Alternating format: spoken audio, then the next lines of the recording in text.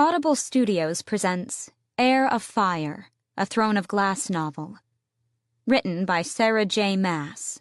Narrated by Elizabeth Evans. Part 1. Heir of Ash.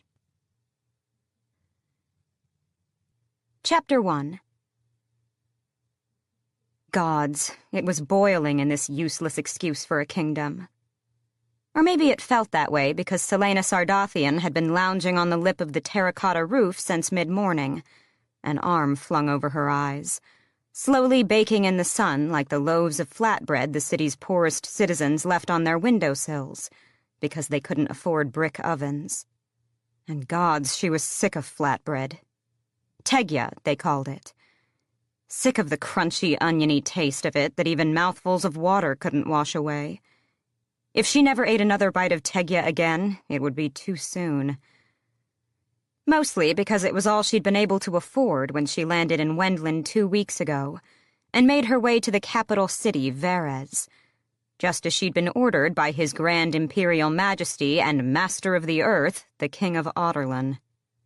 She'd resorted to swiping Tegya and wine off vendors' carts since her money ran out. Not long after she'd taken one look at the heavily fortified limestone castle, at the elite guards, at the cobalt banners flapping so proudly in the dry, hot wind, and decided not to kill her assigned targets. So it had been stolen Tegya and wine. The sour red wine from the vineyards lining the rolling hills around the walled capital, a taste she'd initially spat out but now very, very much enjoyed. Especially since the day when she decided that she didn't particularly care about anything at all. She reached for the terracotta tiles sloping behind her, groping for the clay jug of wine she'd hauled onto the roof that morning. Patting, feeling for it, and then she swore. Where in hell was the wine?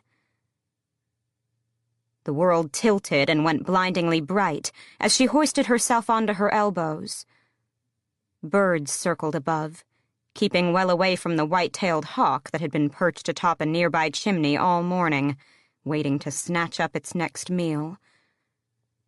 Below, the market street was a brilliant loom of color and sound, full of braying donkeys, merchants waving their wares, clothes both foreign and familiar, and the clacking of wheels against pale cobblestones.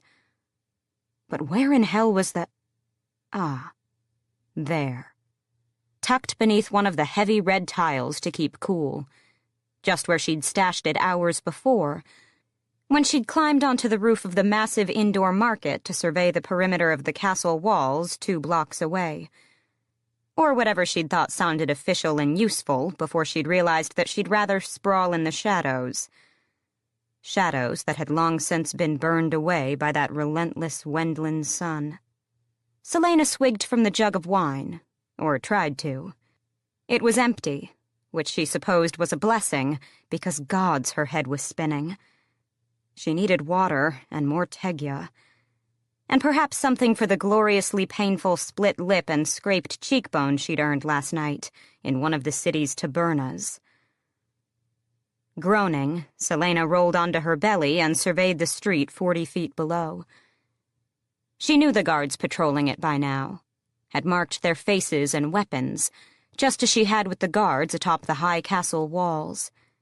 She'd memorized their rotations and how they opened the 3 massive gates that led into the castle.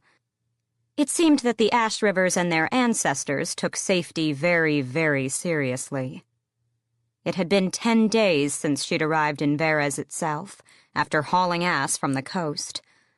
Not because she was particularly eager to kill her targets, but because the city was so damn large that it seemed her best chance of dodging the immigration officials, whom she'd given the slip instead of registering with their oh-so-benevolent work program. Hurrying to the capital had also provided welcome activity after weeks at sea, where she hadn't really felt like doing anything other than lying on the narrow bed in her cramped cabin, or sharpening her weapons with a near-religious zeal. "You're nothing but a coward," Nehemia had said to her. Every slice of the wedding stone had echoed it. Coward. Coward. Coward.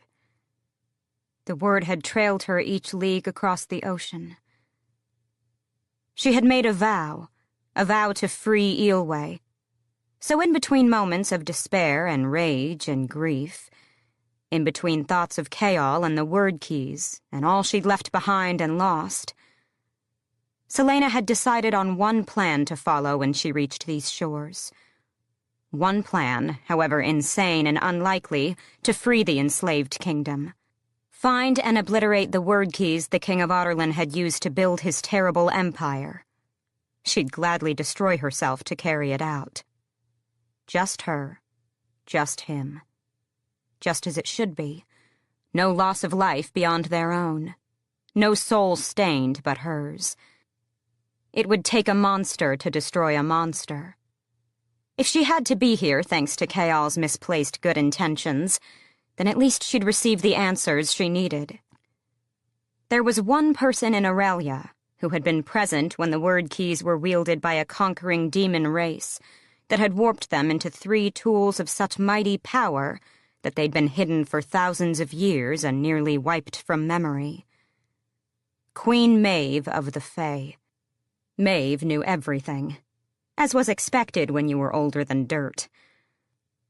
So the first step of her stupid, foolish plan had been simple. Seek out Maeve, get answers about how to destroy the word keys, and then return to Adarlan. It was the least she could do. For Nehemia. For a lot of other people. There was nothing left in her. Not really. Only ash and an abyss, and the unbreakable vow she'd carved into her flesh, to the friend who had seen her for what she truly was. When they had docked at the largest port city in Wendland, she couldn't help but admire the caution the ship took while coming to shore, waiting until a moonless night, then stuffing Celaena and the other refugee women from Adarlan in the galley, while navigating the secret channels through the barrier reef. It was understandable. The reef was the main defense keeping Adarlan's legions from these shores. It was also part of her mission here as the king's champion. That was the other task lingering in the back of her mind. To find a way to keep the king from executing Chaol or Nehemia's family. He'd promised to do it, should she fail in her mission to retrieve Wendland's naval defense plans and assassinate its king and prince at their annual midsummer ball. But she'd shoved all those thoughts aside when they'd docked, and the refugee women had been herded ashore for processing by the port's officials. Many of the women were scarred inside and out, their eyes gleaming with echoes of whatever horrors had befallen them in Adarlan. So even after she'd vanished from the ship during the chaos of docking, she'd lingered on a nearby rooftop while the women were escorted into a building to find homes and employment. Yet Wendland's officials could later bring them to a quiet part of the city and do whatever they wanted. Sell them, hurt them. They were refugees, unwanted and without any rights, without any voice. But she hadn't lingered merely from paranoia. No, Nehemia would have remained to ensure they were safe. Realizing that, Celaena had wound up on the road to the capital as soon as she was certain the women were all right. Learning how to infiltrate the castle was merely something to occupy her time, while she decided how to execute the first steps of her plan, while she tried to stop thinking about Nehemia. It had all been fine and easy. Hiding in the little woods and barns along the way, she passed like a shadow through the countryside. Wendland. A land of myths and monsters, of legends and nightmares made flesh. The kingdom itself was a spread of warm, rocky sand and thick forest, growing ever greener as hills rolled inland and sharpened into towering peaks. The coast and the land around the capital were dry, as if the sun had baked all but the hardiest vegetation. Vastly different from the soggy, frozen empire she'd left behind. A land of plenty, of opportunity, where men didn't just take what they wanted, where no doors were locked and people smiled at you in the streets. But she didn't particularly care if someone did or didn't smile at her. No. As the days wore on, she found it suddenly very difficult to bring herself to care about anything at all. Whatever determination, whatever rage, whatever anything she'd felt upon leaving Otterlin, had ebbed away, devoured by the nothingness that now gnawed at her. It was 4 days before Celaena spotted the massive capital city built across the foothills. Varese, the city where her mother had been born, the vibrant heart of the kingdom. While Varese was cleaner than Rifthold and had plenty of wealth spread between the upper and lower classes, it was a capital city all the same, with slums and back alleys, whores and gamblers, and it hadn't taken too long to find its underbelly. On the street below, 3 of the market guards paused to chat, and Celaena rested her chin on her hands. Like every guard in this kingdom, each was clad in light armor and bore a good number of weapons. Rumor claimed the Wendlanite soldiers were trained by the Fae to be ruthless and cunning and swift. And she didn't want to know if that was true, for about a dozen different reasons. They certainly seemed a good deal more observant than the average Rifthold sentry, even if they hadn't yet noticed the assassin in their midst. But these days, Celaena knew the only threat she posed was to herself. Even baking in the sun each day, even washing up whenever she could in one of the city's many fountain squares, she could still feel Archer Finn's blood soaking her skin, into her hair. Even with the constant noise and rhythm of Varese, she could still hear Archer's groan as she gutted him in that tunnel beneath the castle. And even with the wine and heat, she could still see Chaol, horror contorting his face at what he'd learned about her Fae heritage, and the monstrous power that could easily destroy her, about how hollow and dark she was inside. She often wondered whether he'd figure out the riddle she'd told him on the docks of Rifthold, and if he had discovered the truth. Celaena never let herself get that far. Now wasn't the time for thinking about Chaol or the truth or any of the things that had left her soul so limp and weary. Celaena tenderly prodded her split lip and frowned at the market guards, the movement making her mouth hurt even more. She'd deserved that particular blow, in the brawl she'd provoked in last night's taberna. She'd kicked a man's balls into his throat, and when he'd caught his breath, he'd been enraged, to say the least. Lowering her hand from her mouth, she observed the guards for a few moments. They didn't take bribes from the merchants, or bully, or threaten with fines like the guards and officials in Rifthold. Every official and soldier she'd seen so far had been similarly good. The same way Galen Ashriver, Crown Prince of Wendlan, was good.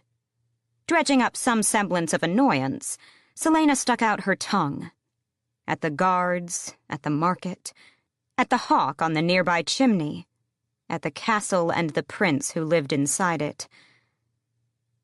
She wished that she had not run out of wine so early in the day. It had been a week since she'd figured out how to infiltrate the castle, 3 days after arriving in Varese itself. A week since that horrible day when all her plans crumbled around her. A cooling breeze pushed past, bringing with it the spices from the vendors lining the nearby street. Nutmeg, thyme, cumin, lemon verbena. She inhaled deeply, letting the scents clear her sun-and-wine-addled head. The pealing of bells floated down from one of the neighboring mountain towns, and in some square of the city, a minstrel band struck up a merry midday tune. Nehemia would have loved this place. That fast, the world slipped, swallowed up by the abyss that now lived within her. Nehemia would never see Wendlan, never wander through the spice market or hear the mountain bells. A dead weight pressed on Celaena's chest. It had seemed like such a perfect plan when she'd arrived in Varese. In the hours she'd spent figuring out the royal castle's defenses, she'd debated how she'd find Maeve to learn about the keys. It had all been going smoothly, flawlessly, until that God's damned day when she'd noted how the guards left a hole in their defense in the southern wall every afternoon at 2 o'clock, and grasped how the gate mechanism operated. Until Galen Ashriver had come riding out through those gates, in full view of where she'd been perched on the roof of a nobleman's house.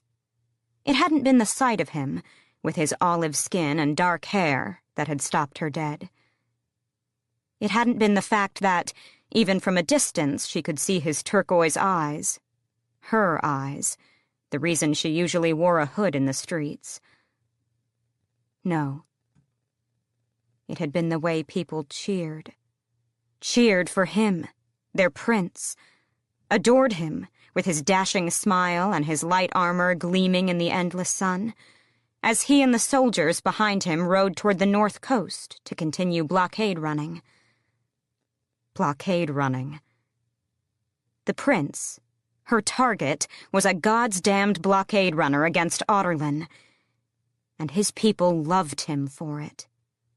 She'd trailed the prince and his men through the city, leaping from rooftop to rooftop, and all it would have taken was one arrow through those turquoise eyes and he would have been dead. But she followed him all the way to the city walls, the cheers growing louder, people tossing flowers, everyone beaming with pride for their perfect, perfect prince. She'd reached the city gates just as they opened to let him through. And when Galen Ashriver rode off into the sunset, off to war and glory and to fight for good and freedom, she lingered on that roof until he was a speck in the distance.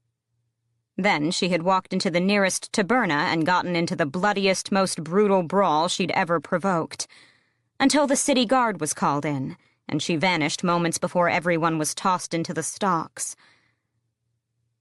And then she had decided, as her nose bled down the front of her shirt and she spat blood onto the cobblestones, that she wasn't going to do anything. There was no point to her plans. Nehemia and Galen would have led the world to freedom, and Nehemia should have been breathing. Together, the prince and princess could have defeated the king of Audurlin.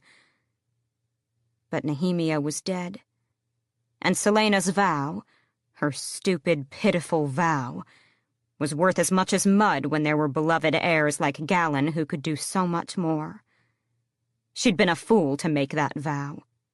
Even Galen was barely making a dent against Audurlin, and he had an entire armada at his disposal. She was one person, one complete waste of life. If Nehemia hadn't been able to stop the king, then that plan, to find a way to contact Maeve, that plan was absolutely useless. Mercifully, she still hadn't seen one of the Fae, not a single damn one, or the Fairies, or even a lick of magic. She'd done her best to avoid it. Even before she'd spotted Galen, she'd kept away from the market stalls that offered everything from healing to trinkets to potions, areas that were usually also full of street performers or mercenaries trading their gifts to earn a living. She'd learned which tabernas the magic wielders liked to frequent, and never went near them, because sometimes she felt a trickling, writhing thing awaken in her gut if she caught a crackle of its energy. It had been a week since she'd given up her plan and abandoned any attempt to care at all, and she suspected it'd be many weeks more before she decided she was truly sick of Tegya, or brawling every night just to feel something, or guzzling sour wine as she lay on rooftops all day. But her throat was parched, and her stomach was grumbling, so Celaena slowly peeled herself off the edge of the roof. Slowly, not because of those vigilant guards, but rather because her head was well and truly spinning. She didn't trust herself to care enough to prevent a tumble. She glared at the thin scar stretching across her palm, as she shimmied down the drain pipe and into the alley off the market street. It was now nothing more than a reminder of the pathetic promise she'd made at Nehemia's half-frozen grave over a month ago, and of everything and everyone else she'd failed. Just like her amethyst ring, which she'd gambled away every night and won back before sunrise. Despite all that had happened, and Kayal's role in Nehemia's death, even after she'd destroyed what was between them, she hadn't been able to forfeit his ring. She'd lost it thrice now in card games, only to get it back, by whatever means necessary. A dagger poised to slip between the ribs usually did a good deal more convincing than actual words. Selena supposed it was a miracle she'd made it down to the alley, where the shadows momentarily blinded her. She braced a hand on the cool stone wall, letting her eyes adjust, willing her head to stop spinning. A mess. She was a God's damned mess. She wondered when she'd bother to stop being one. The tang and reek of the woman hit Selena before she saw her. Then wide, yellowed eyes were in her face, and a pair of withered, cracked lips parted to hiss, "Slattern, don't let me catch you in front of my door again." Selena pulled back, blinking at the vagrant woman, and at her door, which was just an alcove in the wall, crammed with rubbish and what had to be sacks of the woman's belongings. The woman herself was hunched, her hair unwashed and teeth a ruin of stumps. Selena blinked again, the woman's face coming into focus. Furious, half-mad, and filthy. Selena held up her hands, backing away a step, then another. "Sorry." The woman spat a wad of phlegm onto the cobblestones an inch from Selena's dusty boots. Failing to muster the energy to be disgusted or furious, Selena would have walked away, had she not glimpsed herself as she raised her dull gaze from the glob. Dirty clothes, stained and dusty and torn. Not to mention she smelled atrocious, and this vagrant woman had mistaken her for a fellow vagrant, competing for space on the streets. Well, wasn't that just wonderful? An all-time low even for her. Perhaps it'd be funny one day if she bothered to remember it. She couldn't recall the last time she'd laughed. At least she could take some comfort in knowing that it couldn't get worse. But then, a deep male voice chuckled from the shadows behind her. Chapter 2. The man, male, down the alley was Faye. After 10 years, after all the executions and burnings, a Faye male was prowling toward her.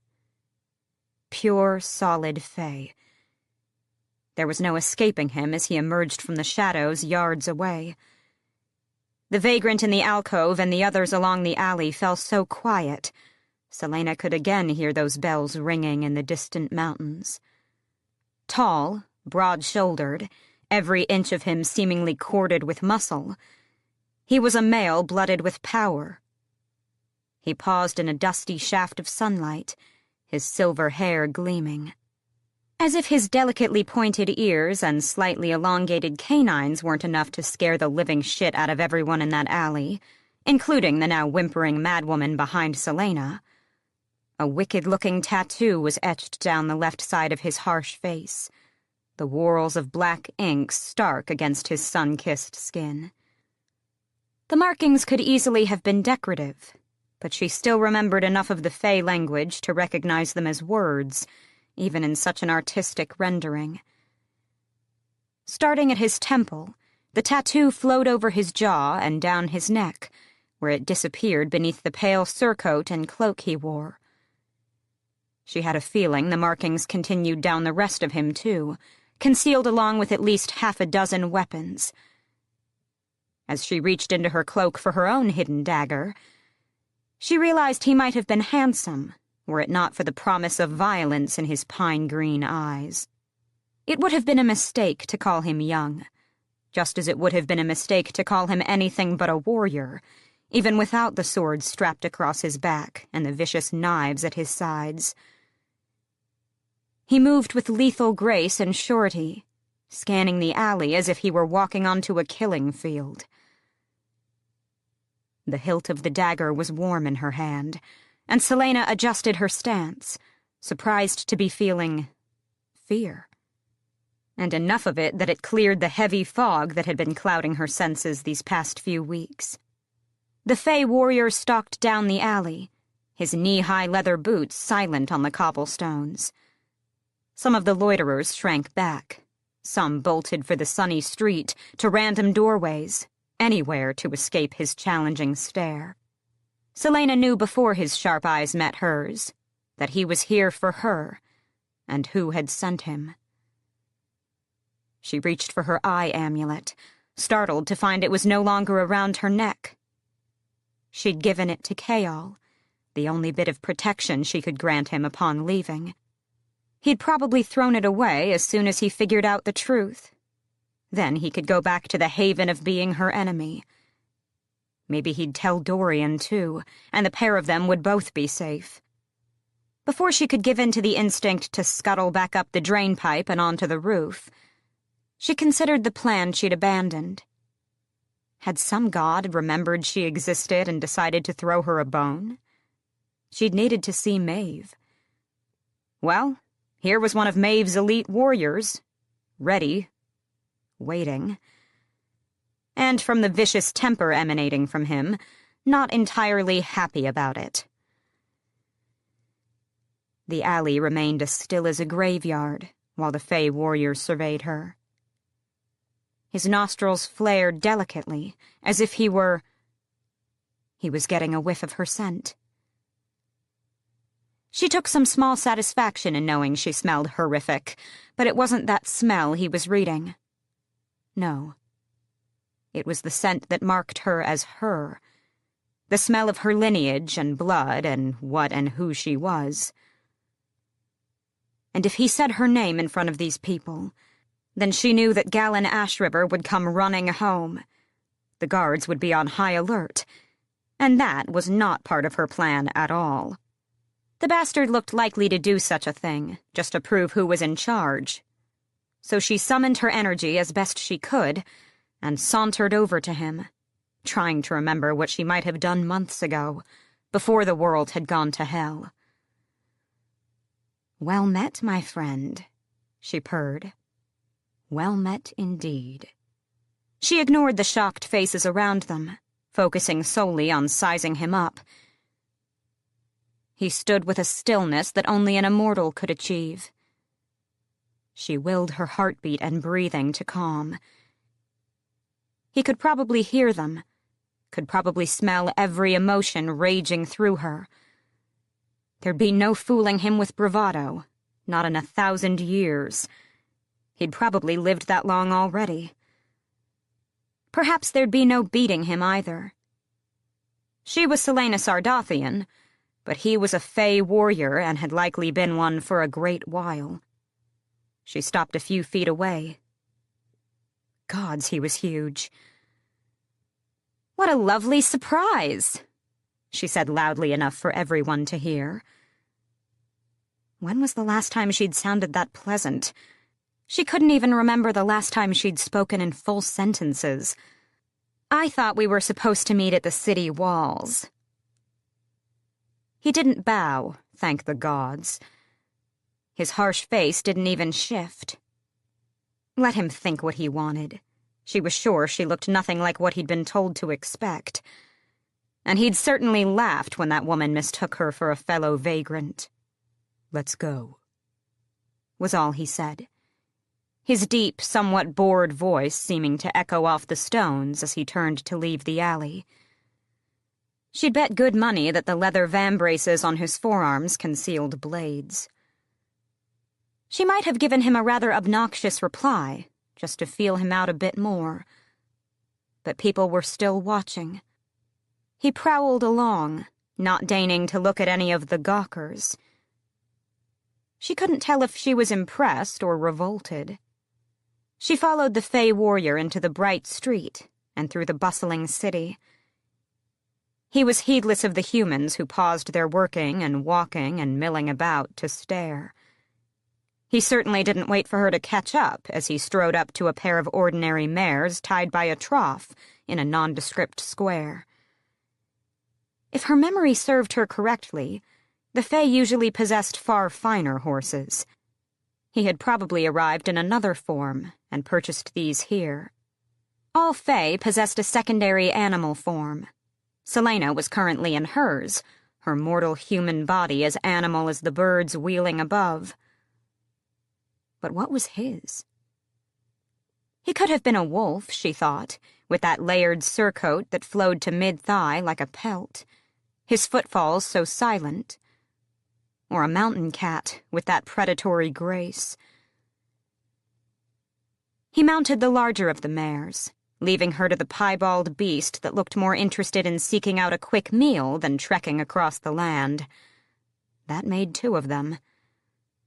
But they'd gone far enough without any explanation. She stuffed her satchel into a saddlebag, angling her hands so that her sleeves hid the narrow bands of scars on her wrists, reminders of where the manacles had been, where she had been. It was none of his business, none of Maeve's business either. The less they knew about her, the less they could use against her.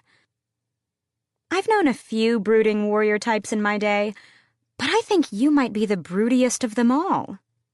He whipped his head to her, and she drawled, "Oh, hello. I think you know who I am, so I won't bother introducing myself. But before I'm carted off to God's know where, I'd like to know who you are." His lips thinned. He surveyed the square, where people were now watching, and everyone instantly found somewhere else to be. When they'd scattered, he said, "You've gathered enough about me at this point to have learned what you need to know." He spoke the common tongue, and his accent was subtle, lovely if she was feeling generous enough to admit it. A soft, rolling purr. "Fair enough, but what am I to call you?" She gripped the saddle but didn't mount it. "Rowan." His tattoo seemed to soak up the sun, so dark it looked freshly inked. "Well, Rowan." Oh, he did not like her tone one bit. His eyes narrowed slightly in warning, but she went on. "Dare I ask where we're going?" She had to be drunk.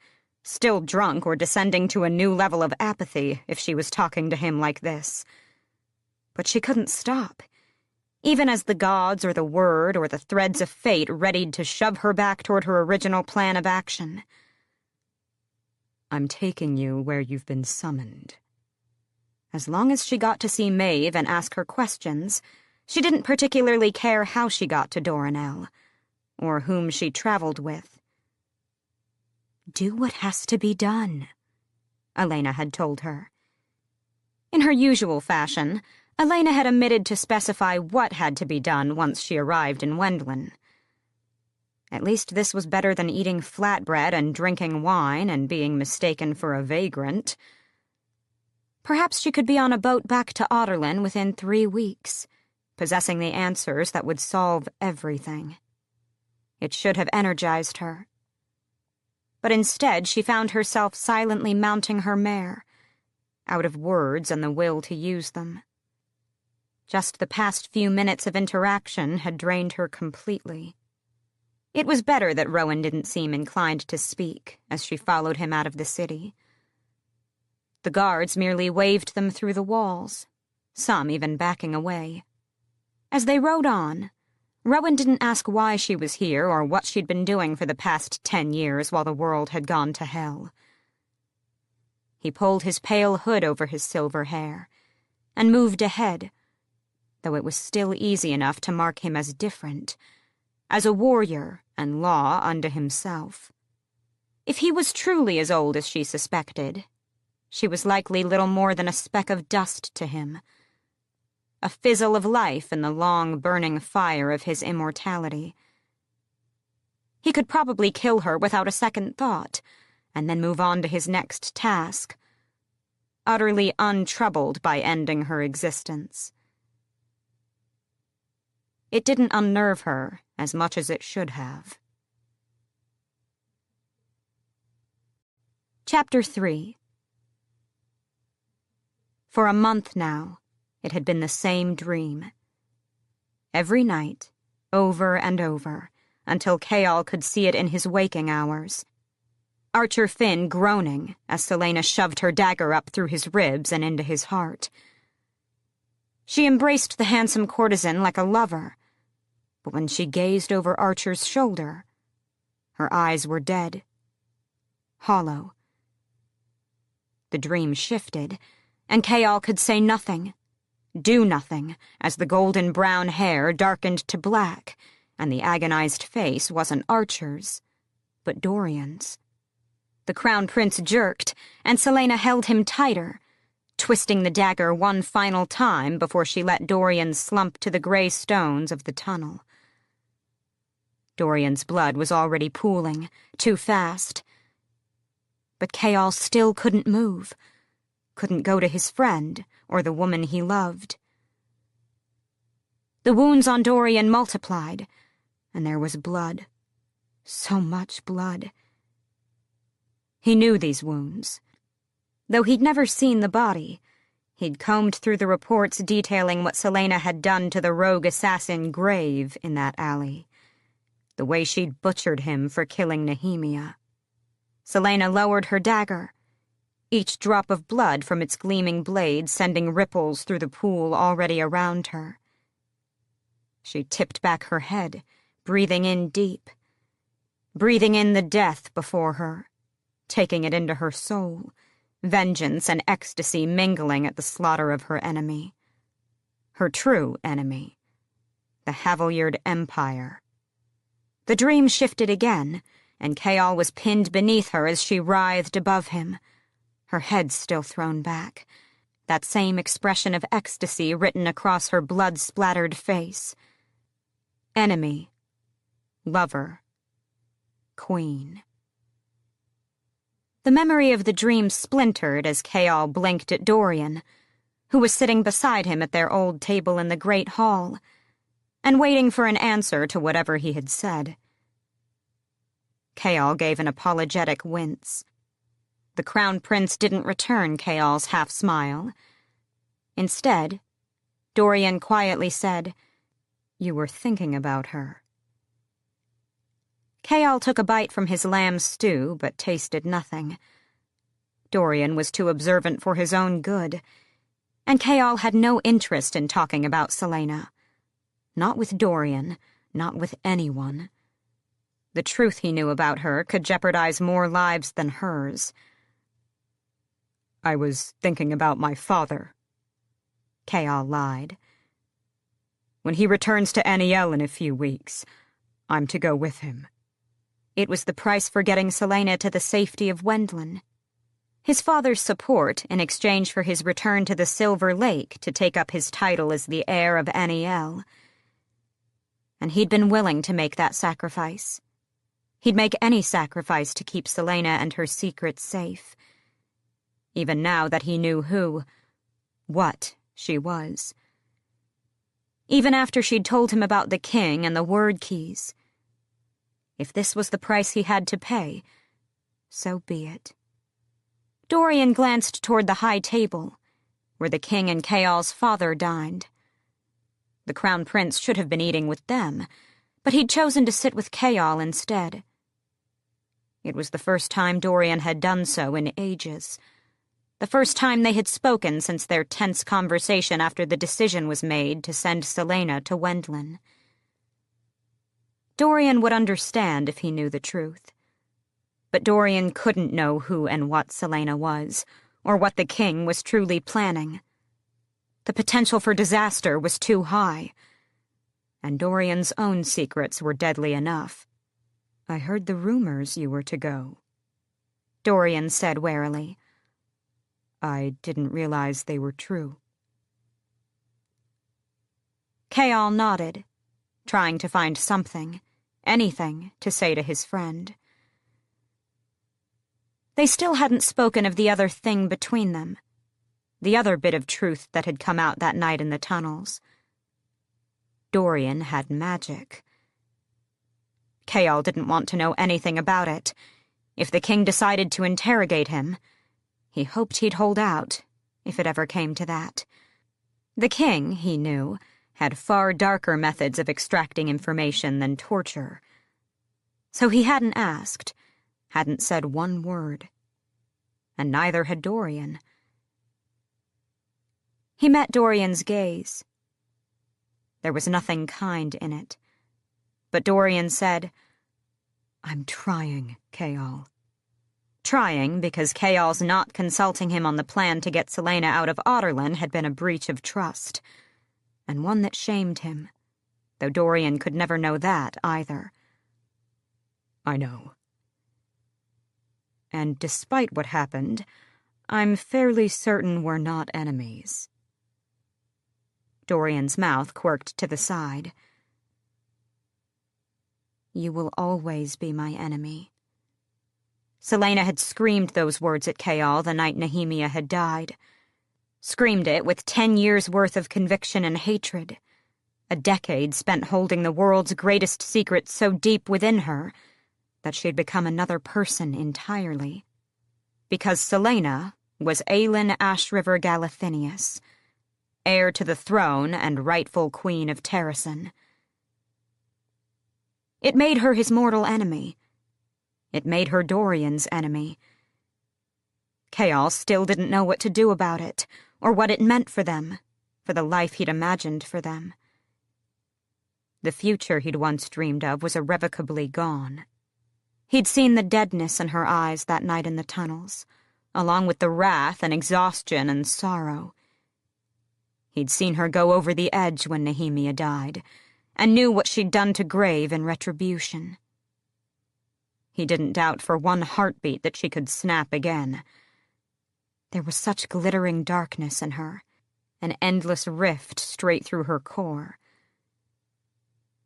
Nehemia's death had shattered her.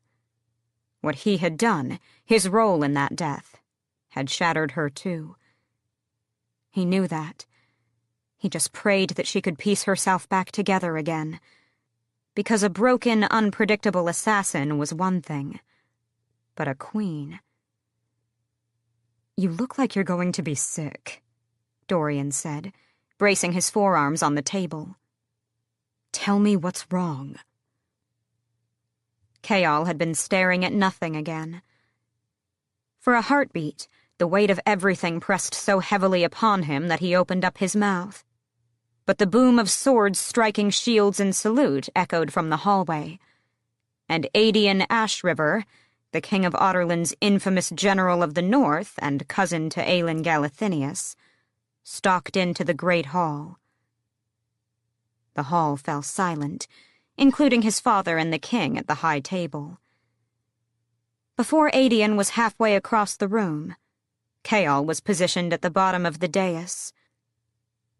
It wasn't that the young general was a threat. Rather, it was the way Aedion prowled toward the king's table, his shoulder-length golden hair gleaming in the torchlight as he smirked at them all.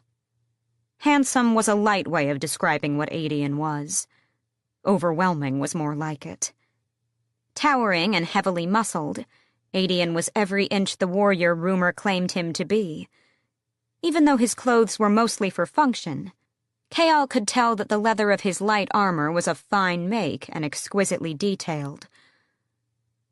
A white wolf pelt was slung across his broad shoulders, and a round shield had been strapped to his back, along with an ancient-looking sword.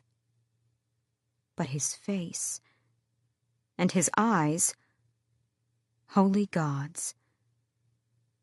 Kayal put a hand on his sword, schooling his features to remain neutral, disinterested, even as the wolf of the north came close enough to slaughter him. They were Celaena's eyes. Ashriver eyes. a stunning turquoise with a core of gold as bright as their hair. Their hair. Even the shade of it was the same. They could have been twins, if Adian wasn't 24 and tanned from years in the snow-bright mountains of Terrasen. Why had the king bothered to keep Adian alive all those years ago? Why bother to forge him into one of his fiercest generals? Adian was a prince of the Ash River royal line and had been raised in the Galathinius household. And yet he served the king. Adian's grin remained as he stooped before the high table and sketched a bow shallow enough that Chaol was momentarily stunned. "Majesty," the general said, those damning eyes alight. Chaol looked at the high table to see if the king, if anyone, noticed the similarities that could doom not only Adian, but also Chaol and Dorian and everyone he cared about. His father just gave him a small, satisfied smile. But the king was frowning. "I expected you a month ago." Adian actually had the nerve to shrug. "Apologies, the staghorns were slammed with a final winter storm. I left when I could." Every person in the hall held their breath. Adian's temper and insolence were near legendary, part of the reason he was stationed in the far reaches of the north. Chaol had always thought it wise to keep him far from Rifthold, especially as Adian seemed to be a bit of a two-faced bastard, and the Bane, Adian's legion, was notorious for its skill and brutality. But now, why had the king summoned him to the capital? The king picked up his goblet, swirling the wine inside. "I didn't receive word that your legion was here." "They're not." Chaol braced for the execution order, praying he wouldn't be the one to do it.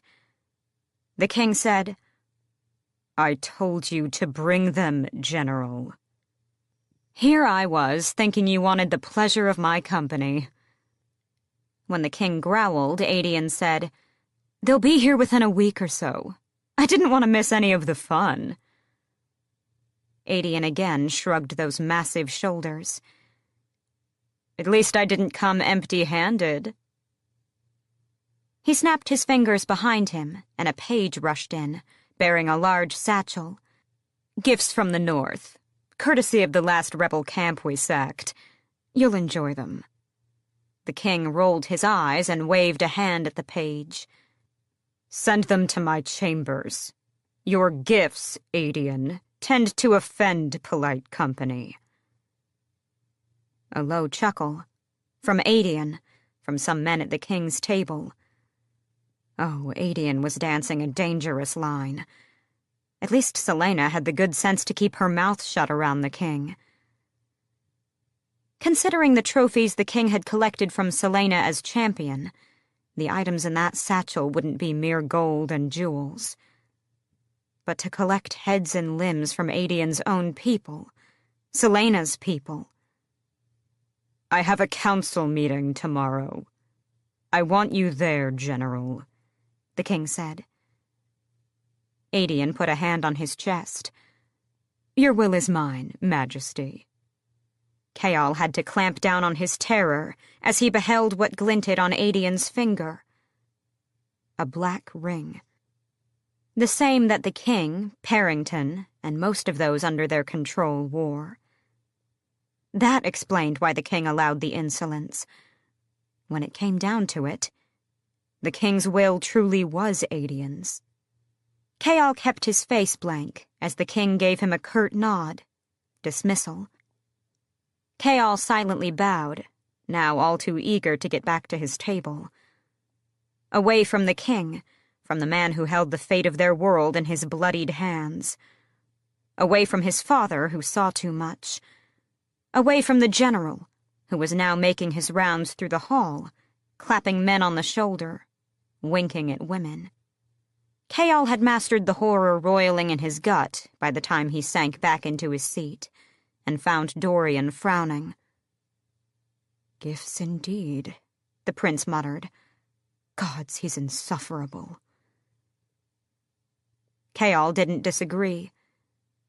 Despite the king's black ring, Adian still seemed to have a mind of his own, and was as wild off the battlefield as he was on it.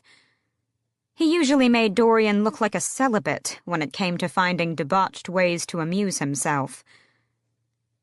Chaol had never spent much time with Adian, nor wanted to, but Dorian had known him for some time now, since they'd met as children. When Dorian and his father had visited Terrasen in the days before the royal family was slaughtered. When Dorian had met Aelin, met Celaena. It was good that Celaena wasn't here to see what Adian had become. Not just because of the ring. To turn on your own people. Adian slid onto the bench across from them, grinning. A predator assessing prey. You two were sitting at this same table the last time I saw you. Good to know some things don't change. Gods, that face. It was Celaena's face, the other side of the coin. The same arrogance, the same unchecked anger. But where Celaena crackled with it, Adian seemed to pulse. And there was something nastier, far more bitter in Adian's face. Dorian rested his forearms on the table and gave a lazy smile. Hello, Adian. Adian ignored him and reached for a roast leg of lamb, his black ring glinting. I like the new scar, Captain, he said, jerking his chin toward the slender white line across Chaol's cheek. The scar Celaena had given to him the night Nehemia died and she'd tried to kill him. Now a permanent reminder of everything he'd lost. Adian went on. Looks like they didn't chew you up just yet. And they finally gave you a big boy sword, too. Dorian said, I'm glad to see that storm didn't dim your spirits. Weeks inside with nothing to do but train and bed women? It was a miracle I bothered to come down from the mountains. I didn't realize you bothered to do anything unless it served your best interests. A low laugh. There's that charming Havilyard spirit. Adian dug into his meal, and Chaol was about to demand why he was bothering to sit with them, other than to torment them as he'd always liked to do when the king wasn't looking. When he noticed that Dorian was staring, not at Adian's sheer size or armor, but at his face, at his eyes. Shouldn't you be at some party or other? Chaol said to Adian. I'm surprised you're lingering when your usual enticements await in the city. Is that your courtly way of asking for an invitation to my gathering tomorrow, Captain? Surprising. You've always implied that you were above my sort of party. Those turquoise eyes narrowed, and he gave Dorian a sly grin. You, however, the last party I threw worked out very well for you. Red-headed twins, if I recall correctly. You'll be disappointed to learn I've moved on from that sort of existence, Dorian said. Adian dug back into his meal. More for me, then. Chaol clenched his fists under the table. Celaena had not exactly been virtuous in the past 10 years, but she'd never killed a natural-born citizen of Terrasen. Had refused to, actually. And Adian had always been a God's damned bastard. But now... Did he know what he wore on his finger? Did he know that despite his arrogance, his defiance and insolence, the king could make him bend to his will whenever he pleased? He couldn't warn Adian, not without potentially getting himself and everyone he cared about killed, should Adian truly have allegiance to the king. How are things in Terrasen? Chaol asked, because Dorian was studying Adian again. What would you like me to tell you? That we are well fed after a brutal winter? That we did not lose many to sickness? Adian snorted. "I suppose hunting rebels is always fun, if you've a taste for it. Hopefully His Majesty has summoned the Bane to the south to finally give them some real action." As Adian reached for the water, Chaol glimpsed the hilt of his sword.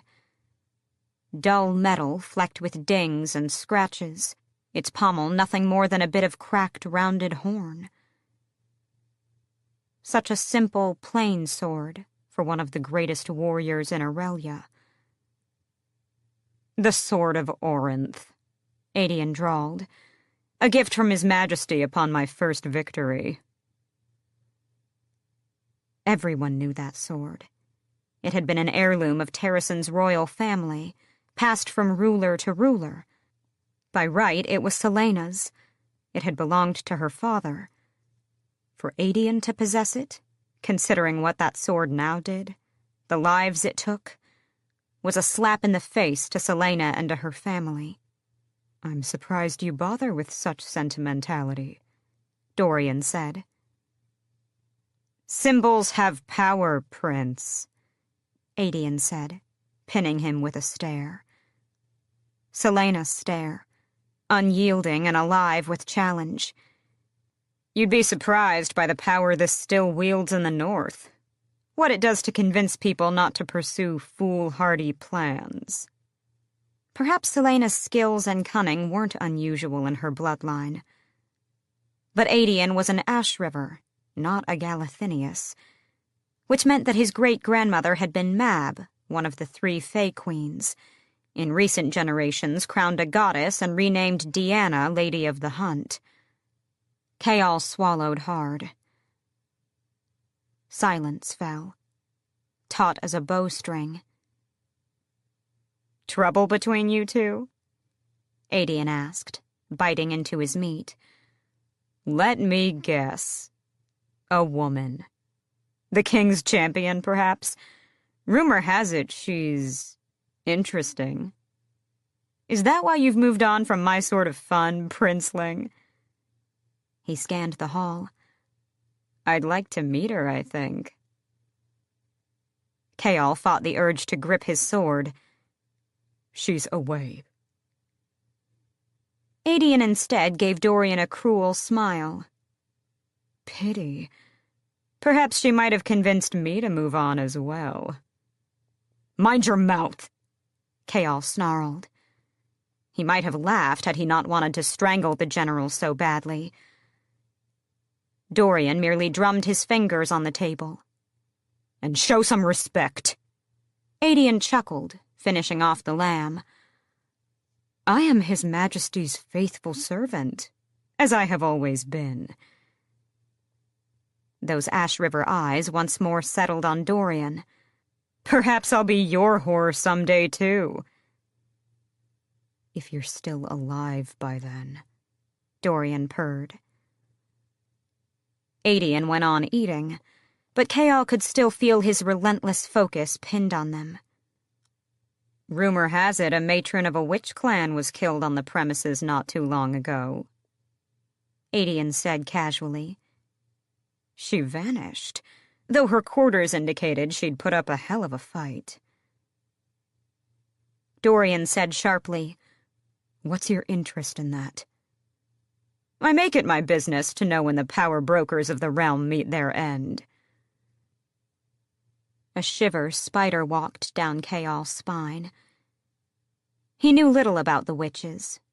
Celaena had told him a few stories, and he'd always prayed they were exaggerated. But something like dread flickered across Dorian's face. Chaol leaned forward. "It's none of your concern." Adian again ignored him and winked at the prince. Dorian's nostrils flared, the only sign of the rage that was rising to the surface.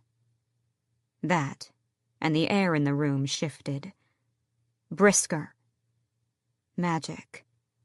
Chaol put a hand on his friend's shoulder. "We're going to be late," he lied, but Dorian caught it.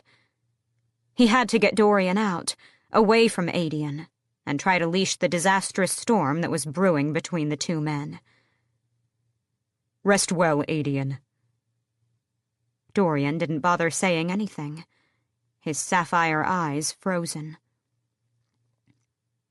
Adian smirked. The party's tomorrow in Rifthold, if you feel like reliving the good old days, Prince.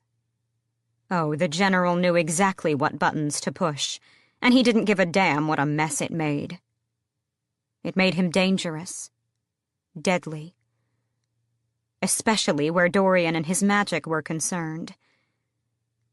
Chaol forced himself to say goodnight to some of his men, to look casual and unconcerned as they walked from the dining hall. Adian Ashriver had come to Rifthold, narrowly missing running into his long-lost cousin. If Adian knew Aelin was still alive, if he knew who and what she had become, or what she had learned regarding the king's secret power, would he stand with her, or destroy her? Given his actions, given the ring he bore, Chaol didn't want the general anywhere near her, anywhere near Terrasen either. He wondered how much blood would spill when Celaena learned what her cousin had done. Chaol and Dorian walked in silence for most of the trek to the prince's tower. When they turned down an empty hallway and were certain no one could overhear them, Dorian said, "I didn't need you to step in." "Adian's a bastard," Chaol growled. The conversation could end there, and part of him was tempted to let it, but he made himself say, "I was worried you'd snap, like you did in the passages." He loosed a tight breath. "Are you stable?" "Some days are better than others. Getting angry or frightened seems to set it off." They entered the hallway that ended in the arched wooden door to Dorian's tower. But Chaol stopped him with an arm on his shoulder. "I don't want details," he murmured, so the guards posted outside Dorian's door couldn't hear. "Because I don't want my knowledge used against you. I know I've made mistakes, Dorian. Believe me, I know. But my priority has always been, and still is, keeping you protected." Dorian stared at him for a long moment, cocking his head to the side. Chaol must have looked as miserable as he felt, because the prince's voice was almost gentle, as he said, "Why did you really send her to Wendlin?" Agony punched through him, raw and razor-edged. But as much as he yearned to tell the prince about Celaena, as much as he wanted to unload all his secrets so it would fill the hole in his core, he couldn't. So he just said, "I sent her to do what needs to be done," and strode back down the hall. Dorian didn't call after him. Chapter 4. Manon pulled her blood-red cloak tightly around herself and pressed into the shadows of the closet, listening to the 3 men who had broken into her cottage. She'd tasted the rising fear and rage on the wind all day, and had spent the afternoon preparing. She'd been sitting on the thatched roof of the whitewashed cottage when she spotted their torches bobbing over the high grasses of the field. None of the villagers had tried to stop the 3 men, though none had joined them either. A Kraken witch had come to their little green valley in the north of Fenharrow, they'd said. In the weeks that she'd been living amongst them, carving out a miserable existence, she'd been waiting for this night. It was the same at every village she'd lived in or visited. She held her breath, keeping still as a deer as one of the men, a tall, bearded farmer with hands the size of dinner plates, stepped into her bedroom. Even from the closet she could smell the ale on his breath, and the bloodlust. Oh, the villagers knew exactly what they planned to do with the witch who sold potions and charms from her back door, and who could predict the sex of a babe before it was due. She was surprised it had taken these men so long to work up the nerve to come here, to torment and then destroy what petrified them. The farmer stopped in the middle of the room. "We know you're here," he coaxed, even as he stepped toward the bed, scanning every inch of the room. "We just want to talk. Some of the townsfolk are spooked, you see. More scared of you than you are of them, I bet." She knew better than to listen, especially as a dagger glinted behind his back while he peered under the bed. Always the same, at every backwater town and uptight mortal village. As the man straightened, Manon slipped from the closet and into the darkness behind the bedroom door. Muffled clinking and thudding told her enough about what the other two men were doing. Not just looking for her, but stealing whatever they wanted. There wasn't much to take. The cottage had already been furnished when she'd arrived, and all her belongings, by training and instinct, were in a sack in the corner of the closet she'd just vacated. Take nothing with you, leave nothing behind. We just want to talk, witch. The man turned from the bed, finally noticing the closet. He smiled, in triumph, in anticipation. With gentle fingers, Manon eased the bedroom door shut, so quietly the man didn't notice as he headed for the closet. She'd oiled the hinges on every door in this house. His massive hand gripped the closet doorknob, dagger now angled at his side. "Come out, little Kraken," he crooned. Silent as death, Manon slid up behind him. The fool didn't even know she was there until she brought her mouth close to his ear and whispered, "Wrong kind of witch." The man whirled, slamming into the closet door. He raised the dagger between them, his chest heaving. Manon merely smiled, her silver-white hair glinting in the moonlight. He noticed the shut door then, drawing in breath to shout. But Manon smiled broader, and a row of dagger-sharp iron teeth pushed from the slits high in her gums, snapping down like armor. The man started, hitting the door behind him again, eyes so wide that white shone all around them. His dagger clattered on the floorboards.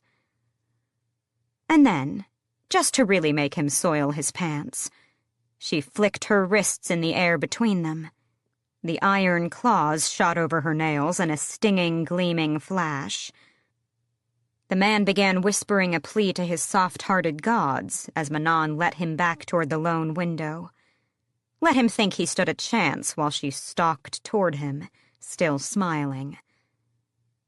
The man didn't even scream before she ripped out his throat. When she was done with him, she slipped through the bedroom door. The two men were still looting, still believing that all of this belonged to her. It had been merely an abandoned house, its previous owners dead or smart enough to leave this festering place. The second man also didn't get a chance to scream before she gutted him with 2 swipes of her iron nails. But the third farmer came looking for his companions, and when he beheld her standing there, one hand twisted in his friend's insides, the other holding him to her as she used her iron teeth to tear out his throat, he ran. The common watery taste of the man, laced with violence and fear, coated her tongue, and she spat onto the wooden floorboards. But Manon didn't bother wiping away the blood slipping down her chin as she gave the remaining farmer a head start into the field of towering winter grass, so high that it was well over their heads. She counted to 10 because she wanted to hunt, and had been that way since she tore through her mother's womb and came roaring and bloody into this world. Because she was Manon Blackbeak, heir to the Blackbeak witch clan, and she had been here for weeks, pretending to be a Kraken witch in the hope that it would flush out the real ones. They were still out there, the self-righteous, insufferable Krakens, hiding as healers and wise women.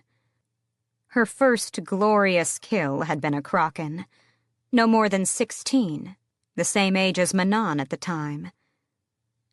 The dark-haired girl had been wearing the blood-red cloak that all Krakens were gifted upon their first bleeding, and the only good it had done was mark her as prey.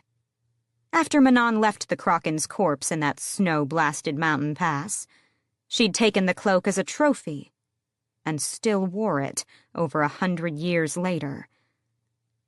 No other Iron Teeth witch could have done it, because no other Iron Teeth witch would have dared incur the wrath of the three matrons by wearing their eternal enemy's color. But from the day Manon stalked into Blackbeak Keep wearing the cloak and holding that Kraken heart in a box, a gift for her grandmother, it had been her sacred duty to hunt them down, one by one, until there were none left.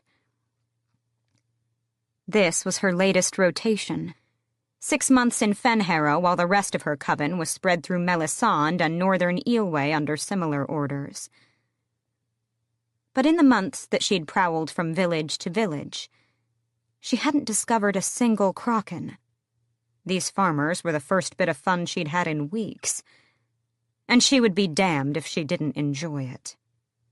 Manon walked into the field, sucking the blood off her nails as she went. She slipped through the grasses, no more than shadow and mist.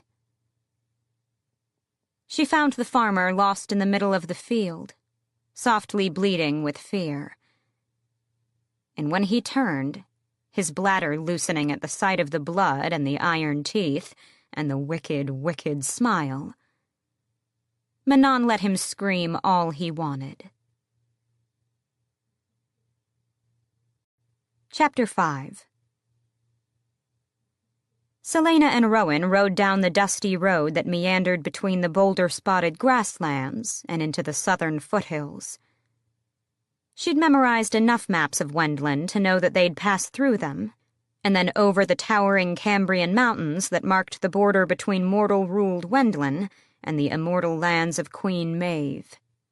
The sun was setting as they ascended the foothills, the road growing rockier, bordered on one side by rather harrowing ravines. For a mile, she debated asking Rowan where he planned to stop for the night. But she was tired.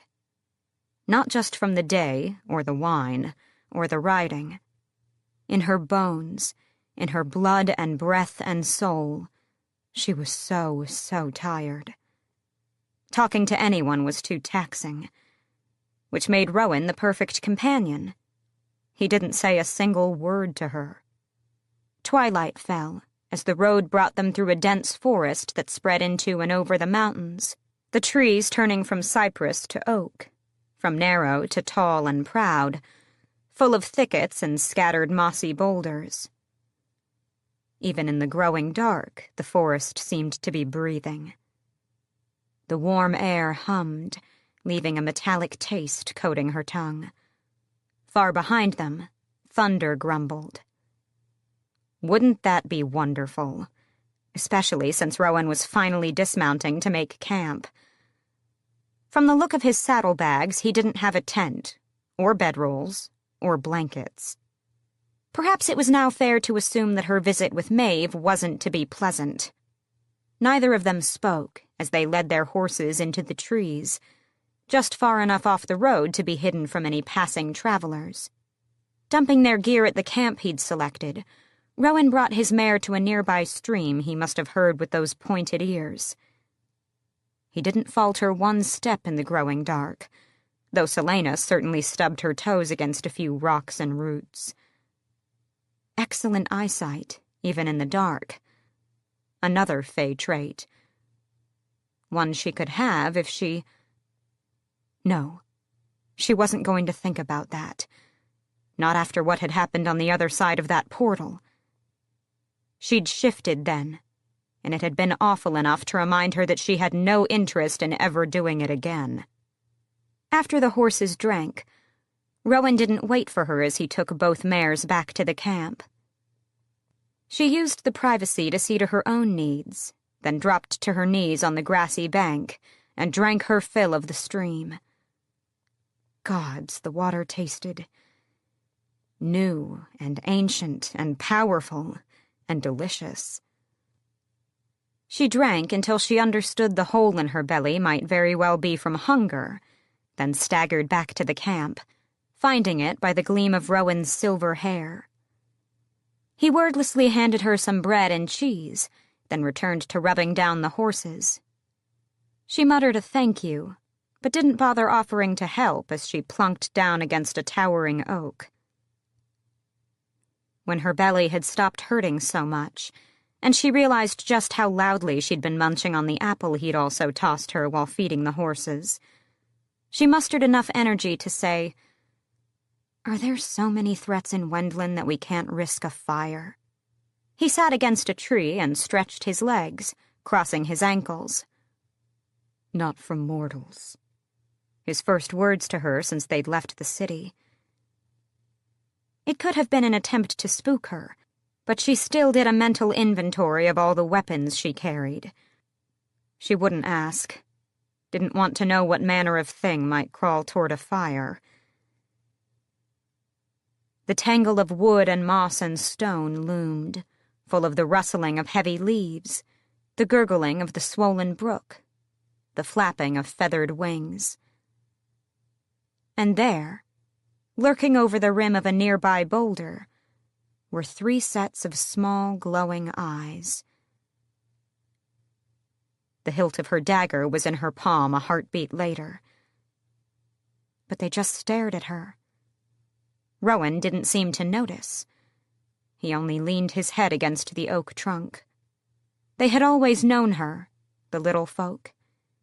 Even when Otterland's shadow had covered the continent, they still recognized what she was. Small gifts left at campsites. A fresh fish, a leaf full of blackberries, a crown of flowers. She'd ignored them and stayed out of oak-walled forest as much as she could. The fairies kept their unblinking vigil.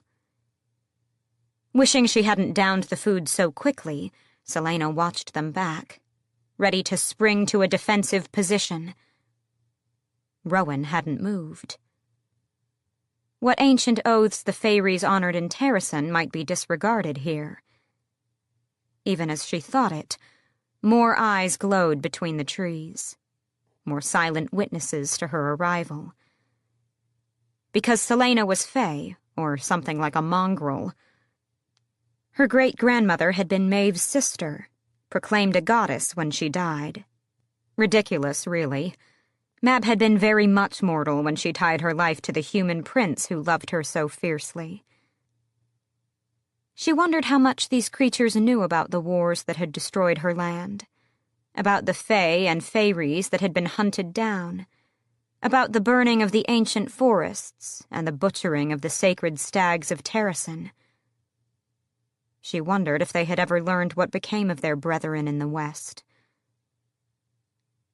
She didn't know how she found it in herself to care, but they seemed so curious.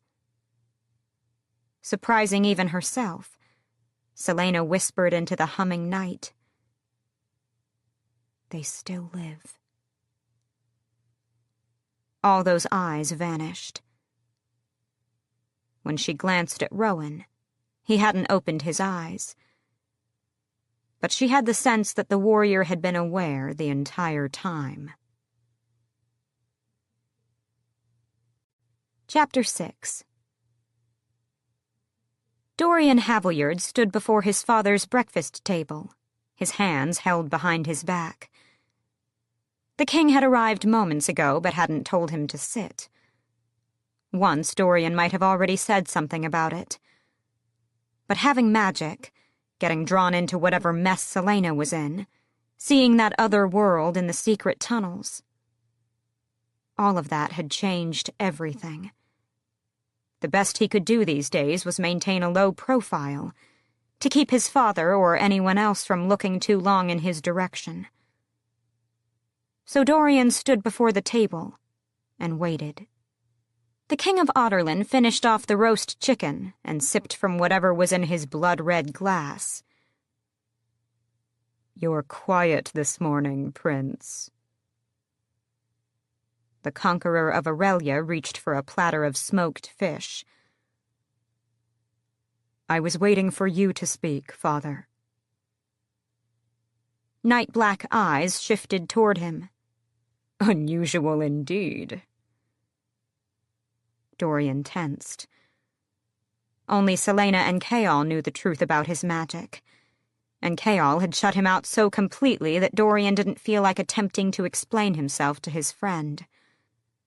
But this castle was full of spies and sycophants who wanted nothing more than to use whatever knowledge they could to advance their position, including selling out their crown prince. Who knew who'd seen him in the hallways or the library, or who had discovered that stack of books he'd hidden in Selena's rooms? He'd since moved them down to the tomb, where he went every other night, not for answers to the questions that plagued him, but just for an hour of pure silence. His father resumed eating. He'd been in his father's private chambers only a few times in his life. They could be a manor house of their own, with their library and dining room and council chamber. They occupied an entire wing of the glass castle, a wing opposite from Dorian's mother. His parents had never shared a bed, and he didn't particularly want to know more than that. He found his father watching him, the morning sun through the curved wall of glass making every scar and nick on the king's face even more gruesome. You're to entertain Adian Ashriver today. Dorian kept his composure as best he could. Dare I ask why? Since General Ashriver failed to bring his men here, it appears he has some spare time while awaiting the Bane's arrival. It would be beneficial to you both to become better acquainted, especially when your choice of friends of late has been so common. The cold fury of his magic climbed its way up his spine. With all due respect, Father, I have 2 meetings to prepare for, and it's not open for debate. His father kept eating. General Ashriver has been notified, and you will meet him outside your chambers at noon. Dorian knew he should keep quiet, but he found himself asking, why do you tolerate Adian? Why keep him alive? Why make him a general? He'd been unable to stop wondering about it since the man's arrival. His father gave a small, knowing smile. Because Adian's rage is a useful blade, and he is capable of keeping his people in line. He will not risk their slaughter, not when he has lost so much. He has quelled many a would-be rebellion in the north from that fear, for he is well aware that it would be his own people, the civilians, who suffered first. He shared blood with a man this cruel. But Dorian said, it's still surprising that you'd keep a general almost as a captive, as little more than a slave. Controlling him through fear alone seems potentially dangerous. Indeed, he wondered if his father had told Adian about Selena's mission to Wendlin, homeland of Adian's royal bloodline, where Adian's cousins, the Ashrivers, still ruled. Though Adian trumpeted about his various victories over rebels and acted like he practically owned half the empire himself, how much did Adian remember of his kin across the sea? His father said, I have my ways of leashing Adian should I need to. For now, his brazen irreverence amuses me. His father jerked his chin toward the door. I will not be amused, however, if you miss your appointment with him today. And just like that, his father fed him to the wolf. Despite Dorian's offers to show Adian the menagerie, the kennels, the stables, even the damned library, the general only wanted to do one thing: walk through the gardens. Adian claimed he was feeling restless and sluggish from too much food the night before, but the smile he gave Dorian suggested otherwise. Adian didn't bother talking to him, too preoccupied with humming bawdy tunes and inspecting the various women they passed. He'd dropped the half-civilized veneer only once, when they'd been striding down a narrow path flanked by towering rose bushes, stunning in the summer, but deadly in the winter. And the guards had been a turn behind, blind for the moment. Just enough time for Adian to subtly trip Dorian into one of the thorny walls, still humming his lewd songs. A quick maneuver had kept Dorian from falling face first into the thorns, but his cloak had ripped, and his hand stung. Rather than give the general the satisfaction of seeing him hiss and inspect his cuts, Dorian had tucked his barking, freezing fingers into his pockets as the guards rounded the corner. They only spoke when Adian paused by a fountain and braced his scarred hands on his hips, assessing the garden beyond as though it were a battlefield. Adian smirked at the 6 guards lurking behind, his eyes bright. So bright, Dorian thought, and so strangely familiar, as the general said, "A prince needs an escort in his own palace. I'm insulted they didn't send more guards to protect you from me." "You think you could take 6 men?" The wolf had let out a low chuckle and shrugged, the scarred hilt of the sword of Orinth catching the near-blinding sunlight. "I don't think I should tell you, in case your father ever decides my usefulness is not worth my temperament." Some of the guards behind them murmured, but Dorian said, "Probably not." And that was it. That was all Adian said to him for the rest of the cold, miserable walk, until the general gave him an edged smile and said, "Better get that looked at." That was when Dorian realized his right hand was still bleeding. Adian just turned away.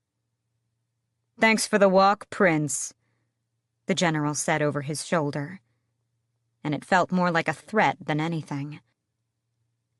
Adian didn't act without a reason. Perhaps the general had convinced his father to force this excursion. But for what purpose, Dorian couldn't grasp.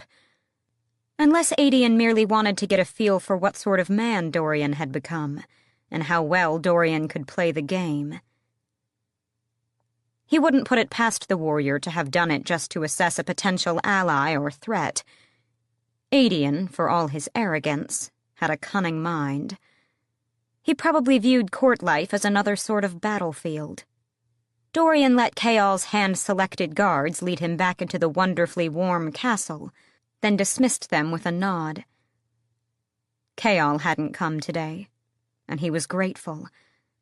After that conversation about his magic, after Kayal refused to speak about Selena, Dorian wasn't sure what else was left for them to talk about.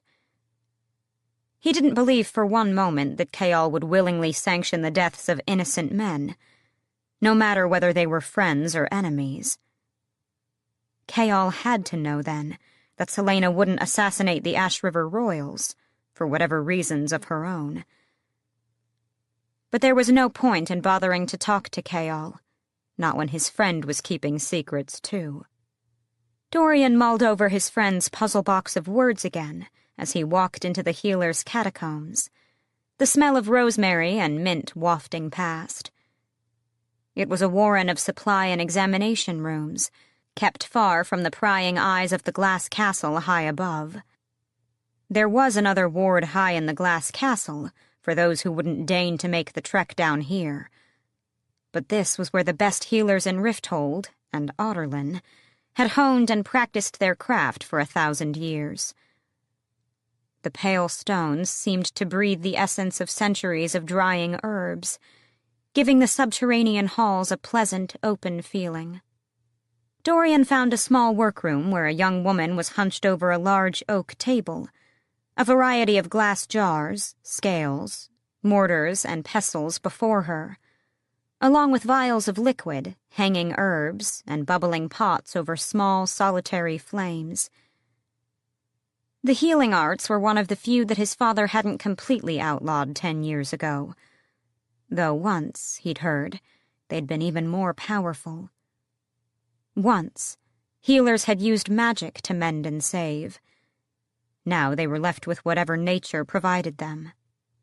Dorian stepped into the room, and the young woman looked up from the book she was scanning, a finger pausing on the page.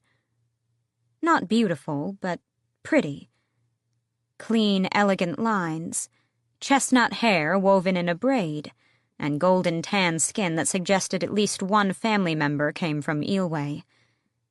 "Can I—" She got a good look at him then, and dropped into a bow. "Your Highness," she said, a flush creeping up the smooth column of her neck. Dorian held up his bloodied hand. "Thornbush." Rosebush made his cuts seem that much more pathetic. She kept her eyes averted, biting her full bottom lip. "Of course." She gestured a slender hand toward the wooden chair before the table. "Please, unless you'd rather go to a proper examination room." Dorian normally hated dealing with the stammering and scrambling, but this young woman was still so red, so soft-spoken, that he said, "This is fine," and slid into the chair. The silence lay heavy on him as she hurried through the workroom, first changing her dirty white apron, then washing her hands for a good long minute, then gathering all manner of bandages and tins of salve, then a bowl of hot water and clean rags, and then finally pulling a chair around the table to face his. They didn't speak either when she carefully washed and then examined his hand. But he found himself watching her hazel eyes, the sureness of her fingers, and the blush that remained on her neck and face. "The hand is very complex," she murmured at last, studying the cuts. "I just wanted to make sure that nothing was damaged and that there weren't any thorns lodged in there." She swiftly added, "Your Highness." "I think it looks worse than it actually is." With a feather-light touch, she smeared a cloudy salve on his hand, and like a damn fool, he winced. "Sorry," she mumbled. "It's to disinfect the cuts, just in case." She seemed to curl in on herself, as if he'd give the order to hang her merely for that. He fumbled for the words, then said, "I've dealt with worse." It sounded stupid coming out, and she paused for a moment before reaching for the bandages. "I know," she said, and glanced up at him. Well, damn, weren't those eyes just stunning? She quickly looked back down, gently wrapping his hand. "I'm assigned to the southern wing of the castle, and I'm often on night duty." That explained why she looked so familiar. She'd healed not only him that night a month ago, but also Selena, Chaol, Fleetfoot, had been there for all of their injuries these past 7 months. "I'm sorry, I can't remember your name." "It's Sorsha," she said, though there was no anger in it, as there should have been. The spoiled prince and his entitled friends, too absorbed in their own lives to bother learning the name of the healer who had patched them up again and again. She finished wrapping his hand, and he said, "In case we didn't say it often enough, thank you." Those green-flecked brown eyes lifted again, a tentative smile.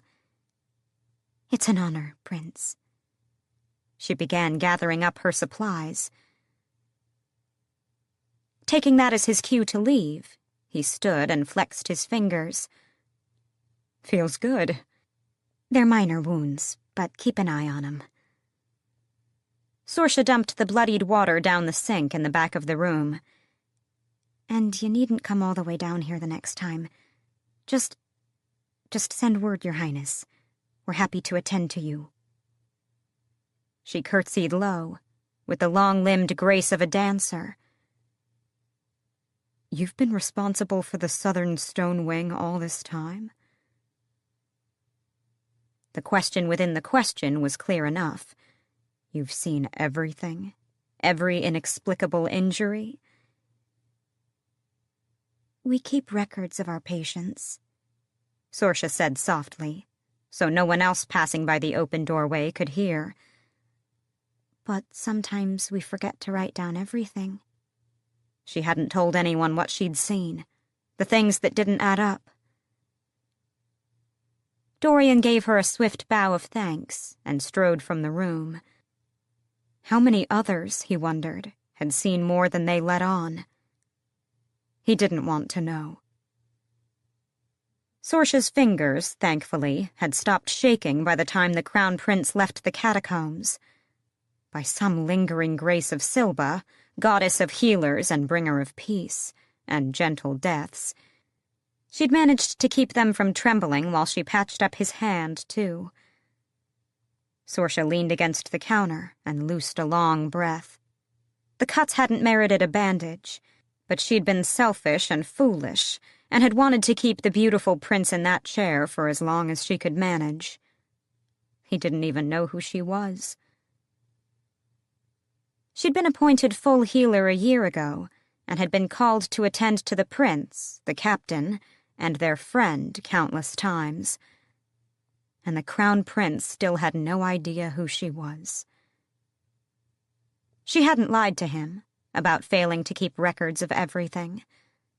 But she remembered it all, especially that night a month ago, when the three of them had been bloodied up and filthy, the girl's hound injured too, with no explanation and no one raising a fuss, and the girl, their friend, the king's champion. That's who she was. Lover, it seemed, of both the prince and his captain at one time or another. Sorsha had helped Amethy tend to the young woman after the brutal duel to win her title. Occasionally she'd checked on the girl and found the prince holding her in bed.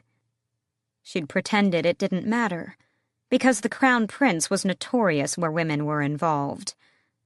But it hadn't stopped the sinking ache in her chest. Then things had changed, and when the girl was poisoned with Gloriella, it was the captain who stayed with her. The captain who had acted like a beast in a cage, prowling the room until Sorsha's own nerves had been frayed. Not surprisingly, several weeks later, the girl's handmaid, Philippa, came to Sorsha for a contraceptive tonic. Philippa hadn't said whom it was for, but Sorsha wasn't an idiot. When she'd attended the captain a week after that, 4 brutal scratches down his face and a dead look in his eyes, Sorsha had understood. And understood again the last time, when the prince, the captain, and the girl were all bloodied along with the hound, that whatever had existed between the 3 of them was broken. The girl especially. Selena, she'd heard them say accidentally when they thought she was already out of the room. Selena Sardathian, world's greatest assassin, and now the king's champion. Another secret Sorsha would keep without them ever knowing. She was invisible, and glad of it most days. Sorsha frowned at her table of supplies. She had 6 tonics and poultices to make before dinner, all of them complex, all of them dumped on her by Amethy, who pulled rank whenever she could. On top of it, she still had her weekly letter to write to her friend, who wanted every little detail about the palace. Just thinking of all the tasks gave her a headache. Had it been anyone other than the prince, she would have told them to go find another healer. Sorsha returned to her work. She was certain he'd forgotten her name the moment he left. Dorian was heir to the mightiest empire in the world, and Sorsha was the daughter of 2 dead immigrants from a village in Fenharrow that had been burned to ash, a village that no one would ever remember. But that didn't stop her from loving him, as she still did, invisible and secret, ever since she'd first laid eyes on him 6 years ago. Chapter 7. Nothing else approached Selena and Rowan after that first night. He certainly didn't say anything to her about it, or offer his cloak or any sort of protection against the chill. She slept curled on her side, turning every other minute from some root or pebble digging into her back, or jolting awake at the screech of an owl, or something worse. By the time the light had turned gray and mist drifted through the trees, Selena felt more exhausted than she'd been the night before. After a silent breakfast of bread, cheese, and apples, she was nearly dozing atop her mare as they resumed their ride up the forested foothill road. They passed few people, mostly humans leading wagons down to some market, all of whom glanced at Rowan and gave them the right of way. Some even muttered prayers for mercy. She'd long heard the Fae existed peacefully with the humans in Wendlin, so perhaps the terror they encountered was due to Rowan himself. The tattoo didn't help. She had debated asking him what the words meant, but that would involve talking, and talking meant building some sort of relationship. She'd had enough of friends. Enough of them dying, too. So she'd kept her mouth shut the entire day they rode through the woods up into the Cambrian mountains. The forest turned lusher and denser, and the higher they rode, the mistier it became, great veils of fog drifting past to caress her face, her neck, her spine. Another cold, miserable night camped off the road later, and they were riding again before dawn. By then, the mist had seeped into her clothes and skin and settled right along her bones. On the third evening, she'd given up hoping for a fire.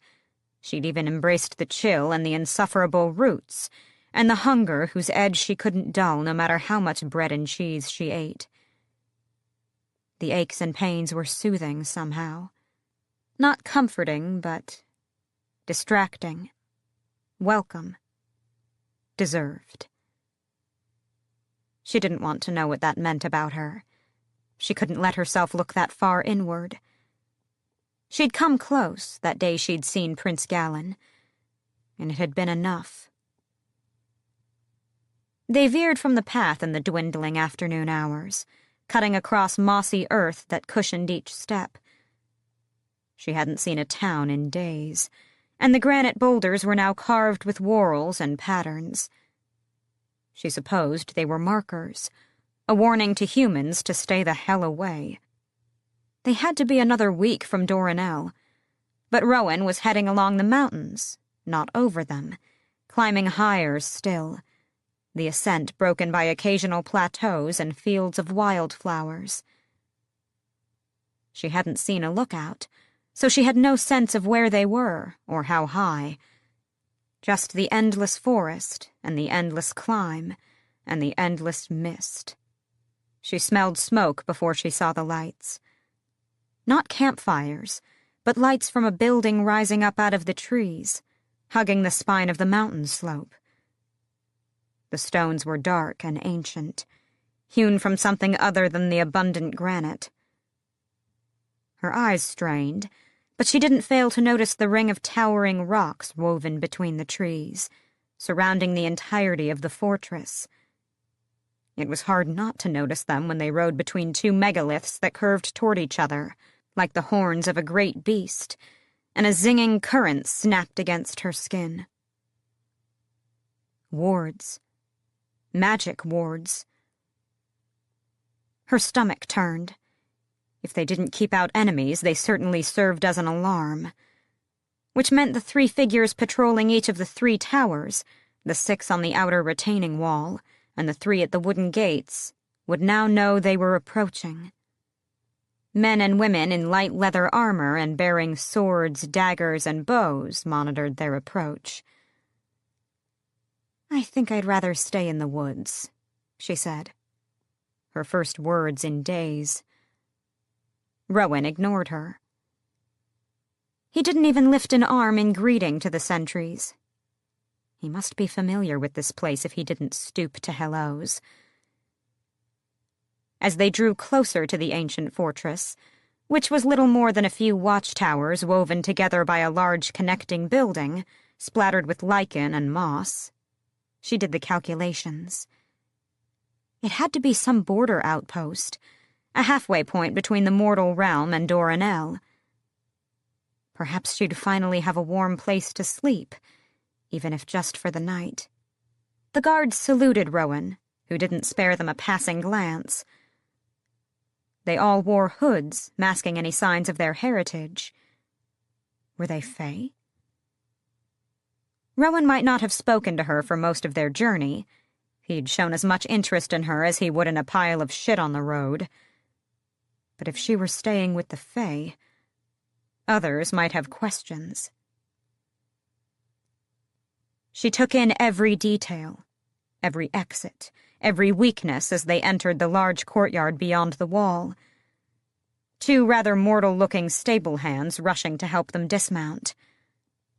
It was so still, as if everything, even the stones, was holding its breath, as if it had been waiting.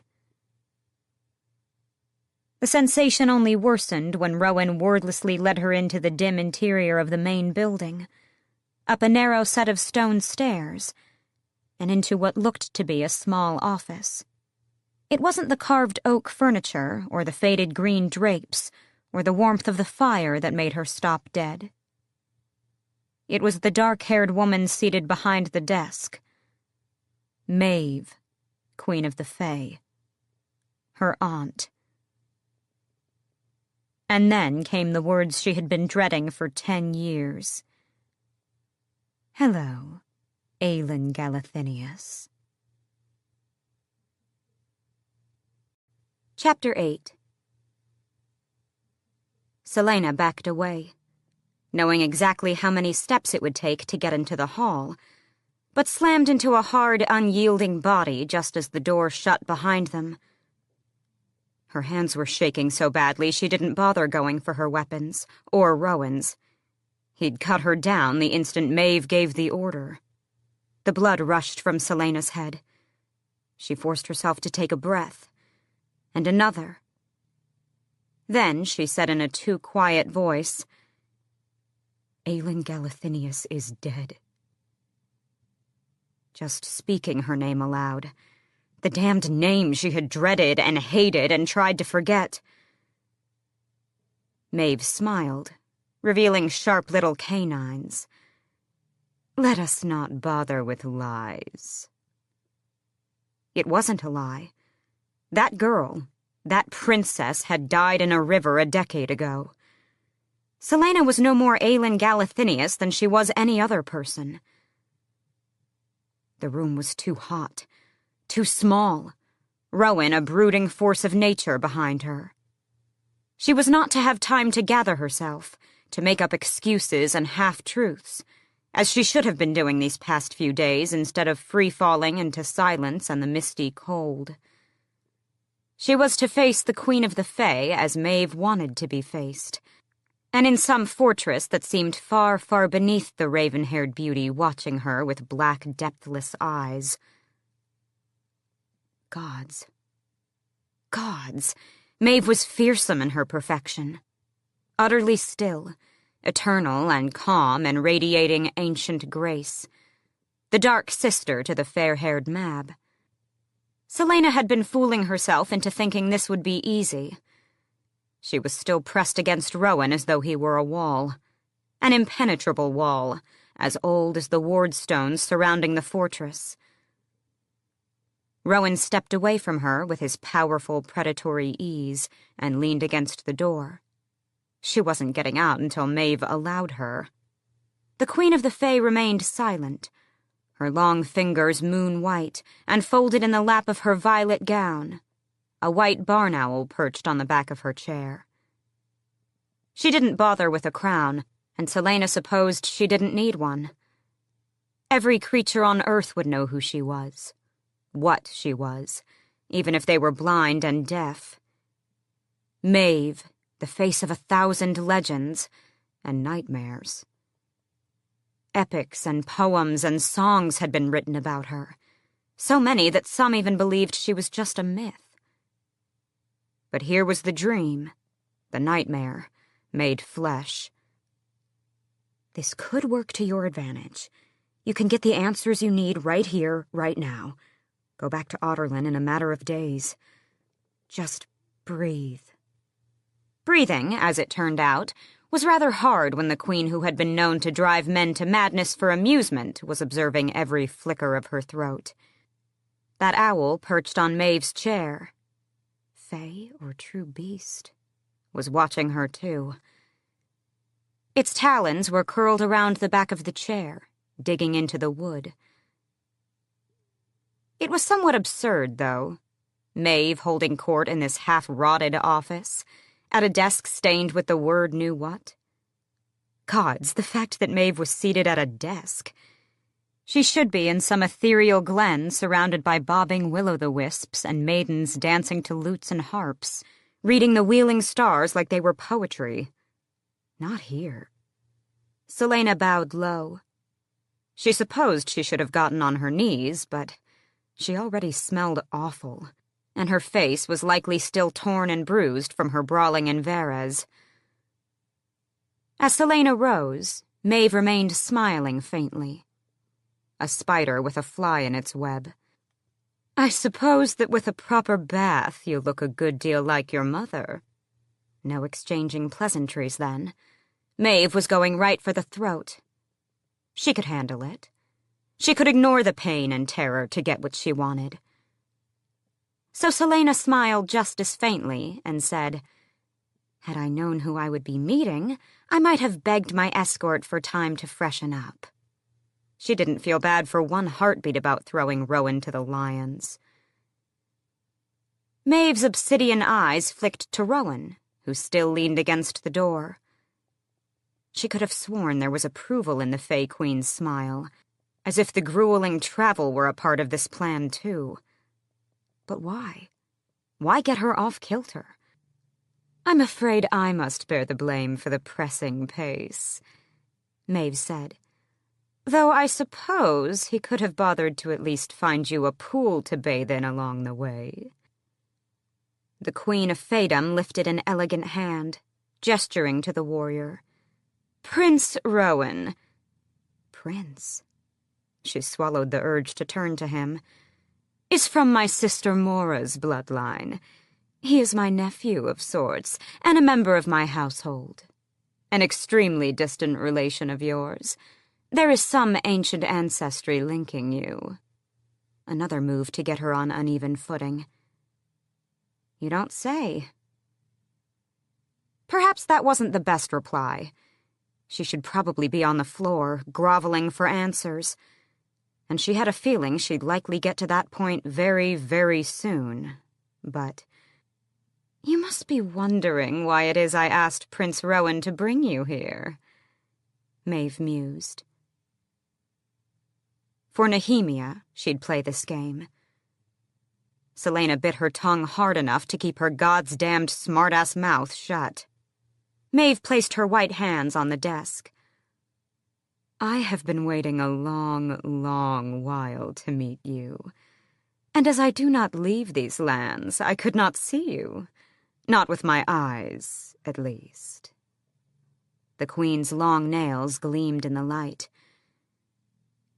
There were legends whispered over fires about the other skin Maeve wore. No one had lived to tell anything beyond shadows and claws and a darkness to devour your soul. They broke my laws, you know. Your parents disobeyed my commands when they eloped.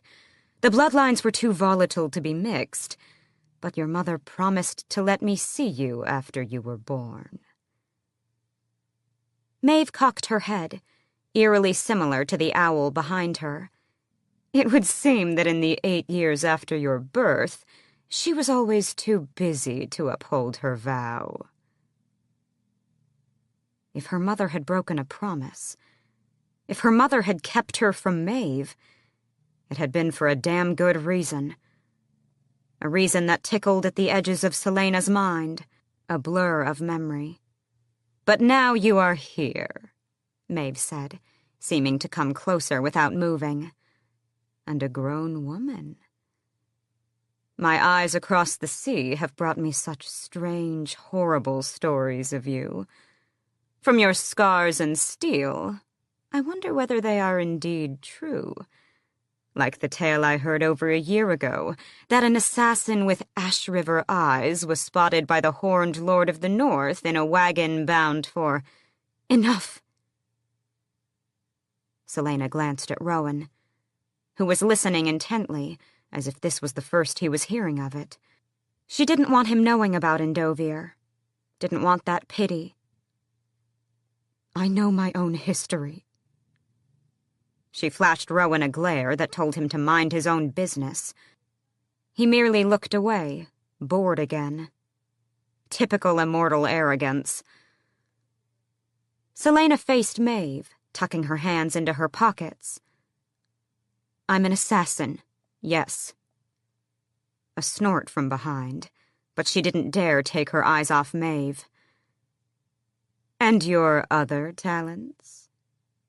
Maeve's nostrils flared, scenting. What has become of them? Like everyone else on my continent, I haven't been able to access them. Maeve's eyes twinkled, and Selena knew that Maeve could smell the half-truth. You are not on your continent anymore, Maeve purred. Run. Every instinct roared with the word. She had a feeling that the Eye of Elena would have been no use, but she wished she had it anyway. Wished the dead queen were here, for that matter. Rowan was still at the door, but if she was fast, if she outsmarted him... A flash of memory blinded her, bright and uncontrollable, unleashed by the instinct begging her to flee. Her mother had rarely let Faye into their home, even with her heritage. A few trusted ones were allowed to live with them, but any Faye visitors had been closely monitored, and for the duration of their stay, Selena had been sequestered in the family's private chambers. She'd always thought it was overprotective, but now... Show me, Maeve whispered with a spider's smile. Run. Run! She could still feel the burn of blue wildfire exploding out of her in that demon realm. Still see Chaos' face as she lost control of it. One wrong move, one wrong breath, and she could have killed him and Fleetfoot. The owl rustled its wings, the wood groaning beneath its talons, and the darkness in Maeve's eyes spread, reaching. There was a faint pulse in the air, a throbbing against her blood. A tapping, then a razor-sharp slicing against her mind, as if Maeve were trying to cleave open her skull and peer inside. Pushing, testing, tasting. Fighting to keep her breathing steady, Selena positioned her hands within easy reach of her blades as she pushed back against the claws in her mind. Maeve let out a low laugh, and the pressure in her head ceased. Your mother hid you from me for years, Maeve said.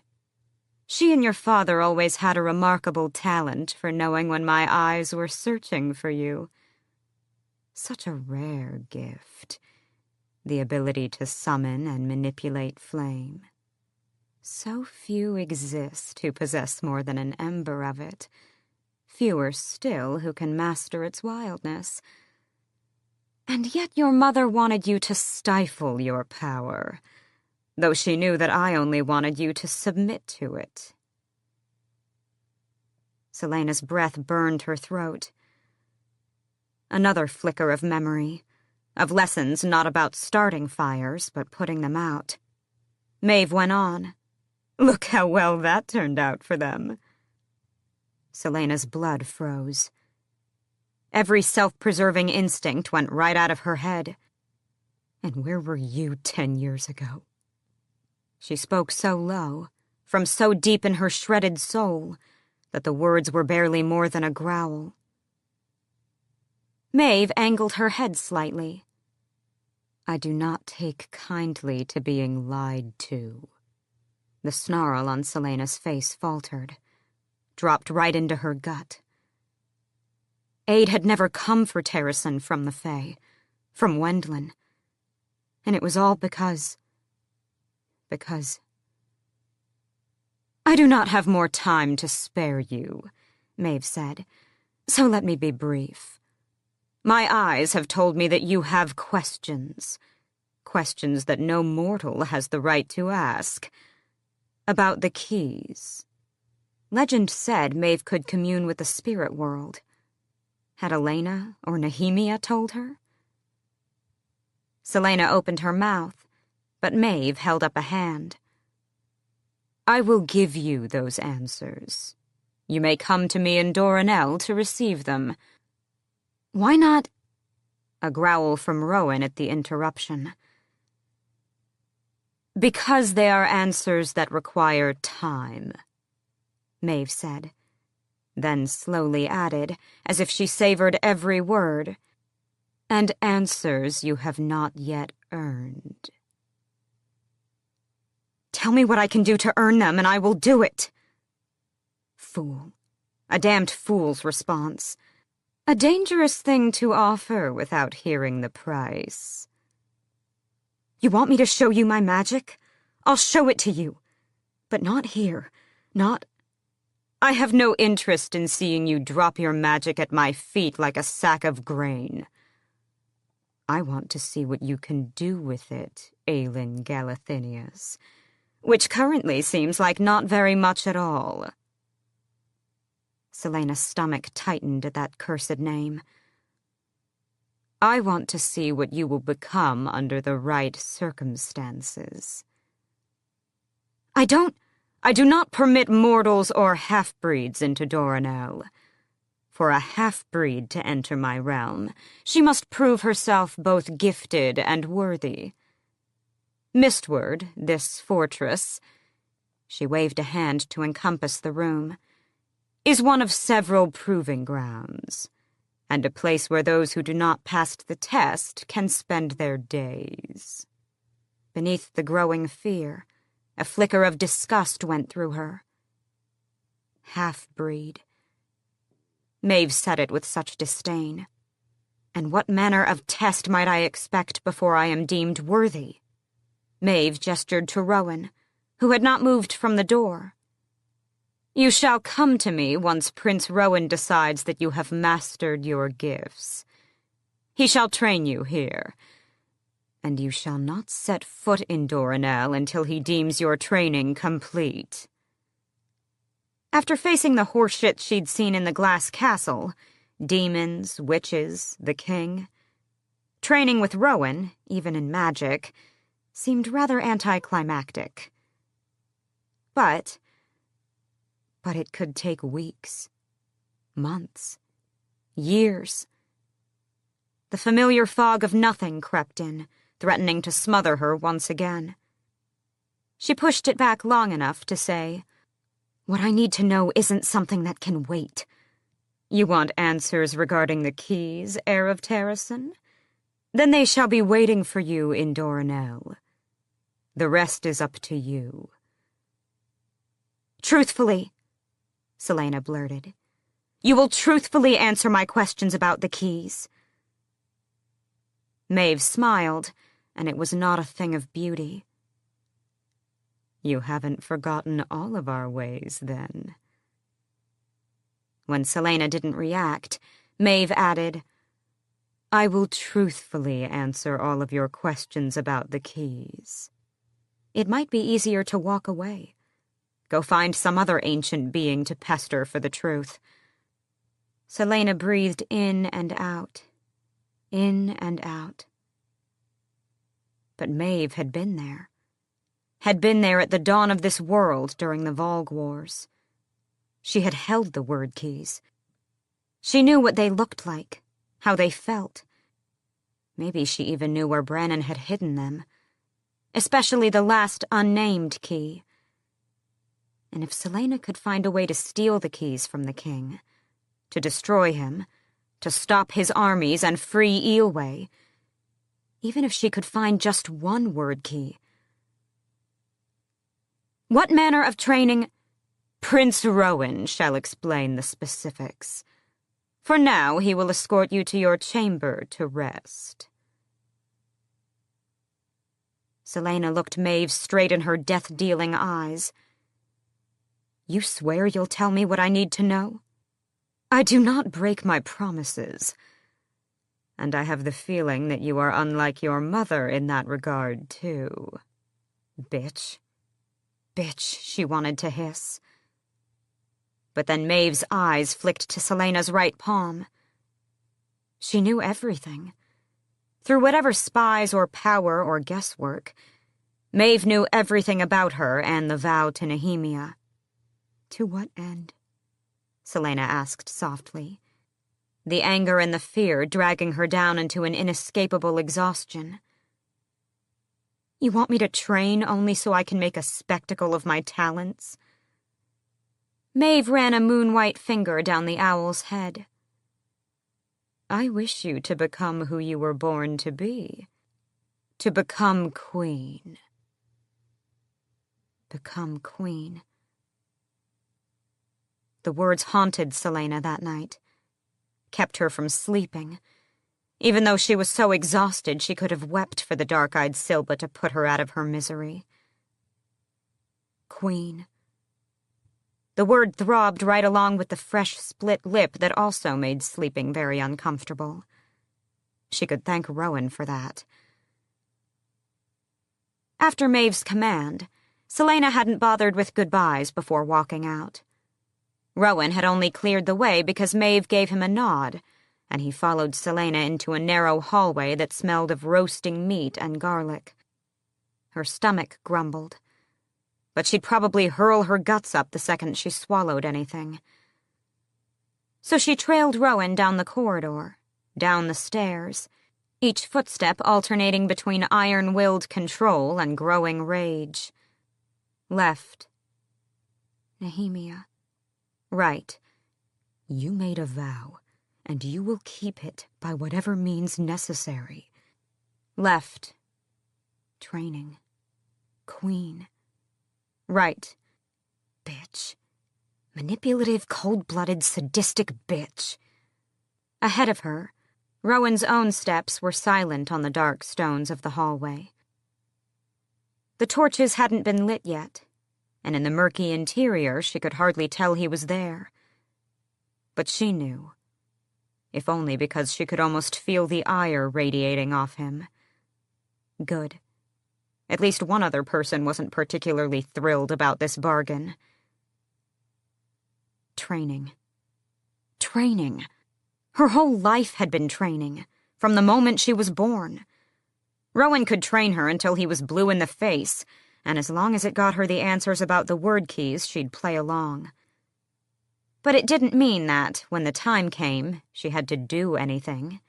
Certainly not take up her throne.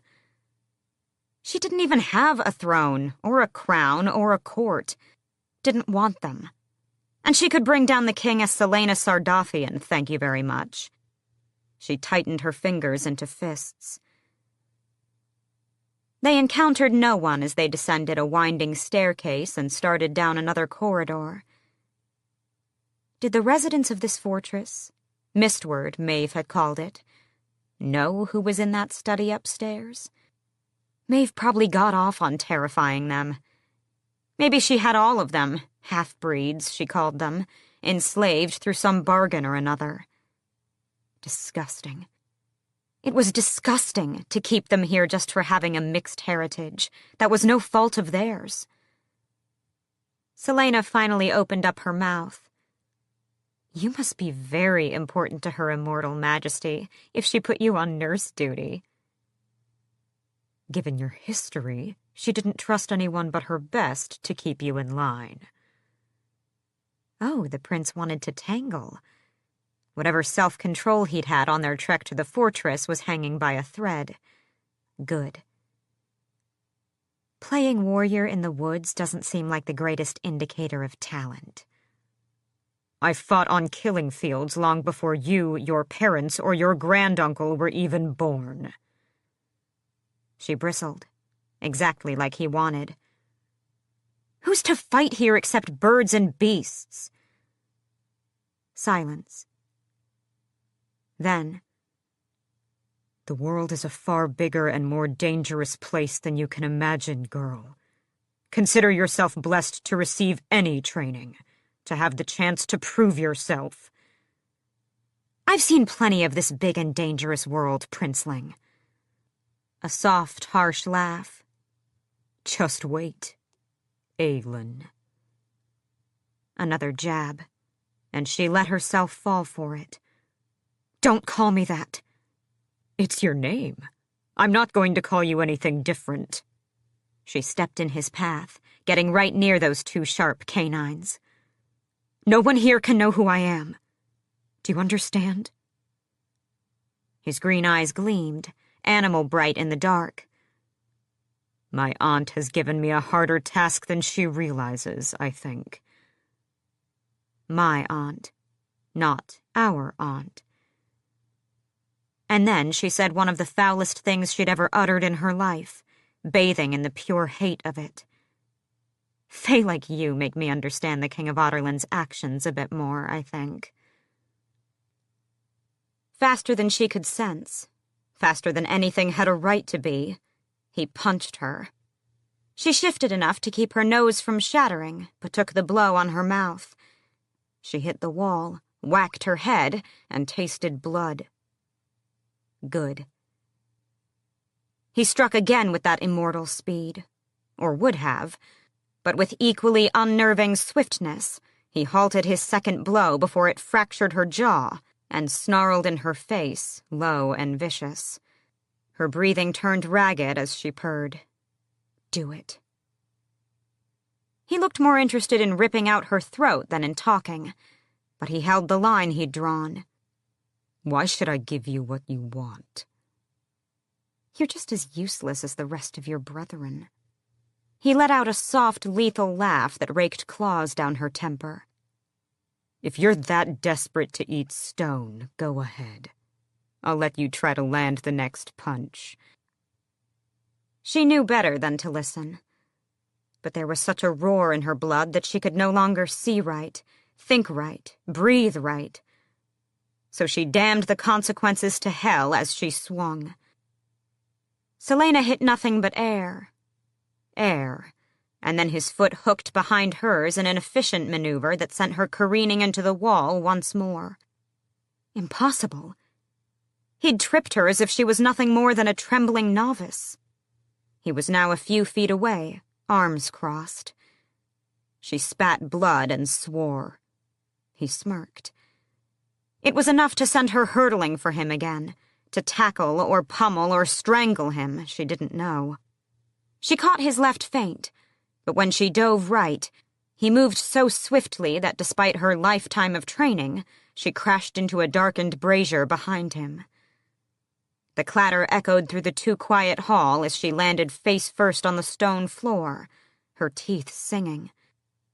Like I said, Rowan sneered down at her, you have a lot to learn.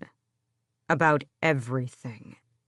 Her lip already aching and swollen, she told him exactly what he could go do to himself. He sauntered down the hall. Next time you say anything like that, he said without looking over his shoulder, I'll have you chopping wood for a month. Fuming, hatred and shame already burning her face, Selena got to her feet. He dumped her in a very small, very cold room that looked like little more than a prison cell, letting her take all of 2 steps inside before he said, Give me your weapons. Why? And no. Like hell she'd give him her daggers. In a swift movement, he grabbed a bucket of water from beside her door and tossed the contents onto the hall floor before holding it out. Give me your weapons. Training with him would be absolutely wonderful. Tell me why. I don't have to explain myself to you. Then we're going to have another brawl. His tattoo seeming impossibly darker in the dim hall, he stared at her beneath lowered brows as if to say, You call that a brawl? But instead he growled, Starting at dawn, you'll earn your keep by helping in the kitchen. Unless you plan to murder everyone in the fortress, there is no need for you to be armed. Or to be armed while we train. So I'll keep your daggers until you've earned them back." Well, that felt familiar. The kitchen? He bared his teeth in a wicked grin. Everyone pulls their weight here. Princesses included. No one's above some hard labor. Least of all you. And didn't she have the scars to prove it? Not that she'd tell him that. She didn't know what she'd do if he learned about Endovier and mocked her for it, or pitied her. "So my training includes being a scullery maid?" "Part of it." Again, she could have sworn she could read the unspoken words in his eyes. "And I'm going to savor every damn second of your misery." "For an old bastard, you certainly haven't bothered to learn manners at any point in your long existence." Never mind that he looked to be in his late 20s. "Why should I waste flattery on a child who's already in love with herself?" "We're related, you know." "We've as much blood in common as I do with the fortress pig boy." She felt her nostrils flare, and he shoved the bucket in her face. She almost knocked it right back into his, but decided that she didn't want a broken nose and began disarming herself. Rowan counted every weapon she put in the bucket as though he'd already learned how many she'd been carrying, even the hidden ones. Then he tucked the bucket against his side and slammed the door without so much of a goodbye beyond, "Be ready at dawn." "Bastard. Old stinking bastard," she muttered, surveying the room. A bed, a chamber pot, and a wash basin with icy water. She debated a bath, but opted to use the water to clean out her mouth and tend to her lip. She was starving, but going to find food involved meeting people. So once she'd mended her lip as best she could with the supplies in her satchel, she tumbled into bed, reeking vagrant clothes and all, and lay there for several hours. There was one small window with no coverings in her room. Selena turned over in bed to look through it to the patch of stars above the trees surrounding the fortress. Lashing out at Rowan like that? Saying the things she did? Trying to fight with him? She deserved that punch. More than deserved it. If she was being honest with herself, she was barely passable as a human being these days. She fingered her split lip and winced. She scanned the night sky until she located the stag, the Lord of the North. The unmoving star atop the stag's head, the eternal crown, pointed the way to Terrasen. She'd been told that the great rulers of Terrasen turned into those bright stars, so their people would never be alone, and would always know the way home. She hadn't set foot there in 10 years. While he'd been her master, Arobin hadn't let her. And afterward, she hadn't dared. She had whispered the truth that day at Nehemia's grave. She'd been running for so long that she didn't know what it was to stand and fight. Selena loosed a breath and rubbed her eyes. What Maeve didn't understand, what she could never understand, was just how much that little princess in Terrasen had damned them a decade ago. Even worse than Maeve herself had. She had damned them all, and then left the world to burn into ash and dust. So Selena turned away from the stars, nestling under the threadbare blanket against the frigid cold, and closed her eyes, trying to dream of a different world. A world where she was no one at all. Chapter 9. Manon Blackbeak stood on a cliff beside the snow-swollen river, eyes closed as the damp wind bit her face. There were few sounds she enjoyed more than the groans of dying men, but the wind was one of them. Leaning into the breeze was the closest she came to flying these days. save in rare dreams, when she was again in the clouds, her ironwood broom still functioning, not the scrap of useless wood it was now, chucked into the closet of her room at Blackbeak Keep. It had been 10 years since she'd tasted mist and cloud and ridden on the back of the wind. Today would have been a flawless flying day, the wind wicked and fast. Today she would have soared. Behind her, Mother Blackbeak was still talking with the enormous man from the caravan who called himself a duke. It had been more than coincidence, she supposed, that soon after she'd left that blood-soaked field in Fenharrow, she'd received a summons from her grandmother, and more than coincidence that she'd been not 40 miles from the rendezvous point just over the border in Otterlin. Manon was on guard duty while her grandmother, the High Witch of the Blackbeak clan, spoke to the Duke beside the raging Acanthus River. The rest of her coven had taken their positions around the small encampment. 12 other witches, all around Manon's age, all of them raised and trained together. Like Manon, they had no weapons, but it seemed that the Duke knew enough to realize Blackbeaks didn't need weapons to be deadly. You didn't need a weapon at all when you were born one. And when you were one of Manon's 13, with whom she had fought and flown for the past 100 years, often just the name of the coven was enough to send enemies fleeing. The 13 did not have a reputation for mercy, or making mistakes. Manon eyed the armored guards around the camp. Half were watching the Blackbeak witches, the others monitoring the Duke and her grandmother. It was an honor that the High Witch had chosen the 13 to guard her. No other coven had been summoned. No other coven was needed if the 13 were present. Manon slid her attention to the nearest guard. His sweat, the faint tang of fear, and the heavy musk of exhaustion drifted toward her. From the look and smell of it, they'd been traveling for weeks. There were 2 prison wagons with them. One emitted a very distinct male odor, and perhaps a remnant of cologne. One was female. Both smelled wrong. Manon had been born soulless, her grandmother said. Soulless and heartless, as a Blackbeak ought to be. She was wicked right down to the marrow of her bones. But the people in those wagons, and the Duke, they smelled wrong. Different. Alien. The nearby guard shifted on his feet. She gave him a smile. His hand tightened on the hilt of his sword. Because she could, because she was growing bored, Manon cocked her jaw, sending her iron teeth snapping down. The guard took a step back, his breath coming faster, the acrid tang of fear sharpening.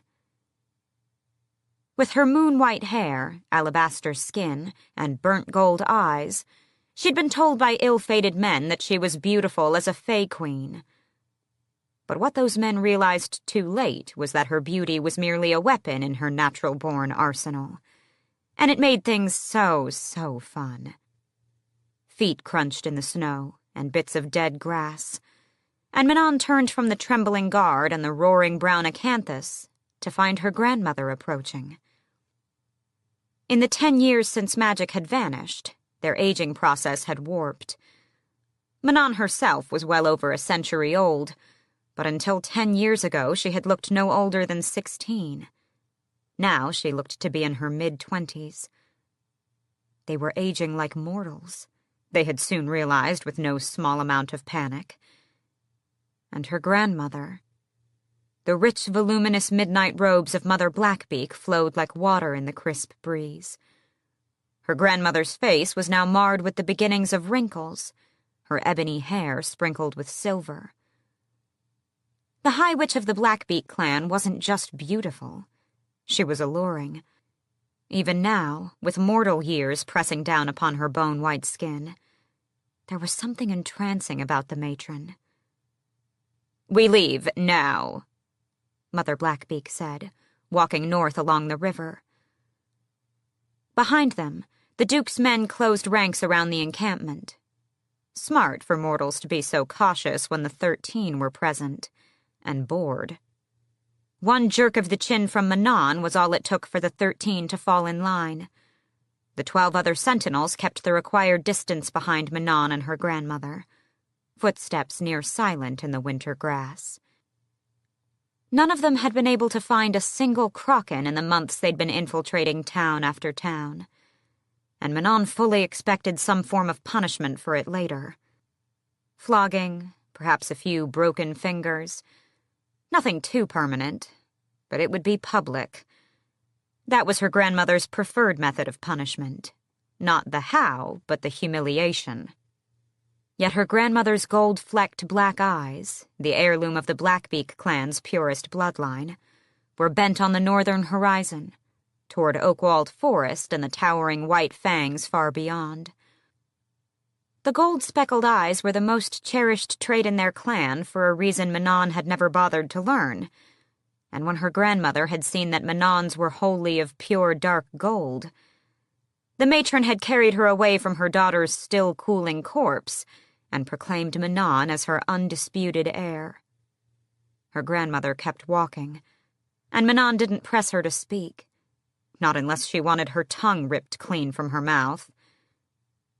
"We're to travel north," her grandmother said, when the encampment was swallowed up by the foothills.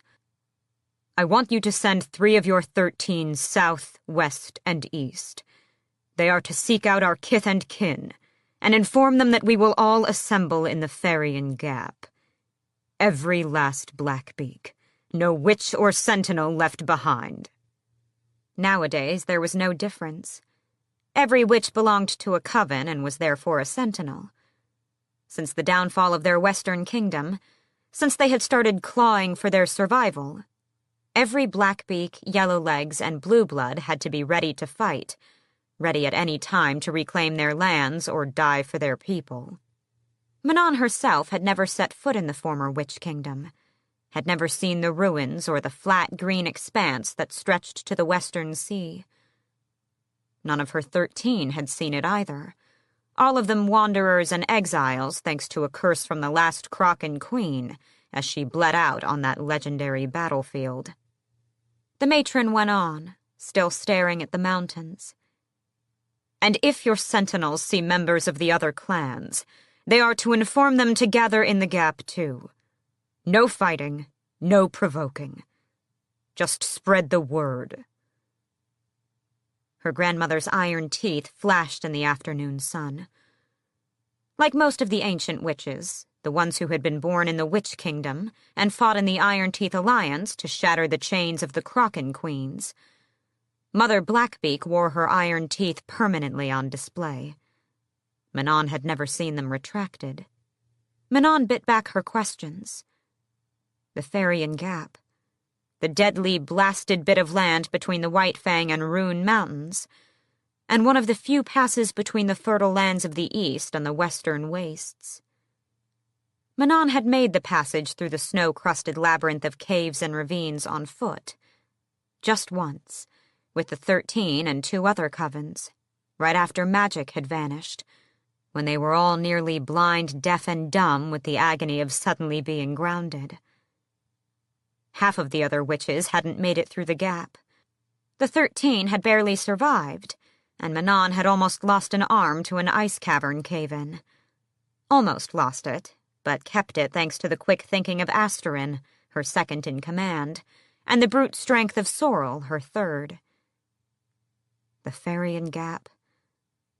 Manon hadn't been back since. For months now there had been rumors of far darker things than witches dwelling there. "Baba Yellowlegs is dead." Manon whipped her head to her grandmother, who was smiling faintly. "Killed in Rifthold. The Duke received word. No one knows who or why." Krakens? Perhaps. Mother Blackbeak's smile spread, revealing iron teeth spotted with rust. "The King of Otterlin has invited us to assemble in the Ferrian Gap. He says he has a gift for us there." Manon considered what she knew about the vicious, deadly king hell-bent on conquering the world. Her responsibility as both coven leader and heir was to keep her grandmother alive, It was instinct to anticipate every pitfall, every potential threat. It could be a trap, to gather us in one place and then destroy us. He could be working with the Krakens, or perhaps the Blue Bloods. They've always wanted to make themselves high witches of every Iron Teeth clan. Oh, I think not, Mother Blackbeak purred, her depthless ebony eyes crinkling. For the king has made us an offer. Made all the Iron Teeth clans an offer. Manon waited, even though she could have gutted someone just to ease the miserable impatience. The king needs riders, Mother Blackbeak said, still staring at the horizon. Riders for his wyverns. To be his aerial cavalry. He's been breeding them in the Gap all these years. It had been a while. Too damn long. But Manon could feel the threads of fate twisting around them. Tightening. And when we are done, when we have served him, he will let us keep the wyverns, to take our host, to reclaim the wastes from the mortal pigs who now dwell there. A fierce, wild thrill pierced Manon's chest, sharp as a knife. Following the matron's gaze, Manon looked to the horizon, where the mountains were still blanketed with winter.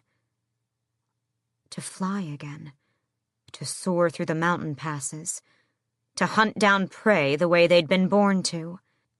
They weren't enchanted ironwood brooms, but wyverns would do just fine. Chapter 10. After a grueling day of training new recruits, avoiding Dorian, and keeping well away from the king's watchful eye, Chaol was almost at his rooms, more than ready to sleep, when he noticed that 2 of his men were missing from their posts outside the Great Hall. The 2 remaining men winced as he stopped dead. It wasn't unusual for guards to occasionally miss a shift. If someone was sick, if they had some family tragedy, Chaol always found a replacement. But 2 missing guards with no replacement in sight. Someone had better start talking, he ground out. One of them cleared their throats. A newer guard, who had just finished his training 3 months before. The other one was relatively new, too, which was why he'd assigned them to night duty outside the empty Great Hall. But he'd put them under the supposedly responsible and watchful eyes of the 2 other guards, both of whom had been there for years. The guard who'd cleared his throat went red. They said, Captain, they said that no one would really notice if they were gone since it's the Great Hall and it's empty and, Use your words, Chaol snapped. He was going to murder the 2 deserters. The General's party, sir, said the other. General Ashriver walked past on his way into Rifthold and invited them to join him. He said it would be all right with you, so they went with him. A muscle feathered in his jaw. Of course Adian did. And you 2, Chaol growled, didn't think it would be useful to report this to anyone? With all due respect, sir, said the second one, we didn't want them to think we were ratters, and it's just the Great Hall. Wrong thing to say, Chaol snarled. You're both on double duty for a month, in the gardens, where it was still freezing. Your leisure time is now non-existent, and if you ever again fail to report another guard abandoning his post, you're both gone. Understood?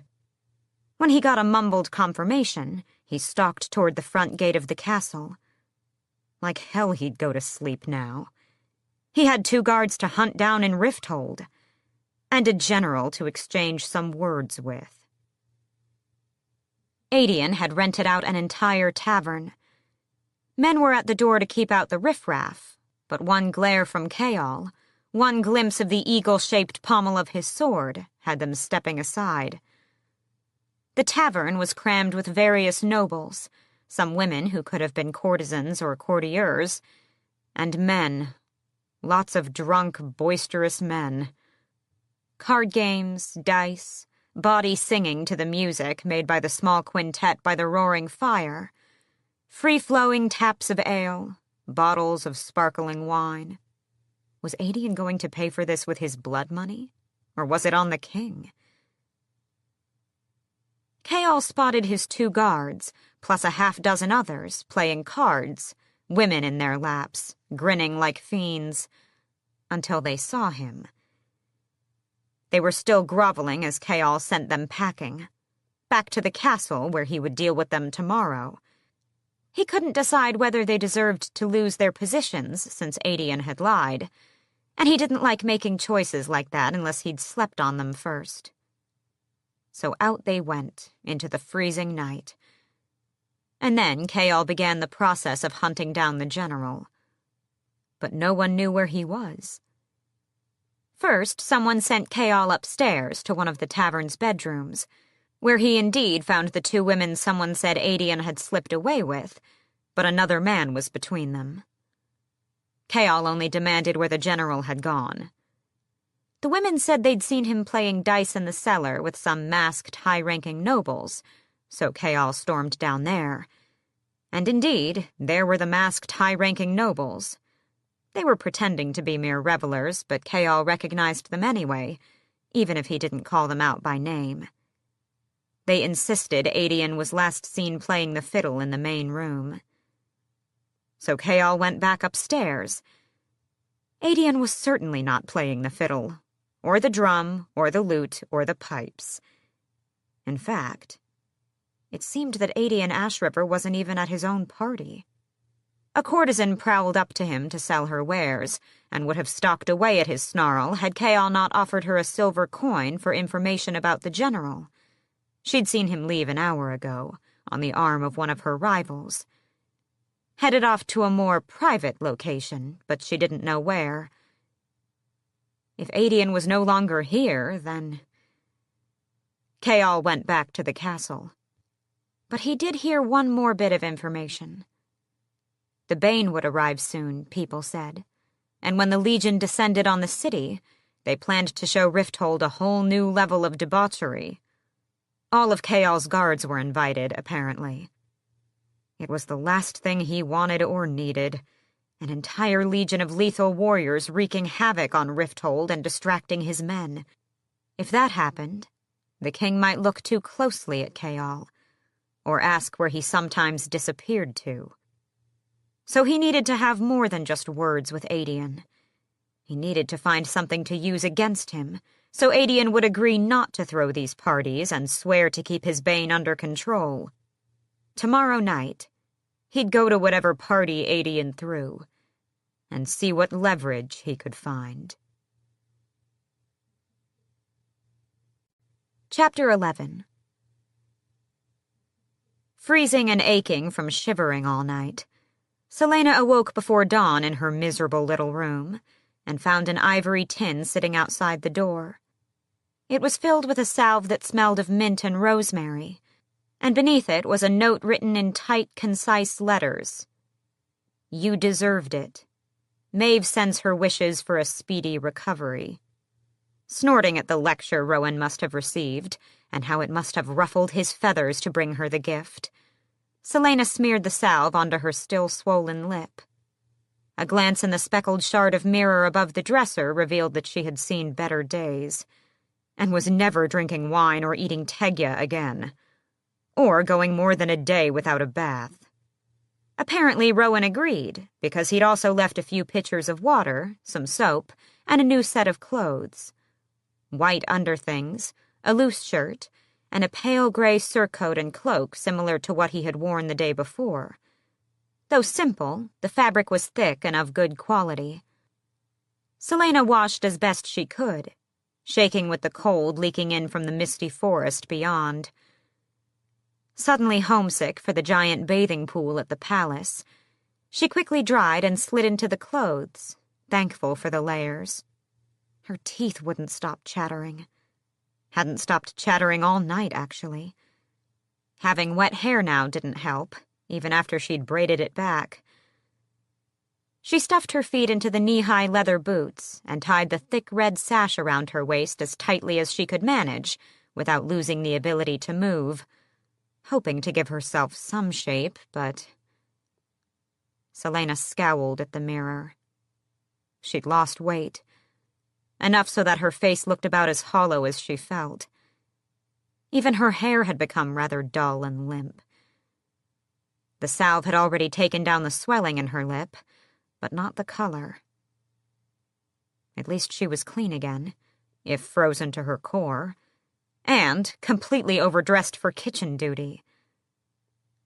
Sighing, she unwrapped her sash and shrugged off the overcoat, tossing them onto the bed. Gods, her hands were so cold that the ring on her finger was slipping and sliding about. She knew it was a mistake, but she looked at it anyway, the amethyst dark in the early morning light. What would Chaol make of all this? She was here, after all, because of him. Not just here in this physical place, but here inside this endless exhaustion, the near-constant ache in her chest. It was not his fault that Nehemia had died, not when the princess had orchestrated everything. Yet he had kept information from her. He had chosen the king. Even though he'd claimed he loved her, he still loyally served that monster. Maybe she'd been a fool for letting him in, for dreaming of a world where she could ignore the fact that he was captain to the man who had shattered her life again and again. The pain in her chest sharpened enough that breathing became difficult. She stood there for a moment, pushing back at it, letting it sink into the fog that smothered her soul, and then trudged out the door. The one benefit to scullery duty was that the kitchen was warm, hot even. The great brick oven and hearth were blazing, chasing away the morning mist that slithered in from the trees beyond the bay of windows above the copper sinks. There were only 2 other people in the kitchen, a hunched old man tending to the bubbling pots on the hearth, and a youth at the wooden table that split the kitchen in half, chopping onions and monitoring what smelled like bread. By the word, she was hungry. That bread smelled divine. And what was in those pots?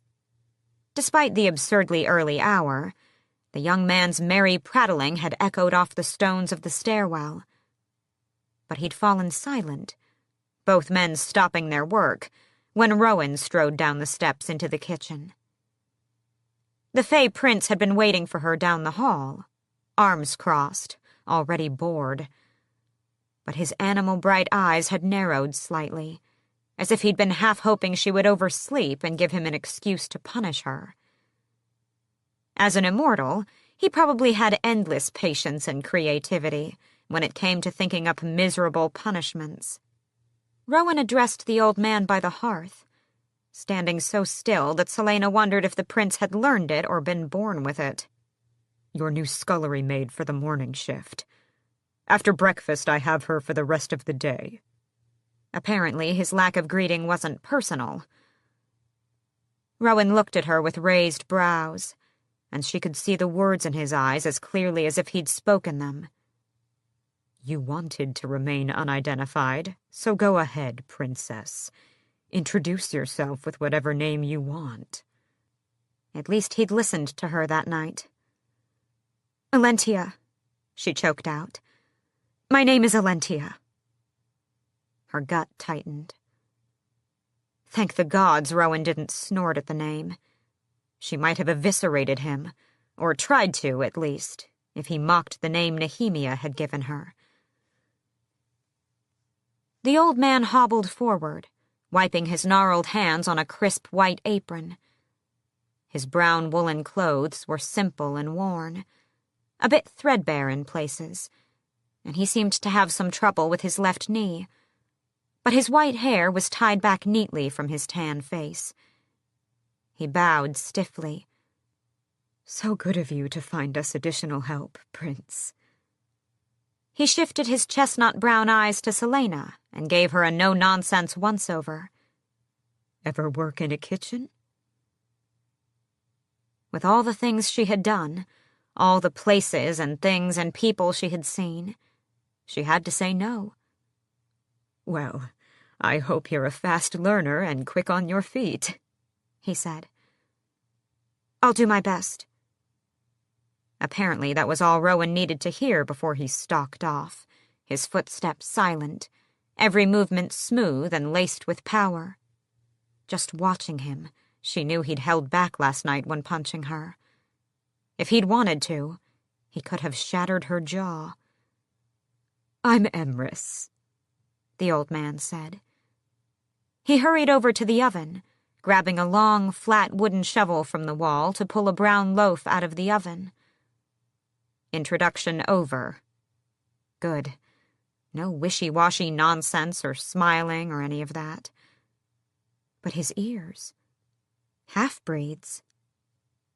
Peeking up from Emrys's white hair were the markers of his Fey heritage. And this is Luca, the old man said, pointing to the youth at the work table.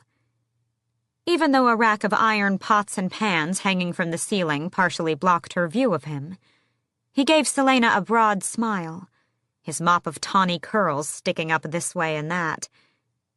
He had to be a few years younger than her at least, and hadn't yet grown into his tall frame or broad shoulders. He didn't have properly fitting clothes either, given how short the sleeves of his ordinary brown tunic were. You and he will be sharing a lot of the scullery work, I'm afraid. Oh, it's absolutely miserable, Luca chirped, sniffling loudly at the reek of the onions he was chopping. But you'll get used to it, though maybe not the waking up before dawn part. Emrys shot the young man a glare, and Luca amended, At least the company's good. She gave him her best attempt at a civilized nod and took in the layout again. Behind Luca, a second stone staircase spiraled up and out of sight, and the two towering cupboards on either side of it were crammed with well-worn, if not cracked, dishes and cutlery. The top half of a wooden door by the windows was wide open, a wall of trees and mist swirling beyond a small clearing of grass. Past them, the ring of megaliths towered like eternal guardians. She caught Emrys studying her hands and held them out, scars and all. Already mangled and ruined, so you won't find me weeping over broken nails. Mother, keep me. What happened? But even as the old man spoke, she could see him putting the pieces together, see him deciphering Selena's accent, taking in her swollen lip and the shadows under her eyes. Otterlin will do that to a person. Luca's knife thudded on the table, but Selena kept her eyes on the old man. Give me whatever work you want. Any work. Let Rowan think she was spoiled and selfish. She was, but she wanted sore muscles and blistered hands, and to fall into bed so exhausted she wouldn't dream, wouldn't think, wouldn't feel much of anything. Emrys clicked his tongue.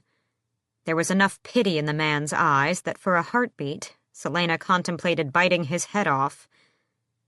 Then he said, Just finish the onions. Luca, you mind the bread. I've got to start on the casseroles. Selena took up the spot that Luca had already vacated at the end of the table, passing the giant hearth as she did so, a mammoth thing of ancient stone, carved with symbols and odd faces. Even the posts of the brazier had been fashioned into standing figures, and displayed atop the thin mantel was a set of 9 iron figurines, gods and goddesses. Selena quickly looked away from the 2 females in the center, one crowned with a star and armed with a bow and quiver, the other bearing a polished bronze disc upheld between her raised hands. She could have sworn she felt them watching her. Breakfast was a madhouse. As dawn filled the windows with golden light, chaos descended on the kitchen, people rushing in and out. There weren't any servants, just weathered people doing their chores or even helping because they felt like it. Great tubs of eggs and potatoes and vegetables vanished as soon as they were placed on the table, whisked up the stairs and into what had to be the dining hall. Jugs of water, of milk, of the gods knew what were hauled up. Selena was introduced to some of the people, but most didn't cast a look in her direction. And wasn't that a lovely change from the usual stares and terror and whispers that had marked the past 10 years of her life?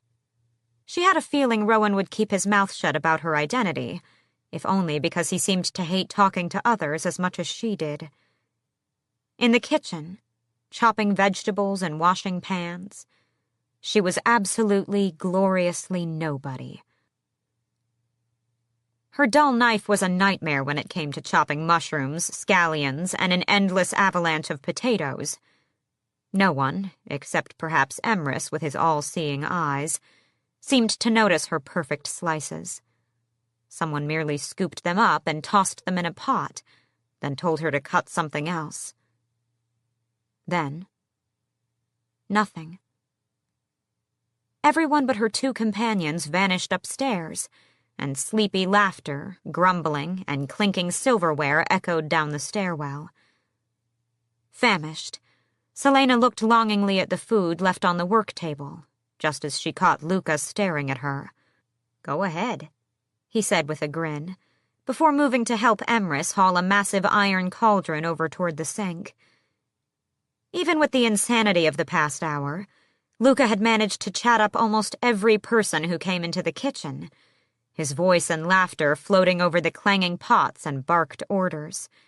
"You'll be at those dishes for a while, and might as well eat now." Indeed, there was a tower of dishes and pots already by the sinks. The cauldron alone would take forever. So Selena plunked down at the table, served herself some eggs and potatoes, poured a cup of tea, and dug in. Devouring was a better word for what she did. Holy gods, it was delicious. Within moments, she'd consumed 2 pieces of toast laden with eggs, then started on the fried potatoes, which were as absurdly good as the eggs. She ditched the tea in favor of downing a glass of the richest milk she'd ever tasted. Not that she ever really drank milk, since she'd had her pick of exotic juices in Rifthold. But she looked up from her plate to find Emrys and Luca gaping from the hearth. "Gods above," the old man said, moving to sit at the table. "When was the last time you ate?" Good food like this? A while. And if Rowan was coming back at some point, she didn't want to be swaying from hunger. She needed her strength for training. Magic training. Which was sure to be horrific, but she would do it. To fulfill her bargain with Maeve and honor her vow to Nehemia. Suddenly not very hungry, she set down her fork. "Sorry," she said. "Oh, eat all you like," Emrys said. "There's nothing more satisfying to a cook than seeing someone enjoy his food."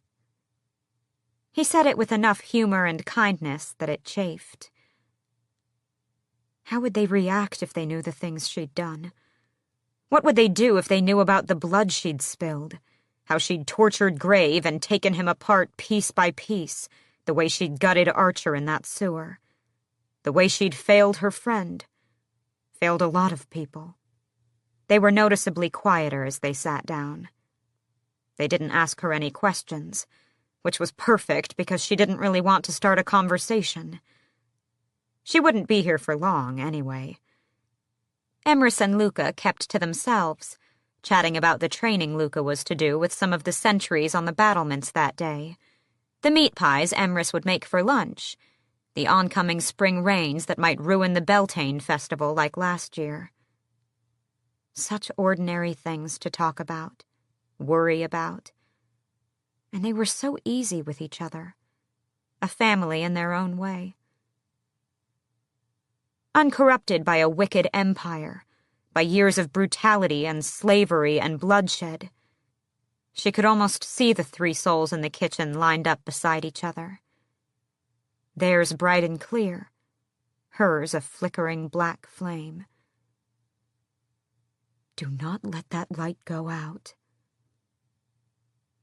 Nehemia's last words to her that night in the tunnels. Selena pushed around the food on her plate, She'd never known anyone whose life hadn't been overshadowed by Otterlin. She could barely remember her brief years before the continent had been enslaved, when Terrasen had still been free. She could not remember what it was like to be free. A pit yawned open beneath her feet, so deep that she had to move lest it swallow her whole. She was about to get started on the dishes when Luca said from down the table, "So you either have to be very important or very unlucky to have Rowan training you to enter Doranel." Damned was more like it, but she kept her mouth shut. Emrys was looking on with cautious interest. "That is what you're training for, right?" "Isn't that why you're all here?" The words came out flatter than she even expected. Luca said, "Yes, but I've got years until I learn whether I've met their qualifications." Years? Years? Maeve couldn't mean for her to be here that long. She looked at Emrys. "How long have you been training?" The old man snorted. "Oh, I was about 15 when I came here, and worked for them for about 10 years. And I was never worthy enough. Too ordinary. Then I decided I'd rather have a home and my own kitchen here than to be looked down upon in Doranel for the rest of my days. It didn't hurt that my mate felt the same way. You'll meet him soon enough. He's always popping in to steal food for himself and his men." He chuckled, and Luca grinned. Mate, not husband. The Fae had mates, an unbreakable bond, deeper than marriage, that lasted beyond death. Selena asked, "So you're all half-breeds?" Luca stiffened, but flashed a smile as he said, "Only the pure-blooded Fae call us that. We prefer demi-Fae. But yes, most of us were born to mortal mothers, with the fathers unaware they'd sired us. The gifted ones usually get snatched away to Doranel, but for us common offspring, the humans still aren't comfortable with us. So we go here. We come to Mistward, or to the other border outposts. Few enough get permission to go to Doranel that most just come here to live among their own kind." Luca's eyes narrowed on her ears. "Looks like you've got more human in you than Fae." "Because I'm not half." She didn't want to share any more details than that. "Can you shift?" Luca asked. Emrys shot him a warning look. "Can you?" she asked. "Oh no, neither of us can. If we could, we'd probably be in Doranel with the other gifted offspring that Maeve likes to collect." Emrys growled. "Careful, Luca. Maeve doesn't deny it, so why should I? That's what Bass and the others are saying, too. Anyway, there are a few sentries here who have secondary forms, like Malachi, Emrys's mate, and they're here because they want to be." She wasn't at all surprised that Maeve took an interest in the gifted ones, or that Maeve locked all the useless ones out. "And do either of you have gifts?" "You mean magic?" Luca said, his mouth quirking to the side. "Oh, no. Neither of us got a lick of it. I heard your continent always had more wielders than we did anyway, and more variety. Say, is it true that it's all gone over there?" She nodded. Luca let out a low whistle. He opened his mouth to ask more, but she wasn't particularly in the mood to talk about it, so she said, "Does anyone at this fortress have magic?" Maybe they'd be able to tell her what to expect with Rowan and Maeve. Luca shrugged. "Some. They've only got a hint of boring stuff, like encouraging plants to grow, or finding water, or convincing rain to come. Not that we need it here." "They'd be of no assistance with Rowan or Maeve, then." "Wonderful. But," Luca chattered on, "no one here has any exciting or rare abilities. Like shape-shifting into whatever form they want, or controlling fire? Her stomach clenched at that. Or oracular sight. We did have a female wander in with raw magic 2 years ago. She could do anything she wanted, summon any element, and she was here a week before Maeve called her to Doranel, and we never heard from her again. A shame. She was so pretty, too. But it's the same here as it is everywhere else. A few people with a pathetic trace of elemental powers that are really only fun for farmers. Emrys clicked his tongue. You should pray the gods don't strike you with lightning for speaking like that.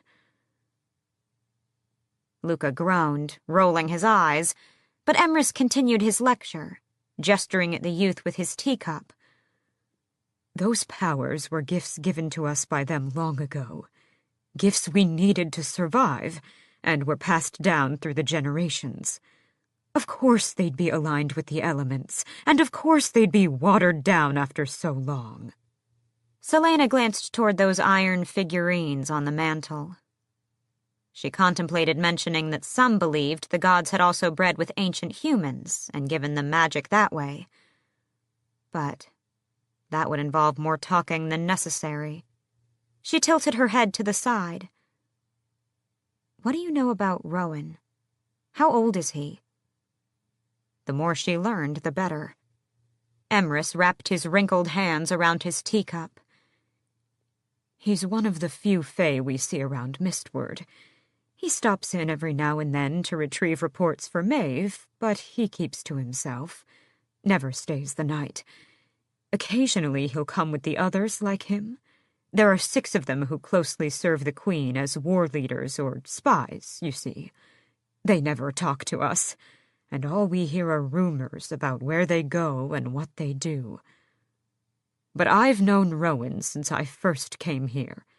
Not that I really know him, mind you. Sometimes he's gone for years, off serving Her Majesty. And I don't think anyone knows how old he is. When I was 15, the oldest people living here had known him since they were younglings, so I'd say he's very old. And as mean as an adder, Luca muttered. Emrys gave him a warning look. You'd best mind your tongue. He glanced toward the doors, as if Rowan would be lurking there. When his gaze fell again on Selena, it was wary. I'll admit that you're probably in for a good heap of difficulty. He's a stone-cold killer and a sadist is what he means, Luca added. The meanest of Maeve's personal cabal of warriors, they say. Well, that wasn't a surprise either. But there were 5 others like him. That was an unpleasant fact. She said quietly, I can handle him. We're not allowed to learn the old language until we enter Doranel, Luca said.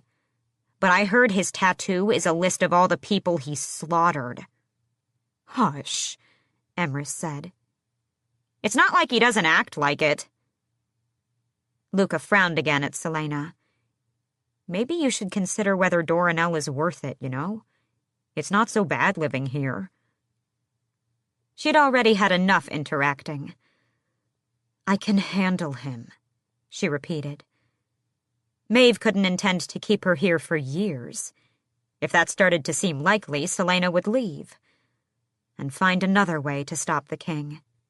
Luca opened his mouth, but Emrys hushed him again, his gaze falling on Selena's scarred hands. Let her run her own course. Luca started chattering about the weather, and Selena headed to the mountain of dishes.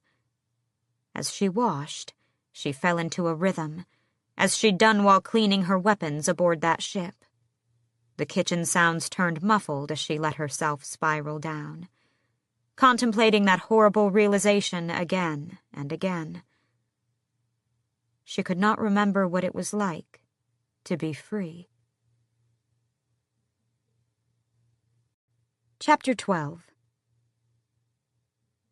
The Blackbeak clan was the last to fully assemble at the Farian Gap. As a result, they got the smallest and farthest rooms in the warren of halls carved into the Omega. the last of the Rune Mountains, and the northernmost of the sister peaks flanking the snow-blasted pass.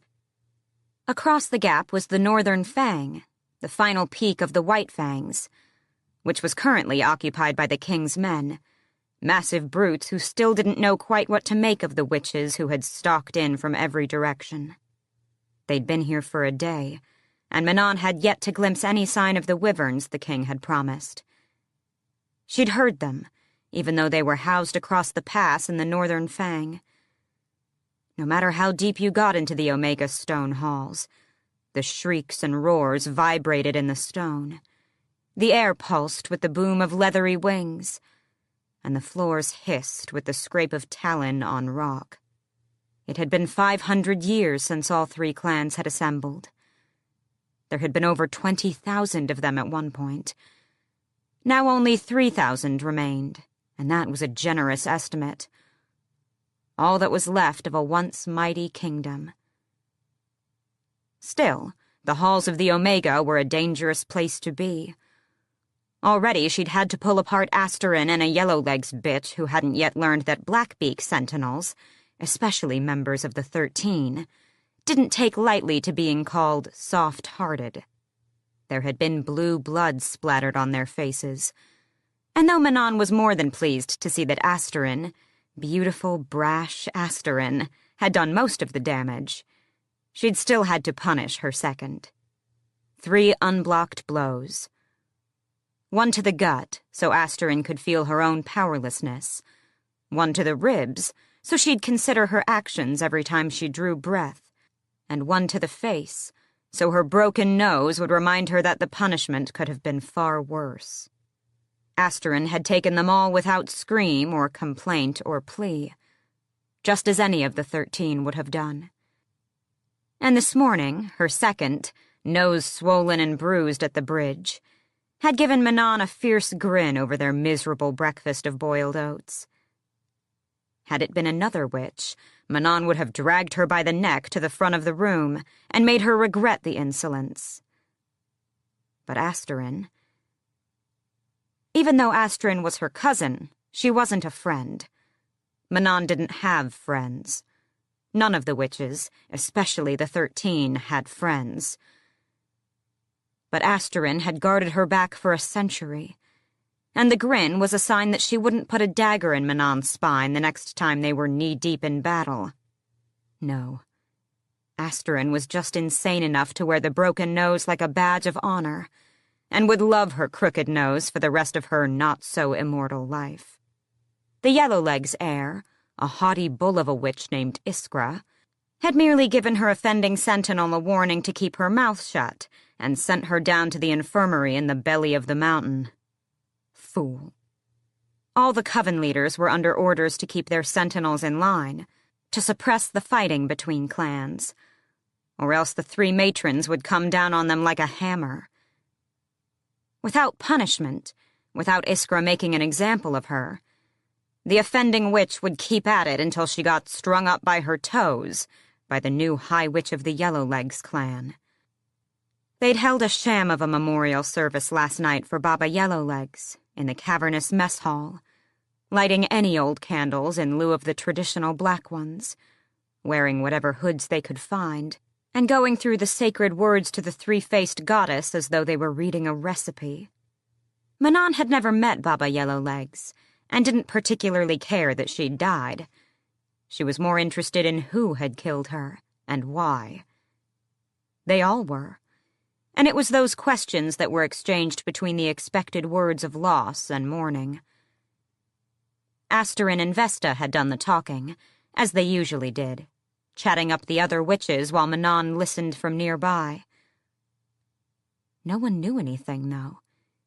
Even her 2 shadows, concealed in the dark pockets of the mess hall as they'd been trained to do, had overheard nothing. It was the not knowing that made her shoulders tight, as Manon stalked up the sloped hallway to where the matrons and all the coven leaders were to assemble, Blackbeak and Yellowlegs witches stepping aside to let her pass. She resented not knowing anything that might be useful, that might give the 13 or the Blackbeaks an advantage. Of course, the Blue Bloods were nowhere to be seen. The reclusive witches had arrived first and claimed the uppermost rooms in the Omega, saying they needed the mountain breeze to complete their rituals every day. Religious fanatics with their noses in the wind was what Mother Blackbeak had always called them. But it had been their insane devotion to the three-faced goddess and their vision of the witch kingdom under Iron Teeth rule that had mustered the clans 5 centuries ago, even if it had been the Blackbeak Sentinels who'd won the battles for them. Manon treated her body as she would any other weapon. She kept it clean and honed and ready at any time to defend and destroy.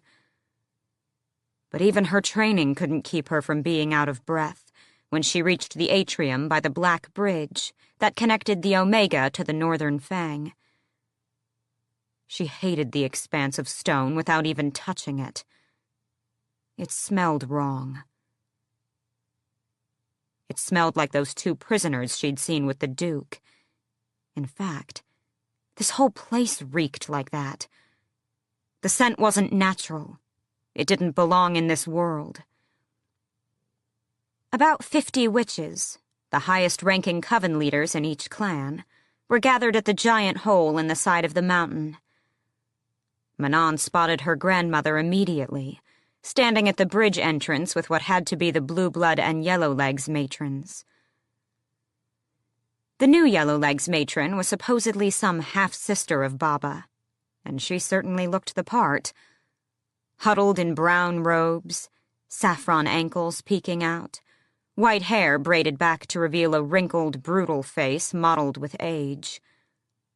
By rule, all Yellowlegs wore their iron teeth and nails on permanent display, and the new high witches were shining in the dull morning light. Unsurprisingly, the Blue Blood matron was tall and willowy, more priestess than warrior. She wore the traditional deep blue robes, and a band of iron stars circled her brow. As Manon approached the crowd, she could see that the stars were barbed. Not surprising either. Legend had it that all witches had been gifted by the three-faced goddess, with iron teeth and nails to keep them anchored to this world when magic threatened to pull them away. The Iron Crown, supposedly, was proof that the magic in the Blue Blood line ran so strong that their leader needed more, needed iron and pain, to keep her tethered in this realm. Nonsense, especially when magic had been gone these past 10 years. But Manon had heard rumors of the rituals the Blue Bloods did in their forests and caves. Rituals in which pain was the gateway to magic, to opening their senses. Oracles, mystics, zealots. Manon stalked through the ranks of the assembled Blackbeak coven leaders. They were the most numerous, 20 coven leaders, over which Manon ruled with her 13. Each leader touched 2 fingers to her brow in deference. She ignored them and took up a spot at the front of the crowd, where her grandmother gave her an acknowledging glance. An honor, for any high witch to acknowledge an individual. Manon bowed her head, pressing 2 fingers to her brow. Obedience, discipline, and brutality were the most beloved words in the Blackbeak clan. All else was to be extinguished without second thought. She still had her chin high, hands behind her back, when she spotted the 2 other heirs watching her. The Blue Blood heir, Petra, stood closest to the high witches, her group in the center of the crowd. Manon stiffened but held her gaze. Her freckled skin was as pale as Manon's, and her braided hair was as golden as Asterin's, a deep brassy color that caught the gray light. She was beautiful, like so many of them, but grave. Above her blue eyes, a worn leather band rested on her brow in lieu of the Iron Star crown. There was no way of telling how old she was, but she couldn't be much older than Manon if she looked this way after magic had vanished. There was no aggression, but no smile either. Smiles were rare amongst witches, unless you were on the hunt or on a killing field. The Yellowlegs heir, though. Iskra was grinning at Manon, bristling with a challenge that Manon found herself aching to meet. Iskra hadn't forgotten the brawl between their sentinels in the hallway yesterday. If anything, from the look in Iskra's brown eyes, it seemed that the brawl had been an invitation. Manon found herself debating how much trouble she'd get into for shredding the throat of the Yellowlegs heir. It would put an end to any fights between their sentinels. It would also put an end to her life if the attack were unprovoked. Witch justice was swift. Dominance battles could end in loss of life, but the claim had to be made up front. Without a formal provocation from Iskra, Manon's hands were tied. "Now that we're assembled," the blue-blood matron, Cressida, said, drawing Manon's attention, "shall we show you what we've been brought here to do?" Mother Blackbeak waved a hand to the bridge, black robes billowing in the icy wind. "We walk into the sky, witches." The crossing of the Black Bridge was more harrowing than Manon wanted to admit. First, there was the miserable stone, which throbbed beneath her feet, giving off that reek that no one else seemed to notice. Then there was the screeching wind, which battered them this way and that, trying to shove them over the carved railing. They couldn't even see the floor of the gap. Mist shrouded everything below the bridge, a mist that hadn't vanished in the day they'd been here, or the days they'd hiked up the gap. It was, she supposed, some trick of the king's.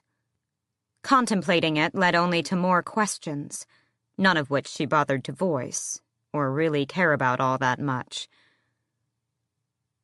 By the time they reached the cavernous atrium of the Northern Fang, Manon's ears were frozen, and her face was raw. She'd flown at high altitudes in all kinds of weather, but not for a long while. Not without a fresh belly of meat in her, keeping her warm. She wiped her runny nose on the shoulder of her red cloak. She'd seen the other coven leaders eyeing the crimson material, as they always did, with yearning and scorn and envy. Iskra had gazed at it the longest, sneering. It would be nice, really damn nice, to peel off the Yellowlegs heir's face one day. They reached the gaping mouth into the upper reaches of the Northern Fang. Here the stone was scarred and gouged, splattered with the triple goddess knew what. From the tang of it, it was blood. Human blood. 5 men, all looking hewn from the same scarred stone themselves, met the 3 matrons with grim nods. Manon fell into step behind her grandmother, one eye on the men, the other on their surroundings. The other 2 heirs did the same. At least they agreed on that. As heirs, their foremost duty was to protect their high witches, even if it meant sacrificing themselves. Manon glanced at the Yellowlegs matron, who held herself just as proudly as the 2 ancients as they walked into the shadows of the mountain.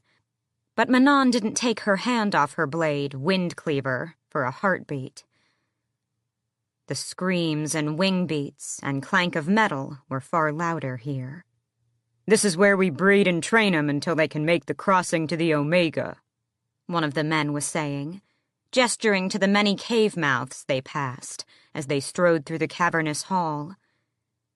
"Hatcheries are in the belly of the mountain, a level above the forges for the armory. To keep the eggs warm, you see. Dens are a level above that. We keep 'em separated by gender and type. The bulls we hold in their own pens unless we want to breed 'em. They kill anyone in their cages. Learned that the hard way." The men chuckled, but the witches did not. He went on about the different types. The bulls were the best, but a female could be just as fierce and twice as smart. The smaller ones were good for stealth, and had been bred to be totally black against the night sky, or a pale blue to blend into daylight patrols.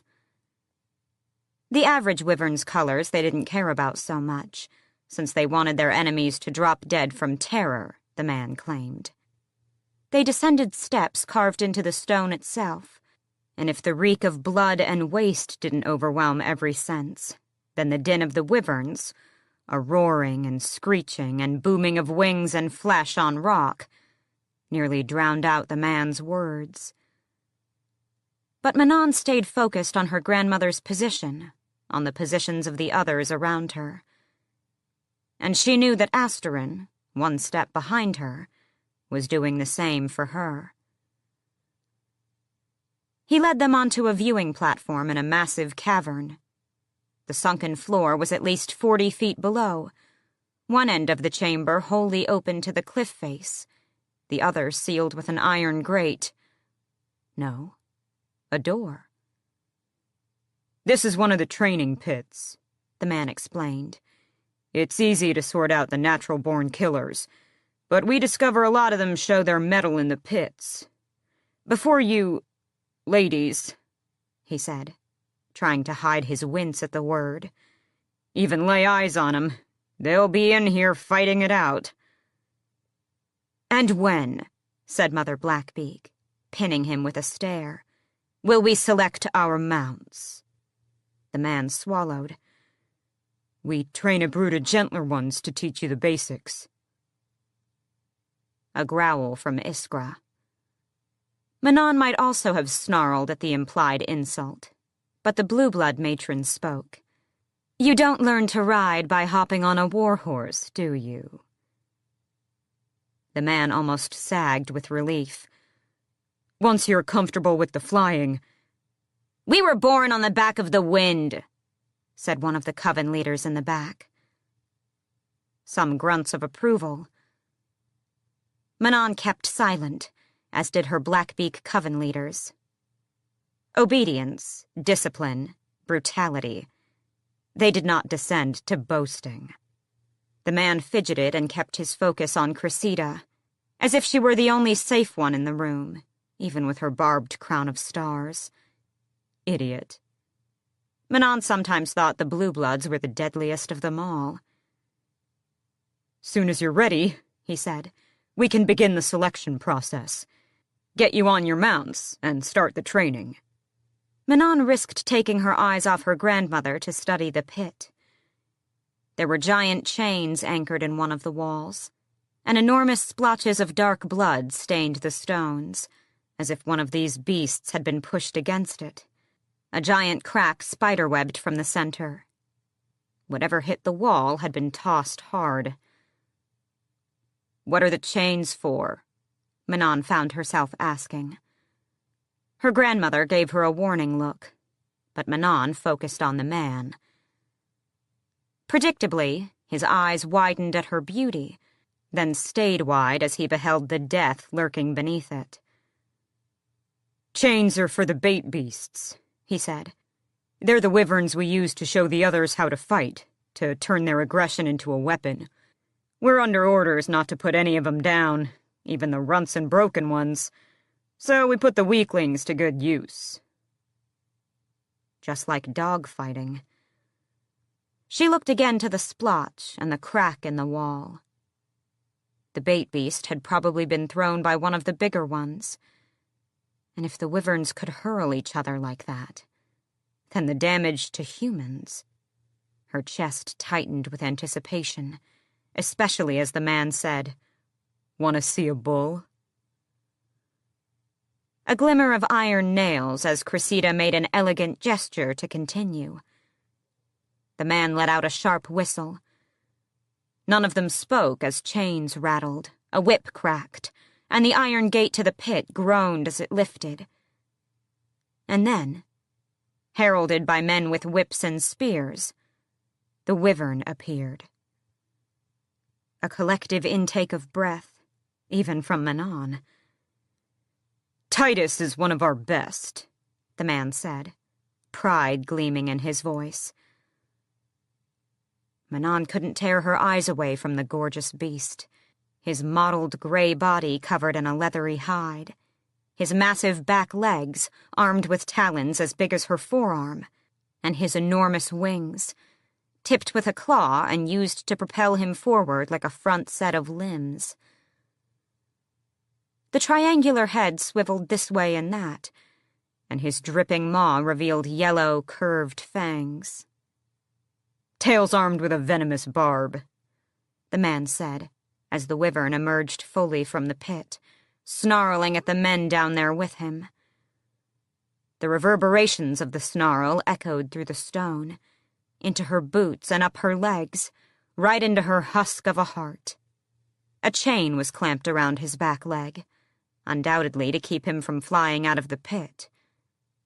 The tail, as long as his body and tipped with 2 curved spikes, flicked back and forth like a cat's. "They can fly hundreds of miles in a day and still be ready to fight when they arrive," the man said, and the witches all hissed in a breath. That sort of speed and endurance. "What do they eat?" asked Petra, freckled face still calm and grave.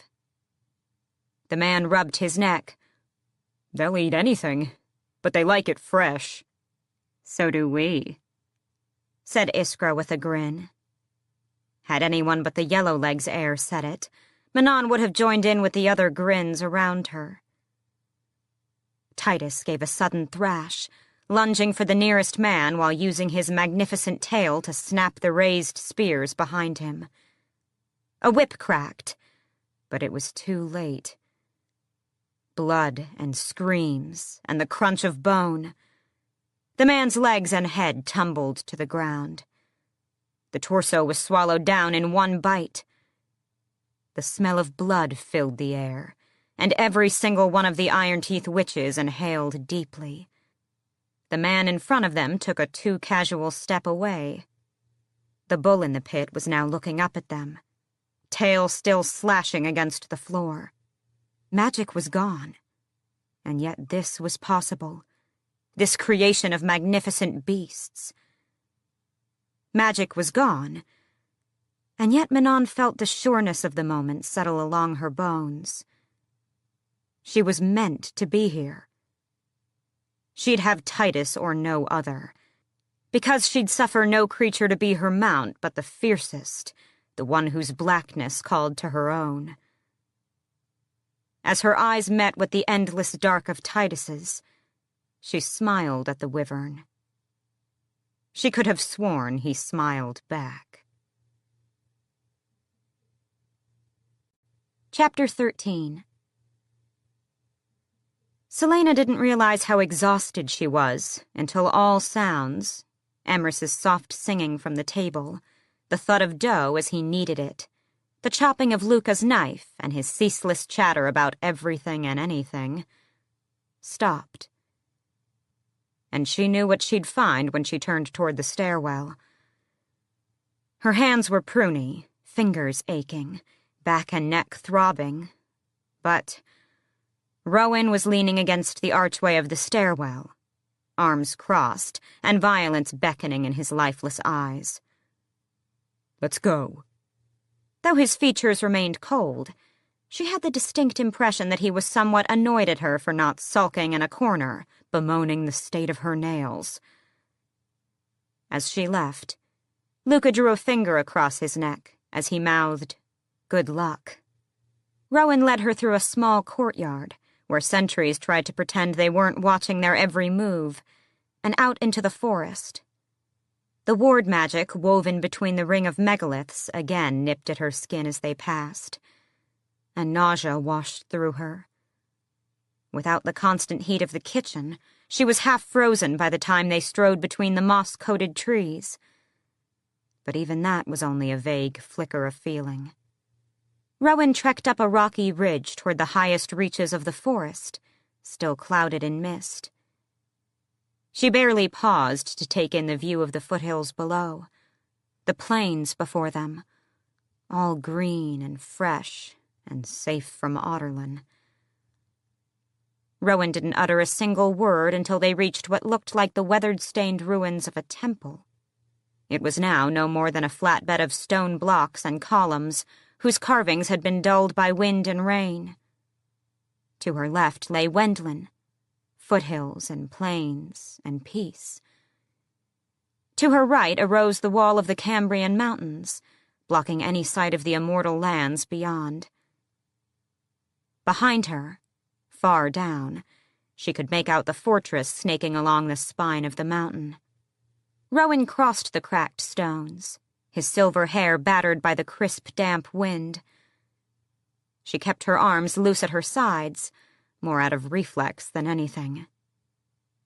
He was armed to the teeth, his face a mask of unyielding brutality. She made herself give a little smile, her best attempt at a dutiful, eager expression. Do your worst. He looked her over from head to toe. The mist-damp shirt, now icy against her puckered skin. The equally stained and damp pants. The position of her feet. Wipe that smarmy, lying smile off your face. His voice was as dead as his eyes, but it had a razor-sharp bite behind it. She kept her smarmy, lying smile. I don't know what you're talking about. He stepped toward her, the canines coming out this time. Here's your first lesson, girl. Cut the horse shit. I don't feel like dealing with it, and I'm probably the only one who doesn't give a damn about how angry and vicious and awful you are underneath. I don't think you particularly want to see how angry and vicious and awful I am underneath. Go ahead and be as nasty as you want, princess, because I've been 10 times as nasty, for 10 times longer than you've been alive. She didn't let it out. No. Because he truly didn't understand a thing about what lurked under her skin and ran claws down her insides. But she stopped any attempt to control her features. Her lips pulled back from her teeth. Better. Now shift. She didn't bother to sound pleasant as she said, It's not something I can control. If I wanted excuses, I'd ask for them. Shift. She didn't know how. She had never mastered it as a child, and there certainly hadn't been any opportunities to learn in the past decade. I hope you brought snacks, because we're going to be here a long, long while if today's lesson is dependent upon my shifting. You're really going to make me enjoy training you. She had a feeling he could have switched out training you for eating you alive. I've already participated in a dozen versions of the Master-Disciple training saga, so why don't we cut that horseshit too? His smile turned quieter, more lethal. Shut your smart-ass mouth and shift. A shuddering rush went through her, a spear of lightning in the abyss. No. And then he attacked. She'd contemplated his blows all morning, the way he'd moved, the swiftness and angles. So she dodged the first blow, sidestepping his fist, strands of her hair snapping in the wind. She even twisted far enough in the other direction to avoid the second strike. But he was so damn fast she could barely register the movements. So fast that she had no chance of dodging or blocking or anticipating the third blow. Not to her face, but to her legs, just as he had the night before. One sweep of his foot, and she was falling, twisting to catch herself, but not fast enough to avoid thudding her brow against a weather-smooth rock. She rolled, the gray sky looming, and tried to remember how to breathe as the impact echoed through her skull. Rowan pounced with fluid ease, his powerful thighs digging into her ribs as he straddled her. Breathless, head reeling, and muscles drained from a morning in the kitchen and weeks of hardly eating, she couldn't twist and toss him, couldn't do anything. She was outweighed, outmuscled, and for the first time in her life, she realized she was utterly outmatched. Shift. he hissed. She laughed up at him, a dead, wretched sound even to her own ears. Nice try. Gods, her head throbbed. A warm trickle of blood was leaking from the right side of her brow, and he was now sitting on her chest. She laughed again, strangled by his weight. You think you can trick me into shifting by pissing me off? He snarled, his face speckled with the stars floating in her vision. Every blink shot daggers of pain through her. It would probably be the worst black eye of her life. Here's an idea. I'm rich as hell, she said over the pounding in her head. How about we pretend to do this training for a week or so, and then you tell Maeve I'm good and ready to enter her territory, and I'll give you all the goddamned gold you want. He brought his canines so close to her neck that one movement would have him ripping out her throat. Here's an idea, he growled. I don't know what the hell you've been doing for 10 years, other than flouncing around and calling yourself an assassin. But I think you're used to getting your way. I think you have no control over yourself. No control and no discipline. Not the kind that counts deep down. You are a child, and a spoiled one at that.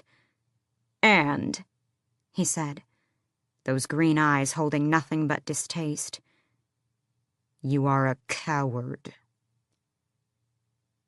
Had her arms not been pinned, she would have clawed his face off right then. She struggled, trying every technique she'd ever learned to dislodge him, but he didn't move an inch.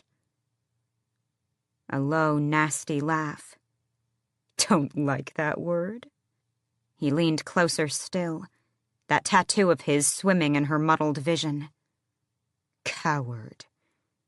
You're a coward who has run for 10 years while innocent people were burned and butchered and... She stopped hearing him.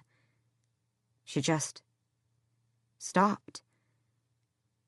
It was like being underwater again, like charging into Nehemia's room and finding that beautiful body mutilated on the bed. Like seeing Galen Ashriver, beloved and brave, riding off into the sunset to the cheers of his people. She lay still, watching the churning clouds above, waiting for him to finish the words she couldn't hear, waiting for a blow she was fairly certain she wouldn't feel. Get up, he said suddenly, and the world was bright and wide as he stood. Get up. Get up. Chaol had said that to her once, when pain and fear and grief had shoved her over an edge. But the edge she'd gone over the night Nehemia had died, the night she'd gutted Archer, the day she'd told Chaol the horrible truth. Chaol had helped shove her over that edge. She was still on the fall down. There was no getting up, because there was no bottom. Powerful, rough hands under her shoulders, the world tilting and spinning, then that tattooed, snarling face in hers. Let him take her head between those massive hands and snap her neck. Pathetic, he spat, releasing her. Spineless and pathetic. For Nehemia, she had to try. Had to try. But when she reached in, toward the place in her chest where that monster dwelled, she found only cobwebs and ashes. Selena's head was still reeling, and dried blood now itched down the side of her face. She didn't bother to wipe it off, or to really care about the black eye that she was positive had blossomed during the miles they'd hiked from the temple ruins and into the forested foothills. But not back to Mistward. She was swaying on her feet when Rowan drew a sword and a dagger and stopped at the edge of a grassy plateau, speckled with small hills. Not hills. Barrows, the ancient tombs of lords and princes long dead, rolling to the other edge of trees. There were dozens, each marked with a stone threshold and sealed iron door. And through the murky vision, the pounding headache, the hair on the back of her neck rose. The grassy mounds seemed to breathe, to sleep. Iron doors, to keep the whites inside, locked with the treasure they'd stolen. They infiltrated the barrows and lurked there for eons, feeding on whatever unwitting fools dared seek the gold within. Rowan inclined his head toward the barrows. I had planned to wait until you had some handle on your power. Planned to make you come at night, when the barrow wights are really something to behold. But consider this a favor, as there are few that will dare come out in the day. Walk through the mounds. Face the whites and make it to the other side of the field, Aelin. And we can go to Doranel whenever you wish. It was a trap. She knew that well enough. He had the gift of endless time and could play games that lasted centuries. Her impatience, her mortality, the fact that every heartbeat brought her closer to death, was being used against her. To face the whites. Rowan's weapons gleamed, close enough to grab. He shrugged those powerful shoulders as he said, You can either wait to earn back your steel, or you can enter as you are now. The flash of temper snapped her out of it long enough to say, My bare hands are weapon enough. He just gave a taunting grin and sauntered into the maze of hills. She trailed him closely, following him around each mound, knowing that if she fell too far behind, he'd leave her out of spite. Steady breathing and the yawns of awakening things arose beyond those iron doors. They were unadorned, bolted into the stone lintels with spikes and nails that were so old they probably predated Wendlin itself. Her footsteps crunched in the grass. Even the birds and insects did not utter a too loud sound here. The hills parted to reveal an inner circle of dead grass around the most crumbling barrow of all. Where the others were rounded, this one looked as if some ancient god had stepped on it. Its flattened top had been overrun with the gnarled roots of bushes. The 3 massive stones of the threshold were beaten, stained and askew. The iron door was gone. There was only blackness within. Ageless, breathing blackness. Her heartbeat pounded in her ears as the darkness reached for her. I leave you here, Rowan said. He hadn't set 1 foot inside the circle, his boots just an inch shy of the dead grass. His smile turned feral. I'll meet you on the other side of the field. He expected her to bolt like a hare, and she wanted to.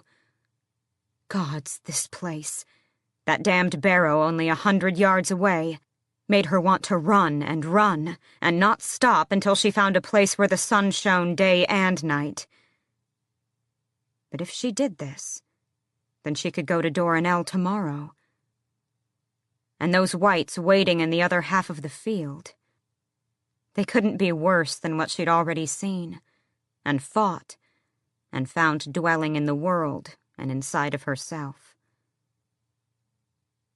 So she inclined her head to Rowan and walked onto the dead field. Chapter 14. Each step toward the central mound had Celaena's blood roaring. The darkness between the stained ancient stones grew, swirling. It was colder, too. Cold and dry. She wouldn't stop, not with Rowan still watching, not when she had so much to do. She didn't dare look too long toward the open doorway and the thing lurking beyond.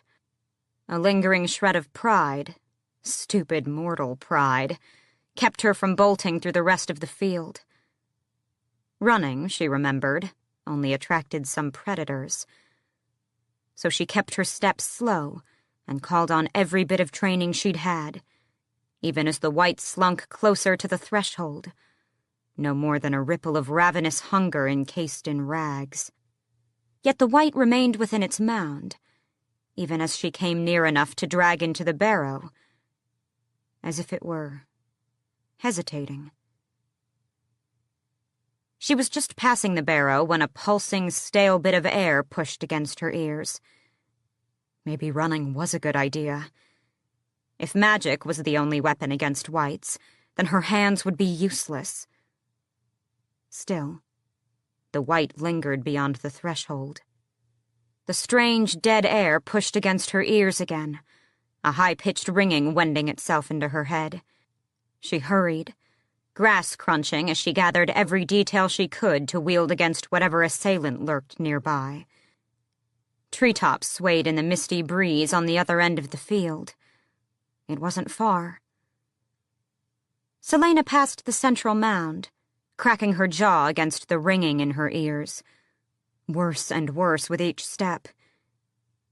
Even the white cringed away. It hadn't been hesitating because of her, or Rowan. The circle of dead grass ended a few steps away. Just a few. Just a few, and then she could run from whatever it was that could make a white tremble in fear. And then she saw him. The man standing behind the barrow. Not a white. She glimpsed only a flash of pale skin, night-dark hair, unfathomable beauty, and an onyx torque around his strong column of a neck. And blackness. A wave of it, slamming down on her. Not oblivion, but actual dark, as if he'd thrown a blanket over the two of them. The ground felt grassy, but she couldn't see it. Couldn't see anything. Not beyond, not to the side, not behind. There was only her and the swirling black. Selena crouched, biting down on a curse as she scanned the dark. Whatever he was, despite his shape, he wasn't mortal. In his perfection, in those depthless eyes, there was nothing human. Blood tickled her upper lip. A nosebleed. The pounding in her ears began to drown out her thoughts, any plan, as if her body were repulsed by the very essence of whatever this thing was. The darkness remained, impenetrable, unending. Stop.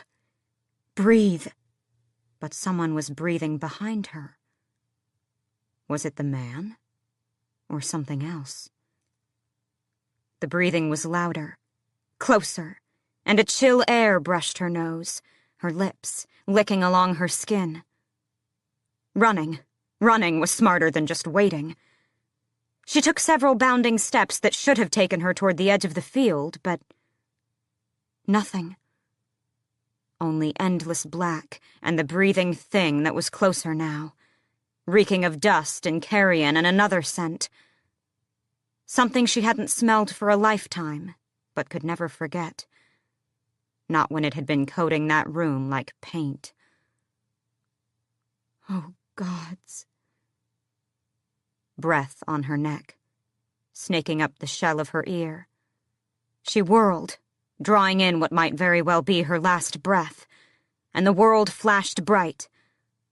Not with clouds and dead grass, not with a fey prince waiting nearby. The room. This room. The servant woman was screaming like a tea kettle. There were still puddles just inside the shut windows. Windows Selena herself had sealed the night before, when they'd been flapping in the swift and sudden storm.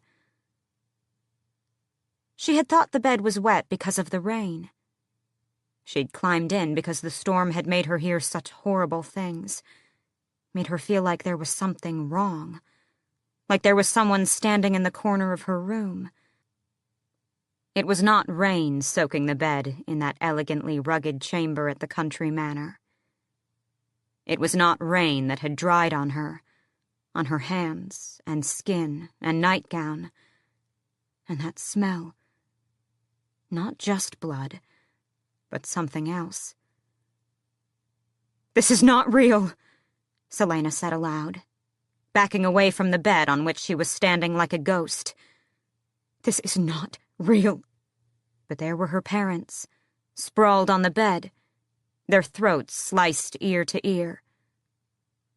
There was her father, broad-shouldered and handsome, his skin already gray. There was her mother, her golden hair matted with blood, her face, slaughtered like animals. The wounds were so vulgar, so gaping and deep, and her parents looked so... Selena vomited. She fell to her knees, her bladder loosening just before she vomited a second time. "This is not real. This is not real," she gasped, as a wet warmth soaked her pants.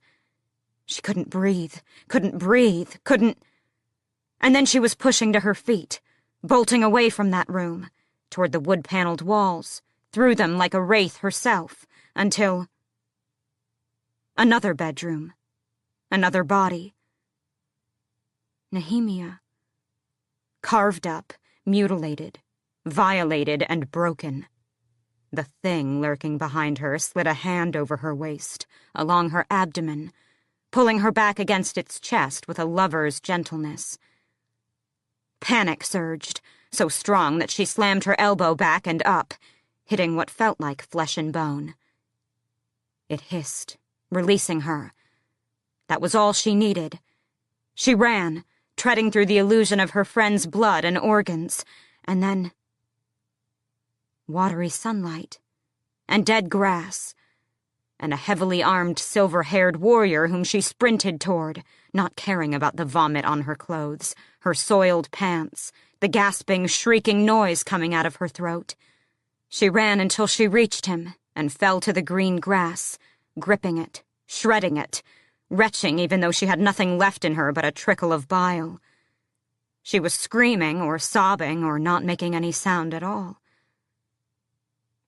Then she felt the shift and the surge, a well opening beneath her stomach and filling with burning, relentless fire. No. No! Agony cleaved her in a pulse, her vision jumping between crystal clarity and the muted eyesight of mortals. Her teeth aching as the fangs punched out and retracted. Ebb and flow. Immortal and mortal. Mortal and immortal. Shifting as fast as a hummingbird's flapping wings. With each shift, the well deepened, that wildfire rising and falling and reaching up, up. She really did scream then, because her throat burned. Or maybe that was the magic coming out, at last unleashed. Magic. Selena awoke under the canopy of the forest. It was still daylight, and from the dirt on her shirt and pants and boots, it seemed like Rowan had dragged her here from the barrows. That was vomit on her shirt and pants. And then there was... she'd wet herself. Her face heated, but she shoved away the thoughts about why she had pissed herself, why she had hurled her guts up. And that last thought, about magic. "No discipline, no control, and no courage," came a growling voice. Head throbbing, she found Rowan sitting on a rock, his muscular arms braced on his knees. A dagger hung from his left hand, as if he'd been idly tossing the damn thing in the air while she lay in her own filth. "You failed," he said flatly. "You made it to the other side of the field, but I said to face the whites, not throw a magical tantrum." "I will kill you," she said, the words raw and gasping. "How dare—" "That was not a white, princess." He flicked his attention toward the trees beyond her. She might have roared about using specifics to escape his bargain to bring her to Doranel. But when his eyes met hers again, he seemed to say, "That thing should not have been there." "Then what in hell was it, you stupid bastard?" she silently shot back. He clenched his jaw before he said aloud, "I don't know. We've had skinwalkers on the prowl for weeks, roaming down from the hills to search for human pelts. But this was something different. I have never encountered its like, not in these lands or any other. Thanks to having to drag you away, I don't think I'll learn any time soon." He gave her a pointed look at her current state. "It was gone when I circled back. Tell me what happened. I saw only darkness, and when you emerged, you were different." She dared to look at herself again. Her skin was bone white, as if the little color she'd received lying on those rooftops in Verez had been leached away, and not only by fright and sickness. "No," she said. "And you can go to hell. Other lives might depend on it." "I want to go back to the fortress," she breathed. She didn't want to know about the creatures, or about the skinwalkers, or about any of it. Each word was an effort. "Right now." "You're done when I say you're done. You can kill me or torture me or throw me off a cliff, but I am done for today. In that darkness, I saw things that no one should be able to see.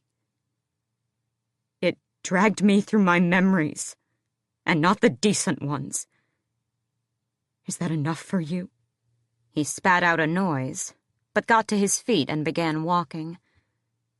She staggered and stumbled, knees trembling, and kept moving after him, all the way into the halls of Mistward, where she angled her body so that none of the passing sentries or workers could see her soiled pants, the vomit. There was no hiding her face, though. She kept her attention on the prince until he opened a wooden door and a wall of steam hit her. "These are the female baths. Your room is a level up. Be in the kitchens at dawn tomorrow." And then he left her again. Selena trudged into the steamy chamber, not caring who was in there as she shucked off her clothes, collapsed into one of the sunken stone tubs, and did not stir for a long, long while. Chapter 15. Kayal wasn't at all surprised that his father was 20 minutes late to their meeting. Nor was he surprised when his father strode into Kayal's office, slid into the chair opposite his desk, and offered no explanation for his tardiness. With calculated cool and distaste, he surveyed the office. No windows, a worn rug, an open trunk of discarded weapons that Kayal had never found the time to polish or send for repairs. At least it was organized. The few papers on his desk were stacked. His glass pens were in their proper holders. His suit of armor, which he rarely had occasion to wear, gleamed from its dummy in the corner. His father said at last, "This is what our illustrious king gives the captain of his guard?" Kayal shrugged, and his father studied the heavy oak desk, a desk he'd inherited from his predecessor, and one on which he and Selena had. He shut down the memory before it could boil his blood, and instead smiled at his father. "There was a larger office available in the glass edition, but I wanted to be accessible to my men." It was the truth. He also hadn't wanted to be anywhere near the administrative wing of the castle, sharing a hallway with courtiers and councilmen. "A wise decision." His father leaned back in the ancient wooden chair. "A leader's instincts." Kayal pinned him with a long stare. "I'm to return to Aniel with you. I'm surprised you waste your breath on flattery." "Is that so?" From what I've seen, you have been making no move to prepare for this so-called return. You're not even looking for a replacement. Despite your low opinion of my position, it's one I take seriously. I won't have just anyone looking after this palace. You haven't even told His Majesty that you're leaving." That pleasant, dead smile remained on his father's face. "When I begged for my leave next week, the king made no mention of you accompanying me. Rather than land you in hot water, boy, I held my tongue." Chaol kept his face bland, neutral. "Again, I'm not leaving until I find a proper replacement. It's why I asked you to meet me. I need time." It was true, partially at least. Just as he had for the past few nights, Chaol had dropped by Adian's party.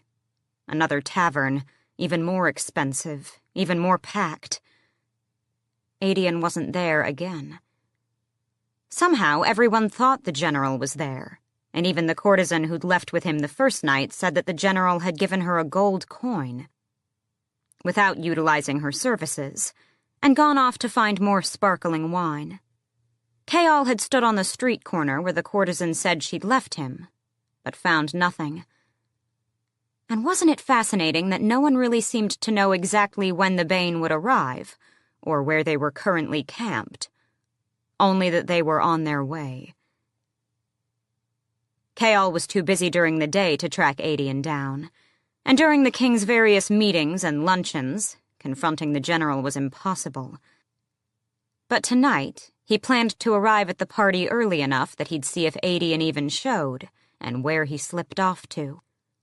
The sooner he could get something on Adian, the sooner he could settle all this nonsense and keep the king from looking too long in his direction before he turned in his resignation. He'd only called this meeting because of a thought that had awoken him in the middle of the night. A slightly insane, highly dangerous plan that would likely get him killed before it even accomplished anything.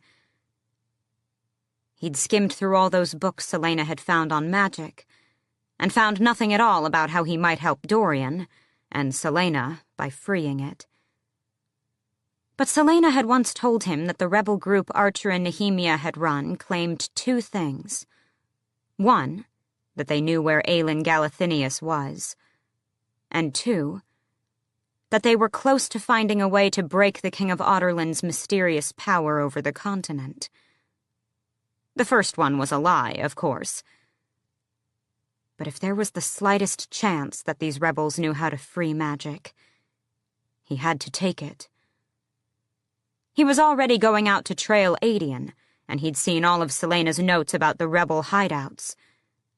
So he had an idea of where they could be found. This would have to be dealt with carefully, and he still needed as much time as he could buy. His father's dead smile faded, and true steel, honed by decades of ruling Aniel, shone through. "Rumor has it you consider yourself a man of honor, though I wonder what manner of man you truly are, if you do not honor your bargains. I wonder." His father made a good show of chewing on his bottom lip. "I wonder what your motive was, then, in sending your woman to Wendlin." Chaol fought the urge to stiffen. For the noble Captain Westfall, there would be no question that he truly wanted His Majesty's champion to dispatch our foreign enemies. Yet for the Oathbreaker, the liar... "I am not breaking my vow to you," Chaol said, meaning every word. "I intend to go to Aniel. I will swear that in any temple before any god. But only when I've found a replacement." "You swore a month," his father growled. "You're to have me for the rest of my damned life. What is a month or two more to you?" His father's nostrils flared. What purpose, then, did his father have in wanting him to return so quickly? Chaol was about to ask, itching to make his father squirm a bit, when an envelope landed on his desk. It had been years. Years and years.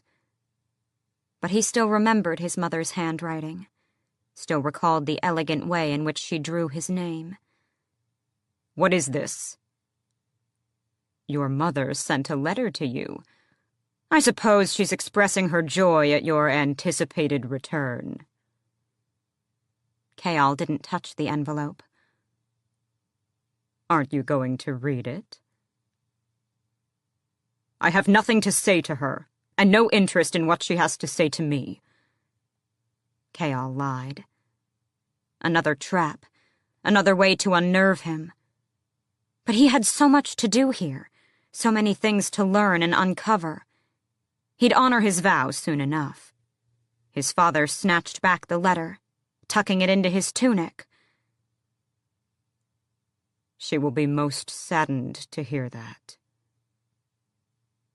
And he knew his father, well aware of Kayal's lie, would tell his mother exactly what he'd said.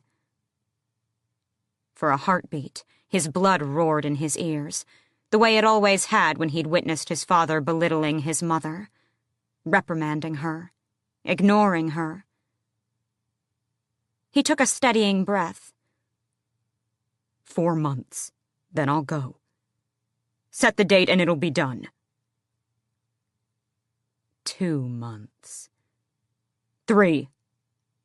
A slow smile. I could go to the king right now and ask for your dismissal instead of waiting 3 months. Kayal clenched his jaw. Name your price, then. Oh, there's no price. But I think I like the idea of you owing me a favor. That dead smile returned. I like that idea very much. 2 months, boy. They did not bother with goodbyes. Sorsha was called up to the Crown Prince's chambers, just as she was settling in to brew a calming tonic for an overworked kitchen girl. And though she tried not to seem too eager and pathetic, she found a way to very, very quickly dump the task on one of the lower-level apprentices and make the trek to the prince's tower. She'd never been here, but she knew where it was. All the healers did, just in case. The guards let her pass with hardly a nod, and by the time she'd ascended the spiral staircase, the door to his chambers was already open. A mess. His rooms were a mess of books and papers and discarded weapons. And there, sitting at a table with hardly a foot of space cleared for him, was Dorian, looking rather embarrassed, either at the mess or at his split lip. She managed to bow, even as that traitorous heat flooded her again, up her neck and across her face. "Your Highness summoned me." A cleared throat. Well, I think you can see what needs repairing. Another injury to his hand. This one looked like it was from sparring, but the lip. Getting that close to him would be an effort of will. Hand first, then. Let that distract her, anchor her. She set down her basket of supplies and lost herself in the work of readying ointments and bandages. His scented soap caressed her nose, strong enough to suggest he'd just bathed, which was a horrible thing to think about as she stood beside his chair, because she was a professional healer, and imagining her patients naked was not a... "Aren't you going to ask what happened?" the prince said, peering up at her. "It's not my place to ask, and unless it's relevant to the injury, it's nothing I need to know." It came out colder, harder than she meant, but it was true. Efficiently, she patched up his hand. The silence didn't bother her. She'd sometimes spent days in the catacombs without speaking to anyone. She'd been a quiet child before her parents had died, and after the massacre in the city square, she'd become even more so. It wasn't until she'd come to the castle that she found friends, found that she sometimes liked talking. Yet now, with him, well, it seemed that the prince didn't like silence, because he looked up at her again and said, "Where are you from?" Such a tricky question to answer, since the how and why of her journey to this castle were stained by the actions of his father. "Fenharrow?" she said, praying that would be the end of it. "Where in Fenharrow?"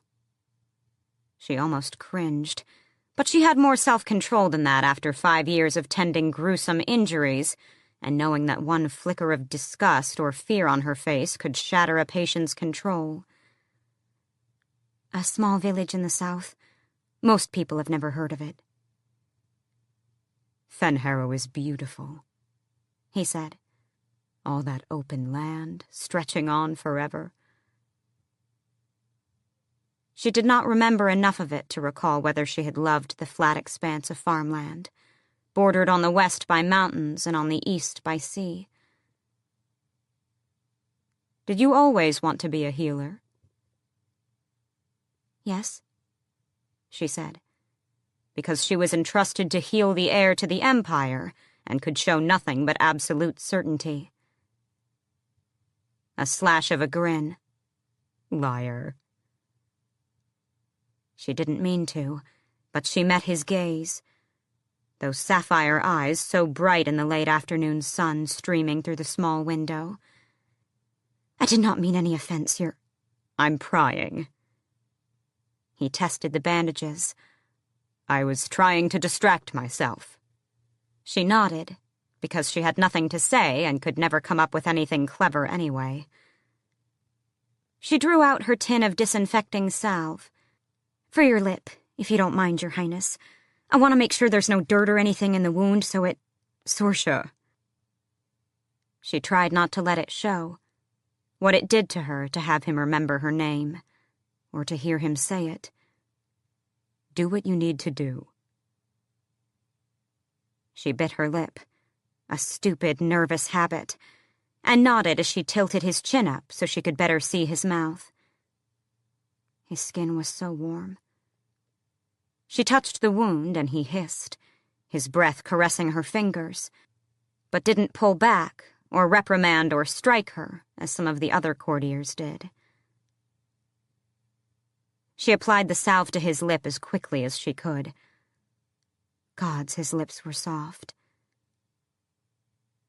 She hadn't known he was the prince the day she first saw him, striding through the gardens, the captain in tow. They were barely into their teenage years, and she was an apprentice in hand-me-down clothes. But for a moment, he'd looked at her and smiled. He'd seen her when no one else had for years, so she found excuses to be in the upper levels of the castle. But she'd wept the next month when she spied him again, and 2 apprentices had whispered about how handsome the prince was. Dorian, heir to the throne. It had been secret and stupid, this infatuation with him, because when she finally encountered him again, years later while helping Amethy with a patient, he did not look at her. She had become invisible, like many of the healers. Invisible, just as she had wanted. "Sorsha?" Her horror achieved new depths as she realized she'd been staring at his mouth, fingers still in her tin of salve. "I'm sorry," she said, wondering whether she should throw herself from the tower and end her humiliation. "It's been a long day." That wasn't a lie. She was acting like a fool. She'd been with a man before, one of the guards. Just once, and long enough to know she wasn't particularly interested in letting another one touch her any time soon. But standing so close, his legs brushing the skirt of her brown homespun dress. "Why didn't you tell anyone?" he asked quietly. "About me and my friends." She backed away a step, but held his stare, even though training and instinct told her to avert her eyes. "You were never cruel to the healers," to anyone. I like to think that the world needs... Saying that was too much, because the world was his father's world. Needs better people. He finished for her, standing. And you think my father would have used your knowledge of our comings and goings against us? So he knew that Amity reported anything unusual. Amity had told Sorsha to do the same, if she knew what was good for her. I don't mean to imply that His Majesty would... Does your village still exist? Are your parents still alive?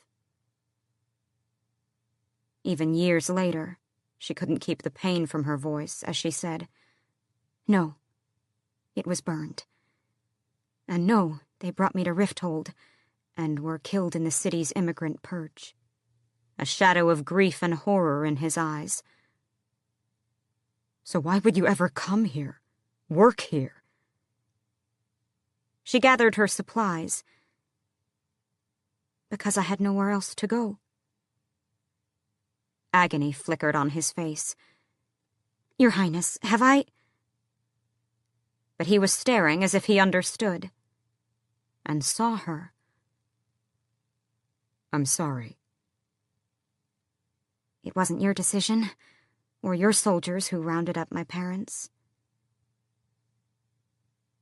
He only looked at her for a long moment before thanking her. A polite dismissal. And she wished, as she left that cluttered tower, that she'd never opened her mouth, because perhaps he'd never call on her again for the sheer awkwardness of it. She wouldn't lose her position, because he wasn't that cruel. But if he refused her services, then it might lead to questions. So Sorsha resolved, as she lay that night in her little cot, to find a way to apologize, or maybe find excuses to keep the prince from seeing her again. Tomorrow. She'd figure it out tomorrow. The following day, she didn't expect the messenger who arrived after breakfast, asking for the name of her village. And when she hesitated, he said that the Crown Prince wanted to know. Wanted to know so he could have it added to his personal map of the continent. Chapter 16. Of all the spaces in the Omega, the mess hall was by far the most dangerous. The 3 Iron Teeth clans had been divided into rotating shifts that kept them mostly separated. Training with the Wyverns, training in the weapons room, and training in mortal warfare. It was smart to separate them, Manon supposed, since tensions were high, and would continue to run high until the Wyverns were selected. Everyone wanted a bull. Though Manon fully expected to get one, perhaps even Titus, it didn't keep her from wanting to punch out the teeth of anyone who even whispered about coveting a bull of her own. There were only a few overlapping minutes between their 3-hour rotations, and the coven leaders did their best to keep them from running into each other. At least Manon did. Her temper was on a tight leash these days, and one more sneer from the Yellowlegs heir was likely to end in bloodshed. The same could be said of her 13, 2 of whom, the green-eyed twins Phaline and Fallon, more demon than witch, had gotten into a brawl with some Yellowlegs idiots, unsurprisingly. She'd punished them just as she'd punished Asterin, 3 blows each, public and humiliating. But like clockwork, fights still broke out between other covens when they were in close quarters, which was what made the mess hall so deadly. The 2 daily meals were the only time they all shared together, and while they kept to their own tables, the tension was so thick Manon could slice it with her blade. Manon stood in line for her bowl of slop. That was the best name she could give the doughy goop the mess hall served, flanked by Asterin, with the last of the Blue Blood witches in the line ahead of her. Somehow, the Blue Bloods were always first. First in line for food, first to ride the Wyverns, the 13 had yet to get airborne, and likely to get first pick of the beasts. A growl rumbled deep in her throat. But Manon pushed her tray along the table, watching the pale-faced server heap a grayish-white ball of food into the bowl of the blue blood in front of her. She didn't bother to note the details of his features as the thick vein in his throat pulsed. Witches didn't need blood to survive, but humans didn't need wine either. The blue bloods were picky about whose blood they drank. Virgins, young men, pretty girls. But the Blackbeaks didn't particularly care one way or another. The man's ladle began shaking, tip-tapping along the side of the cauldron. "Rules are rules," drawled a voice to her left. Asterin let out a warning snarl, and Manon didn't have to look to know that the Yellowlegs heir, Iskra, lurked there. "No eating the rabble," the dark-haired witch added, shoving her bowl in front of the man, cutting the line. Manon took in the iron nails and teeth, the calloused hand so blatantly making a show of dominance. "Ah, I was wondering why no one's bothered to eat you," Manon said. Iskra shouldered her way farther in front of Manon. Manon could feel the eyes in the room shifting toward them, but she reined in her temper, allowing the disrespect. Mess hall posturing meant nothing. "I hear your 13 are taking to the air today," said the Yellowlegs heir, as Manon received her own ration. "What business is it of yours?"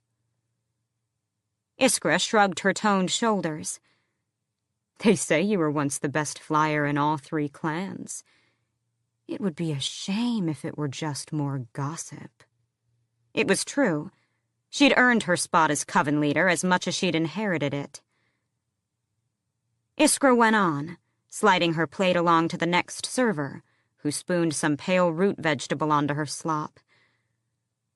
"There's talk of skipping our training rotation, so we can see the legendary 13 take to the skies for the first time in a decade." Manon clicked her tongue in pretend thought. "I also heard there's talk that the Yellowlegs need all the help they can get in the sparring room. But I suppose any army needs its supply drivers." A low laugh from Asterin, and Iskra's brown eyes flashed. They reached the end of the serving table, where Iskra faced Manon. With their trays in hand, neither could reach for the blades at their sides. The room had gone silent. Even the high table at which the 3 matrons sat.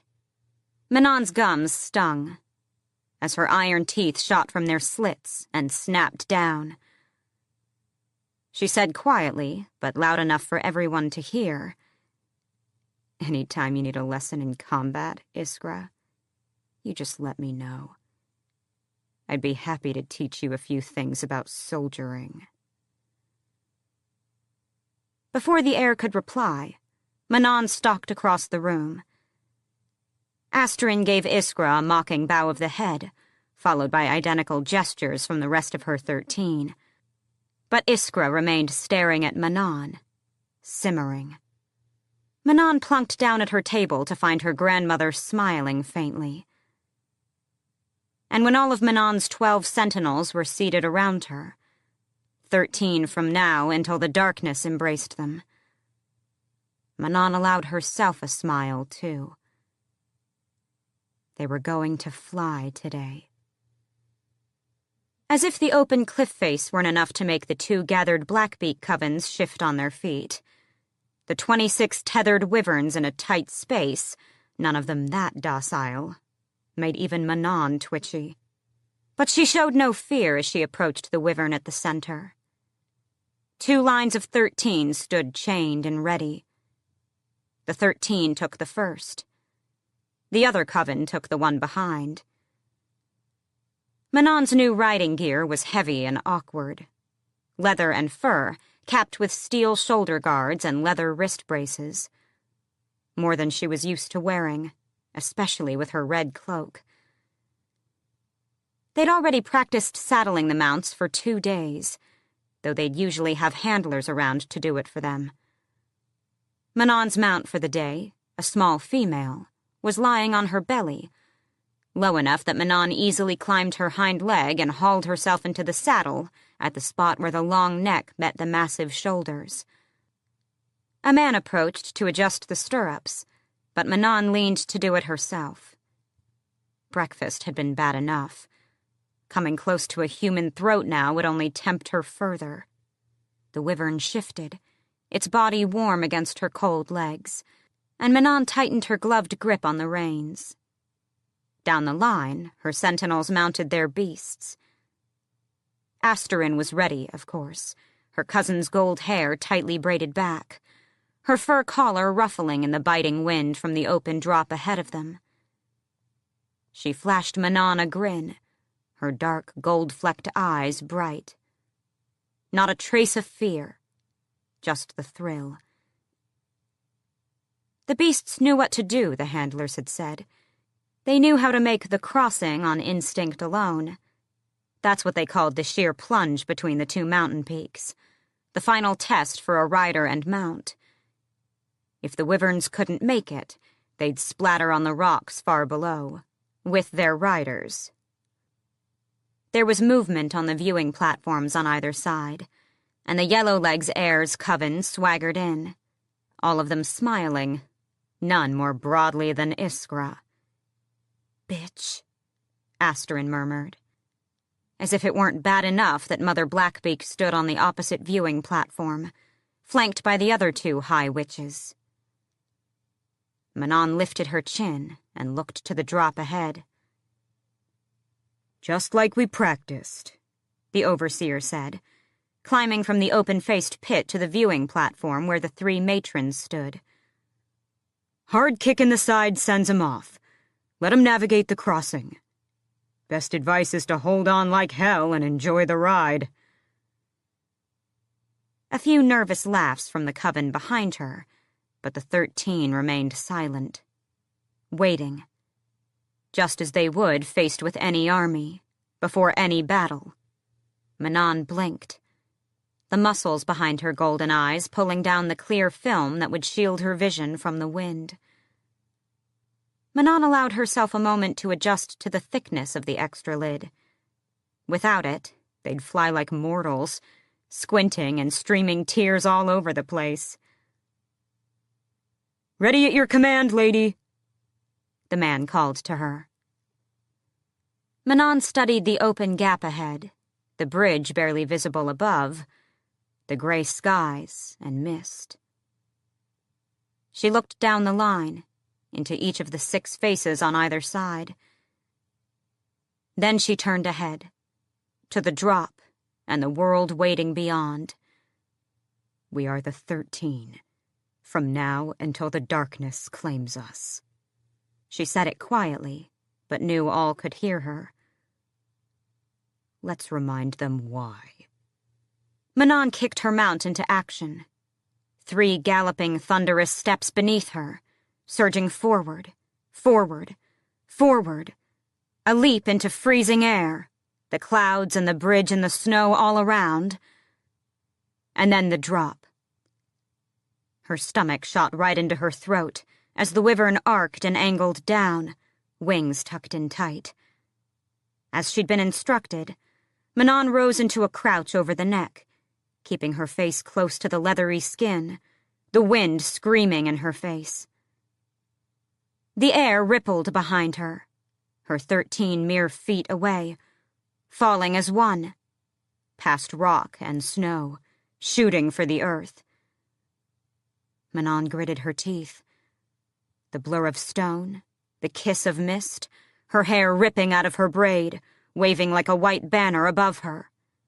The mist parted, and darkness embraced her. There was the gap floor, so close, and Manon held on to the saddle, to the reins, to conscious thought as massive wings spread and the world tilted, and the body beneath her flipped up, up, riding the wind's current in a sheer climb along the side of the northern fang.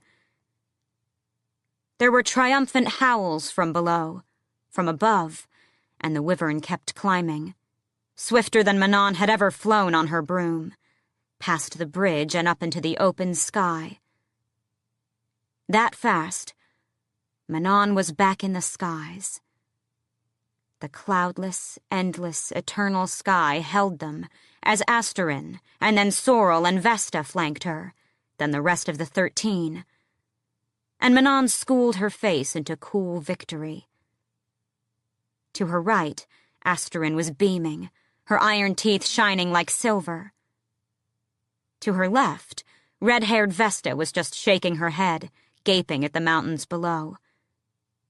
Sorrel was as stone-faced as Manon, but her black eyes danced. The 13 were airborne again. The world spread beneath them, and ahead, far to the west, was the home they would someday reclaim. But now,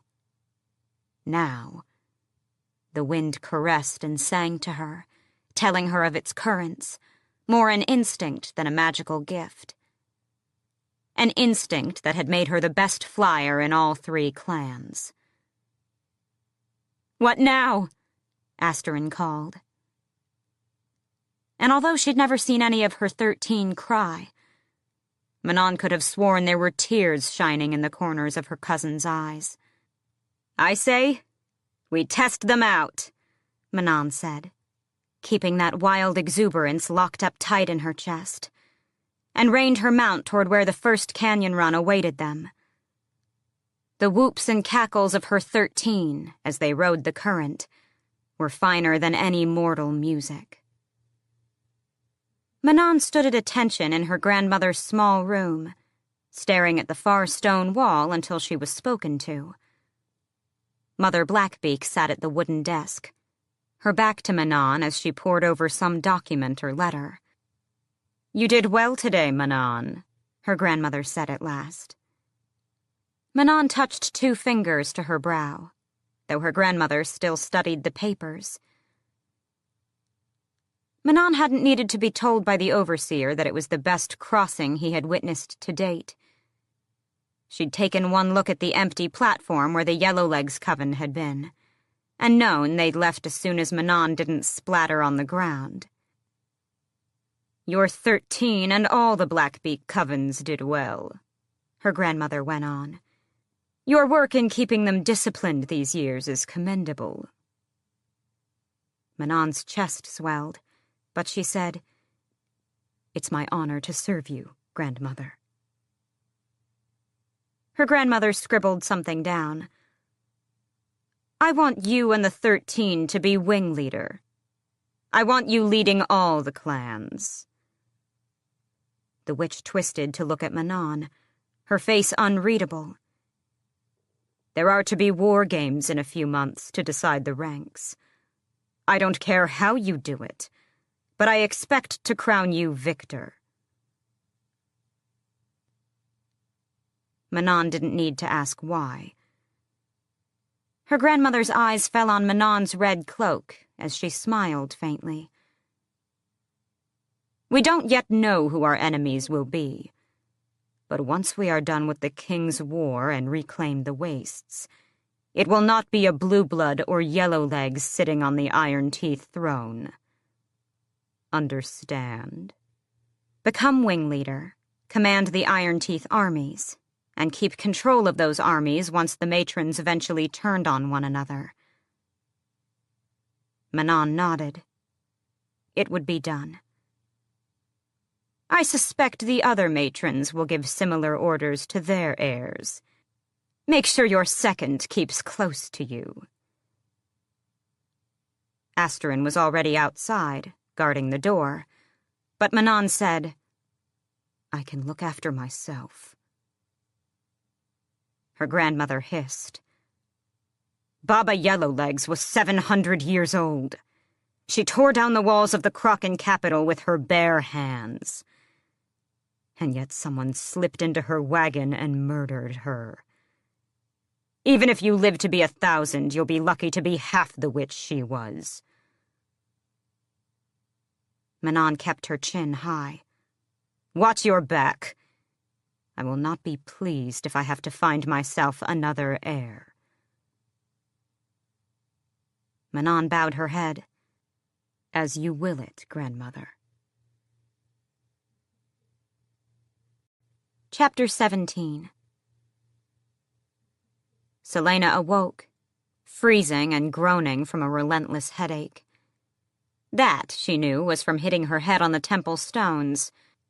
She hissed as she sat up, and every inch of her body, from her ears to her toes to her teeth, gave a collective burst of pain. It felt as if she'd been pummeled by 1,000 iron fists and left to rot in the cold. That was from the uncontrolled shifting she'd done yesterday. The gods knew how many times she'd shuddered between one form and the other. From the tenderness of her muscles, it had to have been dozens. But she hadn't lost control of the magic, she reminded herself as she rose, gripping the chipped bedpost. She pulled the pale robe tighter around her as she shuffled for the dresser and basin. After the bath, she realized she had nothing to change into and had stolen one of the many robes, leaving her reeking clothes heaped by the door. She'd barely made it to her room before she collapsed on the bed, pulled the scrap of blanket over her, and slept. And slept, and slept. She didn't feel like talking with anyone, and no one came for her anyway. Selena braced her hands on the dresser and grimaced at her reflection. She looked like shit, felt like shit, even more grim and gaunt than yesterday. She picked up the tin of salve Rowan had given her, but then decided he should see what he'd done. And she'd looked worse. 2 years ago, when Arobin had beaten her to a bloody pulp for disobeying his orders. This was nothing compared to how mangled she'd been then. She opened the door to find that someone had left clothes, the same as yesterday, but fresh. Her boots had been cleaned of mud and dust. Either Rowan had left them, or someone else had noticed her filthy clothing. Gods, she'd soiled herself in front of him. She didn't let herself wallow in the humiliation as she dressed and went to the kitchens, the halls dark in the moments before dawn. Already, Luca was prattling about the fighting knife a sentry had loaned him for his training, and on and on and on. Apparently she had underestimated how horrific her face was, because Luca stopped his chattering mid-sentence to swear. Whirling, Emrys took one look at her and dropped his earthenware bowl before the hearth. Great Mother and all her children. Selena went to the heap of garlic cloves on the work table and picked up a knife. It looks worse than it feels. A lie. Her head was still pounding from the cut on her brow, and her eye was deeply bruised beneath. I've got some salve in my room. Luca started from where he was already washing dishes, but she gave him a long look. She began peeling the cloves, her fingers instantly sticky. They were still staring, so she flatly said, "It's none of your business." Emrys left his shattered bowl on the hearthstones and hobbled over, anger dancing in those bright, clever eyes. "It's my business when you come into my kitchen." "I've been through worse," she said. Luca said, "What do you mean?" He eyed her mangled hands, her black eye, and the ring of scars around her neck, courtesy of Baba Yellowlegs. She silently invited him to do the calculations. A life in Otterlin with fey blood, a life in Otterlin as a woman. His face paled. After a long moment, Emrys said, "Leave it alone, Luca," and stooped to pick up the fragments of the bowl. Selena went back to the garlic, Luca markedly quieter as he worked. Breakfast was made and sent upstairs in the same chaotic rush as yesterday, but a few more demi-fae noticed her today. She either ignored them or stared them down, marking their faces. Many had pointed ears, but most seemed human. Some wore civilian clothing, tunics and simple gowns, while the sentries wore light leather armor and heavy gray cloaks with an array of weapons, many the worse for wear. The warriors looked her way the most, men and women both, wariness and curiosity mingling. She was busy wiping down a copper pot when someone let out a low, appreciative whistle in her direction. "Now that is one of the most glorious black eyes I've ever beheld." A tall old man, handsome despite being around Emrys's age, strode through the kitchen, empty platter in his hands. "You leave her be too, Malachi," Emrys said from the hearth. His husband, mate. The old man gave a dashing grin and set down the platter on the counter near Selena. "Rowan doesn't pull punches, does he?"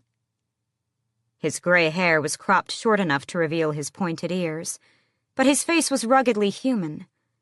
"And it looks like you don't bother using a healing salve." She held his gaze but gave no reply. Malachi's grin faded. "My mate works too much as it is. You don't add to that burden, understand?" Emrys growled his name, but Selena shrugged. "I don't want to bother with any of you." Malachi caught the unspoken warning in her words. "So don't try to bother with me," and gave her a curt nod. She heard, more than saw, him stride to Emrys and kiss him, then the rumble of some murmured, stern words, and then his steady footsteps as he walked out again. "Even the demi-fae warrior males push overprotective to a whole new level," Emrys said, the words laced with forced lightness. "It's in our blood," Luca said, lifting his chin. "It is our duty, honor, and life's mission to make sure our families are cared for, especially our mates." "And it makes you a thorn in our side," Emrys clucked. "Possessive, territorial beasts." The old man strode to the sink, setting down the cool kettle for Selena to wash. "My mate means well, lass, but you're a stranger, and from Otterlin, and you're training with someone none of us quite understand." Selena dumped the kettle in the sink. "I don't care," she said, and meant it. Training was horrible that day. Not just because Rowan asked if she was going to vomit or piss herself again, but also because for hours, he made her sit amongst the temple ruins on the ridge, battered by the misty wind. He wanted her to shift. That was his only command. She demanded to know why he couldn't teach her the magic without shifting, and he gave her the same answer again and again. No shift, no magic lessons. But after yesterday, nothing short of him taking his long dagger and cutting her ears into points would get her to change forms. She tried once, when he stalked into the woods for some privacy. She tugged and yanked and pulled at whatever lay deep inside her, but got nothing. No flash of light or searing pain. So they sat on the mountainside, Selena frozen to the bone. At least she didn't lose control again, no matter what insults he threw her way, either aloud or through one of their silent, vicious conversations. She asked him why he wasn't pursuing the creature that had been in the Barrow-White's field, and he merely said that he was looking into it, and the rest was none of her concern. Thunderclouds clustered during the late afternoon. Rowan forced her to sit through the storm until her teeth were clattering in her skull, and her blood was thick with ice. And then they finally made the trek to the fortress. He ditched her by the baths again, eyes glimmering with an unspoken promise that tomorrow would be worse. When she finally emerged, there were dry clothes in her room, folded and placed with such care that she was starting to wonder whether she didn't have some invisible servant shadowing her. There was no way in hell an immortal like Rowan would have bothered to do that for a human. She debated staying in her rooms for the rest of the night, especially as rain lashed at her window, lightning illuminating the trees beyond. But her stomach gurgled. She was lightheaded again, and knew she'd been eating like an idiot. With her black eye, the best thing to do was eat, even if it meant going to the kitchens. She waited until she thought everyone had gone upstairs. There were always leftovers after breakfast. There had to be some at dinner. Gods, she was bone-tired, and ached even worse than she had this morning. She heard the voices long before she entered the kitchen, and almost turned back, but no one had spoken to her at breakfast save Malachi. Surely everyone would ignore her now, too. She'd estimated a good number of people in the kitchen, but was still a bit surprised by how packed it was. Chairs and cushions had been dragged in, all facing the hearth, before which Emrys and Malachi sat, chatting with those gathered. There was food on every surface, as if dinner had been held in here. Keeping to the shadows atop the stairs, she observed them. The dining hall was spacious, if a bit cold. Why gather around the kitchen hearth? She didn't particularly care, not when she saw the food. She slipped in through the gathered crowd with practiced stealth and ease, filling up a plate with roast chicken, potatoes — gods, she was already sick of potatoes — and hot bread. Everyone was still chatting. Those who didn't have seats were standing against the counters or walls, laughing and sipping from their mugs of ale. The upper half of the kitchen door was open to let out the heat from all the bodies, the sound of rain filling the room like a drum. She caught a glimmer of movement outside, but when she looked, there was nothing there. Selena was about to slip back up the stairs when Malachi clapped his hands and everyone stopped talking. Selena paused again in the shadows of the stairwell. Smiles spread, and people settled in. Seated on the floor in front of Emrys's chair was Luca, a pretty young woman pressed into his side, his arm casually draped around her shoulders. Casually, but with enough of a grip to tell every other male in the room that she was his. Selena rolled her eyes, not at all surprised. Still, she caught the look Luca gave the girl, the mischief in his eyes that sent a pang of jealousy right through her. She'd looked at Kaol with that same expression.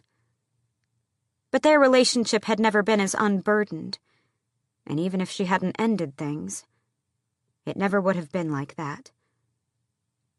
The ring on her finger became a weight. Lightning flashed, revealing the grass and forest beyond. Seconds later, thunder shook the stones, triggering a few shrieks and laughs. Emrys cleared his throat, and every eye snapped to his lined face. The ancient hearth illuminated his silver hair, casting shadows throughout the room. Long ago, Emrys began, his voice weaving between the drumming rain and grumbling thunder and crackling fire. When there was no mortal king on Wendland's throne, the Fairies still walked among us. Some were good and fair, some were prone to little mischiefs, and some were fouler and darker than the blackest night. Selena swallowed. These were words that had been spoken in front of hearths for thousands of years, spoken in kitchens like this one. Tradition. It was those wicked Fairies, Emrys went on, the words resonating in every crack and crevice, that you always had to watch for on the ancient roads, or in the woods, or on nights like this, when you can hear the wind moaning your name. Oh, not that one, Luca groaned. But it wasn't heartfelt.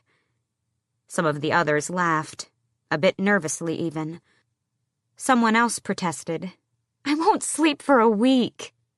Selena leaned against the stone wall, shoveling food down her throat as the old man wove his tale. The hair on her neck stood on end for the duration of it, and she could see every horrific moment of the story as clearly as if she had lived it. As Emrys finished his tale, thunder boomed, and even Celaena flinched, almost upsetting her empty plate. There were some wary laughs, some taunts and gentle pushes. Celaena frowned. If she'd heard this story, with the wretched creatures who delighted in skin sewing and bone crunching and lightning crisping, before traveling here with Rowan, she never would have followed him.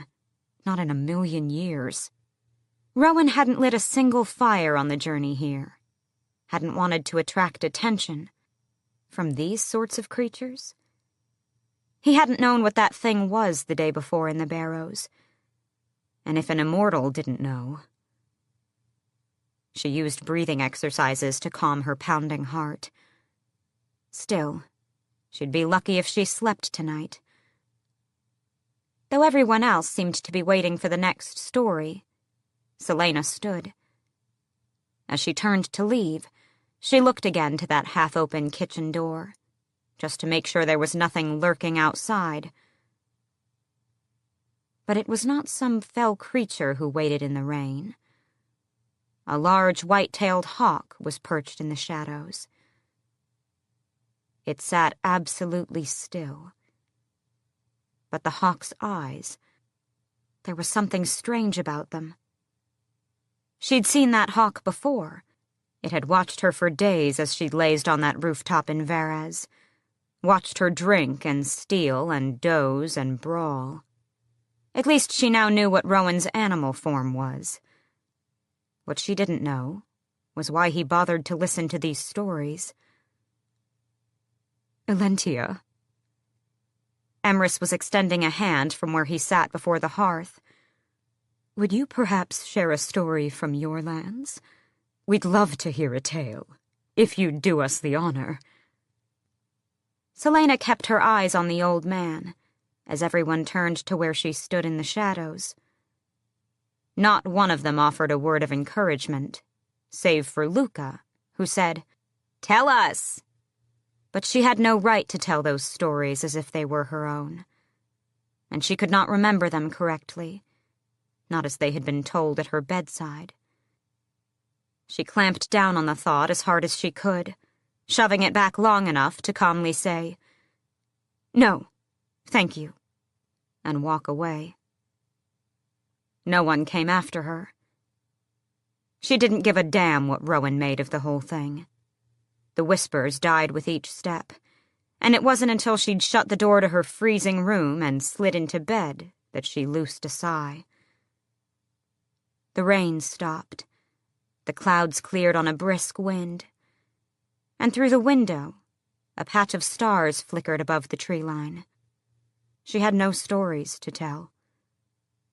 All the legends of Terrasen were lost to her, and only fragments were strewn through her memories like rubble. She pulled her scrap of blanket higher and draped an arm over her eyes, shutting out the ever-watching stars. Chapter 18. Mercifully, Dorian wasn't forced to entertain Adian again, and saw little of him outside of state dinners and meetings, where the general pretended he didn't exist. He saw little of Kaol, too, which was a relief, given how awkward their conversations had been of late. But he'd begun to spar with the guards in the mornings. It was about as fun as laying on a bed of hot nails, but at least it gave him something to do with the restless, anxious energy that hounded him day and night. Not to mention, all those cuts and scrapes and sprains gave him an excuse to go to the healer's catacombs. Sorsha, it seemed, had caught on to his training schedule, and her door was always open when he arrived. He hadn't been able to stop thinking about what she'd said in his room, or wondering why someone who had lost everything would dedicate her life to helping the family of the man who had taken it all away. And when she'd said, "Because I had nowhere else to go," for a second, it hadn't been Sorsha but Celaena, broken with grief and loss and rage, coming to his room because there was no one else to turn to. He'd never known what that was like, that loss, but Sorsha's kindness to him, which he'd repaid so foully until now, hit him like a stone to the head. Dorian entered her workroom, and Sorsha looked up from the table and smiled, broadly and prettily, and, well, wasn't that exactly the reason he found excuses to come here every day? He held up his wrist, already stiff and throbbing. "Landed on it badly," he said by way of greeting. She came around the table, giving him enough time to admire the long lines of her figure in her simple gown. She moved like water, he thought, and often caught himself marveling at the way she used her hands. "There's not much I can do for that," she said after examining his wrist. "But I have a tonic for the pain, only to subdue it, and I can put your arm in a sling if—" "Gods, no. No sling. I'll never hear the end of it from the guards." Her eyes twinkled, just a bit, in that way they did when she was amused and tried hard not to be. But if there was no sling, then he had no excuse to be here. And even though he had an inane council meeting in an hour and still needed to bathe, he stood. "What are you working on?" She took a careful step back from him. She always did that, to keep the wall up. "Well, I have a few tonics and salves to make for some of the servants and guards today, to replenish their stocks." He knew he shouldn't, but he moved to peer over her narrow shoulder at the work table, at the bowls and vials and beakers. She made a small noise in her throat, and he swallowed his smile as he leaned a bit closer. "This is normally a task for apprentices, but they were so busy today that I offered to take some of their workload." She usually talked like this when she was nervous, which Dorian had noticed with some satisfaction was when he came near. And not in a bad way. If he'd sensed that she was truly uncomfortable, he'd have kept his distance. This was more flustered. He liked flustered. "But," she went on, trying to sidestep away, "I'll make your tonic right now, Your Highness." He gave her the space she needed as she hurried about the table with graceful efficiency, measuring powders and crushing dried leaves, so steady and self-assured. He realized he'd been staring when she spoke again. "Your friend, the King's champion, is she well?" Her mission to Wendlin was fairly secret, but he could get around that. "She's off on my father's errand for the next few months. I certainly hope she's well, though I have no doubt she can care for herself." "And her hound? She's well?" "Fleetfoot? Oh, she's fine. Her legs healed beautifully." The hound now slept in his bed, of course, and bullied him for scraps and treats to no end. But it was nice to have some piece of his friend while she was gone. "Thanks to you." A nod. And silence fell as she measured and then poured some green-looking liquid. He sincerely hoped he wasn't going to drink that. "They said—" Sorsha kept her spectacular eyes down. "They said there was some wild animal roaming the halls a few months ago. That's what killed all those people before Yulmus. I never heard whether they caught it, but then your friend's dog looked like she'd been attacked." Dorian willed himself to keep still. She'd truly put some things together then, and hadn't told anyone. "Ask it, Sorsha." Her throat bobbed, and her hands shook a little, enough that he wanted to reach out and cover them. But he couldn't move. Not until she spoke. "What was it?" she breathed. "Do you want the answer that will keep you asleep at night? Or the one that might ensure you never sleep again?" She lifted her gaze to him, and he knew she wanted the truth. So he loosed a breath and said, "It was two different creatures. My father's champion dealt with the first. She didn't even tell the captain and me until we faced the second." He could still hear that creature's roar in the tunnel, still see it squaring off against Chaol. Still had nightmares about it. "The rest is a bit of a mystery." It wasn't a lie. There was still so much he didn't know, and didn't want to learn. Would His Majesty punish you for it? A quiet, dangerous question. Yes. His blood chilled at the thought. Because if he knew, if his father learned Celaena had somehow opened a portal, Dorian couldn't stop the ice spreading through him. Sorsha rubbed her arms and glanced at the fire. It was still burning high, but... shit. He had to go. Now. Sorsha said, "He'd kill her, wouldn't he? That's why you said nothing." Dorian slowly started backing out, fighting against the panicked, wild thing inside of him. He couldn't stop the rising ice, didn't even know where it was coming from. But he kept seeing that creature in the tunnels, kept hearing Fleetfoot's pained bark, seeing Chaol choose to sacrifice himself so they could get away.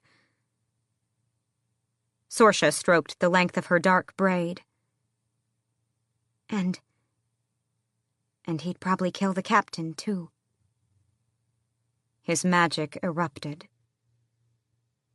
After Sorsha had been forced to wait in the cramped office for 20 minutes, Amethy finally paraded in, her tight bun making her harsh face even more severe. "Sorsha," she said, sitting down at her desk and frowning, "what am I to do with you? What example does this set for the apprentices?" Sorsha kept her head down. She knew she'd been kept waiting in order to make her fret over what she'd done, accidentally knocking over her entire work table and destroying not only countless hours and days of work, but also a good number of expensive tools and containers. "I slipped. I spilled some oil and forgot to wipe it up." Amethy clicked her tongue. "Cleanliness, Sorsha, is one of our most important assets. If you cannot keep your own workroom clean, how can you be trusted to care for our patients? For His Highness, who was there to witness your latest bout of unprofessionalism. I've taken the liberty of apologizing in person and offered to oversee his future care, but..." Amethy's eyes narrowed. "He said he would pay for the repair costs and would still like you to serve him." Sorsha's face warmed. It had happened so quickly. As the blast of ice and wind and something else surged toward her, Sorsha's scream had been cut off by the door slamming shut. That had probably saved their lives. But all she could think of was getting out of the way. So she'd crouched beneath her table, hands over her head, and prayed. She might have dismissed it as a draft, might have felt foolish, if the prince's eyes hadn't seemed to glow in that moment before the wind and cold, had the glasses on the table not all shattered, had ice not coated the floor, had he not just stayed there untouched. It wasn't possible. The prince... There was a choking, awful sound, and then Dorian was on his knees, peering under the work table. "Sorsha! Sorsha!" She'd gaped at him, unable to find the words. Amethy drummed her long, bony fingers on the wooden desk. "Forgive me for being indelicate," she said. But Sorsha knew the woman didn't care one bit about manners. "But I'll also remind you that interacting with our patients outside of our duties is prohibited." There could be no other reason for Prince Dorian to prefer Sorsha's services over Amethy's, of course. Sorsha kept her eyes on her clenched hands in her lap, still flecked with cuts from some of the small shards of glass. You needn't worry about that, Amity. Good. I'd hate to see your position compromised. His Highness has a reputation with women. A little smug smile. And there are many beautiful ladies at this court. And you are not one of them. Sorsha nodded and took the insult, as she always did and had always done. That was how she survived, how she had remained invisible all these years. It was what she'd promised the prince in the minutes after his explosion, when her shaking ceased, and she'd seen him. Not the magic, but the panic in his eyes, the fear and pain. He wasn't an enemy using forbidden powers, but a young man in need of help. Her help. She could not turn away from it, from him, could not tell anyone what she'd witnessed. It was what she would have done for anyone else. In the cool, calm voice that she reserved for her most grievously injured patients, she had said to the prince, "I'm not going to tell anyone, but right now you are going to help me knock this table over, and then you are going to help me clean this up." He'd just stared at her. She stood, noting the hair-thin slices on her hands that had already started stinging. "I am not going to tell anyone," she said again, grabbing one corner of the table. Wordlessly, he went to the other end and helped her ease the table onto its side, the remaining glass and ceramic jars tumbling to the ground. For all the world, it looked like an accident, and Sorsha went to the corner to grab the broom. "When I open this door," she had said to him, still quiet and calm and not quite herself, "we will pretend. But after today, after this..." Dorian stood rigid, as if he were waiting for the blow to fall. "After this," she said, "if you are all right with it, we will try to find ways to keep this from happening. Perhaps there's some tonic to suppress it." His face was still pale. "I'm sorry," he breathed. And she knew he meant it. She went to the door and gave him a grim smile. "I will start researching tonight. If I find anything, I'll let you know. And perhaps, not now, but later, if your Highness has the inclination, you could tell me a bit about how this is possible. It might help me somehow." She didn't give him time to say yes, but instead opened the door, walked back to the mess, and said a little louder than usual, "I am truly sorry, Your Highness. There was something on the floor and I slipped and..." From there it had been easy. The snooping healers had arrived to see what the commotion was about, and one of them had scuttled off to Amity. The prince had left, and Sorsha had been ordered to wait here. Amity braced her forearms on the desk. "His Highness was extraordinarily generous, Sorsha. Let it be a lesson for you. You're lucky you didn't injure yourself further." "I'll make an offering to Silba today," Sorsha lied, quiet and small, and left. Kayal pressed himself into the darkened alcove of a building, holding his breath as Adian approached the cloaked figure in the alley. Of all the places he'd expected Adian to go when he slipped out of his party at the tavern, the slums were not one of them. Adian had made a spectacular show of playing the generous wild host, buying drinks, saluting his guests, ensuring everyone saw him doing something. And just when no one was looking, Adian had walked right out the front, as if he were too lazy to go to the privy in the back. A staggering drunk, arrogant and careless and haughty. Kayal had almost bought it. Almost. Then Adian had gotten a block away, thrown his hood over his head, and prowled into the night, stone-cold sober. He'd trailed from the shadows as Adian left the wealthier district and strolled into the slums, taking alleys and crooked streets. He could have passed for a wealthy man seeking another sort of woman, until he'd stopped outside this building, and that cloaked figure with the twin blades approached him. Kayal couldn't hear the words between Adian and the stranger, but he could read the tension in their bodies well enough. After a moment, Adian followed the newcomer, though not before he thoroughly scanned the alley, the rooftops, the shadows. Kayal kept his distance. If he caught Adian buying illicit substances, that might be enough to get him to calm down, to keep the parties at a minimum and control the bane when it arrived. Kayal tracked them, mindful of the eyes he passed, every drunk and orphan and beggar. On a forgotten street by the Avery's docks, Adian and the cloaked figure slipped into a crumbling building. It wasn't just any building, not with sentries posted on the corner, by the door, on the rooftop, even milling about the street, trying to blend in. They weren't royal guards or soldiers.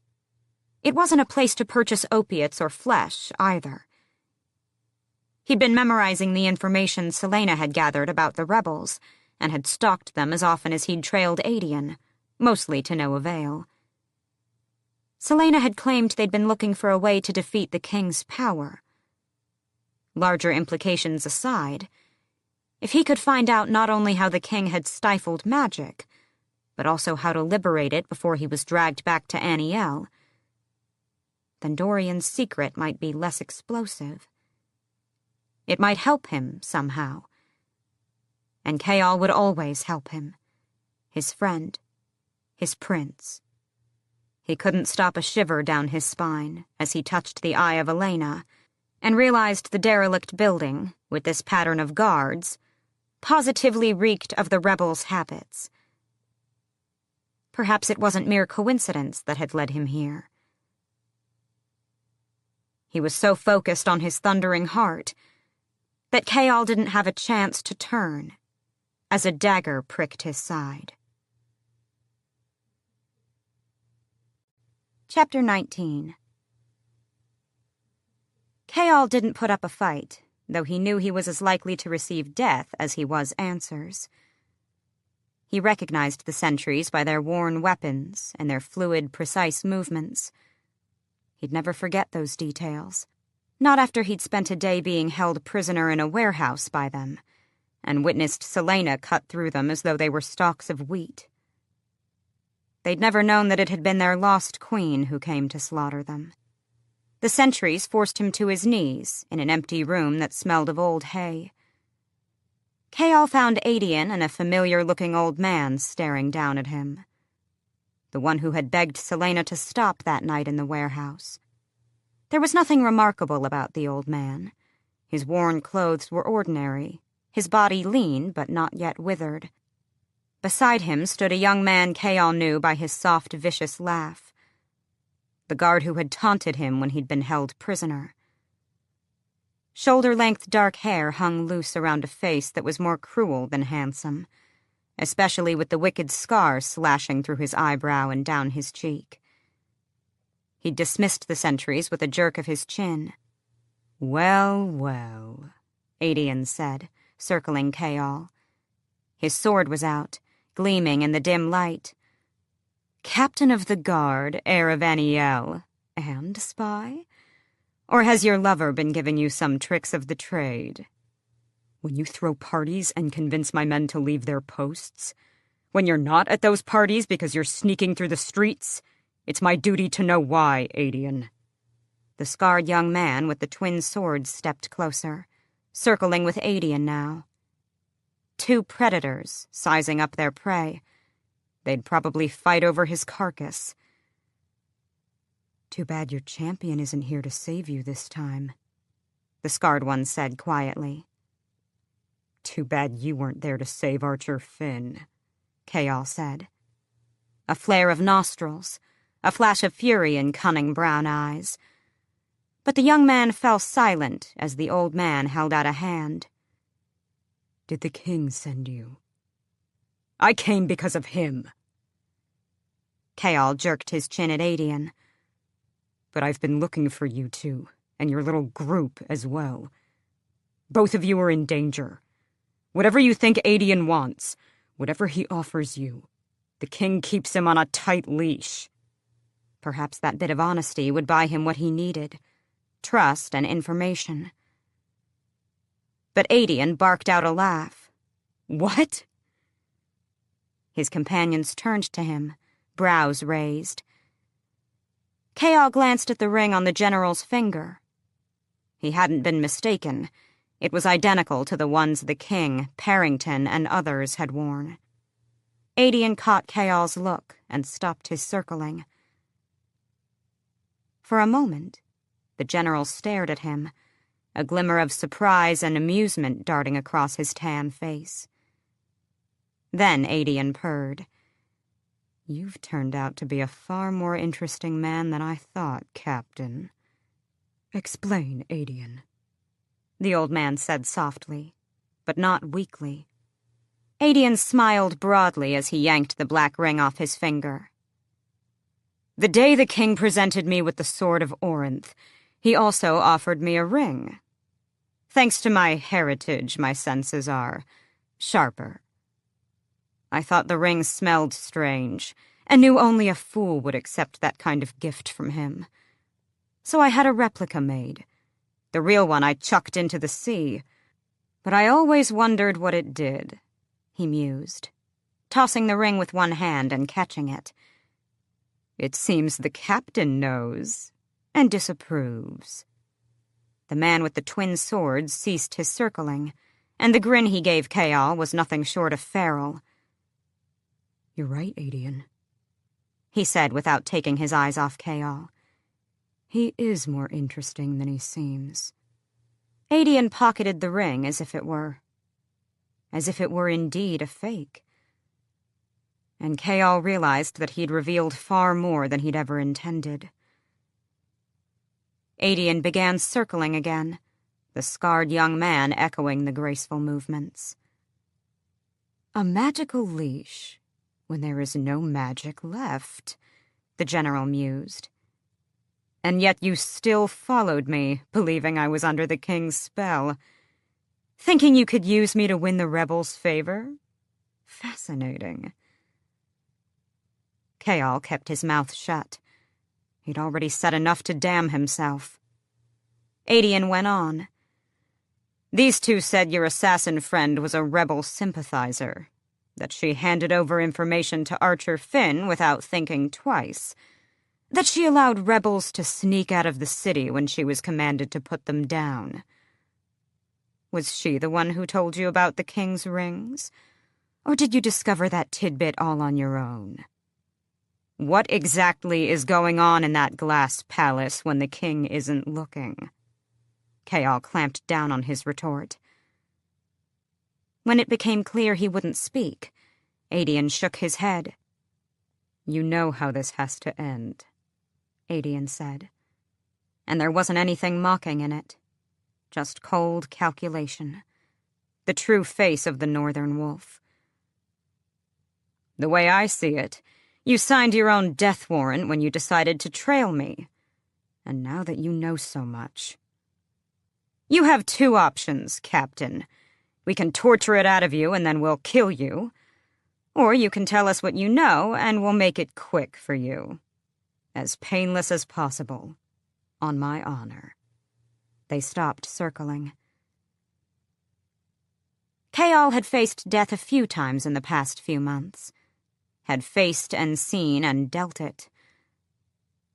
But this death, where Selena and Dorian and his mother would never know what happened to him, it disgusted him somehow, enraged him. Adian stepped closer to where Kaol knelt. He could take out the scarred one, then hope he could stand against Adian, or at least flee.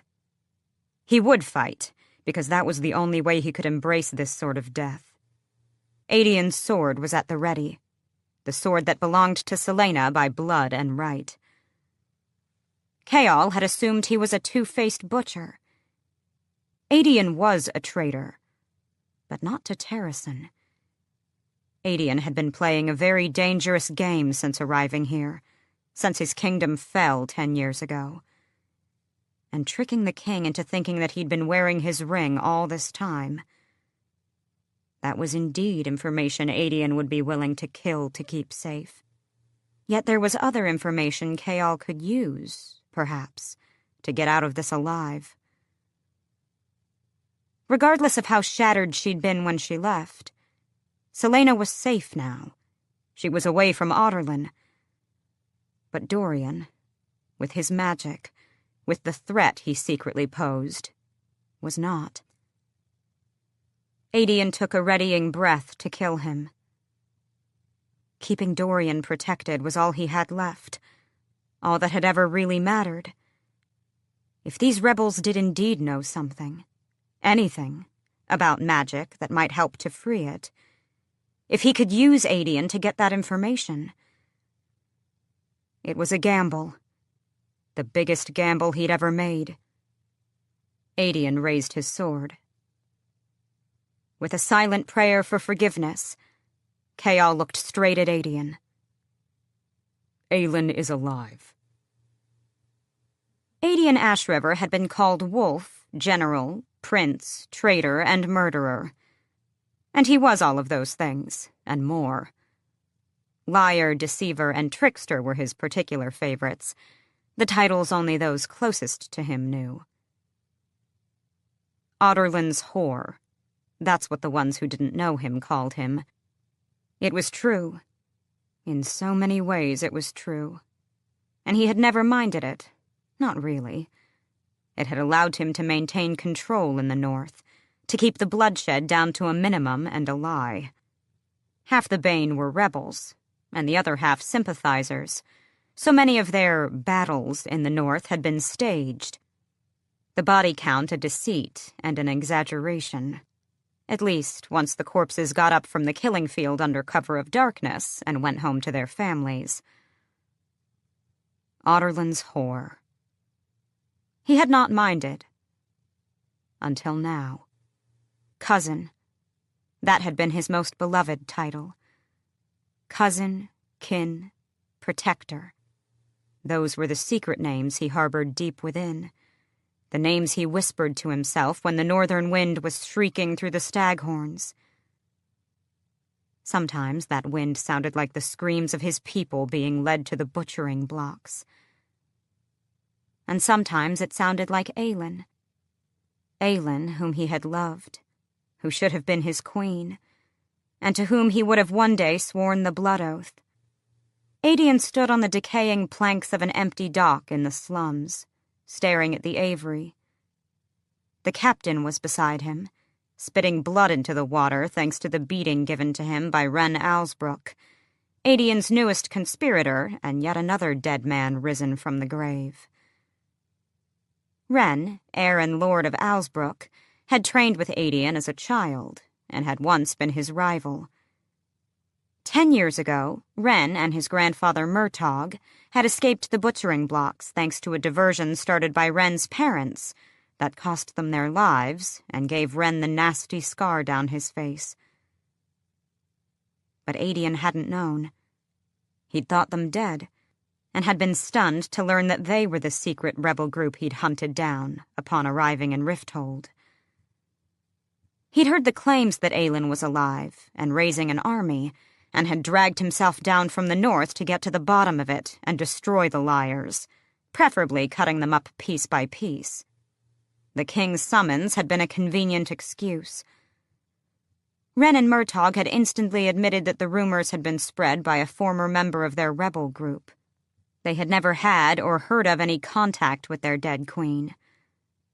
But seeing Wren and Murtaugh, he'd since wondered who else might have survived. He had never allowed himself to hope that Aelin. Adian set his sword on the wooden rail and ran his scarred fingers down it, taking in the nicks and lines, each mark a tale of legendary battles fought, of great kings long dead. The sword was the last shred of proof that a mighty kingdom had once existed in the north. It wasn't his sword, not really. In those initial days of blood and conquest, The king of Audurlin had snatched the blade from rogue Galathinius's cooling body and brought it to Rifthold. And there it had stayed, the sword that should have been Aelin's. So Aedion had fought for years in those war camps and battlefields, fought to prove his invaluable worth to the king, and had taken everything that was done to him again and again. When he and the Bane won that first battle, and the king had proclaimed him the Northern Wolf and offered him a boon, Aedion had asked for the sword. The king attributed the request to an 18-year-old's romanticism, and Aedion had swaggered about his own glory until everyone believed that he was a traitorous butchering bastard who made a mockery of the sword just by touching it. But winning back the sword didn't erase his failure. Even though he'd been 13, and even though he'd been 40 miles away in Orinth when Aelin had been killed on the country estate, he should have stopped it. He'd been sent to her land upon his mother's death to become Aelin's sword and shield, to serve in the court she was supposed to have ruled, that child of kings. So he should have ridden out when the castle erupted with the news that Orlan Galathinius had been assassinated. By the time anyone did, Ro, Evelyn, and Aelin were dead. It was that reminder he'd carried with him on his back, the reminder of who the sword belonged to, and to whom, when he took his last breath and went to the other world, he'd finally give it. But now the sword, that weight he'd embraced for years, felt lighter and sharper, far more fragile, infinitely precious. The world had slipped from beneath his feet. No one had spoken for a moment after the captain of the guard made his claim. Aelin is alive. Then the captain had said he'd only speak with Aedion about it. Just to show they weren't bluffing about torturing him, Ren had bloodied him up with a cool precision that Aedion grudgingly admired. But the captain had taken the blows. And whenever Ren paused, Murtagh looked on disapprovingly. The captain said the same thing. After it became clear that the captain would either tell only Aedion or die, he'd called off Ren. The heir of Alsbrook bristled, but Aedion had dealt with plenty of young men like him in the war camps. It never took much to get them to fall in line. Aedion gave him a long, hard stare, and Ren backed down. Which was how they wound up here, Chaol cleaning off his face with a scrap of his shirt. For the past few minutes, Aedion had listened to the most unlikely story he'd ever heard. The story of Celaena Sardathian, the infamous assassin, being trained by Arobin Hamel. The story of her downfall and year in Endovier, and how she'd wound up in the ridiculous competition to become the king's champion. The story of Aelin, his queen, in a death camp, and then serving in her enemy's house. Aedion braced his hands on the rail. It couldn't be true. Not after 10 years. 10 years without hope. Without proof. She has your eyes, Chaol said, working his jaw. If this assassin, an assassin, gods above, was truly Aelin, then she was the king's champion. Then she was the captain's... You sent her to Wendlin, Aedion said, his voice ragged. The tears would come later. Right now he was emptied, gutted. Every lie, every rumor and act and party he'd thrown, every battle, real or faked, every life he'd taken so more could live. How would he ever explain that to her? Audurlin's whore. I didn't know who she was. I just thought she would be safer there because of what she is. You realize you've only given me a bigger reason to kill you. Aedion clenched his jaw. Do you have any idea what kind of risk you took in telling me? I could be working for the king. You thought I was in thrall to him, and all you had for proof against it was a quick story. You might as well have killed her yourself. Fool. Stupid, reckless fool. But the captain still had the upper hand here. The king's noble captain, who was now towing the line of treason. He'd wondered about the captain's allegiance when Wren told him about the involvement of the king's champion with the rebels, but... damn. Aelin. Aelin was the king's champion. Aelin had helped the rebels and gutted Archer Finn. His knees threatened to buckle, but he swallowed the shock, the surprise and terror and glimmer of delight. I know it was a risk, the captain said. But the men who have those rings, something changes in their eyes, a kind of darkness that sometimes manifests physically. I haven't seen it in you since you've been here, and I've never seen someone throw so many parties but only attend for a few minutes. You wouldn't go to such lengths to hide your meetings with the rebels if you were enslaved to the king, especially when during all this time the Bane still hasn't come, despite your assurances that it will be here soon. It doesn't add up. The captain met his stare. Perhaps not quite a fool, then. I think she'd want you to know. The captain looked down the river toward the sea. This place reeked. Adian had smelled and seen worse in war camps, but the slums of Rifthold certainly gave them a run for their money. And Terrason's capital, Orinth, its once shining tower, now a slab of filthy white stone, was well on its way to falling into this level of poverty and despair. But maybe, someday soon. Aelin was alive. Alive and as much of a killer as he was, and working for the same man. Does the prince know? He'd never been able to speak with the prince without remembering the days before Terrason's downfall. He'd never been able to hide that hatred. No. He doesn't even know why I sent her to Wendlin. Or that you're both Fae. Adian had never possessed a fraction of the power that had smoldered in her veins, which had burned libraries and caused such general worry that there had been talk, in those months before the world went to hell, of sending her somewhere so that she could learn to control it.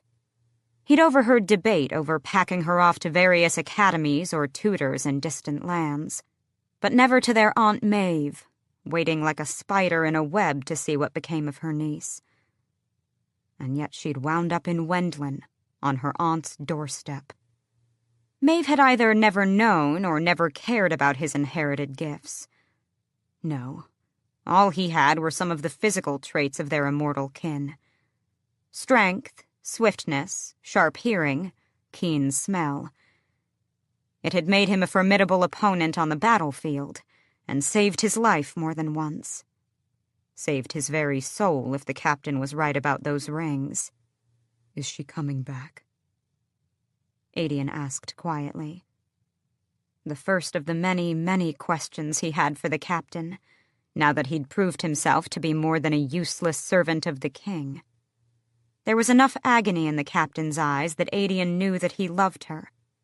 Knew, and felt a tug of jealousy, if only because the captain knew her that well. I don't know, Chaol admitted. If he hadn't been his enemy, Adian would have respected the man for the sacrifice implied. But Aelin had to come back. She would come back. Unless that return only earned her a walk to the butchering block. He would sort through each wild thought when he was alone. He gripped the damp rail harder, fighting the urge to ask more. But then the captain gave him a weighing look, as if he could see through every mask Adian had ever worn. For a heartbeat, Adian considered putting the blade right through the captain and dumping his body in the Avery, despite the information he possessed. The captain glanced at the blade, too, and Adian wondered if he was thinking the same thing, regretting his decision to trust him. The captain should regret it, should curse himself for a fool. Adian said, "Why were you tracking the rebels?" "Because I thought they might have valuable information." It had to be truly valuable, then, if he'd risk revealing himself as a traitor to get it. Adian had been willing to torture the captain, to kill him, too. He'd done worse before. But torturing and killing his queen's lover wouldn't go over well when she returned. And the captain was now his greatest source of information. He wanted to know more about Aelin, about her plans, about what she was like and how he could find her. He wanted to know everything, anything, especially where the captain now stood on the game board, and what the captain knew about the king. So Adian said, "Tell me more about those rings." But the captain shook his head. "I want to make a bargain with you." Chapter 20. The black eye was still gruesome, but it improved over the next week as Selena worked in the kitchens, tried and failed to shift with Rowan, and generally avoided everyone. The spring rains had come to stay, and the kitchen was packed every night. So Selena took to eating dinner on the shadowed steps, arriving just before the story keeper began speaking. Story keeper. That's what Emrys was, a title of honor amongst both Fae and humans in Wendlin. What it meant was that when he began telling a story, you sat down and shut up. It also meant that he was a walking library of the kingdom's legends and myths. By that time, Selena knew most of the fortress's residents, if only in the sense that she could put names to faces. She'd observed them out of instinct, to learn her surroundings, her potential enemies and threats. She knew they observed her, too, when they thought she wasn't paying attention. And any shred of regret she felt at not approaching them was burned up by the fact that no one bothered to approach her either. The only person who made an effort was Luca, who still peppered Selena with questions as they worked, still prattled on and on about his training, the fortress gossip, the weather. He'd only talked to her once about anything else. On a morning when it had taken a monumental effort to peel herself out of bed, and only the scar on her palm had made her plant her feet on the icy floor. She'd been washing the breakfast dishes, staring out the window without seeing anything, too heavy in her bones, when Luca had dumped a pot in the sink and quietly said, "For a long while, I couldn't talk about what happened to me before I came here. There were some days I couldn't talk at all. Couldn't get out of bed, either. But when you need to talk..." She'd shut him down with a long look, and he hadn't said anything like it since. Thankfully, Emrys gave her space. Lots of space, especially when Malachi arrived during breakfast to make sure Selena hadn't caused any trouble. She usually avoided looking at the other fortress couples, but here, where she couldn't walk away, she hated their closeness, the way Malachi's eyes lit up every time he saw him. Hated it so much that she choked on it. She never asked Rowan why he, too, came to hear Emrys's stories. As far as they were each concerned, the other didn't exist outside of training. Training was a generous way to describe what they were doing, as she had accomplished nothing. She didn't shift once. He snarled and sneered and hissed, but she couldn't do it. Every day, always when Rowan disappeared for a few moments, she tried, but nothing. Rowan threatened to drag her back to the barrows, as that seemed to be the only thing that had triggered any sort of response. But he'd backed off, to her surprise, when she told him that she'd slit her own throat before entering that place again. So they swore at each other, sat in brooding silence on the temple ruin, and occasionally had those unspoken shouting matches. If she was in a particularly nasty mood, he made her chop wood, log after log, until she could hardly lift the axe and her hands were blistered. If she was going to be pissed off at the whole damn world, he said, if she was going to waste his time by not shifting, then she might as well be useful in some way.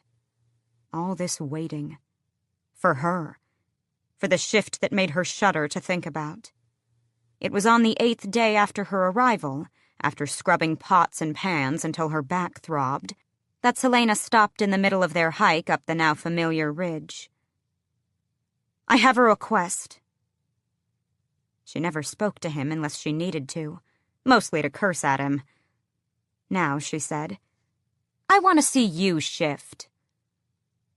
A blink. Those green eyes flat. "You don't have the privilege of giving orders." "Show me how you do it." Her memories of the Fae and Terrasen were foggy, as if someone had smeared oil over them. She couldn't remember seeing one of them change, where their clothes had gone, how fast it had been.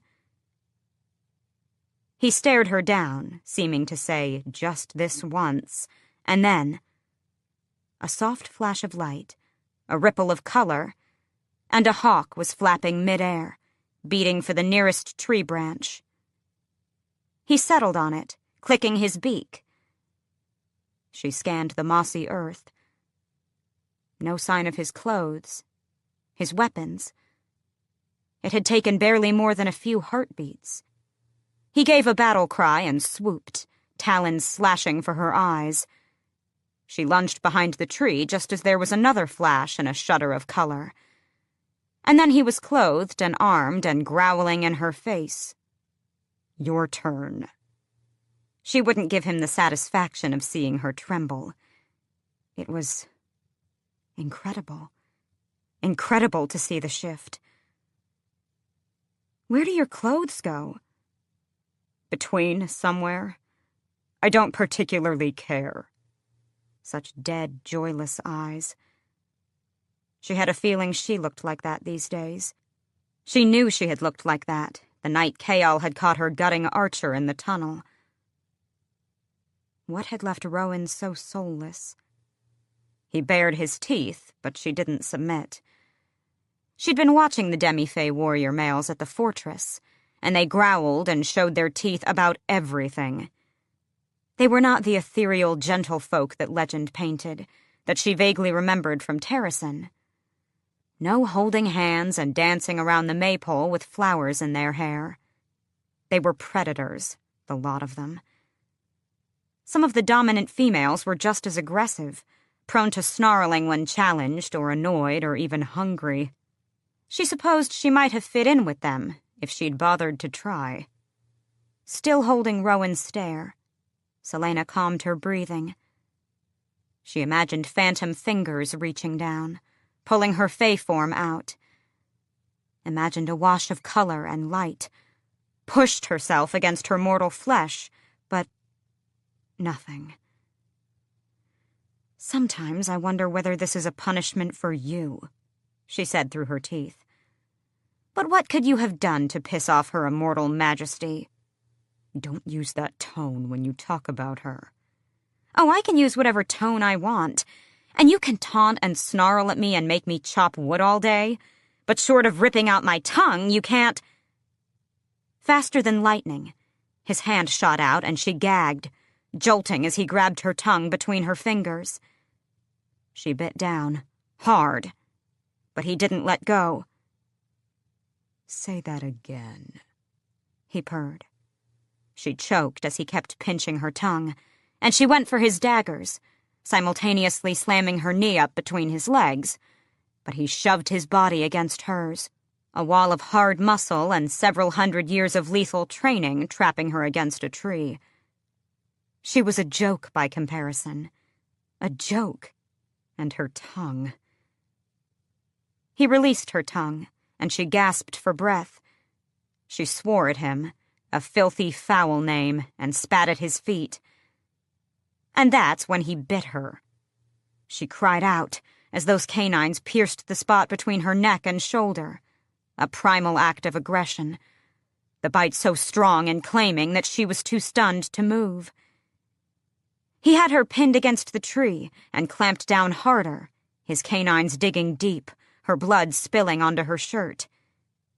Pinned like some weakling. But that was what she'd become, wasn't it? Useless. Pathetic. She growled, more animal than sentient being, and shoved. Rowan staggered back a step, teeth ripping her skin as she struck his chest. She didn't feel the pain, didn't care about the blood or the flash of light. No, she wanted to rip his throat out, rip it out with the elongated canines she bared at him, as she finished shifting and roared. Chapter 21. Rowan grinned. There you are. Blood. Her blood was on his teeth, on his mouth and chin, and those dead eyes glowed as he spat her blood onto the earth. She probably tasted like a sewer to him. There was a shrieking in her ears, and Selena lunged at him. Lunged, and then stopped, as she took in the world with stunning clarity. Smelled it, and tasted it, and breathed it like the finest wine. Gods, this place, this kingdom smelled divine, smelled like... She had shifted. She panted, even though her lungs were telling her she was no longer winded and did not need as many breaths in this body. There was a tickling at her neck. Her skin slowly began to stitch itself together. She was a faster healer in this form. Because of the magic. Breathe. Breathe. But there it was, rising up. Wildfire crackling in her veins, in her fingertips. The forest around them so much kindling. And then... She shoved back. Took the fear and used it like a battering ram inside herself. Against the power. Shoving it down. Down. Rowan prowled closer. Let it out. Don't fight it. A pulse beat against her, nipping, smelling of snow and pine. Rowan's power, taunting hers. Not like her fire, but a gift of ice and wind. A freezing zap at her elbow had her falling back against the tree. The magic bit her cheek now. Magic. Attacking her. The wildfire exploded in a wall of blue flame, rushing for Rowan, engulfing the trees, the world, herself, until... It vanished. Sucked out into nothing, along with the air she was breathing. Selena dropped to her knees, as she clutched at her neck as if she could claw open an airway for herself.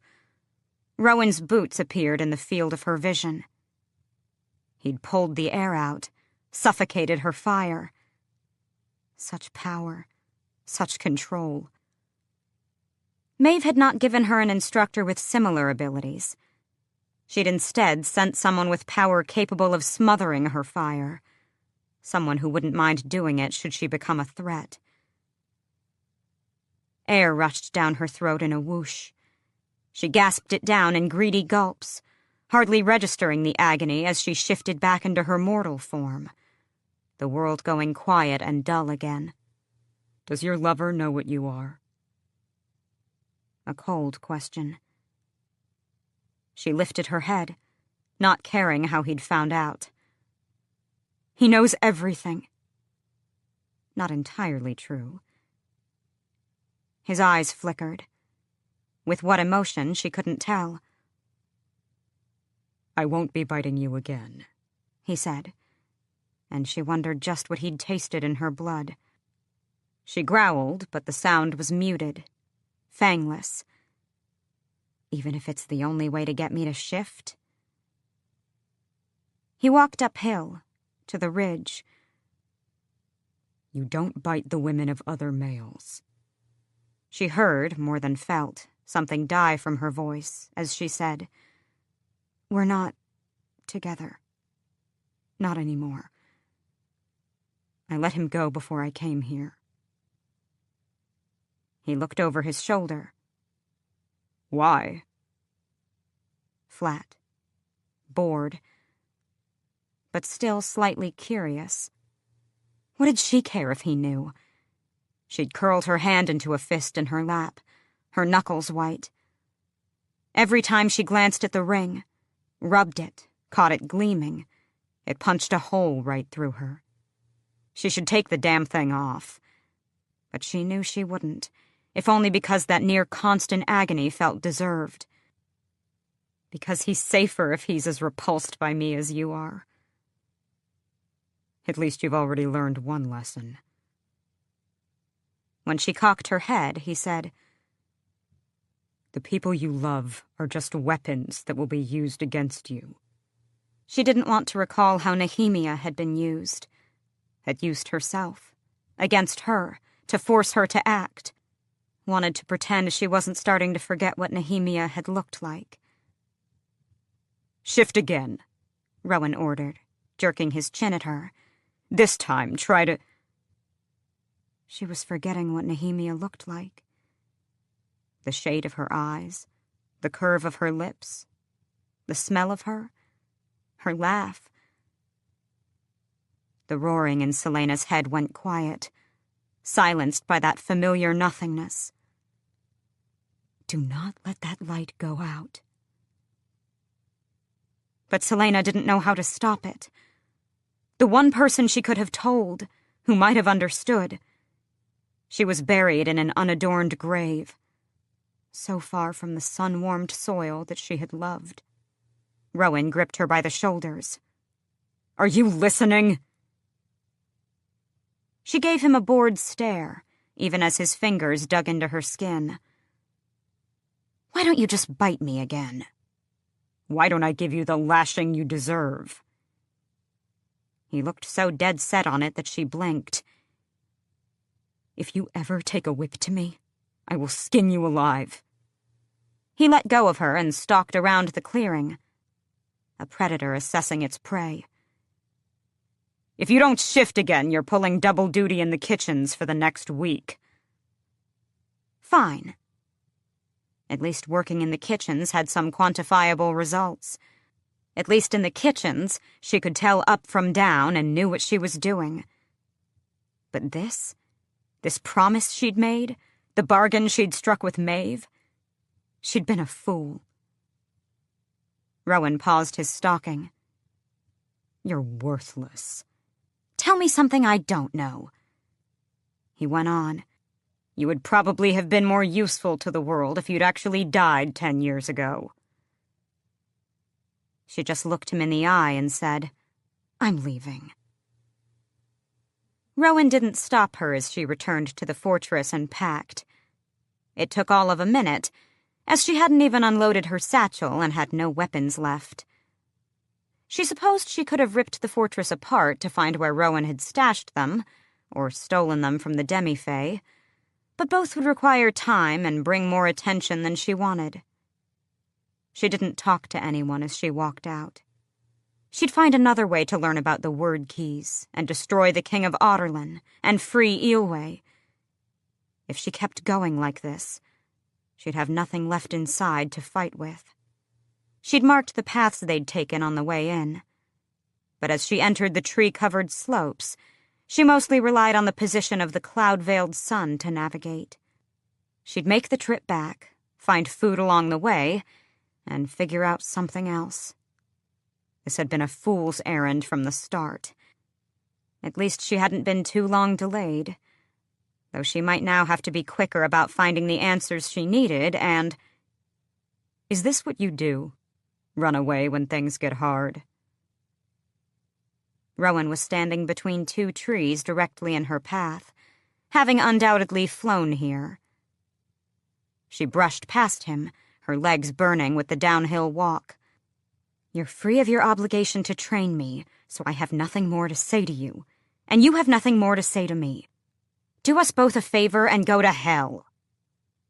A growl. Have you ever had to fight for anything in your life? She let out a low, bitter laugh and walked faster, veering westward, not caring about the direction as much as getting away from him. But he kept up easily, his long, heavily muscled legs devouring the mossy ground. "You're proving me right with every step you take."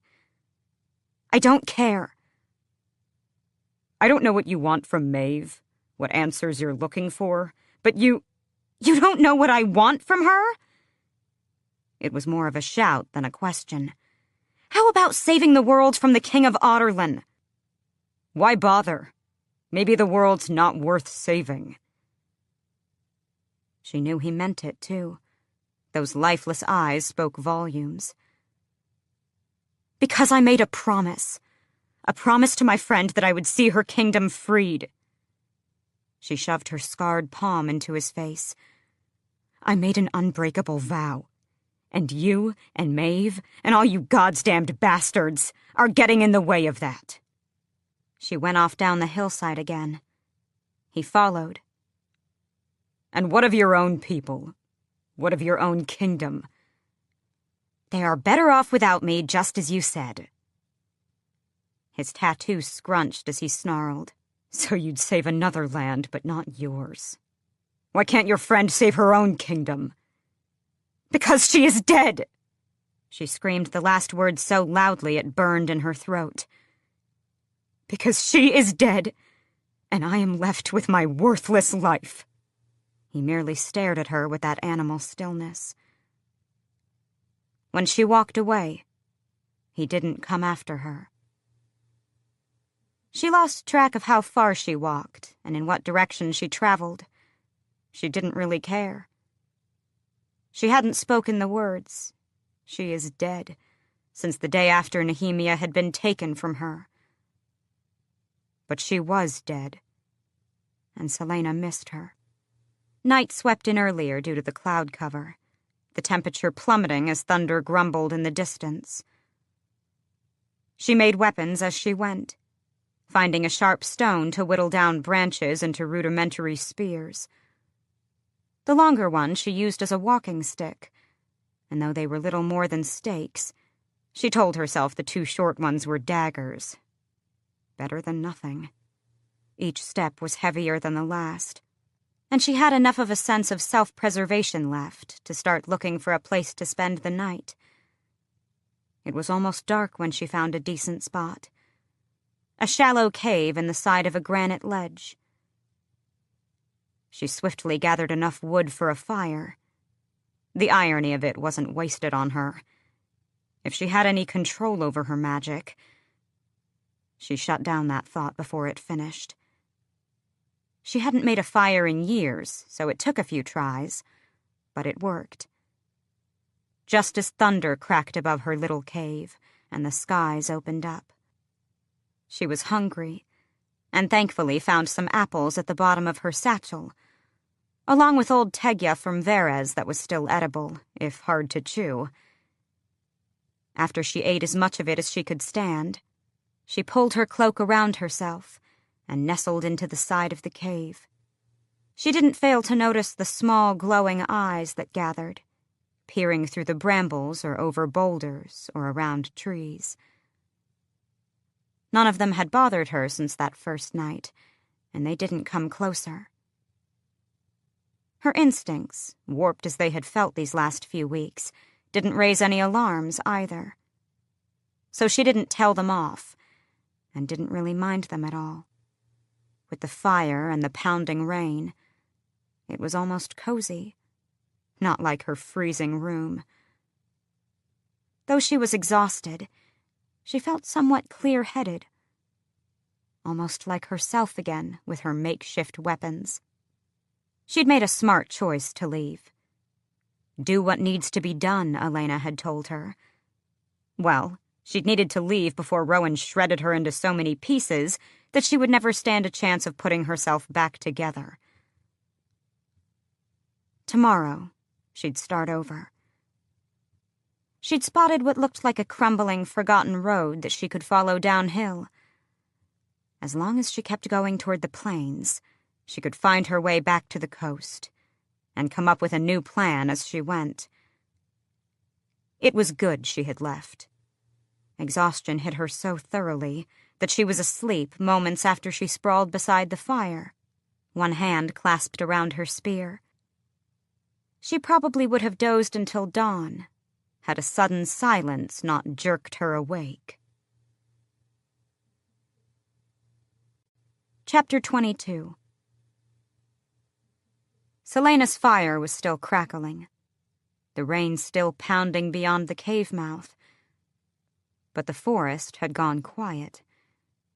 Those little watching eyes had vanished. She uncoiled to her feet, spear in one hand and a stake in the other, and crept to the narrow cave entrance. With the rain and the fire, she couldn't make out anything, but every hair on her body was standing, and a growing reek was slithering in from the forest beyond, like leather and carrion, different from what she'd whiffed at the barrows, older and earthier and hungrier. Suddenly, the fire seemed like the stupidest thing she had ever done. No fires. That had been Rowan's only rule while trekking to the fortress, and they'd stayed off the roads, veering away entirely from the forgotten overgrown ones like the path she'd spied nearby. The silence deepened. She slipped into the drenched forest, stubbing her toes on rocks and roots as her eyes adjusted to the dark. But she kept moving ahead, curving down and away from the ancient path. She'd made it far enough that her cave was little more than a glow on the hill above, a flicker of light illuminating the trees. A God's-damned beacon. She angled her stake and spear into better positions, about to continue on when lightning flashed. 3 tall, lanky silhouettes lurked in front of her cave. Though they stood like humans, she knew, deep in her bones from some collective mortal memory, that they were not. They were not Fae, either. With expert quiet, she took another step, then another. They were still poking around the cave entrance, taller than men, neither male nor female. Skinwalkers are on the prowl, Rowan had warned that first day they'd trained. Searching for human pelts to bring back to their caves. She had been too dazed to ask or care. But now that carelessness, that wallowing, was going to get her killed. Skinned. Wendlin. Land of nightmares made flesh, where legends roamed the earth. Despite years of stealth training, every step felt like a snap, her breathing too loud. Thunder grumbled, and she used the cover of the sound to take a few bounding steps. She stopped behind another tree, breathing as quietly as she could, and peering around it to survey the hillside behind her. Lightning flashed again. The 3 figures were gone, but the leathery, rancid smell swarmed all around her now. Human pelts. She eyed the tree she'd ducked behind. The trunk was too slick with moss and rain to scale, the branches too high. The other trees weren't any better. And what good was being stuck up a tree in a lightning storm? She darted to the next tree, carefully avoiding any sticks or leaves, cursing silently at the slowness of her pace and, damn it all to hell. She burst into a run, the mossy earth treacherous underfoot. She could make out the trees, some larger rocks, but the slope was steep. She kept her feet under her, even as undergrowth cracked behind, faster and faster. She didn't dare take her focus off the trees and rocks as she hurtled down the slope, desperate for any flat ground. Perhaps their hunting territory ended somewhere. Perhaps she could outrun them until dawn. She veered eastward, still going downhill, and grabbed onto a trunk to swing herself around, almost losing her balance as she slammed into something hard and unyielding. She slashed with her stake, only to be grabbed by 2 massive hands. Her wrists sang in agony as the fingers squeezed hard enough that she couldn't stab either weapon into her captor. She twisted, bringing up a foot to smash into her assailant, and caught a flash of fangs before... Not fangs. Teeth. And there was no gleam of flesh pelts, only silver hair, shining with rain. Rowan dragged her against him, pressing them into what appeared to be a hollowed-out tree. She kept her panting quiet, but breathing didn't become any easier when Rowan gripped her by the shoulders and put his mouth to her ear. The crashing footsteps had stopped. "You are going to listen to every word I say." Rowan's voice was softer than the rain outside. "Or else you are going to die tonight. Do you understand?" She nodded. He let go, only to draw his sword and a wicked-looking hatchet. "Your survival depends entirely on you." The smell was growing again. "You need to shift now, or your mortal slowness will kill you." She stiffened, but reached in, feeling for some thread of power. There was nothing. There had to be some trigger, some place inside her where she could command it. A slow, shrieking sound of stone on metal sounded through the rain. Then another, and another. They were sharpening their blades. "Your magic..." "They do not breathe, so have no airways to cut off. Ice would slow them, not stop them.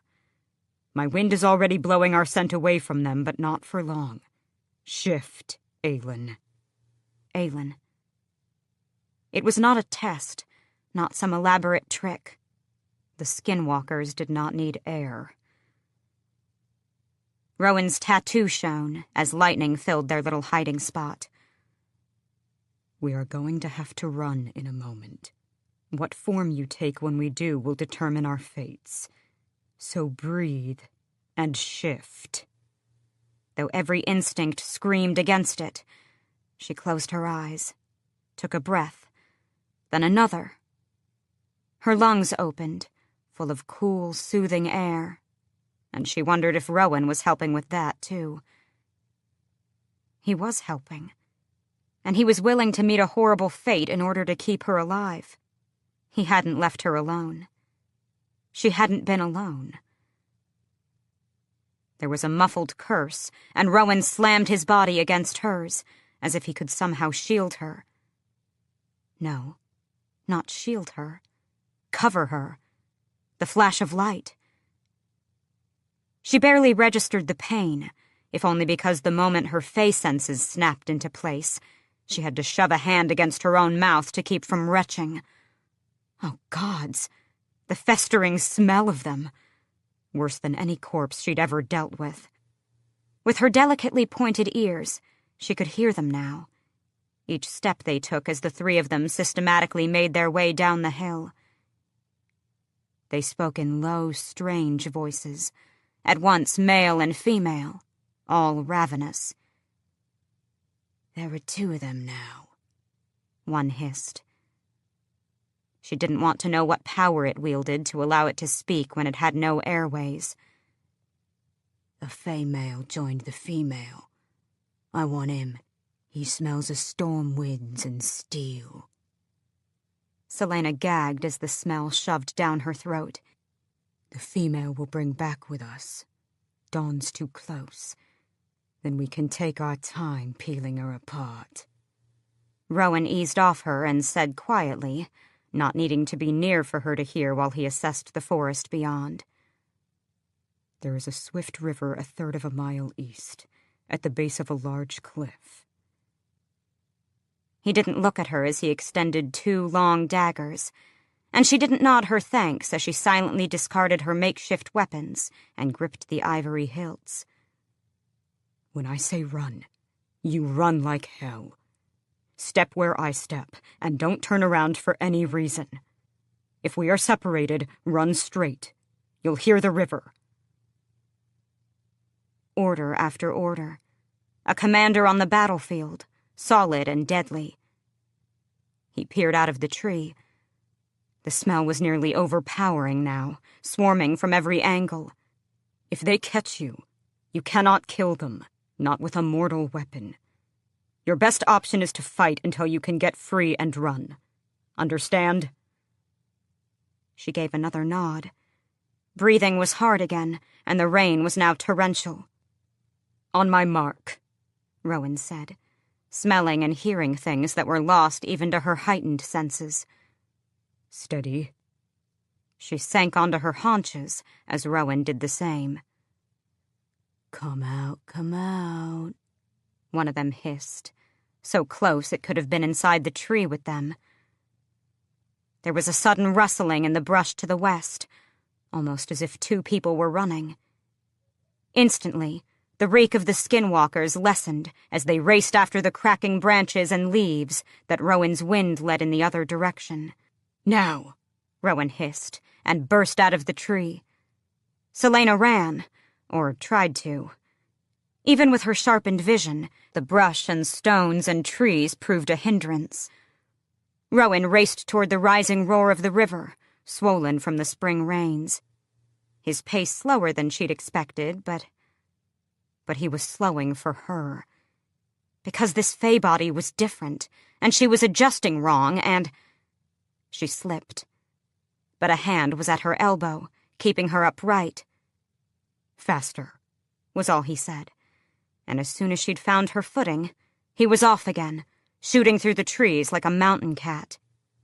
It took all of a minute before the force of that smell gnawed on her heels and the snapping of the brush closed in. But she wouldn't take her eyes off Rowan and the brightening ahead. The end of the tree line, not much farther until they could jump, and... A fourth skinwalker leapt out of where it had somehow been lurking undetected in the brush. It lunged for Rowan in a flash of leathery long limbs marred with countless scars. No, not scars. Stitches. The stitches holding its various hides together.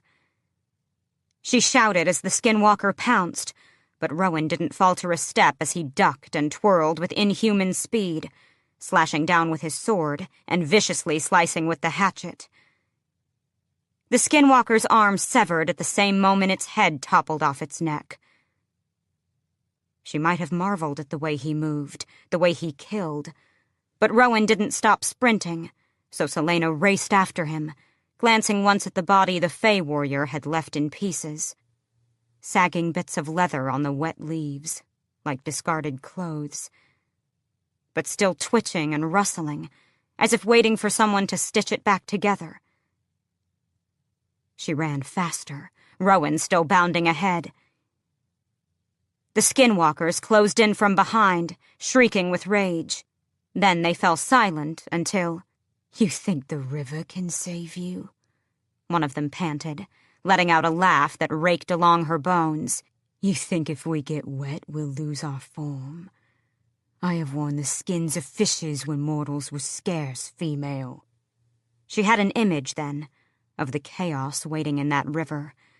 Of flipping and near drowning and dizziness, and something pulling her down, down, down to the still bottom. "Rowan!" she breathed. But he was already gone, his massive body hurtling straight off the cliff edge in a mighty leap.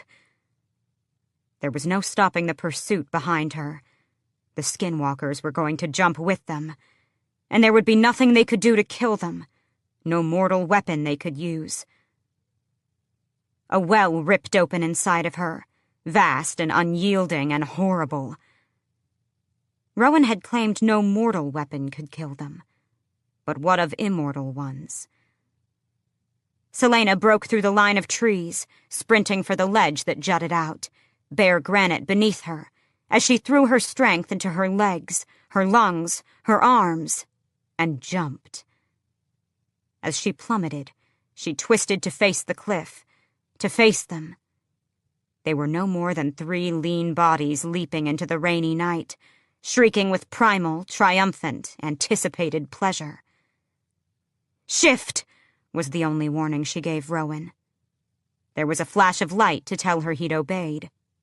Then she ripped everything from that well inside her, ripped it out with both hands and her entire raging, hopeless heart.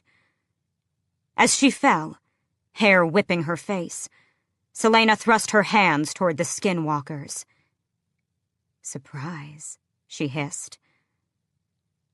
The world erupted in blue wildfire. Selena shuddered on the riverbank, from cold and exhaustion and terror. Terror at the skinwalkers, and terror at what she had done. His clothes dry thanks to shifting, Rowan stood a few feet away, monitoring the smoldering cliffs upriver. She'd incinerated the skinwalkers. They hadn't even had time to scream.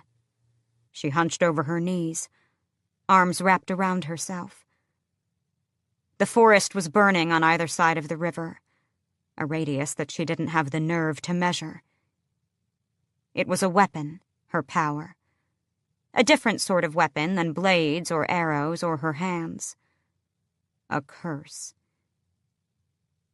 It took several attempts, but at last she spoke. "Can you put it out?" "You could, if you tried." When she didn't respond, he said, "I'm almost done."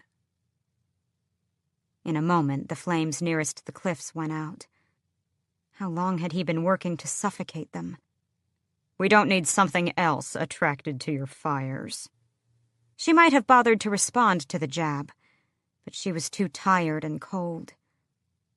The rain filled the world, and for a while, silence reigned. "Why is my shifting so vital?" she asked at last. "Because it terrifies you," he said. "Mastering it is the first step toward learning to control your power. Without that control, with a blast like that, you could easily have burnt yourself out." "What do you mean?" Another stormy look. "When you access your power, what does it feel like?" She considered. "A well?" she said. "The magic feels like a well." "Have you felt the bottom of it?" "Is there a bottom?" She prayed there was. "All magic has a bottom, a breaking point. For those with weaker gifts, it's easily depleted and easily refilled. They can access most of their power at once. But for those with stronger gifts, it can take hours to hit the bottom, to summon their powers at full strength." "How long does it take you?" "A full day." She jolted. "Before battle, we take the time, so that when we walk onto the killing field, we can be at our strongest. You can do other things at the same time, but some part of you is down in there, pulling up more and more, until you reach the bottom." "And when you pull it all out, it just releases in some giant wave?" "If I want it to. I can release it in smaller bursts and go on for a while. But it can be hard to hold it back. People sometimes can't tell friend from foe when they're handling that much magic." When she'd drawn her power on the other side of the portal months ago, she'd felt that lack of control, known she was almost as likely to hurt Kaal as she was to hurt the demon he was facing. "How long does it take you to recover?" "Days. A week, depending on how I use the power and whether I drained every last drop. Some make the mistake of trying to take more before they're ready, or holding on for too long, and they either burn out their minds or just burn up altogether. Your shaking isn't just from the river, you know. It's your body's way of telling you not to do that again." "Because of the iron in our blood, pushing against the magic?" "That's how our enemies will sometimes try to fight against us if they don't have magic. Iron everything." He must have seen her brows rise, because he added, "I was captured once, while on a campaign in the East, in a kingdom that doesn't exist anymore. They had me shackled head to toe in iron to keep me from choking the air out of their lungs." She let out a low whistle. "Were you tortured?" 2 weeks on their tables before my men rescued me. He unbuckled his vambrace and pushed back the sleeve of his right arm, revealing a thick, wicked scar curving around his forearm and elbow. Cut me open bit by bit, then took the bones here and— I can see very well what happened, and know exactly how it's done, she said, stomach tightening. Not at the injury, but Sam. Sam had been strapped to a table, cut open and broken by one of the most sadistic killers she'd ever known. Was it you? Rowan said quietly, but not gently. Or someone else? I was too late. He didn't survive. Again, silence fell, and she cursed herself for a fool for telling him. But then she said hoarsely, "Thank you for saving me." A slight shrug, barely a movement at all, as if her gratitude were harder to endure than her hatred and reticence. I am bound by an unbreakable blood oath to my queen, so I had no choice but to ensure you didn't die. A bit of that earlier heaviness settled in her veins again. But, he went on, I would not have left anyone to a fate at the hands of the skinwalkers. A warning would have been nice. I said they were on the loose weeks ago, but even if I'd warned you today, you would not have listened. It was true. She shivered again, this time so violently that her body shifted back, a flash of light and pain. If she'd thought she was cold in her fey body, it was nothing compared to the cold of being human again. What was the trigger when you shifted earlier? He asked, as if this moment were a reprieve from the real world, where the freezing storm and the surging river could muffle their words from the gods. She rubbed at her arms, desperate for any kind of warmth. It was nothing. His silence demanded information for information, a fair trade. She sighed. Let's just say it was fear and necessity and impressively deep-rooted survival instincts. You didn't lose control immediately upon shifting. When you finally used your magic, your clothes didn't burn. Neither did your hair. And the daggers didn't melt. As if just now remembering that she still had them, he swiped them from her. He was right. The magic hadn't swarmed her the moment she'd shifted, and even in the explosion that had spread out in every direction, she'd had enough control to preserve herself. Not a single hair had burned. Why was it different this time? He pressed. Because I didn't want you to die to save me, she admitted. Would you have shifted to save yourself? Your opinion of me is pretty much identical to my own, so you know the answer. He was quiet for long enough that she wondered if he was piecing the bits of her together. You're not leaving, Rowan said at last, arms crossed. I'm not letting you off double duty in the kitchens, but you're not leaving. Why? He unfastened his cloak. Because I said so. That's why. And she might have told him it was the worst goddamned reason she had ever heard, and that he was an arrogant prick, had he not tossed her his cloak, dry and warm. Then he dropped his jacket in her lap, too. When he turned to go back to the fortress, she followed him. Chapter 23. For the past week, not much had changed for Manon and the Blackbeaks.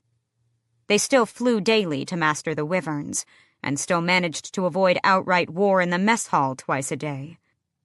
The Yellowlegs heir tried to rile Manon whenever she could, but Manon paid her no more attention than she would a gnat buzzing about her head. All that changed the day of the selection, when the heirs and their covens chose their mounts. With 3 covens plus 3 matrons, there were 42 witches crowded around the training pit in the northern Fang. Handlers rushed about below the viewing platform, readying themselves. The wyverns would be brought out one by one, and, using the bait beasts, would show off their qualities. Like the other witches, Manon had been sneaking by the cages every day. She still wanted Titus. Wanted was a mortal word. Titus was hers, and if it came down to it, she'd disembowel any witch who challenged her. She'd sharpened her nails this morning in anticipation of it. All of the 13 had. Claims would be settled in a civilized manner, however. The 3 matrons would draw sticks if more than one claim was made on a mount. When it came to Titus, Manon knew precisely who would vie for him. Iskra and Petra, the Yellowlegs and Blueblood heirs. She'd seen them both watching him with hungry eyes. Had Manon gotten her way, they would have fought for him in the sparring ring. She'd even suggested as much to her grandmother, but was told they didn't need to quarrel amongst themselves any more than necessary. It would be luck of the draw. That didn't sit well with Manon, who stood along the open edge of the platform, Asterin flanking her. Her edginess only sharpened as the heavy grate lifted at the back of the pit. The bait beast was already chained to the blood-stained wall, a broken, scarred wyvern, half the size of the bull's, his wings tucked in tight. From the platform, she could see that the venomous spikes in his tail had been sawn off to keep him from defending himself against the invaluable mounts. The bait beast lowered his head as the gate groaned open, and the first wyvern was paraded in on tight chains held by very pale-faced men. They darted back as soon as the beast was through, dodging that deadly tail, and the grate shut behind them. Manon loosed a breath. It wasn't Titus, but one of the medium-sized bulls. 3 sentinels stepped forward to claim him, but the Blueblood matron, Cressida, held up a hand. "Let us see him in action first." One of the men whistled sharply. The wyvern turned on the bait beast. Teeth and scales and claws, so fast and vicious that even Manon held her breath. Chained as he was, the bait beast didn't stand a chance and was pinned within a second, massive jaws holding down his neck. One command, one whistle, and the wyvern would snap it. But the man let out a lower note whistle, and the bull backed off. Another whistle, and he sat on his haunches. 2 more sentinels stepped forward. 5 in the running. Cressida held out a fistful of twigs to the contenders. It went to the Blueblood sentinel, who grinned at the others, then down at her wyvern as it was led back into the tunnel. The bait beast, bleeding from his side, heaved himself into the shadows by the wall, waiting for the next assault. One after another, the wyverns were brought out, attacking with swift, wicked force, and one by one the sentinels claimed them. No Titus, not yet. She had a feeling the matrons were drawing this out as some test, to see how well their heirs could control themselves while waiting for the best mounts, to see who would hold out longest. Manon kept one eye on the beasts and another one on the other heirs, who watched her in turn as each wyvern was paraded. Yet the first truly enormous female had Petra, the Blueblood heir, stepping forward.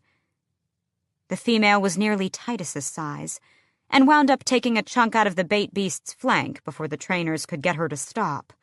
Wild, unpredictable, lethal, magnificent. No one challenged the Blueblood heir. Petra's mother only gave her a nod, as though they had already known what mount she desired. Asterin took the fiercest stealth wyvern that came along, a cunning-eyed female.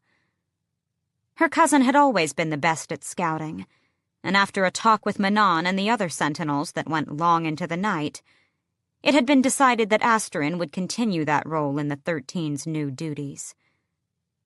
So when the pale blue female was presented, Asterin claimed her, her eyes promising such brutality to anyone who got in her way that they practically glowed.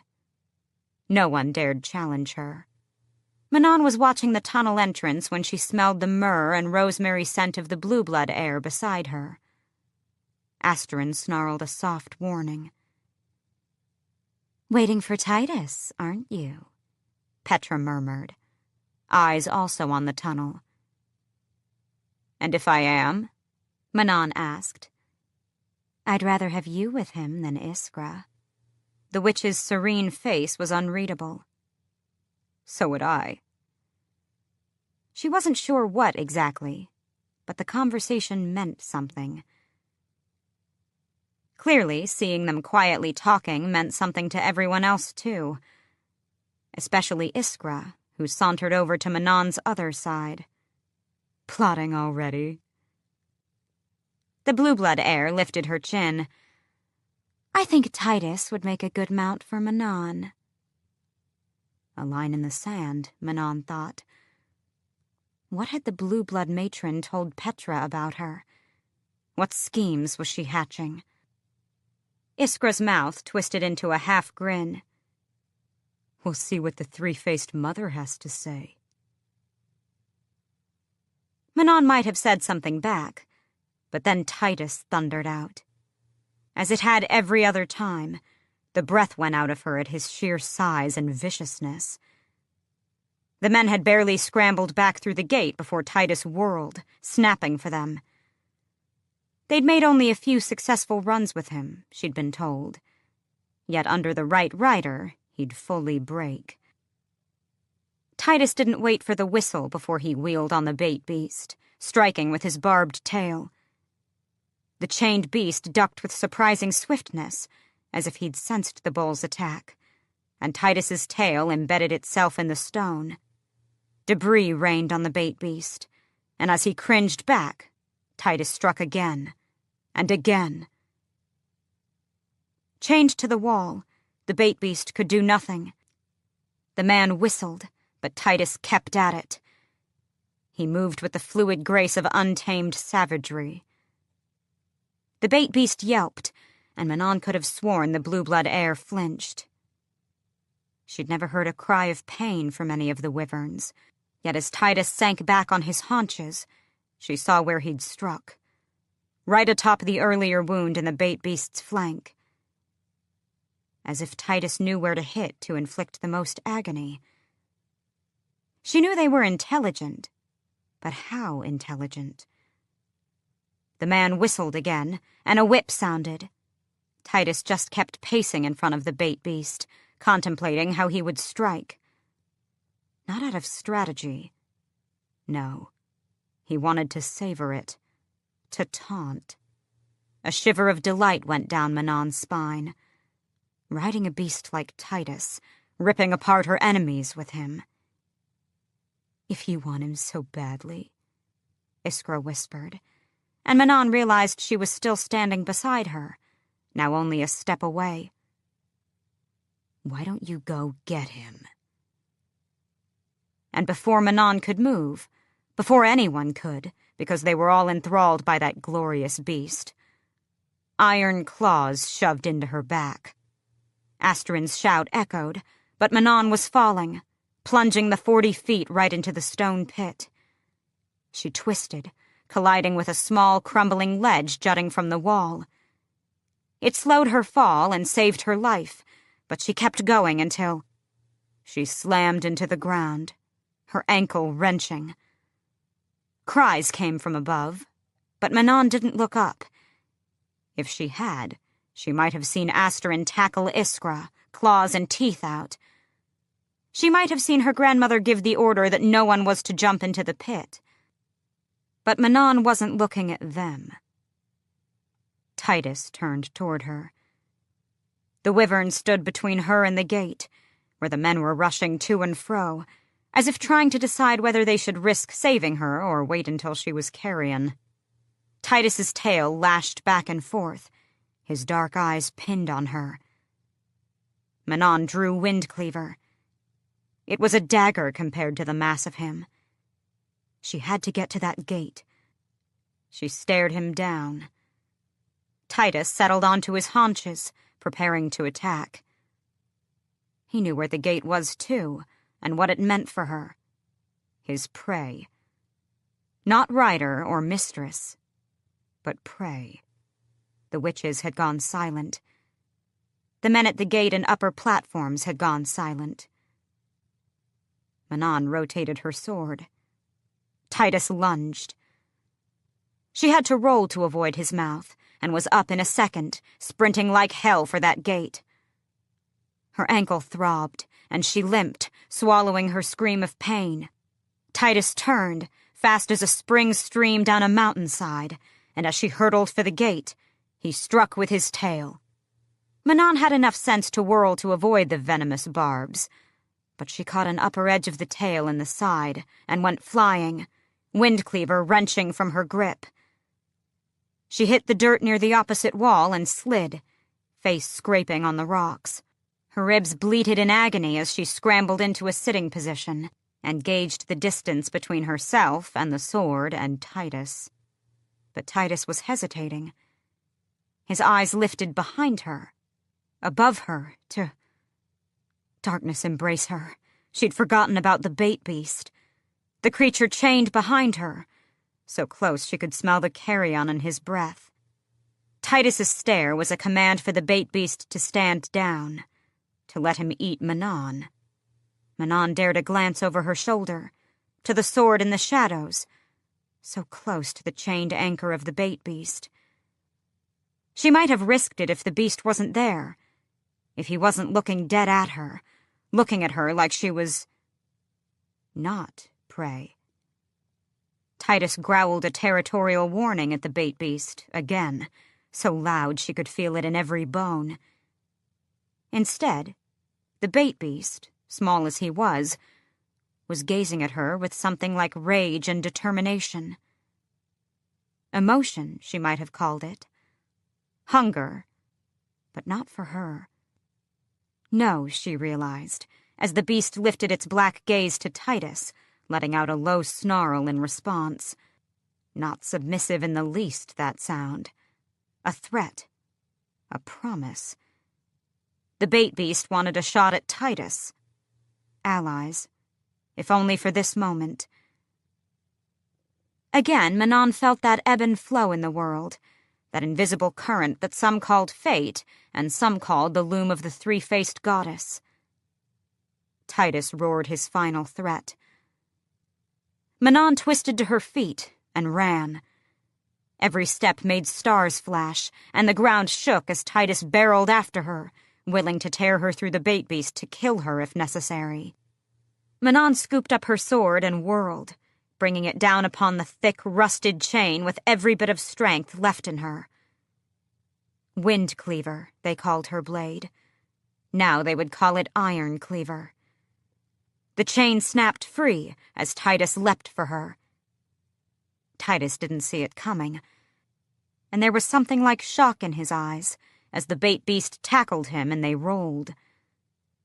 Titus was twice its size and uninjured, and Manon didn't wait to see the outcome before she took off for the tunnel, where the men were frantically lifting the grate. But then a boom and a shocked murmur sounded, and Manon dared one look, in time to see the wyverns leap apart and the bait beast strike again. The blow from that scarred, useless tail was so strong, Titus's head slammed into the dirt.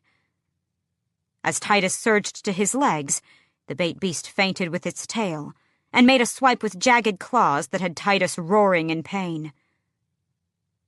Manon froze, barely 15 feet from the gate. The wyverns circled each other, wings scraping against the ground. It should have been a joke. And yet the bait beast wouldn't stand down, despite the limp, despite the scars and the blood. Titus went right for the throat with no warning growl. The bait beast's tail connected with Titus's head. Titus reeled back, but then lunged, jaws and tail snapping. Once those barbs got into the flesh of the bait beast, it would be done. The bait beast dodged the tail by slamming its own down atop it, but couldn't escape the jaws that latched onto its neck. Over It should be over. The bait beast thrashed, but couldn't get free. Manon knew she should run. Others were shouting. She had been born without sympathy or mercy or kindness. She didn't care which one of them lived or died, so long as she escaped. But that current was still flowing toward the fight, not away from it. And she owed the bait beast a life debt. So Manon did the most foolish thing she'd ever done in her long, wicked life. She ran for Titus and brought Windcleaver down upon his tail. She severed clean through flesh and bone, and Titus roared, releasing his prey. The stump of his tail lashed at her, and Manon took it right in the stomach, the air knocked out of her before she even hit the ground. When she raised herself, she saw the final lunge that ended it. Throat exposed by his bellow of pain, Titus didn't stand a chance as the bait beast pounced and closed its jaws around that mighty neck. Titus had one last thrash, one final attempt to pry himself free. The bait beast held firm, as though he'd been waiting for weeks or months or years. He clamped down and wrenched his head away, taking Titus's throat with him.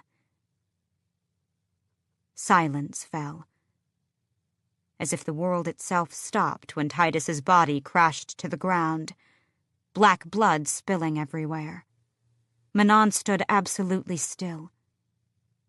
Slowly, the bait beast lifted its head from the carcass, Titus's blood dripping from his maw. Their eyes met. People were shouting at her to run, and the gate groaned open. But Manon stared into those black eyes, one of them horribly scarred but intact. He took a step, then another toward her. Manon held her ground. It was impossible. Impossible.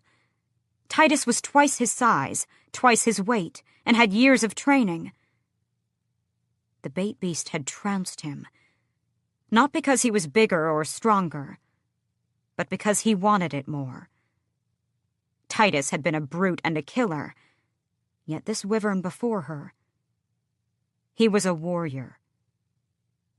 Men were rushing in with spears and swords and whips, and the bait beast growled. Manon held up a hand, and again the world stopped. Manon, eyes still upon the beast, said, "He's mine." He had saved her life. Not by coincidence, but by choice. He'd felt the current running between them, too. "What?" her grandmother barked from above.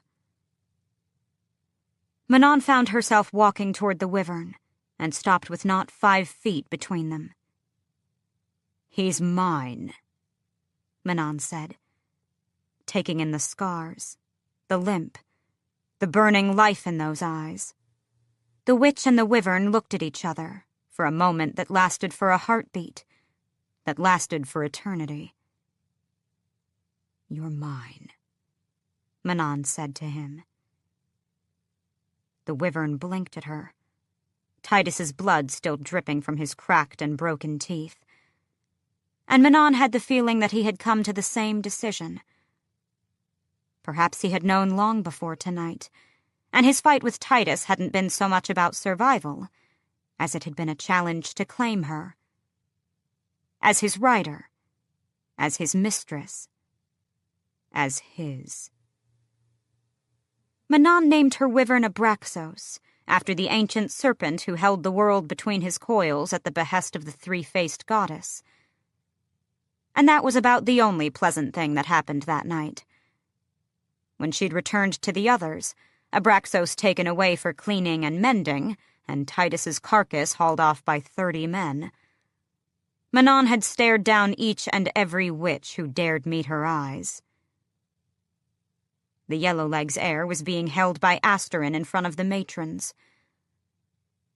Manon gazed at Iskra for a long moment before she simply said, "Looks like I lost my footing."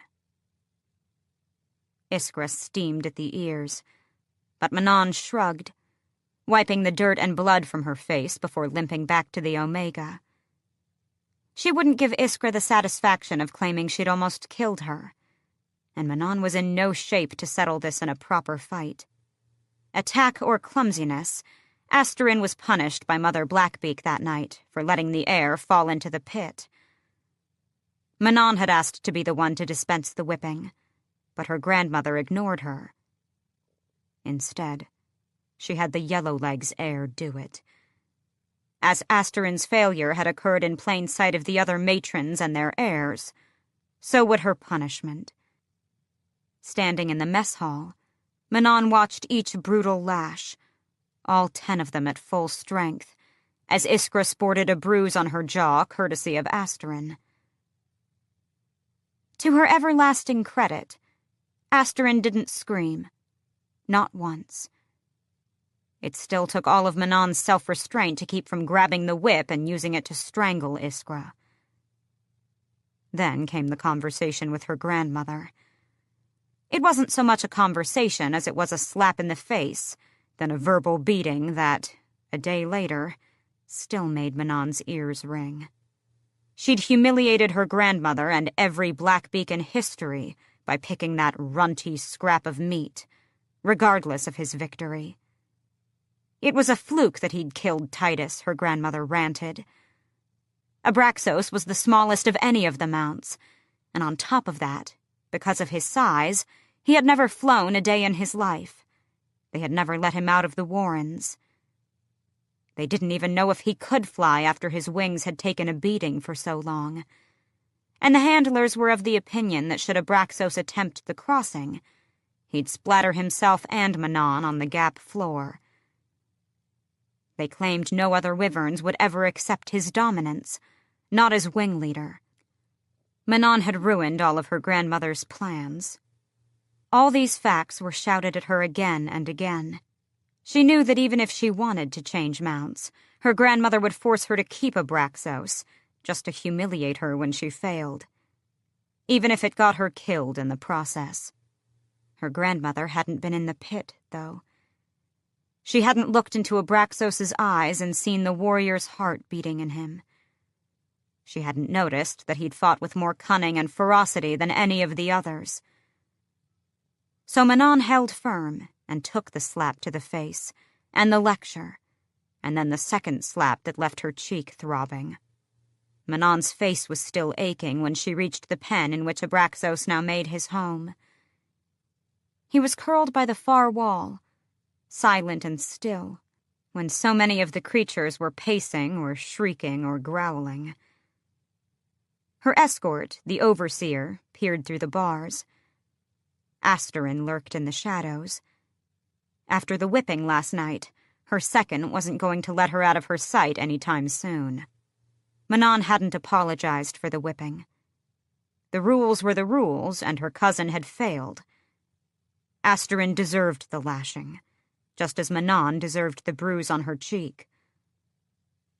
"Why's he curled up like that?" Manon asked the man. "Suspect it's 'cause he's never had a pen to himself. Not this big, anyway." Manon studied the penned-in cavern. "Where did they keep him before?" The man pointed at the floor. "With the other baiters in the sty. He's the oldest of the baiters, you know. Survived the pits and the styes. But that doesn't mean he's suitable for you." "If I wanted your opinion on his suitability, I'd ask for it," Manon said.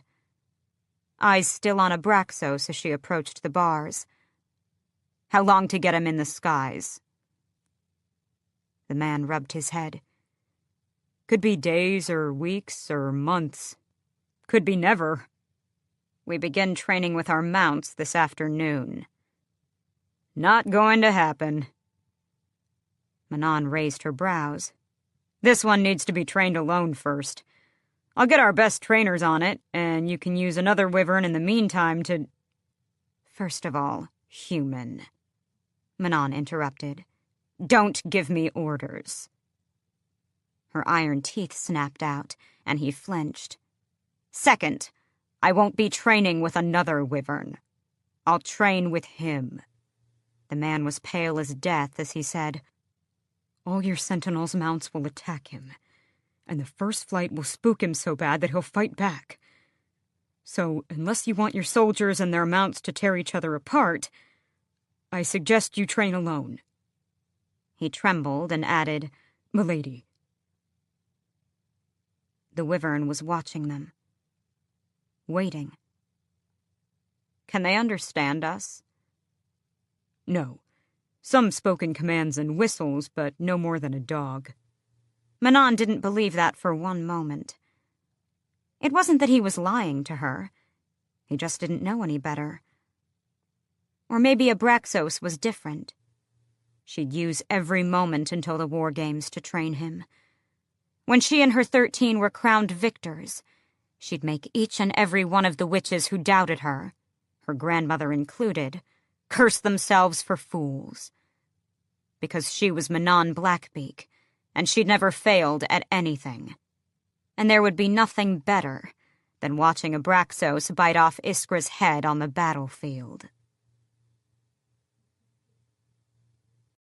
Chapter 24. It was far too easy to lie to his men about the bruises and cuts on his face when Chaol returned to the castle. An unfortunate incident with a drunk vagrant in Rifthold. Enduring the lies and the injuries was better than being carrion. Chaol's bargain with Adian and the rebels had been simple. Information for information. He'd promised more information about their queen, as well as about the king's black rings, in exchange for what they knew regarding the king's power. It had kept him alive that night, and every night afterward, when he'd waited for them to change their minds. But they never came for him. And tonight, he and Adian waited until well past 12 before slipping into Celaena's old rooms. It was the first time he'd dared return to the tomb since that night with Celaena and Dorian, and the skull-shaped bronze knocker, Mort, didn't move or speak at all. Even though Chaol wore the Eye of Elena at his throat, the knocker remained frozen. Perhaps Mort only answered to those with Brannon Galathinius's blood in their veins. So he and Adian combed through the tomb, the dusty halls, scouring every inch for signs of spies or ways to be discovered. When they were at last satisfied that no one could overhear them, Adian said, "Tell me what I'm doing down here, Captain." The general had shown no awe or surprise as Chaol had led him into Elena and Gavin's resting place, though his eyes had widened slightly at Damaris. But whether or not Adian knew what it was, he'd said nothing. For all his brashness and arrogance, Chaol had a feeling the man had many, many secrets, and was damn good at concealing them. It was the other reason why he'd offered the bargain to Adian and his companions. If the prince's gifts were discovered, Dorian would need somewhere to hide, and someone to get him to safety if Chaol were incapacitated. Chaol said, "Are you prepared to share whatever information you've gathered from your allies?" Adian gave him a lazy grin. "So long as you share yours." Chaol prayed to any god that would listen that he wasn't making the wrong move, as he pulled the Eye of Elena from his tunic. "Your queen gave this necklace to me when she left for Wendlin. It belonged to her ancestor, who summoned her here to give it to her." Adian's eyes narrowed as he took in the amulet, the blue stone shimmering in the moonlight. "What I am about to tell you," Chaol said, "changes everything." Dorian stood in the shadows of the stairwell, listening. Listening, and not quite wanting to accept that Chaol was in the tomb with Adian Ashriver. That had been the first shock. For the past week, he'd been creeping down here to hunt for answers after his explosion with Sorsha. Especially now that she had lied through her teeth and risked everything to keep his secret, and to help him find a way to control it. Tonight he'd been horrified to find the secret door left slightly ajar. He shouldn't have come, but he'd done it anyway, making up an easy list of lies to tell should he find an unfriendly face down here. Then he'd gotten close enough to hear the two male voices and almost fled. Almost, until he'd realized who was talking. It was impossible, because they hated each other. Yet there they were in Elena's tomb. Allies. It was enough. Too much. But then he'd heard it. Heard what Chaol said to the general. So quietly it was barely audible. Your queen gave this necklace to me when she left for Wendlin. It was a mistake. It had to be a mistake, because... His chest had become too tight, too small. You will always be my enemy. That's what Celaena had screamed at Chaol the night Nehemia died. And she'd said that she'd lost people 10 years ago, but... Dorian couldn't move, as Chaol launched into another story, another truth, about Dorian's own father, about the power the king wielded. Celaena had discovered it. Celaena was trying to find a way to destroy it. His father had made that thing they'd fought in the library catacombs, that monstrous thing that had seemed human. Word keys, word gates, word stone. They had lied to him, too. They had decided he wasn't to be trusted. Celaena and Chaol, they'd decided against him. Chaol had known who and what Celaena truly was. It was why he'd sent her to Wendlin, why he'd gotten her out of the castle. Dorian was still frozen on the stairs when Adian slipped out of the tomb, sword out, and looking ready to attack whatever enemy he'd detected. Spotting him, Adian swore, low and viciously, his eyes bright in the glow of his torch. Celaena's eyes. Aelin Ashriver. Ashriver, Galathinius's eyes. Adian was her cousin, and he was still loyal to her, lying through his teeth, through every action about where his allegiance lay. Chaol rushed into the hall, a hand lifted beseechingly. Dorian. For a moment, he could only stare at his friend. Then he managed to say, Why? Chaol loosed a breath. Because the fewer people who know, the safer. For her, for everyone, for you. They have information that might help you. You think I'd run to my father? The words were barely more than a strangled whisper, as the temperature plummeted. Chaol stepped forward, putting himself between Adian and Dorian, his palms exposed, placating. I can't afford to guess, to hope, even with you. How long? Ice coated his teeth, his tongue. She told me about your father before she left. I figured out who she is soon afterward. And you're working with him now? The captain's breath clouded in front of him. If we can find a way to free magic, it could save you. They think they might have some answers about what happened, and how to reverse it. But if Adian and his allies are caught, if she is caught, they will die. Your father will put them all down, starting with her. And right now, Dorian, we need them. Dorian turned to Adian. Are you going to kill my father? Does he not deserve to die? Was the general's reply. Dorian could see the captain wincing, not at the general's words, but at the cold. Did you tell him about me? Dorian ground out. No, Adian answered for Chaol. Though if you don't learn to control yourself, there soon won't be a soul in the realm who doesn't know you have magic. Adian slid those heirloom eyes to the captain. "So that's why you were so desperate to trade secrets. You wanted the information for his sake." A nod from Kaol. Adian smirked at Dorian, and ice coated the stairwell.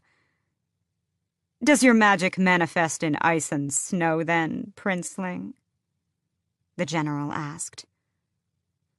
"Come closer and find out," Dorian said with a faint smile. Perhaps he could throw Adian across the hall, just as he had with that creature. "Adian can be trusted, Dorian," Kaol said. "He's as two-faced as they come. I don't believe for one heartbeat that he wouldn't sell us out if it meant furthering his own cause." "He won't," Kaol snapped, cutting off Adian's reply. Kaol's lips went blue from the cold. Dorian knew he was hurting him. Knew it, and didn't quite care. "Because you want to be Adian's king someday?" Kaol's face drained of color, from the cold or from fear, and Adian barked a laugh. "My queen will die heirless sooner than marry a man from Otterlin." Kaol tried to hide his flicker of pain, but Dorian knew his friend well enough to spot it. For a second, he wondered what Celaena would think about Adian's claim. Celaena, who had lied. Celaena, who was Aelin, whom he had met 10 years ago, whom he had played with in her beautiful castle. And that day in Endovier, that first day, he had felt as if there were something familiar about her. Oh, gods. Celaena was Aelin Galathinius. He had danced with her, kissed her, slept beside her, his mortal enemy. "I'll come back for you," she'd said her final day here. Even then, he'd known there was something else behind it. She would come back, but perhaps not as Celaena. Would it be to help him, or to kill him? Aelin Galathinius knew about his magic, and wanted to destroy his father, his kingdom. Everything she had ever said or done. He'd once thought it had been a charade to win his favor as champion. But what if it had been because she was the heir of Terrasen? Was that why she was friends with Nehemia? What if, after a year in Endovier, Aelin Galathinius had spent a year in that labor camp? A queen of their continent had been a slave, and would bear the scars of it forever. Perhaps that entitled her, and Adian, and even Kaol, who loved her, to conspire to deceive and betray his father. "Dorian, please," Kaol said. "I'm doing this for you. I swear it." "I don't care," Dorian said, staring them down as he walked out. "I will carry your secrets to the grave, but I want no part of them." He ripped his cold magic from the air and turned it inward, wrapping it around his heart. Adian took the secret subterranean exit out of the castle. He'd told Kaol it was to avoid any suspicion, to lose anyone else trailing them as they went back to their rooms. One look from the captain told him he knew precisely where Adian was headed. Adian contemplated what the captain had told him, and though any other man would be horrified, though Adian should be horrified, he wasn't surprised. He'd suspected the king was wielding some sort of deadly power from the moment he'd given him that ring all those years ago, and it seemed in line with information his spies had long been gathering. The Yellowlegs matron had been here for a reason. Adian was willing to bet good money that whatever monstrosities or weapons the king was creating, they would see them soon enough, perhaps with the witches in tow. Men didn't build more armies and forge more weapons without having plans to use them, and they certainly didn't hand out bits of mind-controlling jewelry unless they wanted absolute dominion. But he would face what was coming just as he had every other trial in his life. Precisely, unyieldingly, and with lethal efficiency. He spotted the two figures waiting in the shadows of a ramshackle building by the docks, the fog off the Avery making them little more than wisps of darkness. "Well?" Wren demanded, as Adian leaned against a damp brick wall. Wren's twin swords were out. Good Otterlonian steel, nicked and scratched enough to show they'd been used, and well-oiled enough to show Wren knew how to care for them. They seemed to be the only things Wren cared about. His hair was shaggy, and his clothes looked a bit worse for wear. "I already told you. We can trust the captain." Adian looked at Murtagh. "Hello, old man." He couldn't see Murtagh's face beneath the shadows of his hood, but his voice was too soft as he said, "I hope the information is worth the risks you are taking." Adian snarled. He wouldn't tell them the truth about Aelin, not until she was back at his side and could tell them herself. Wren took a step closer. He moved with the self-assurance of someone who was used to fighting and winning. Still, Adian had at least 3 inches and 20 pounds of muscle on him. Should Wren attack, he'd find himself on his ass in a heartbeat. "I don't know what game you're playing, Adian," Wren said, "but if you don't tell us where she is, how can we trust you? And how does the captain know? Does the king have her?" "No," Adian said. It wasn't a lie, but it felt like one. As Selena, she'd signed her soul to him. "The way I see it, Wren, you and your grandfather have little to offer me, or Aelin.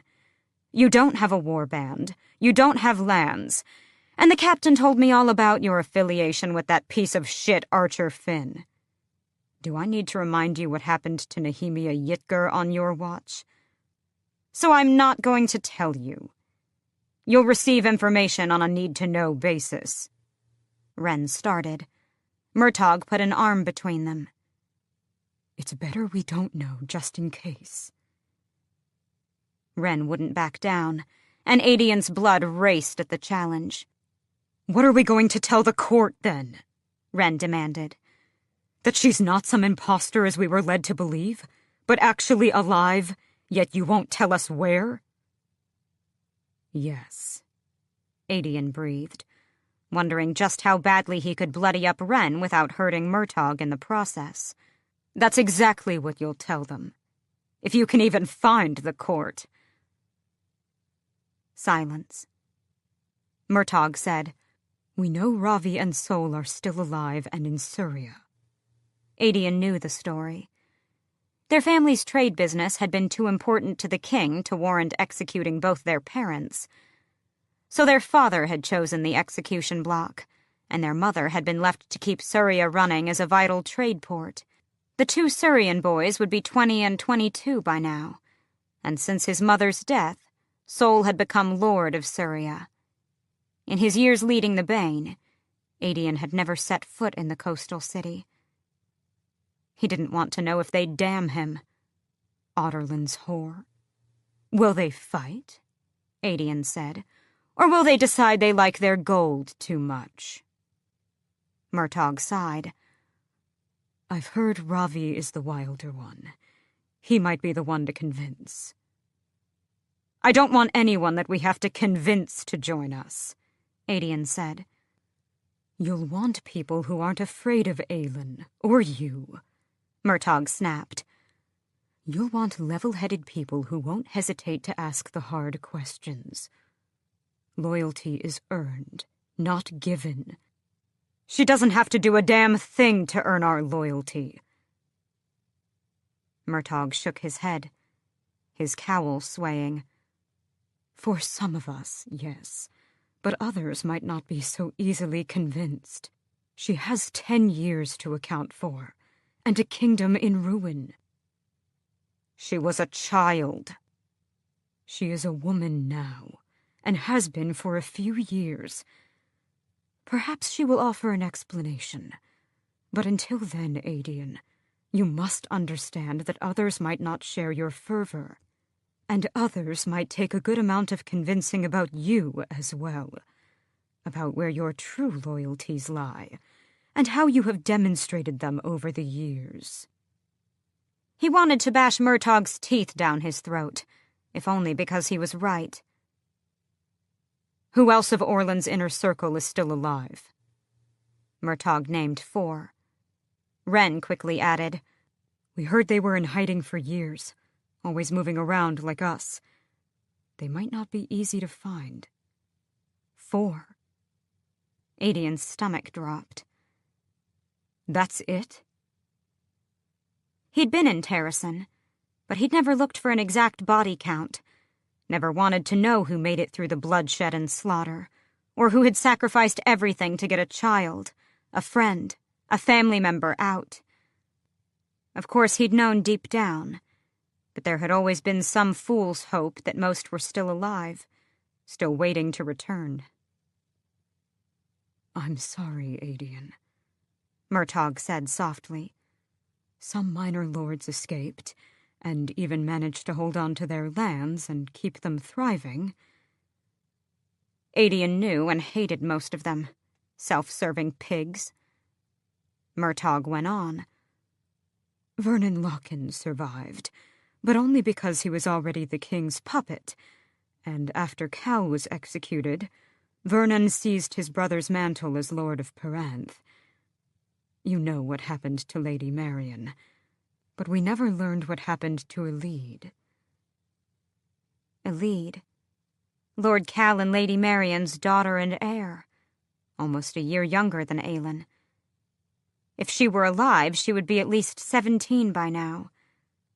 Lots of children vanished in the initial weeks, Murtagh finished. Adian didn't want to think about those 2 small graves. He had to look away for a moment, and even Wren stayed quiet. At last, Adian said, Send out feelers to Ravi and Sol, but hold off on the others. Ignore the minor lords for now. Small steps. To his surprise, Wren said, Agreed. For a heartbeat, their eyes met, and he knew that Wren felt what he often did, what he tried to keep buried. They had survived, when so many had not, and no one else could understand what it was like to bear it, unless they had lost as much. Wren had escaped at the cost of his parents' lives, and had lost his home, his title, his friends, and his kingdom. He had hidden and trained and never lost sight of his cause. They were not friends now. They never really had been. Wren's father hadn't particularly liked that Adian, not Wren, was favored to take the blood oath to Aelin. The oath of pure submission. The oath that would have sealed Adian as her lifelong protector. The one person in whom she could have absolute trust. Everything he possessed, everything he was, should have belonged to her. Yet the prize now was not just a blood oath, but a kingdom. A shot at vengeance and rebuilding their world. Adian made to walk away, but looked back. Just 2 cloaked figures, one hunched, the other tall and armed. The first shred of Aelin's court. The court he'd raised for her to shatter Otterland's chains. He could keep playing the game, for a little longer. When she returns, Adian said quietly, What she will do to the King of Otterland will make the slaughtering 10 years ago look merciful. And in his heart, Adian hoped he spoke true. Chapter 25. A week passed without any further attempts to skin Selena alive, so even though she made absolutely no progress with Rowan, she considered it to be a success. Rowan lived up to his word about her pulling double duty in the kitchens, the only upside of which was that she was so exhausted when she tumbled into bed that she did not remember dreaming. Another benefit, she supposed, was that while she was scrubbing the evening dishes, she could listen to Emrys's stories, which Luca begged for every night, regardless of rain. Despite what had happened with the skinwalkers, Selena was no closer to mastering her shift. Even though Rowan had offered his cloak that night beside the river, the next morning had brought them back to their usual vitriolic dislike. Hatred felt like a strong word, as she couldn't quite hate someone who saved her, but dislike fit pretty damn well. She didn't particularly care what side of the hatred-dislike line Rowan was on. But gaining his approval to enter Doranel was undoubtedly a long, long way off. Every day he brought her to the temple ruins, far enough away that if she did manage to shift and lost control of her magic in the process, she wouldn't incinerate anyone. Everything depended on that command. Shift. But the memory of what the magic had felt like as it seared out of her, when it threatened to swallow her and the whole world, plagued her, waking and asleep. It was almost as bad as the endless sitting. Now, after 2 miserable hours of it, she groaned and stood, stalking around the ruins. It was unusually sunny that day, making the pale stones seem to glow. In fact, she could have sworn that the whispered prayers of long-gone worshippers still resonated. Her magic had been flickering oddly in response. Strange, in her human form, where it was normally so bolted down. As she studied the ruins, she braced her hands on her hips, anything to keep from ripping out her hair. What was this place, anyway? Only slabs of broken stone remained to show where the temple had stood. A few oblong stones, pillars, were tossed about as if a hand had scattered them, and several stones grouped together indicated what had once been a road. Rowan dogged her steps, a thundercloud closing in around her as she examined a cluster of white stones. The sun goddess's temple. Mala, Lady of Light, Learning, and Fire. You've been bringing me here because you think it might help with mastering my powers? My shifting? A vague nod. She put a hand on one of the massive stones. If she felt like admitting it, she could almost sense the echoes of the power that had dwelled here long ago, a delicious heat kissing its way up her neck, down her spine, as if some piece of that goddess were still curled up in the corner. It explained why today, in the sun, the temple felt different, why her magic was jumpy. Mala, sun goddess and light-bringer, was sister and eternal rival to Deanna, keeper of the moon. Mab was immortalized into godhood thanks to Maeve. Selena mused, as she ran a hand down the jagged block. But that was over 500 years ago. Mala had a sister in the moon long before Mab took her place. Deanna was the original sister's name, but you humans gave her some of Mab's traits. The hunting, the hounds. Perhaps Deanna and Mala weren't always rivals. What are you getting at? She shrugged and kept running her hands along the stone, feeling, breathing, smelling. Did you ever know Mab? Rowan was quiet for a long moment, contemplating the usefulness of telling her, no doubt. No, he said at last. I am old, but not that old. Fine, if he didn't want to give her an actual number. Do you feel old? He gazed into the distance. I am still considered young by the standards of my kind. It wasn't an answer. You said that you once campaigned in a kingdom that no longer exists. You've been off to war several times, it seems, and seen the world. That would leave its mark, age you on the inside. Do you feel old? His gaze was unflinching. A child, a girl he'd called her. She was a girl to him. Even when she became an old woman, If she lived that long, she'd still be a child in comparison to his lifespan. Her mission depended upon his seeing her otherwise, but she still said, "These days I'm very glad to be a mortal, and to only have to endure this life once. These days I don't envy you at all."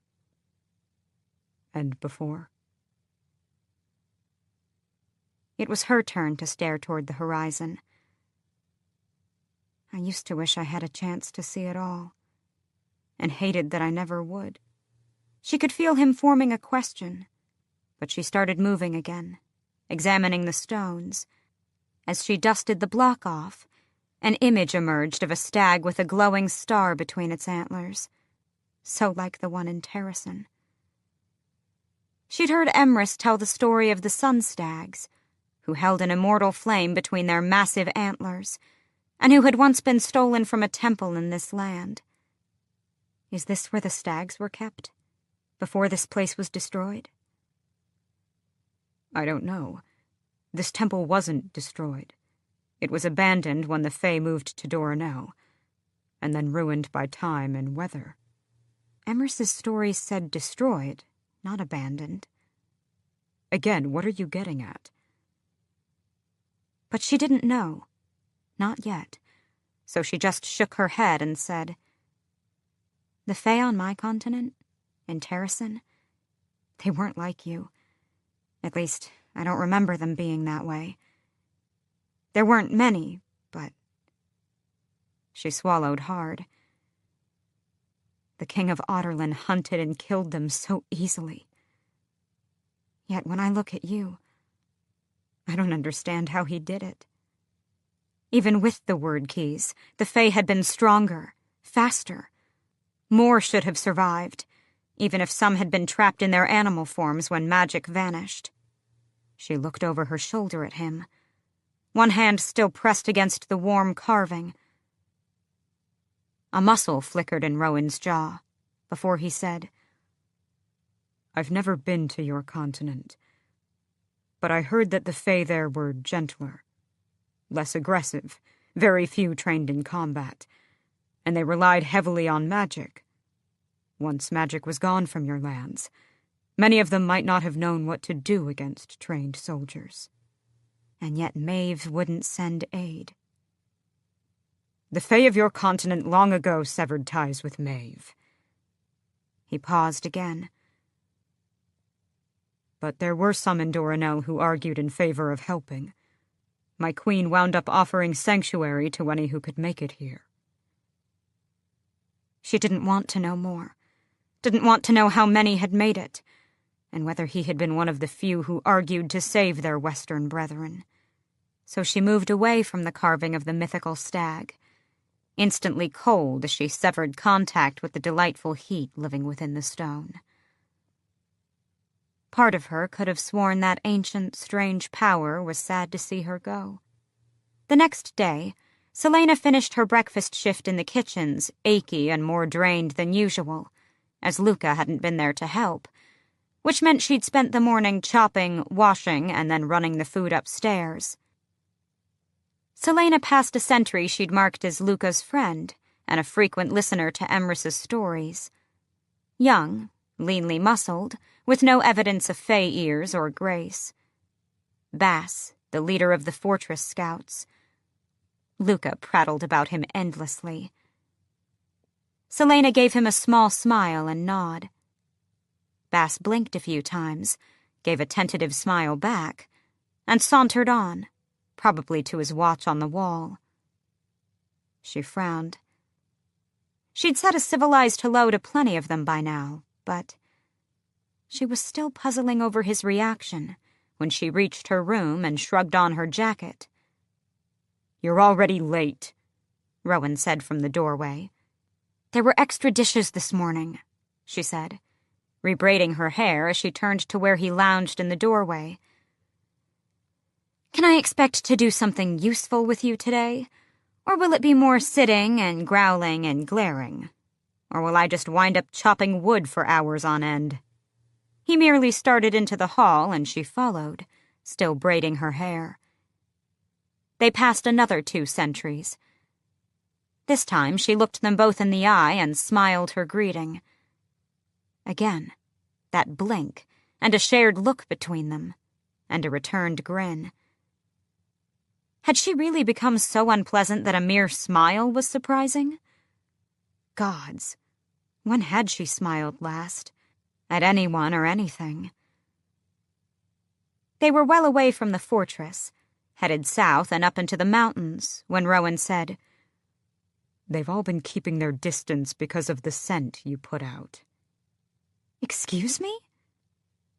She didn't want to know how he'd read her thoughts. Rowan stalked through the trees, not even out of breath, as he said, "There are more males than females here, and they're fairly isolated from the world. Haven't you wondered why they haven't approached you?" "They stayed away because I smell?" She didn't think she would have cared enough to be embarrassed, but her face was burning. "Your scent says that you don't want to be approached. The males smell it more than the females, and have been staying the hell away. They don't want to get their faces clawed off." She had forgotten how primal the Fae were, with their scents and mating and territorial nature. Such a strange contrast to the civilized world beyond the wall of the mountains. "Good," she wound up saying, though the idea of her having emotions so easily identifiable was unsettling. It made lying and pretending almost worthless. "I'm not interested in men. Males." His tattoo was vivid in the dappled sunlight that streamed through the canopy as he stared pointedly at her ring. "What happens if you become queen?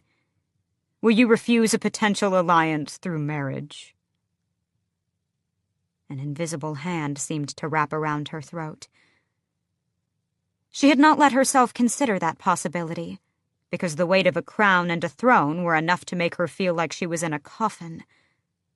The thought of marrying like that, of someone else's body on hers, someone who was not Kaol. She shoved the thought away. Rowan was baiting her, as he always did, and she still had no plans to take up her uncle's throne. Her only plan was to do what she'd promised Nehemia. "Nice try," she said. His canines gleamed as he smirked. "You're learning." "You get baited by me every now and then, too, you know."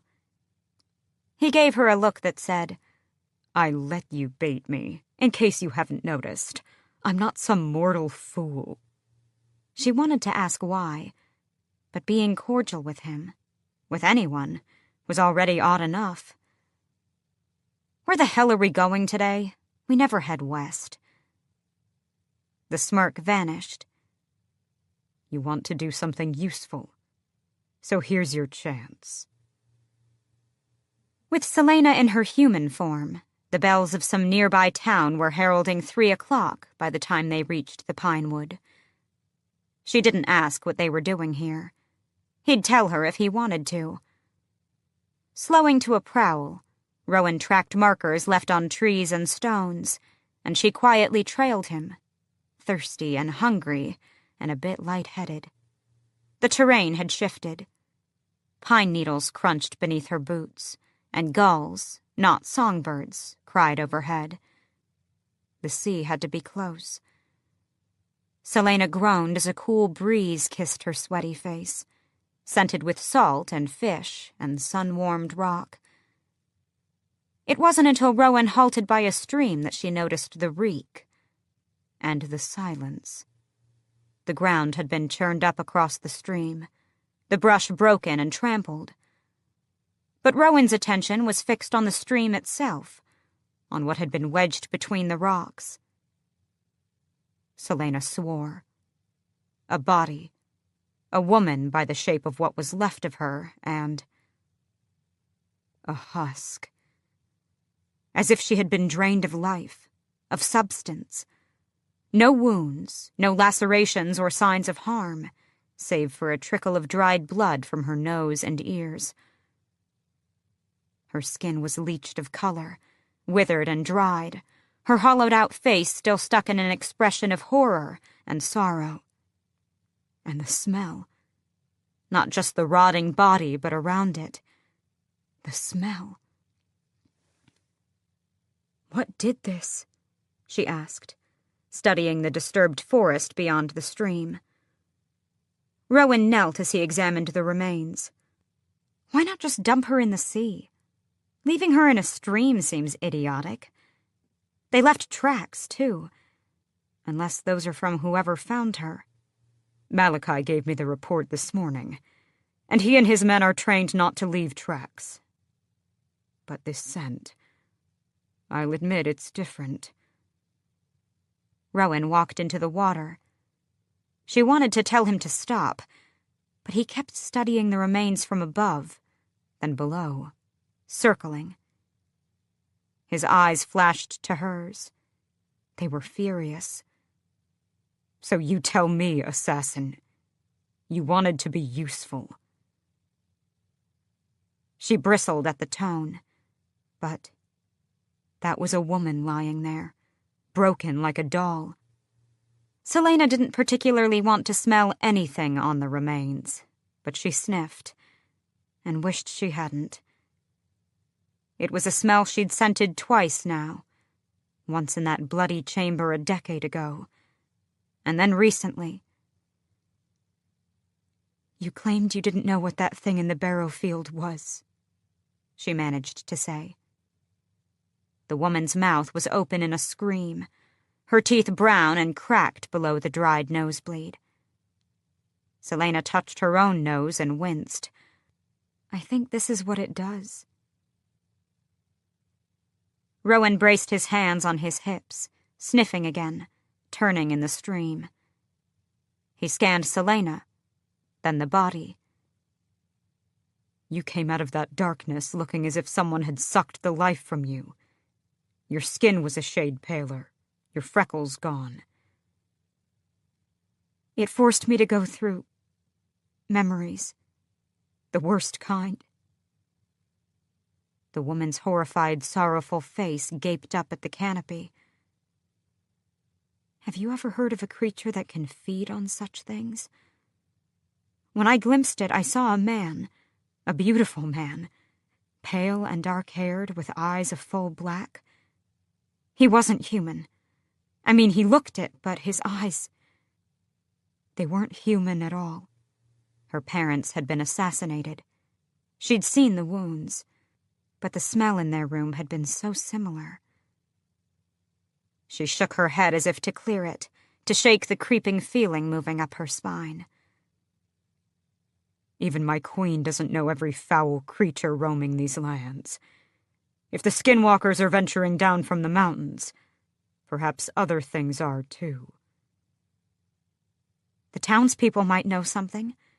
Maybe they've seen it or heard rumors. Rowan seemed to be thinking the same thing, because he shook his head in disgust. And sorrow, to her surprise. We don't have the time. You wasted daylight by coming here in your human form. They hadn't brought any overnight supplies, either. We have an hour before we head back. Make the most of it. The path led absolutely nowhere. It ran into a sea cliff with no way to the narrow strip of beach below. No sign of anyone living nearby. Rowan stood at the cliff's edge, arms crossed as he stared out at the jade sea. "It doesn't make sense," he said, more to himself than to her. "This is the fourth body in the last few weeks. None of them reported missing." He squatted on the sandy ground and drew a rough line in the dirt with a tattooed finger, the shape of Wendland's coastline. "They've been found here." Little dots, seemingly random save for being close to the water. "We're here," he said, making another dot. He sat back on his heels as Selena peered at the crude map. "And yet you and I encountered the creature lurking amongst the barrow whites here," he added, and drew an X where she assumed the mounds were, deep inland. "I haven't seen any further signs of it remaining by the barrows, and the whites have returned to their usual habits." Were the other bodies the same? All were drained like this, with expressions of terror on their faces. Not a hint of a wound, beyond dried blood at the nose and ears. From the way his tan skin paled beneath his tattoo, the way he gritted his teeth, she knew that it rankled his immortal pride not to know what this thing was. All dumped in the forest, not the sea? A nod. But all within walking distance of the water. Another nod. If it were a skilled sentient killer, it would hide the bodies better. Or again, use the sea. She gazed to the blinding water, the sun starting its afternoon descent. Or maybe it doesn't care. Maybe it wants us to know what it's doing. There were times when I left bodies so that they'd be found by a certain person, or to send a type of message. Grave being the latest of them. What do the victims have in common? I don't know, he admitted. We don't even know their names or where they came from. He rose and dusted his hands off. We need to return to the fortress. She grabbed his elbow. Wait. Have you seen enough of the body? A slow nod. Good. So had she. And she'd had enough of the smell, too. She'd committed it to memory, noting everything that she could. Then we've got to bury her. The ground's too hard here. She stalked through the trees, leaving him behind. Then we'll do it the ancient way, she called. She'd be damned if she left that woman's body decomposing in a stream. Damned if she left her there for all eternity, wet and cold. Selena pulled the too light body out of the stream, laying it on the brown pine needles. Rowan didn't say anything as she gathered kindling and branches, and then knelt, trying not to look at the shriveled skin or the expression of lingering horror. Neither did he mock her for the few times it took to get the fire started by hand, or make any snide comments once the pine needles finally crinkled and smoked. Ancient incense for a rudimentary pyre.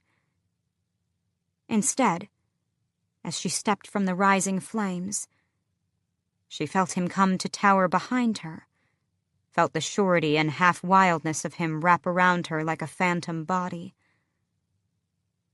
A warm breeze licked at her hair, her face. Air to help the fire, wind that helped consume the corpse. The loathing she felt had nothing to do with her vow or Nehemia. Selena reached into the ageless pit inside her, just once, to see if she could pull up whatever trigger it was that caused the shift, so she could help her sad little fire burn more evenly, more proudly. Yet Selena remained stale and empty, stranded in her mortal body. Still, Rowan didn't say anything about it, and his wind fed the flames enough to make quick work of the body, burning far faster than a mortal pyre. They watched in silence, until there was nothing but ashes, until even those were carried up and away, over the trees, and toward the open sea. Chapter 26. Kaal hadn't seen or heard from the general or the prince since that night in the tomb. According to his men, the prince was spending his time in the healer's catacombs, courting one of the young women down there. He hated himself, but some part of him was relieved to hear it. At least Dorian was talking to someone. The rift with Dorian was worth it. For Dorian, even if his friend never forgave him. For Selena, even if she never came back. Even if he wished she were still Selena and not Aelin. It was worth it. It was a week before he had time to meet with Adian again, to get the information that he hadn't received thanks to Dorian interrupting them. If Dorian had snuck up on them so easily, then the tomb wasn't the best place to meet. There was one place, however, where they could gather with minimal risk. Selena had left it to him in her will, along with the address. The secret apartment above the warehouse was untouched, though someone had taken the time to cover the ornate furniture. Pulling the sheets off one by one was like uncovering a bit more of who Selena had been before Endovier, proof that her lavish tastes ran deep. She'd bought this place, she'd once told him, to have somewhere to call her own, a place outside the Assassin's Keep where she'd been raised. She'd dropped almost every copper she had into it, but it had been necessary, she said, for the bit of freedom it had granted her. He could have left the sheets on, probably should have, but he was curious. The apartment consisted of 2 bedrooms with their own bathing rooms, a kitchen, and a great room in which a deep-cushioned couch sprawled before a carved marble fireplace, accented by 2 oversized velvet armchairs. The other half of the room was occupied by an oak dining table capable of seating 8, its place settings still laid out. Plates of porcelain and silver, flatware that had long since gone dull. It was the only evidence that this apartment had been untouched since whoever, Arobin Hamel, probably, had ordered the place sealed up. Arobin Hamel, the king of the assassins. Kayal gritted his teeth as he finished stuffing the last of the white sheets into the hallway closet. He'd been thinking a good deal about Selena's old master in the past few days. Arobin was smart enough to have put things together when he found a washed-up orphan right after the Princess of Terrasen went missing. Her body vanished into the half-frozen Florine River. If Arobin had known, and done those things to her... The scar on Selena's wrist flashed before him. He'd made her break her own hand. There must have been countless other brutalities that Selena didn't even tell him about. And the worst of them. The absolute worst. He'd never asked Selena why, when she was appointed champion, her first priority wasn't hunting down her master and cutting him into pieces for what he'd done to her lover, Sam Cortland. Arobin had ordered Sam tortured and killed, and then devised a trap for Selena that got her hauled off to Endovier. Arobin must have expected to retrieve her someday, if he'd left this apartment untouched.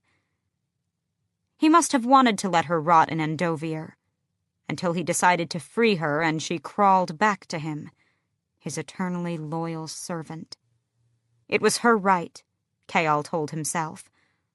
Her right to decide when and how to kill Arobin. It was Adian's right, too.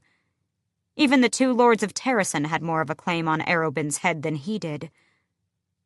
But if Kayal ever saw him, he wasn't sure he would be able to restrain himself. The rickety wooden staircase beyond the front door groaned, and Kayal had his sword drawn in a heartbeat. Then there was a low 2-note whistle, and he relaxed just slightly, and whistled back. He kept his sword drawn until Adian strode through the door, sword out.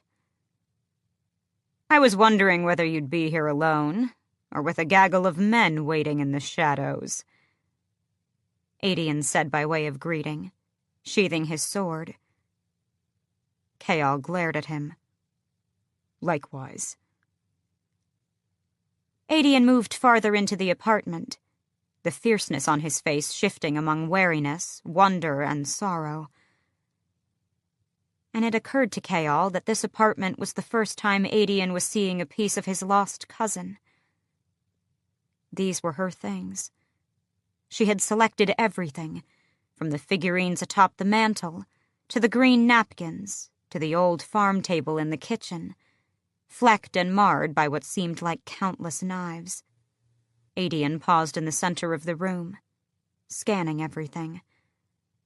Perhaps to see if there were indeed any hidden forces lying in wait. But Kayal muttered something about using the bathing room and gave Adian the privacy he needed. This was her apartment, Whether she accepted or hated her past, she decorated the dining table in Terrason's royal colors, green and silver. The table and the stag figurine atop the mantel were the only shreds of proof that she might remember, might care. Everything else was comfortable, tasteful, as if the apartment were for lounging and nights by the fire. And there were so many books, on shelves, on the tables by the couch, stacked beside the large armchair before the curtained floor-to-ceiling window spanning the entire length of the great room. Smart, educated, cultured if the knickknacks were any indication. There were things from across the kingdoms, as if she'd picked up something everywhere she went. The room was a map of her adventures, a map of a whole different person. Aelin had lived. She'd lived, and seen and done things. The kitchen was small, but cozy, and, gods, she had a cooling box. The captain had mentioned her being notorious as an assassin, but he hadn't mentioned that she was rich. All that blood money, all these things just proof of what she'd lost, what he'd failed to protect. She'd become a killer. A damned good one if this apartment was any indication. Her bedroom was even more outrageous. It had a massive 4-poster bed with a mattress that looked like a cloud, and an attached marble-tiled bathing room that possessed its own plumbing system. Well, her closet hadn't changed. His cousin had always loved pretty clothes. Aedion pulled out a deep blue tunic, gold embroidery around the lapels and buttons glimmering in the light from the sconces. These were clothes for a woman's body, and the scent still clinging to the entire apartment belonged to a woman, so similar to what he remembered from childhood, but wrapped in mystery and secret smiles. It was impossible for his fey senses not to notice, to react. Aedion leaned against the wall of the dressing room, staring at the gowns and the displays of jewelry, now coated in dust. He didn't let himself care about what had been done to him in the past, the people he'd ruined, the battlefields he'd walked off covered in blood and gore that wasn't his own. As far as he was concerned, he'd lost everything the day Aelin died. He had deserved the punishment for how badly he'd failed. But Aelin... Aedion ran his hands through his hair before stepping into the great room. Aelin would come back from Wendlin, no matter what the captain believed. Aelin would come back, and when she did... With every breath, Aedion felt that lingering scent wrapping tighter around his heart and soul. When she came back, he was never letting her go. Aedion sank onto one of the armchairs before the fire, as Chaol said, "Well, I think I've waited long enough to hear what you have to say about magic. I hope it's worthwhile." "Regardless of what I know, magic shouldn't be your main plan of defense or action." "I saw your queen cleave the earth in two with her power," Chaol said. "Tell me that wouldn't turn the tide on a battlefield. Tell me that you wouldn't need that, and others like her." "She won't be anywhere near those battlefields," Aedion snarled softly. Chaol highly doubted that was true, but wished it was. Aedion would probably have to bind Celaena to her throne to keep her from fighting on the front lines with her people. "Just tell me." Aedion sighed and gazed at the fire, as if beholding a distant horizon. "The burnings and executions had already started by the time magic disappeared. So the day it happened, I thought the birds were just fleeing the soldiers or looking for carrion. I was locked in one of the tower rooms by the king's orders. Most days I didn't dare look out the window, because I didn't want to see what was happening in the city below. But there was such noise from the birds that day that I looked.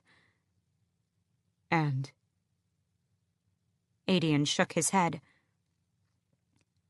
Something sent them all flying up in one direction, then another, and then the screaming started. I heard some people just died right on the spot, as if an artery had been cut. Adian spread out a map on the low table between them and put a calloused finger on Orinth. There were 2 waves of birds. The first went north-northwest. He traced a vague line. From the tower, I could see far enough that I knew many of them had come from the south. Most of the birds near us didn't move much. But then the second wave shoved all of them to the north and east, like something from the center of the land threw them that way. Kayal pointed to Perenth, the second largest city in Terrasen. From here? Farther south. Adian knocked Kayal's hand out of the way. And Dovier, or even lower. You couldn't have seen that far.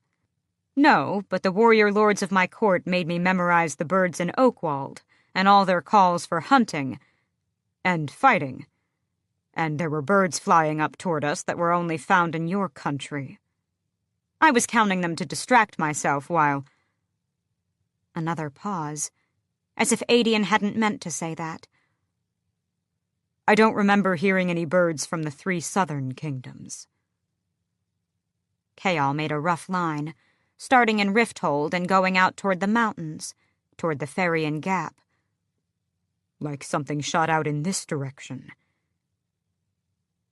It wasn't until the second wave that magic stopped. Adian raised a brow. Don't you remember that day? I was here. If anyone felt pain, they hid it. Magic's been illegal in Otterland for decades. So where does all this get us, Adian? Well, Murtagh and Wren had similar experiences. So then the general launched into another tale. Like Adian, Wren and Murtagh had experienced a frenzy of local animals, and twin waves of something the day magic had disappeared. But they'd been in the southern part of their continent, having just arrived in Skulls Bay.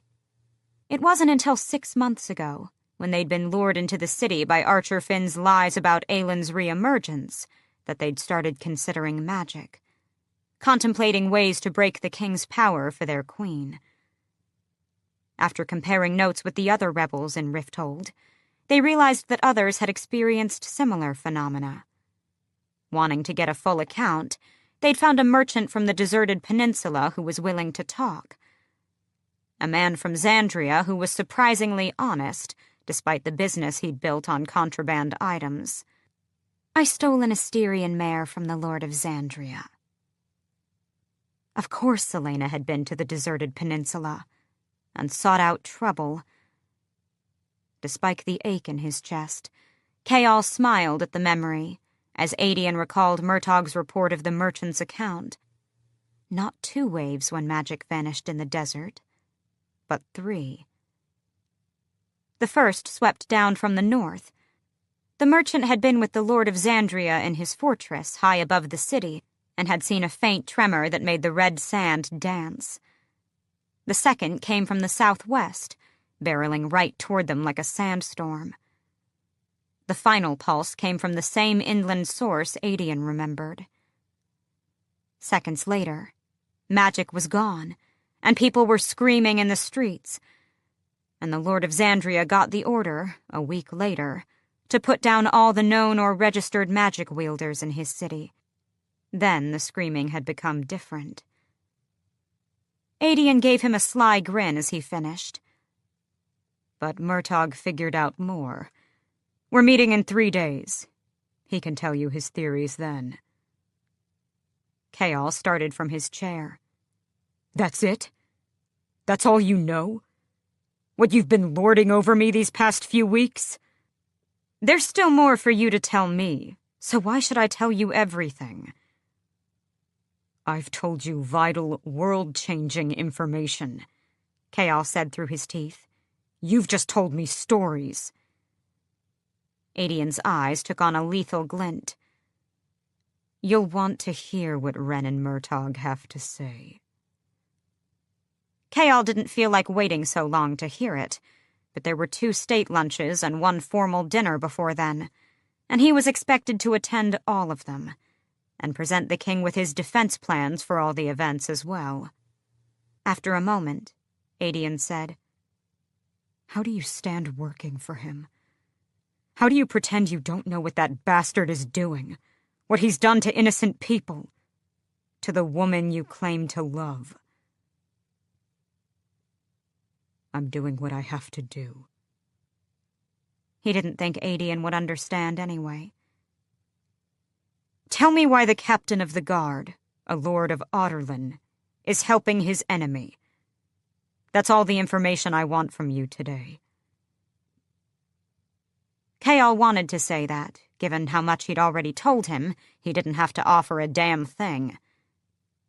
Instead, he said, "I grew up being told we were bringing peace and civilization to the continent. What I've seen recently has made me realize how much of it is a lie." "You knew about the labor camps, though. About the massacres." "It is easy to be lied to when you do not know any of those people firsthand." But Selena with her scars, and Nehemia with her people butchered. "It's easy to believe when your king tells you that the people in Endovier deserve to be there, because they're criminals or rebels who tried to slaughter innocent Otterlanian families." "And how many of your countrymen would stand against your king if they too learned the truth? If they stopped to consider what it would be like if it were their family, their village being enslaved or murdered? How many would stand if they knew what power their prince possessed? If their prince rose up to fight with us?" Chaol didn't know. And he wasn't sure he wanted to. As for Dorian, he could not ask that of his friend, could not expect it. His goal was keeping Dorian safe. Even if it would cost him their friendship, he didn't want Dorian involved. Ever. The past week had been terrifying and wonderful for Dorian. Terrifying because 2 more people knew his secret, and because he walked such a fine line when it came to controlling his magic, which seemed more volatile with each passing day. Wonderful because every afternoon he visited the forgotten workroom Sorsha had discovered. Tucked in a lower level of the catacombs where no one would find them, she brought books from the gods knew where, herbs and plants and salts and powders, and every day they researched and trained and pondered. There weren't many books about dampening a power like his. Many had been burned, she'd told him. But she looked at the magic like a disease. If she could find the right channels to block, she could keep it contained. And if not, she always said, they could resort to drugging him, just enough to even out his moods. She didn't like the idea of it, and neither did he, though it was a comfort to know the option was there. An hour each day was all they could manage together. For that hour, regardless of the laws they were breaking, Dorian felt like himself again. Not twisted and reeling and stumbling through the dark, but grounded, calm. No matter what he told Sorsha, she never judged or betrayed him. Chaol had been that person once. Yet now, when it came to his magic, he could still see fear and a hint of disgust in Chaol's eyes. "Did you know," Sorsha said from her spot across the work table, "that before magic vanished, they had to find special ways of subduing gifted prisoners?" Dorian looked up from his book, a useless tome on garden remedies. Before magic vanished, at the hand of his father and his word keys. His stomach turned. Because they'd used their magic to break out of prison? Sorsha studied the book again. "That's why a lot of the old prisons use solid iron. It's immune to magic." "I know," he said, and she raised a brow. She was slowly starting to come alive around him, though he'd also learned to read her subtle expressions better. "Back when my power first appeared, I tried using it on an iron door. and it didn't go well. Sorsha chewed on her lip. It was surprisingly distracting. But iron's in your blood, so how does that work? I think it was the gods' way of keeping us from growing too powerful. If we keep contact with the magic, if it's flowing through us for too long, we faint. Or worse. I wonder what would happen if we increased the iron in your diet. Perhaps adding a large amount of treacle to your food. We give it to anemic patients, but if we gave you a highly concentrated dose, it would taste awful and could be dangerous, but... But perhaps if it's in my body, then when the magic rises up... He grimaced. He might have balked at the memory of the agony when he'd tried to seal that iron door, but... he couldn't bring himself to say no to her. Do you have any here? Just something to add to a drink? She didn't, but she got some. And within a quarter of an hour, Dorian said a prayer to Silba and swallowed it, cringing at the obscene sweetness. Nothing. Sorsha's eyes darted from his own to the pocket watch in her hand, counting, waiting to see if there was an adverse reaction. A minute passed, and then 10. Dorian had to go soon, and so did she. But after a while, Sorsha quietly said, "Try it. Try summoning it. The iron should be in your blood now."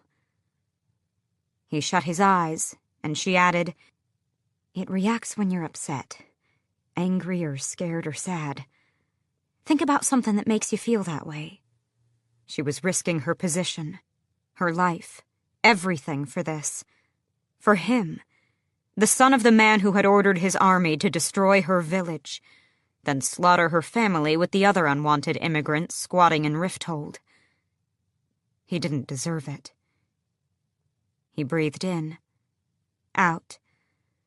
She also didn't deserve the world of trouble he was bringing down upon her, or would continue to bring to her door every time he came here. He knew when women liked him, and he'd known from the first moment he'd seen her that she found him attractive. He'd hoped that opinion hadn't changed for the worse, but now... Think of what upsets you. Everything upset him. It upset him that she was risking her life, that he had no choice but to endanger her. Even if he took that final step toward her, even if he took her into his bed like he so badly wanted to, he was still the crown prince. "You will always be my enemy," Celaena had once said. There was no escaping his crown, or his father, who would behead Sorsha, burn her, and scatter her ashes to the wind if he found out she'd helped him. His father, whom his friends were now working to destroy. They had lied to him and ignored him for that cause, because he was a danger. To them, to Sorsha, and... Roaring pain surged from his core and up his throat, and he gagged. There was another wave, and a cool breeze tried to kiss his face, but it vanished like mist under the sun as the pain trembled through him. He leaned forward, squeezing his eyes shut as the agony and then the nausea went through him again, and again. But then it was quiet. Dorian opened his eyes to find Sorsha. Clever, steady, wonderful Sorsha, standing there, biting her lip. She took one step, toward him, not away for once. Did it... Dorian was on his feet so fast the chair rocked behind him, and had her face between his hands a heartbeat after that. "Yes," he breathed, and kissed her. It was fast, but her face was flushed, and her eyes wide as he pulled back. His own eyes were wide, gods be damned, and he was still rubbing his thumb against her soft cheek, still contemplating going back for more, because that hadn't been nearly enough. But she pulled away, returning to her work, as if as if it hadn't been anything other than an embarrassment. "Tomorrow?" she murmured. She wouldn't look at him. He could hardly muster the words to tell her yes as he staggered out. She'd looked so surprised, and if he didn't get out, he was likely to kiss her again. But maybe she didn't want to be kissed. Chapter 27. Standing atop a viewing platform on the side of the Omega, Manon watched the first Yellowlegs coven of the day take the crossing. The plunge down, followed by the violent sweep up, was stunning, even when it was the Yellowlegs riders astride the wind. Leading them along the sheer face of the northern fang was Iskra. Her bull, a massive beast named Fendir, was a force of nature in himself. Though smaller than Titus, he was twice as nasty. "They suit each other," Asterin said from beside Manon. The rest of the 13 were in the sparring room, instructing the other covens in hand-to-hand combat. Phaline and Fallon, the green-eyed demon twins, were undoubtedly taking some pleasure from torturing the newest sentinels. They thrived on that sort of thing. Iskra and Fendir swept over the uppermost peak of the northern fang and vanished into the clouds, the other 12 riders trailing in tight formation. The cold wind whipped at Manon's face, beckoning to her. She was on her way to the caverns to see Abraxos, but she'd wanted to monitor the Yellowlegs crossing first, just to make sure they were truly gone for the next 3 hours. She looked across the span of the bridge to the fang and its giant entryway. Screeching and roaring echoed from it, reverberating across the mountains. "I want you to keep the 13 occupied for the rest of the day," Manon said. As second, Asterin was the only one of the 13 with any sort of right to question her, and even then, it was only in very limited circumstances. "You're going to train with him?" Manon nodded. "Your grandmother said she'd gut me if I let you out of my sight again." Golden hair twining about her in the wind, Asterin's face, with its now crooked nose, was wary. "You're going to have to decide," Manon said, not bothering to bare her iron teeth. "Are you her spy, or my second?" No hint of pain or fear or betrayal, just a slight narrowing of her eyes. "I serve you." "She's your matron." "I serve you." For a heartbeat, Manon wondered when she'd ever earned that kind of loyalty. They weren't friends, at least not in the way that humans seemed to be friends. Every Blackbeak already owed her their loyalty and obedience as the heir. But this... Manon had never explained herself, her plans, or her intentions to anyone except her grandmother. But she found herself saying to her second, "I'm still going to be wing leader." Asterin smiled, her iron teeth like quicksilver in the morning sun. "We know." Manon lifted her chin. "I want the 13 adding tumbling to their hand-to-hand training. And when you can handle your wyvern on your own, I want you in the skies when the Yellowlegs are aloft. I want to know where they fly, how they fly, and what they do." Asterin nodded. "I already have the shadows watching the Yellowlegs in the halls," she said, a glimmer of rage and bloodthirst in those gold-flecked black eyes. When Manon raised a brow, Asterin said, "You didn't think I'd let Iskra off so easily, did you?"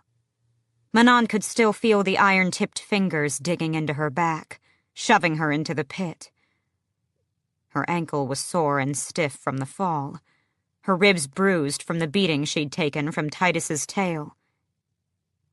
"Keep them in line, unless you want your nose broken a second time." Asterin flashed a grin. "We don't move without your command, lady." Manon didn't want the overseer in the pen, or his 3 handlers all bearing spears and whips. She didn't want any of them for 3 reasons. The first was that she wanted to be alone with Abraxos, who was crouched against the back wall, waiting and watching. The second was that the human smell of them, the beckoning warmth of the blood pulsing in their necks, was distracting. The stench of their fear was distracting. She'd debated for a good minute whether it would be worth it to gut one of them just to see what the others would do. Already men were going missing from the Fang. Men who were rumored to have crossed the bridge to the Omega and never returned. Manon hadn't killed any of the men here yet, but every minute alone with them tempted her to play. And the third reason she resented their presence was that Abraxos loathed them, with their whips and spears and chains and their hulking presence. The wyvern wouldn't move from his spot against the wall, no matter how viciously they cracked their whips. He hated whips. Not just feared, but actually hated. The sound alone made him cringe and bare his teeth. They'd been in the pen for 10 minutes, attempting to get close enough to get him chained down and saddled. If it didn't happen soon, she'd have to go back to the Omega before the Yellowlegs returned. "He's never taken a saddle," the overseer said to her. "Probably won't." She heard the unspoken words. "I'm not going to risk my men getting it on him. You're just being proud. Pick another mount like a good girl." Manon flashed her iron teeth at the overseer, her upper lip pulling back just enough to warn him. He backed up a step, whip drooping.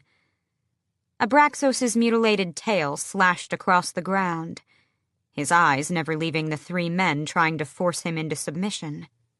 One of them cracked the whip, so close to Abraxos that he flinched away. Another snapped it near his tail, twice. Then Abraxos lunged, with both neck and tail. The 3 handlers scrambled, barely out of reach of his snapping teeth. Enough. "Your men have cowards' hearts," she said, giving the overseer a withering look as she stalked across the dirt floor. The overseer grabbed for her, but she slashed with iron-tipped fingers and sliced his hand open. He cursed, but Manon kept walking, licking his blood off her nails. She almost spat it out. Vile. The blood tasted rotten, as if it had curdled or festered inside a corpse for days. She glanced at the blood on the rest of her hand. It was too dark for human blood. If witches had indeed been killing these men, why had no one reported this? She bit down the questions. She would think about it another time, maybe drag the overseer into a forgotten corner and open him up to see what was decaying inside him. But right now, the men had gone quiet. Each step brought her closer to Abraxos. A line had been marked in the dirt where the safety of the chains ended. Manon took 3 steps beyond it, one for each face of their goddess. Maiden, Mother, Crone. Abraxos crouched, the powerful muscles of his body tense, ready to spring. "You know who I am," Manon said, gazing into those endless black eyes, not giving 1 inch to fear or doubt. "I am Manon Blackbeak, heir to the Blackbeak clan, and you are mine. Do you understand?" One of the men snorted, and Manon might have whirled to tear out his tongue right there. But Abraxos lowered his head ever so slightly, as if he understood. "You are Abraxos," Manon said to him, a chill slithering down her neck. "I gave you that name because he is the great beast, the serpent who wrapped the world in his coils, and who will devour it at the very end when the 3-faced goddess bids him to. You are Abraxos, she repeated. "And you are mine." A blink. Then another. Abraxos took a step toward her. Leather groaned as someone tightened their grip on a coiled whip. But Manon held fast, lifting one hand toward her wyvern. "Abraxos?" The mighty head came toward her, those eyes pools of liquid night meeting her own. Her hand was still extended, tipped in iron and stained with blood. He pressed his snout into her palm and huffed. His gray hide was warm and surprisingly soft, thick but supple, like worn leather. Up close, the variation in color was striking. Not just gray, but dark green, brown, black. It was marred all over by thick scars, so many that they could have been the stripes of a jungle cat. Abraxos's teeth, yellow and cracked, gleamed in the torchlight. Some were missing, but those that remained were as long as a finger and twice as thick. His hot breath reeked, either from his diet or rotting teeth. Each of the scars, the chipped teeth and broken claws, the mutilated tail. They weren't the markings of a victim. Oh, no. They were the trophies of a survivor. Abraxos was a warrior who'd had all the odds stacked against him and survived. Learned from it. Triumphed. Manon didn't bother to look at the men behind her as she said, "Get out." She kept staring into those dark eyes. "Leave the saddle and get out. If you bring a whip in here again, I'll use it on you myself." "But now." Muttering and clicking their tongues, the handlers shuffled out and shut the gate. When they were alone, Manon stroked the massive snout. However the king had bred these beasts, Abraxos had somehow been born different. Smaller, but smarter. Or perhaps the others didn't ever need to think. Cared for and trained, they did what they were told. But Abraxos had learned to survive. And perhaps that had opened his mind. He could understand her words, her expressions. And if he could comprehend those things, he could possibly teach the other mounts of the 13. It was a small edge, but an edge that could make them wing leader and make them invincible against the king's enemies. "I am going to put this saddle on you," she said, still cupping that snout. He shifted, but Manon grabbed on tight, forcing him to look at her. "You want out of this shithole? Then you'll let me put this saddle on you to check the fit. And when we're done, you're going to let me look at your tail. Those human bastards cut off your spikes, so I'm going to build some for you. Iron ones, like mine," she said, and flashed her iron nails for him to see. "And fangs, too," she added, baring her iron teeth. "It's going to hurt, and you're going to want to kill the men who put them in, but you're going to let them do it. Because if you don't, then you will rot down here for the rest of your life. Understand?" A long, hot huff of air into her hands. "Once all that is done," she said, smiling faintly at her wyvern, "you and I are going to learn how to fly. And then we'll stain this kingdom red." Abraxos did everything she asked, though he growled at the handlers who inspected and poked and prodded, and nearly bit off the arm of the physician who had to dig out his rotted teeth to make way for the iron fangs. It took 5 days to do it all. He almost took out a wall when they welded the iron spikes onto his tail, but Manon stood with him the entire time, talking to him about what it was like to ride with the 13 on their ironwood brooms and hunt down the Kraken witches. She told the stories as much to distract him as she did to remind the men that if they made a mistake, if they hurt him, her retribution would be a long, bloody process. Not one of them made an error. During the 5 days they worked on him, she missed her riding lessons with the 13.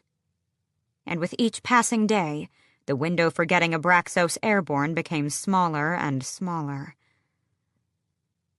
Manon stood with Asterin and Sorrel in the training hall, watching the tail end of the day's sparring session.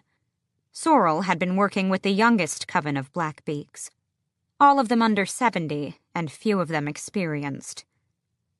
"How bad?" Manon asked, crossing her arms. Sorrel, small and dark-haired, crossed her arms as well. "Not as bad as we feared, but they're still sorting out coven dynamics, and their leader is..." Sorrel frowned at a mousy-looking witch who had just been thrown to the ground by an inferior. "I'd suggest either having her coven decide what to do with her, or picking a new leader. One weak coven in the wing, and we could lose the war games." The coven leader was panting on the hard stone floor, nose dripping blue blood. Manon ground her teeth. "Give her 2 days. Let's see if she sorts herself out. No need to have word of unstable covens get around. But have Vesta take her out tonight," Manon added, glancing to the red-haired beauty leading another coven in archery drills, to wherever she's been going to torment the men in the Northern Fang. Sorrel raised her thick brows innocently, and Manon rolled her eyes. "You're a worse liar than Vesta. You think I haven't noticed those men grinning at her all hours of the day, or the bite marks on them? Just keep the death toll down. We have enough to worry about as it is. We don't need a mutiny from the mortals." Asterin snorted, but when Manon gave her a sidelong look, the witch kept her gaze ahead, face all too innocent. Of course, if Vesta had been bedding and bleeding the men, then Asterin had been right there with her. Neither of them had reported anything about the men tasting strange. "As you will it, lady," Sorrel said, a faint hint of color on her tan cheeks. If Manon was ice and Asterin was fire, then Sorrel was rock. Her grandmother had told her on occasion to make Sorrel her second, as ice and stone were sometimes too similar. But without Asterin's flame, without her second being able to rile up a host or rip out the throat of any challenger to Manon's dominance, Manon would not have led the 13 so successfully. Sorrel was grounded enough to even them both out. The perfect third. "The only ones having fun right now," Asterin said, "are the green-eyed demon twins." Indeed, the midnight-haired Phaline and Fallon were grinning with maniacal glee as they led 3 covens in knife-throwing exercises, using their inferiors as target practice. Manon just shook her head. Whatever worked, whatever shook the dust off these Blackbeak warriors. "And my shadows?" Manon asked Asterin. "How are they doing?" Etta and Briar, 2 cousins that were as close as sisters, had been trained since infancy to blend into any sliver of darkness and listen. And they were nowhere to be seen in this hall, just as Manon had ordered. "They'll have a report for you tonight," Asterin said. Distant cousins to Manon, the shadows bore the same moon-white hair. Or they had, until they'd discovered 80 years ago that the silver hair was as good as a beacon and dyed it solid black. They rarely spoke, never laughed, and sometimes even Asterin herself couldn't detect them until they were at her throat. It was their sole source of amusement, sneaking up on people, though they'd never dared do it to Manon. It was no surprise they'd taken 2 onyx wyverns. Manon eyed her second and third. "I want you both in my room for their report, too." "I'll have Lynn and Vesta stand watch," Asterin said. They were Manon's fallback sentries, Vesta for the disarming smiles, and Lynn because if anyone ever called her by her full name, Linnea, the name her soft-hearted mother had given her before Lynn's grandmother tore out her heart, that person wound up with missing teeth at best, a missing face at worst. Manon was about to turn away when she caught her second and third watching her. She knew the question they didn't dare ask, and said, "I'll be airborne with Abraxos in a week, and then we'll be flying as one." It was a lie, but they believed her anyway. Chapter 28. Days passed, and not all of them were awful. Out of nowhere, Rowan decided to take Selena to the commune of healers 15 miles away, where the finest healers in the world learned, taught, and worked. Situated on the border between the Fae and mortal world, they were accessible to anyone who could reach them. It was one of the few good things Maeve had done. As a child, Selena had begged her mother to bring her. But the answer had always been no, accompanied by a vague promise that they would someday take a trip to the Torre Cesme in the southern continent, where many of the teachers had been taught by the Fae. Her mother had done everything she could to keep her from Maeve's clutches. The irony of it wasn't wasted on her. So Rowan took her. She could have spent all day, all month, wandering the grounds under the clever, kind eyes of the head healer. But her time there was halved thanks to the distance and her inability to shift, and Rowan wanted to be home before nightfall. Honestly, while she'd actually enjoyed herself at the peaceful riverside compound, she wondered whether Rowan had just brought her there to make her feel bad about the life she'd fallen into. It had made her quiet on the long hike back. And he didn't give her a moment's rest. They were to set out the following day on an overnight trip, but he wouldn't say where. Fantastic.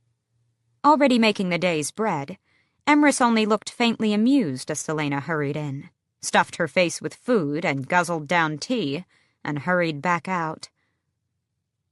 Rowan was waiting by her rooms, a small pack dangling from his hands. He held it open for her. "Clothes," he said, and she stuffed the extra shirt and underclothes she'd laid out into the bag.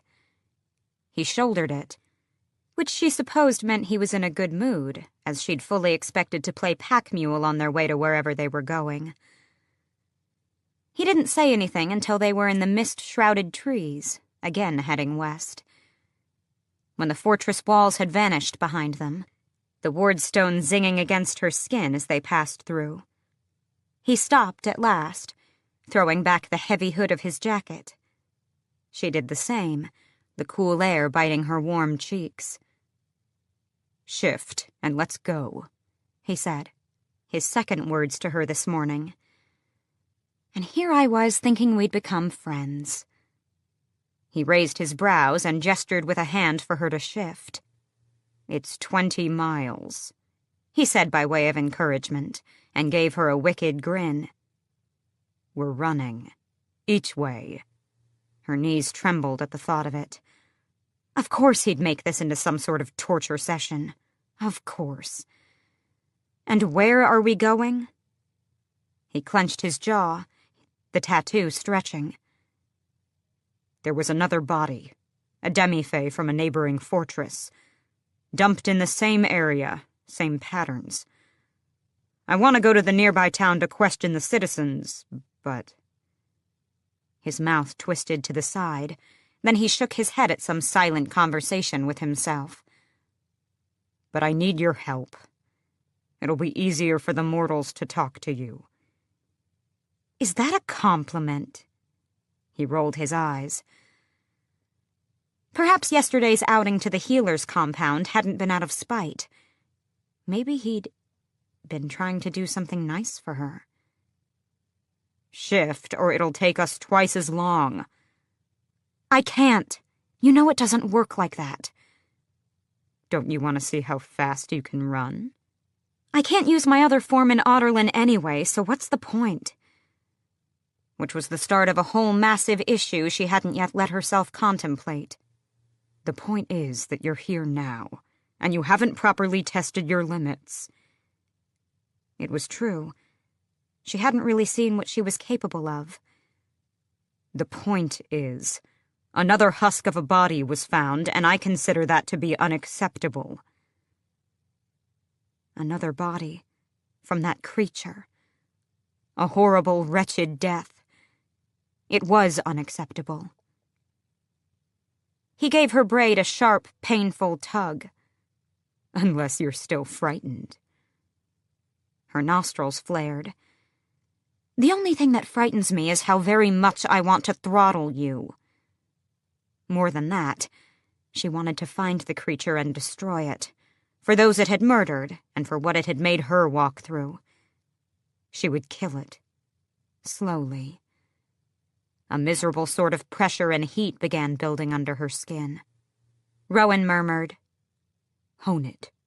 The anger." Was that why he'd told her about the body? Bastard. Bastard for manipulating her, for making her pull double duty in the kitchen. But his face was unreadable as he said, "Let it be a blade, Aelin. If you cannot find the peace, then at least hone the anger that guides you to the shift. Embrace and control it. It is not your enemy." Arobin had done everything he could to make her hate her heritage, to fear it. What he'd done to her, what she'd allowed herself to become. "This will not end well," she breathed. He didn't back down. "See what you want, Aelin, and seize it. Don't ask for it. Don't wish for it. Take it." I'm certain the average magic instructor would not recommend this to most people. You are not most people, and I think you like it that way. If it's a darker set of emotions that will help you shift on command, then that's what we'll use. There might come a day when you find that anger doesn't work, or when it is a crutch. But for now... A contemplative look. It was the common denominator those times you shifted. Anger of varying kinds. So own it. He was right, and she didn't want to think on it any more than that, or let herself get that enraged, not when she had been so angry for so long. For now. Selena took a long breath, then another. She let the anger anchor her, a knife slicing past the usual hesitation and doubt and emptiness. She brushed up against that familiar inner wall. No. A veil shimmering with soft light. All this time she thought she'd been reaching down for the power, but this was more of a reach in. Not a wish, but a command. She would shift, because there was a creature prowling these lands, and it deserved to pay. With a silent growl, she punched herself through the veil, pain shooting along every inch and pore as she shifted. A fierce, challenging grin, and Rowan moved, so fast she could hardly follow as he appeared on her other side and yanked on her braid again. When she whirled, he was already gone, and... She yelped as he pinched her side. "Stop!" He was standing in front of her now, a wild invitation in his eyes. She'd been studying the way he moved, his tricks and tells, the way he assumed she'd react. So when she crossed her arms, feigning the tantrum he expected, she waited. Waited, and then... He shot left to pinch or poke or hit her, and she whirled, slamming down his arm with an elbow and whacking him upside the head with her other hand. He stopped dead and blinked a few times. She smirked at him. He bared his teeth in a feral, petrifying grin. "Oh, you'd better run now." When he lunged, she shot through the trees. She had a suspicion that Rowan was letting her get ahead for the first few minutes, because though she moved faster, she could barely adjust enough to her altered body to leap over rocks and fallen trees. He'd said they were going southwest, and that was where she went, dodging between the trees, the anger simmering away, shifting into something else entirely. Rowan was a silver and white streak beside her and behind her, and every time he got too close, she veered the other way, testing out the senses that told her where the trees were without seeing them. The smell of oak and moss and living things. The open coolness of the mist passing between them like a path that she followed. They hit a plateau, the ground easy beneath her boots. Faster. She wanted to see if she could go faster, if she could outrun the wind itself. Rowan appeared at her left, and she pumped her arms, her legs, savoring the breath in her lungs, smooth and calm, ready to see what she would do next. More. This body wanted more. She wanted more. And then she was going swifter than she ever had in her life, the trees a blur, her immortal body singing as she let its rhythms fall into place. Her powerful lungs gobbled down the misty air and filled with the smell and taste of the world. Only instinct and reflex guiding her, telling her she could go faster still, feet eating up the loamy earth step by step by step. Gods. Oh, gods. She could have flown, could have soared for the sudden surge of ecstasy in her blood, the sheer freedom granted by the marvel of creation that was her body. Rowan shot at her from the right, but she dodged a tree with such ease she let out a whoop, then threw herself between two long-hanging branches, mere hurdles that she landed with feline skill. Rowan was at her side again, lunging with a snap of his teeth, but she whirled and leapt over a rock, letting the moves she'd honed as an assassin blend into the instincts of her fey body. She could die for love of this speed, this surety in her bones. How had she been afraid of this body for so long? Even her soul felt looser, as if she had been locked up and buried, and was only now starting to shake free. Not joy, perhaps not ever, but a glimmer of what she had been before grief had decimated her so thoroughly. Rowan raced beside her, but made no move to grab her. No, Rowan was playing. He threw a glance at her, breathing hard but evenly, and it might have been the sun through the canopy, but she could have sworn that she saw his eyes alight with a glimmer of that same feral contentment. She could have sworn he was smiling. It was the fastest 20 miles of her life. Granted, the last 5 were slower, and by the time Rowan brought them to a halt, they were both gulping down air. It was only then, as they stared at each other between the trees, that she realized the magic hadn't once flared, hadn't once tried to overpower or erupt. She could feel it waiting down in her gut, warm but calm, slumbering. She wiped the sweat from her brow, her neck, her face. Though she was panting, she still could have run for miles more. Gods, if she had been this fast the night Nehemia had... It wouldn't have made a difference. Nehemia had orchestrated every step in her own destruction, and would have found another way.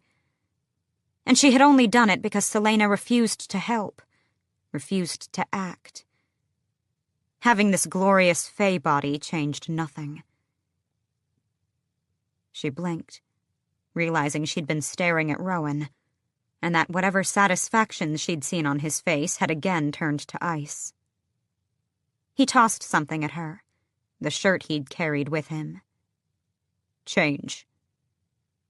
He turned and stripped off his own shirt. His back was just as tan and scarred as the rest of him. But seeing those markings didn't make her want to show him what her own ruined back looked like. So she moved between the trees until she was sure he couldn't see her, and swapped her shirt. When she returned to where he'd dumped the pack, he tossed her a skein of water, which she gulped down. It tasted... She could taste each layer of minerals in the water, and the musk of the skein itself.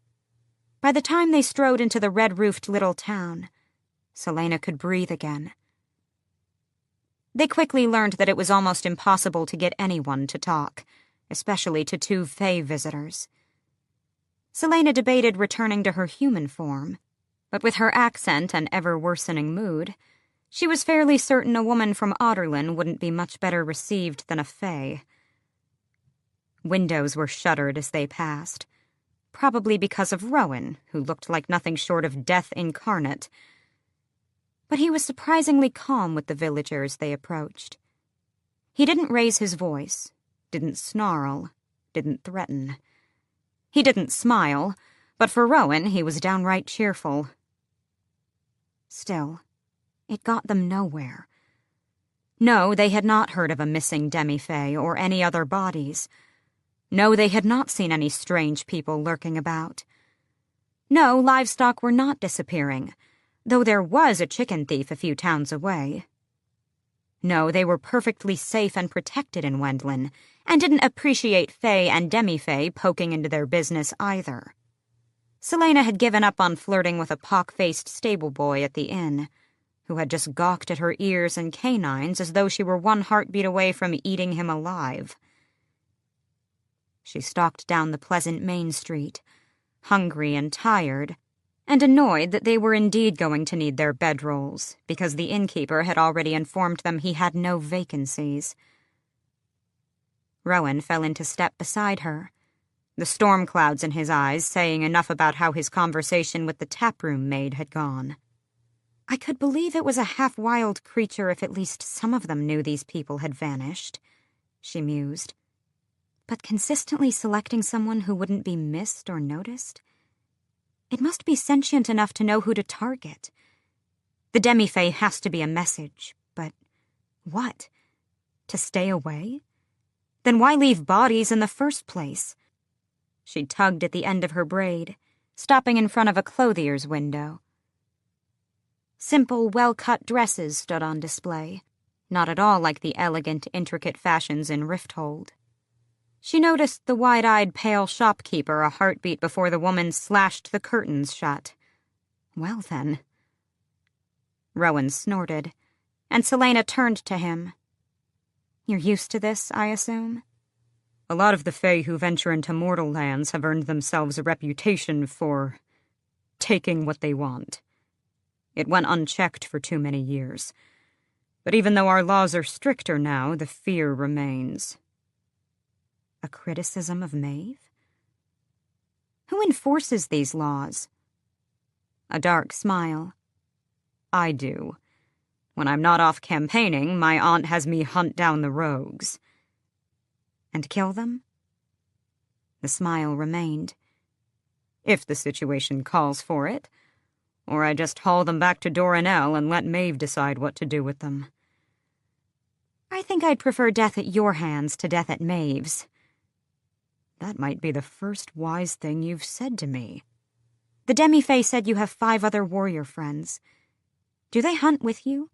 How often do you see them? I see them whenever the situation calls for it.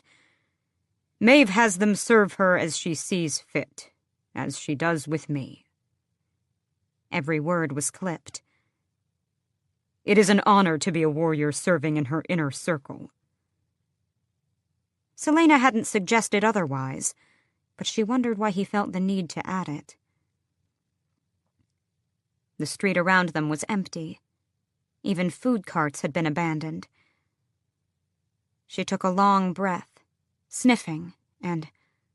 was that chocolate? Did you bring any money?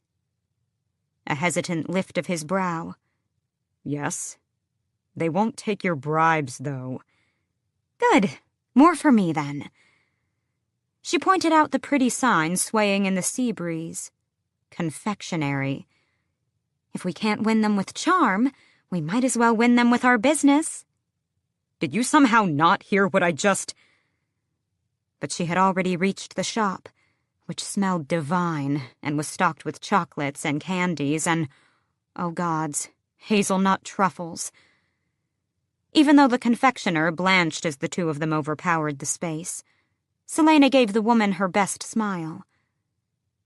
Over her rotting corpse was she letting these people get away with shutting curtains in her face, or letting them think that she was here to plunder. Nehemia had never once let the preening, bigoted idiots in Rifthold shut her out of any store, dining room, or household. and she had the sense that her friend might have been proud of the way she went from shop to shop that afternoon, head held high, and charmed the ever-loving hell out of those villagers. Once word spread that the two Fey strangers were spending silver on chocolates, then a few books, then some fresh bread and meat, the streets filled again. Vendors bearing everything from apples to spices to pocket watches were suddenly eager to chat, so long as they sold something. When Selena popped into the cramped Messengers Guild to mail a letter, she managed to ask a few novices if they'd been hired by anyone of interest. They hadn't, but she still tipped them handsomely. Rowan dutifully carried every bag and box Selena bought, save the chocolates, which she ate as she strolled around, one after another. When she offered one to him, he claimed he didn't eat sweets. Ever. Not surprising. The villagers wound up not knowing anything, which she supposed was good, because it meant that they hadn't been lying. But the crabmonger did say he'd found a few discarded knives, small, sharp-as-death knives, in his nets recently. He tossed them all back into the water as gifts for the sea god. The creature had sucked these people dry, not cut them up. So it was likely that Wendlanite soldiers had somehow lost a trunk of their blades in some storm. At sunset, the innkeeper even approached them about a suddenly vacant suite. The very best suite in town, he claimed. But Selena was starting to wonder whether they might attract the wrong sort of attention, and she wasn't particularly in the mood to see Rowan disembowel a would-be thief. So she politely refused, and they set out down the street, the light turning thick and golden as they entered the forest once more. Not a bad day, she realized, as she nodded off under the forest canopy. Not bad at all. Her mother had called her Fireheart. But to her court, to her people, she would one day be queen. To them, she was the heir to 2 mighty bloodlines, and to a tremendous power that would keep them safe and raise their kingdom to even greater heights. A power that was a gift. Or a weapon. That had been the near-constant debate for the first 8 years of her life. As she grew older, and it became apparent that while she'd inherited most of her mother's looks, she'd received her father's volatile temper and wildness, the wary questions became more frequent, asked by rulers in kingdoms far from their own. And on days like this, she knew that everyone would hear of the event, for better or worse. She was supposed to be asleep, and was wearing her favorite silk nightgown, her parents having tucked her in minutes ago. Though they had told her they weren't, she knew they were exhausted and frustrated. She'd seen the way the court was acting, and how her uncle had put a gentle hand on her father's shoulder and told him to take her up to bed. But she couldn't sleep, not when her door was cracked open, and she could hear her parents from their bedroom in the suite they shared in the upper levels of the White Castle. They thought they were speaking quietly, but it was with an immortal's ears that she listened in the near dark. "I don't know what you expect me to do, Evelyn," her father said. She could almost hear him prowling before the giant bed on which she had been born.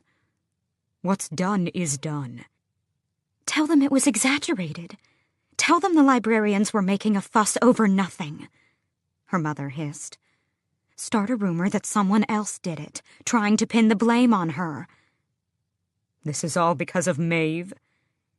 "This is because she is going to be hunted, Ro, for her whole life.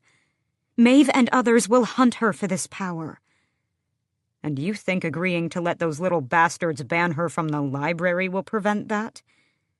Tell me, why does our daughter love reading so much?" "That has nothing to do with it." "Tell me." When her mother didn't respond, her father growled. "She is 8, and she has told me that her dearest friends are characters in books." "She has Adian. She has Adian because he is the only child in this castle who isn't petrified of her, who hasn't been kept away because we have been lax with her training. She needs training, Ev. Training and friends. If she doesn't have either, that's when she'll turn into what they're afraid of." Silence. And then, a huff from beside her bed. "I'm not a child," Adian hissed from where he sat in a chair, arms crossed. He'd slipped in here after her parents had left, to talk quietly to her, as he often did when she was upset. "And I don't see why it's a bad thing if I'm your only friend." "Quiet," she hissed back. Though Adian couldn't shift, his mixed blood allowed him to hear with uncanny range and accuracy, better even than hers. And though he was 5 years older, he was her only friend. She loved her court, yes, loved the adults who pampered and coddled her. But the few children who lived in the castle kept away, despite their parents' urging. Like dogs, she'd sometimes thought. The others could smell her differences. "She needs friends her age," her father went on. "Maybe we should send her to school. Cal and Marion have been talking about sending a lead next year." "No schools, and certainly not that so-called magic school, when it's so close to the border, and we don't know what Otterlin is planning." Adian loosed a breath, his legs propped on the mattress. His tan face was angled toward the cracked door, his golden hair shining faintly. But there was a crease between his brows. Neither of them took well to being separated, and the last time one of the castle boys had teased him for it, Adian had spent a month shoveling horse dung for beating the boy into a pulp. Her father sighed. "Ev, don't kill me for this, but you're not making this easy. For us or for her." Her mother was quiet, and she heard a rustle of clothing and a murmur of, I know, before her parents started speaking too quietly for even her fey ears. Adian growled again, his eyes, their matching eyes, gleaming in the dark. "I don't see what all the fuss is about. So what if you burned a few books?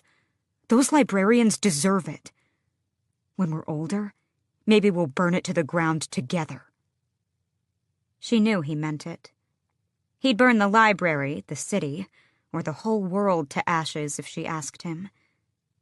It was their bond, marked by blood and scent and something else she couldn't place.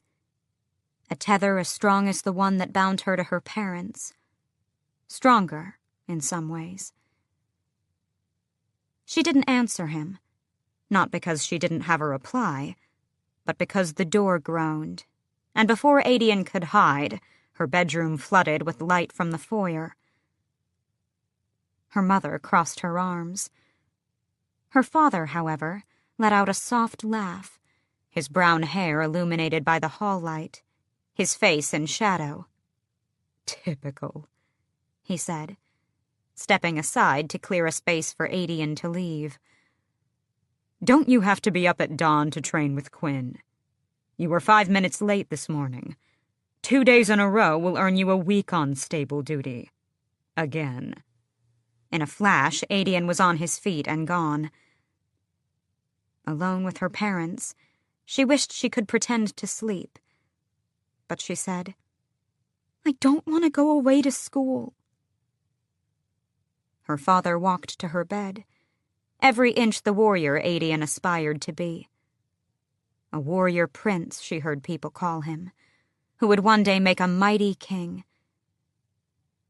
She sometimes thought her father had no interest in being king, especially on days when he took her up into the Staghorns and let her wander through Oakwald in search of the Lord of the Forest. He never seemed happier than at those times, and always seemed a little sad to go back to Orinth. "You're not going away to school," he said, looking over his broad shoulder at her mother, who lingered by the doorway, her face still in shadow. But do you understand why the librarians acted the way they did today? Of course she did. She felt horrible for burning the books. It had been an accident, and she knew her father believed her. She nodded and said, "I'm sorry." You have nothing to be sorry for, her father said, a growl in his voice. "I wish I was like the others," she said. Her mother remained silent, unmoving, but her father gripped her hand. I know, love, but even if you were not gifted, you would still be our daughter. You would still be a Galathinius and their queen one day. I don't want to be queen. Her father sighed. This was a conversation they'd had before. He stroked her hair. I know, he said again. Sleep now. We'll talk about it in the morning. They wouldn't, though. She knew they wouldn't, because she knew there was no escaping her fate, even though sometimes she prayed to the gods that she could. She lay down again nonetheless, letting him kiss her head and murmur good night. Her mother still said nothing, but as her father walked out, Evelyn remained, watching her for a long while. Just as she was drifting off, her mother left, and as she turned, she could have sworn that tears gleamed on her pale face. Selena jolted awake, hardly able to move, to think. It had to be the smell of that God's damned body yesterday that had triggered the dream. It was agony seeing her parents' faces, seeing Adian. She blinked, focusing on her breathing, until she was no longer in that beautiful jewel box-like room, until the scent of the pine and snow on the northern wind had vanished, and she could see the morning mist weaving through the canopy of leaves above her. The cold, damp moss seeped through her clothes. The brine of the nearby sea hung thick in the air. She lifted her hand to examine the long scar carved on her palm. Do you want breakfast? Rowan asked, from where he crouched over unlit logs, the first fire she'd seen him assemble. She nodded, then rubbed her eyes with the heels of her palms. Then start the fire, he said. You can't be serious. He didn't deign to respond. Groaning, she rotated on her sleeping roll until she sat cross-legged facing the logs. She held a hand toward the wood. Pointing is a crutch. Your mind can direct the flames just fine. Perhaps I like the dramatics. He gave her a look she interpreted to mean, light the fire, now. She rubbed her eyes again and concentrated on the logs. Easy, Rowan said. And she wondered if that was approval in his voice, as the wood began to smoke. A knife, remember? You are in control. A knife, carving out a small bit of magic. She could master this. Light one single fire. Gods, she was so heavy again. That stupid dream, memory, whatever it was. Today would be an effort. A pit yawned open inside her, the magic rupturing out before she could shout a warning. She incinerated the entire surrounding area. When the smoke and flames cleared thanks to Rowan's wind, he merely sighed. At least you didn't panic and shift back into your human form. She supposed that was a compliment. The magic had felt like a release, a thrown punch. The pressure under her skin had lessened. So Selena just nodded. But shifting, it seemed, was to be the least of her problems. Chapter 29. It had just been a kiss, Sorsha told herself every day afterward. A quick, breathless kiss that had made the world spin. The iron in the treacle had worked, though it bothered Dorian enough that they started to toy with the dosage and ways to mask it. If he were caught ingesting powders at all hours of the day, it would lead to questions. So it became a daily contraceptive tonic, because no one would bat an eye at that, not with his reputation. Sorsha was still reassuring herself that the kiss had meant nothing more than a thank you, as she reached the door to Dorian's tower room, his daily dose in hand. She knocked, and the prince called her inside. The assassin's hound was sprawled on his bed, and the prince himself was lounging on his shabby couch. He sat up, however, and smiled at her in that way of his. "I think I found a better combination. The mint might go down better than the sage," she said, holding up the glass of reddish liquid. He came toward her, but there was something in his gait, a kind of prowl that made her straighten. Especially as he set down the glass and stared at her, long and deep. "What?" she breathed, backing up a step. He gripped her hand, not hard enough to hurt, but enough to stop her retreat. "You understand the risks, and yet you're still helping me," he said. "Why?" "It's the right thing." "My father's laws say otherwise."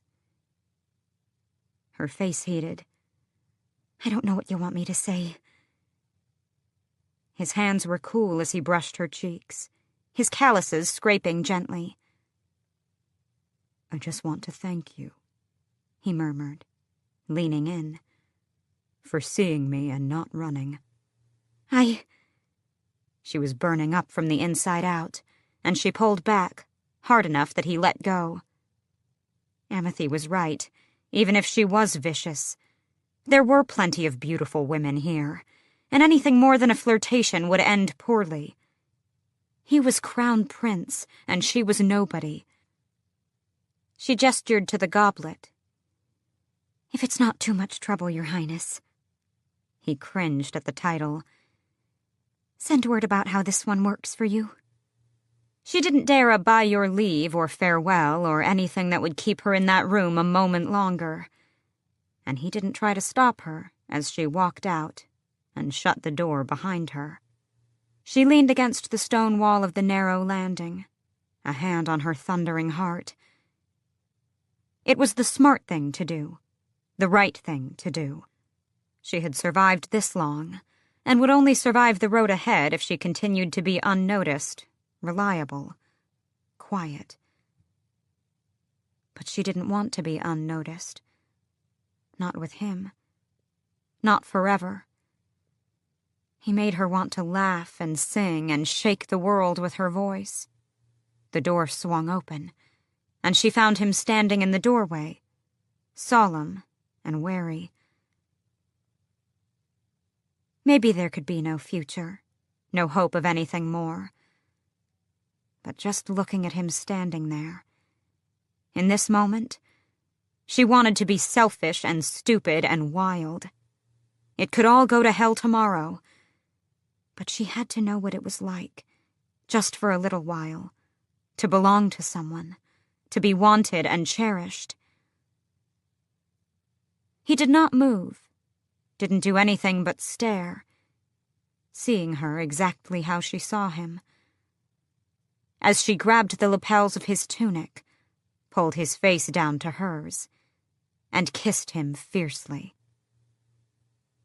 Kayal had barely been able to concentrate for the past few days, thanks to the meeting he was moments away from having.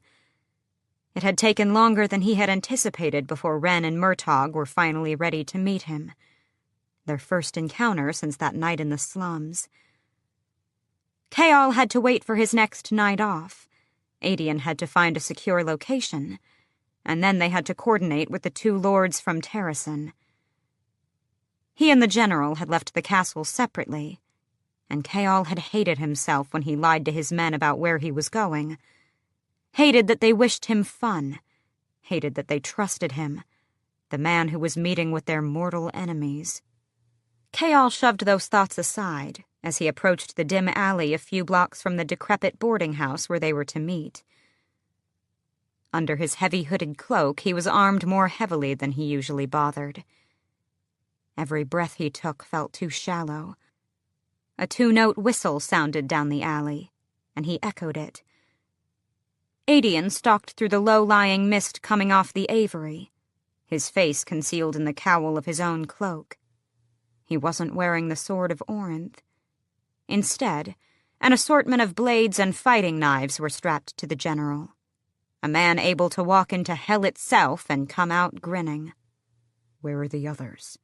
Kayal said softly. The slums were quiet tonight, too quiet for his liking. Dressed as he was, few would dare approach him. But the walk through the crooked and dark streets had been harrowing. Such poverty and despair, and desperation. It made people dangerous, willing to risk anything to scratch out another day of living. Adian leaned against the crumbling brick wall behind them. "Don't get your undergarments in a twist. They'll be here soon." "I've waited long enough for this information." "What's the rush?" Adian drawled, scanning the alley. "I'm leaving Rifthold in a few weeks to return to NEL." Adian didn't look directly at him, but he could feel the general staring at him from beneath his dark hood. "So get out of it. Tell them you're busy." "I made a promise," Kayal said. "I've already bargained for time, but I want to have done something for the prince before I leave." The general turned to him then. "I'd heard you were estranged from your father. Why the sudden change?" It would have been easier to lie, but Kayal said, "My father is a powerful man. He has the ear of many influential members at court, and is on the king's council." Adian let out a low laugh. "I've butted heads with him in more than a few war councils." That Kayal would have paid good money to see. But he wasn't smiling as he said, "It was the only way I could get her sent to Wendlin." He quickly explained the bargain he'd made, and when he was finished, Adian loosed a long breath. "Damn," the general said, then shook his head. "I didn't think that kind of honor still existed in Otterlin." He supposed it was a compliment, and a high one coming from Adian. "And what of your father?" Kayal said, if only to shift conversation away from the hole in his chest. "I know your mother was kin to her, but what of your father's line?" "My mother never admitted who my father was, even when she was wasting away on her sickbed," Adian said flatly. "I don't know if it was from shame, or because she couldn't even remember, or to protect me somehow. Once I was brought over here, I didn't really care. But I'd rather have no father than your father." Kayal chuckled, and might have asked another question, had boots not scraped on stone at the other end of the alley, followed by a rasping breath. That fast, Adian had palmed 2 fighting knives, and Kayal drew his own sword. A bland, nondescript blade he'd swiped from the barracks, as a man staggered into view. He had an arm wrapped around his middle, the other bracing himself against the brick wall of an abandoned building. Adian was instantly moving, knives sheathed again. It wasn't until Kayal heard him say, "Ren?" that he also hurried toward the young man. In the moonlight, the blood on Ren's tunic was a shining, deep stain.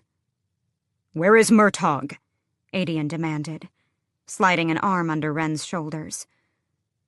"Safe," Ren panted, his face deathly pale. Kayal scanned either end of the alley. "We were followed, so we tried losing them." He heard, more than saw, Ren's wince. "They cornered me." "How many?" Adian said softly, though Kayal could almost feel the violence simmering off the general. 8. Wren said, and hissed in pain. Killed 2, then got free. They're following me. Leaving 6. If they were unharmed, they were probably close behind. Kayal examined the stones beyond Wren. The wound to his abdomen couldn't be deep, if he'd managed to keep the blood flow from leaving a trail. But it still had to be agonizing, potentially fatal, if it had pierced the wrong spot. Adian went rigid, hearing something that Kayal couldn't. He quietly, gently passed the sagging Wren into Kayal's arms. There are 3 barrels 10 paces away, the general said with lethal calm, as he faced the alley entrance. Hide behind them and keep your mouths shut. That was all Kayal needed to hear as he took Wren's weight and hauled him to the large barrels, then eased him onto the ground. Wren stifled a groan of pain, but kept still. There was a small crack between 2 of the barrels where Kayal could see the alley and the 6 men who stalked into it almost shoulder to shoulder. He couldn't make out much more than dark tunics and cloaks. The men paused when they beheld Adian standing before them, still hooded. The general drew his fighting knives and purred. None of you are leaving this alley alive. They didn't. Kayal marveled at Adian's skill, the speed and swiftness and utter confidence that made it like watching a brutal, unforgiving dance. It was over before it really started. The 6 assailants seemed at ease with weapons, but against a man with fey blood surging in his veins, they were useless. No wonder Adian had risen to such high ranking so quickly. He'd never seen another man fight like that. Only Selena had come close. He couldn't tell which one of them would win if they were ever matched against each other. But together... Kayal's heart went cold at the thought. 6 men dead in a matter of moments. 6. Adian wasn't smiling as he came back over to Kayal and dropped a scrap of fabric on the ground before them. Even Wren, panting through clenched teeth, looked. It was a black, heavy material, and emblazoned on it in dark thread, nearly invisible save for the glint of moonlight, was a wyvern. The royal sigil. I don't know these men, Kayal said, more to himself than to protest his innocence. I've never seen that uniform. From the sound of it, Adian said, that rage still simmering in his voice, as he cocked his head toward noises that Kayal could not hear with his human ears. There are more of them out there, and they're combing the slums door to door for Wren. We need a place to hide. Wren held on to consciousness long enough to say, I know where. Chapter 30. Kayal held his breath for the entire walk as he and Adian gripped the half-conscious Wren between them, the 3 of them swaying and staggering, looking for all the world like drunkards out for a night of thrills in the slums. The streets were still teeming despite the hour, and one of the women they passed slouched over and gripped Adian's tunic, spewing a slur of sultry words. But the general used a gentle hand to disengage her and said, I don't pay for what I can get for free. Somehow it felt like a lie, since Kayal hadn't seen or heard of Adian sharing anyone's bed all these weeks. But perhaps knowing that Aelin was alive changed his priorities. They reached the opium den Wren had named in between spurts of unconsciousness, just as the shouts of soldiers storming into boarding houses, inns, and taverns echoed from down the street. Kayal didn't wait to see who they were and shoved through the carved wooden door. The reek of unwashed bodies, waste, and sweet smoke clotted in Kayal's nostrils. Even Adian coughed and gave Wren, who was almost a dead weight in their arms, a disapproving stare. But the aging madam swept forward to greet them, her long tunic and overrobe flowing on some phantom wind, and ushered them down the wood-paneled hallway, her feet soft on the worn, colorful rugs. She began prattling off prices and the night's specials, but Kale took one look in her green, cunning eyes and knew she was familiar with Wren, someone who had probably built herself her own empire here in Rifthold. She set them up in a veiled-off alcove littered with worn silk cushions that stank of sweet smoke and sweat, and after she lifted her brows at Kale, he handed over 3 gold pieces. Wren groaned from where he was sprawled on the cushions between Adian and Kale, but before Kale could so much as say a word, the madam returned with a bundle in her arms. "They are next door," she said, her accent lovely and strange. "Hurry." She'd brought a tunic. Adian made quick work of stripping Wren, whose face was deathly pale, lips bloodless. The general swore as they beheld the wound, a slice low in his belly. "Any deeper and his damn intestines would be hanging out," Adian said. He took a strip of clean fabric from the madam and wrapped it around the young lord's muscled abdomen. There were scars all over Wren already. If he survived, this probably would not be the worst of them. The madam knelt before Kale and opened the box in her hands. 3 pipes now lay on the low-lying table before them. "You need to play the part," she breathed, glancing over her shoulder through the thick black veil, no doubt calculating how much time they had left. Kale didn't even try to object as she used rouge to redden the skin around his eyes, applied some paste and powder to leach the color from his face, shook free a few buttons on his tunic, and mussed his hair. "Lay back, limp and loose, and keep the pipe in your hand. Smoke it if you need to take the edge off." That was all she told him before she got to work on Adian, who had finished stuffing Wren into his clean clothes. In moments, the 3 of them were reclined on the reeking cushions, and the madam had bustled off with Wren's bloody tunic. The lord's breathing was labored and uneven, and Kale fought the shaking in his own hands as the front door banged open. The soft feet of the madam hurried past to greet the men. Though Kale strained to hear, Adian seemed to be listening without a problem. "5 of you, then?" the madam chirped loudly enough for them to hear. "We're looking for a fugitive," was the growled response. "Clear out of the way." "Surely you would like to rest. We have private rooms for groups, and you are all such big men." Each word was purred, a sensual feast. "It is extra for bringing in swords and daggers. A liability, you see, when the drug takes you—" "Woman, enough!" the man barked. Fabric ripped as each veiled alcove was inspected.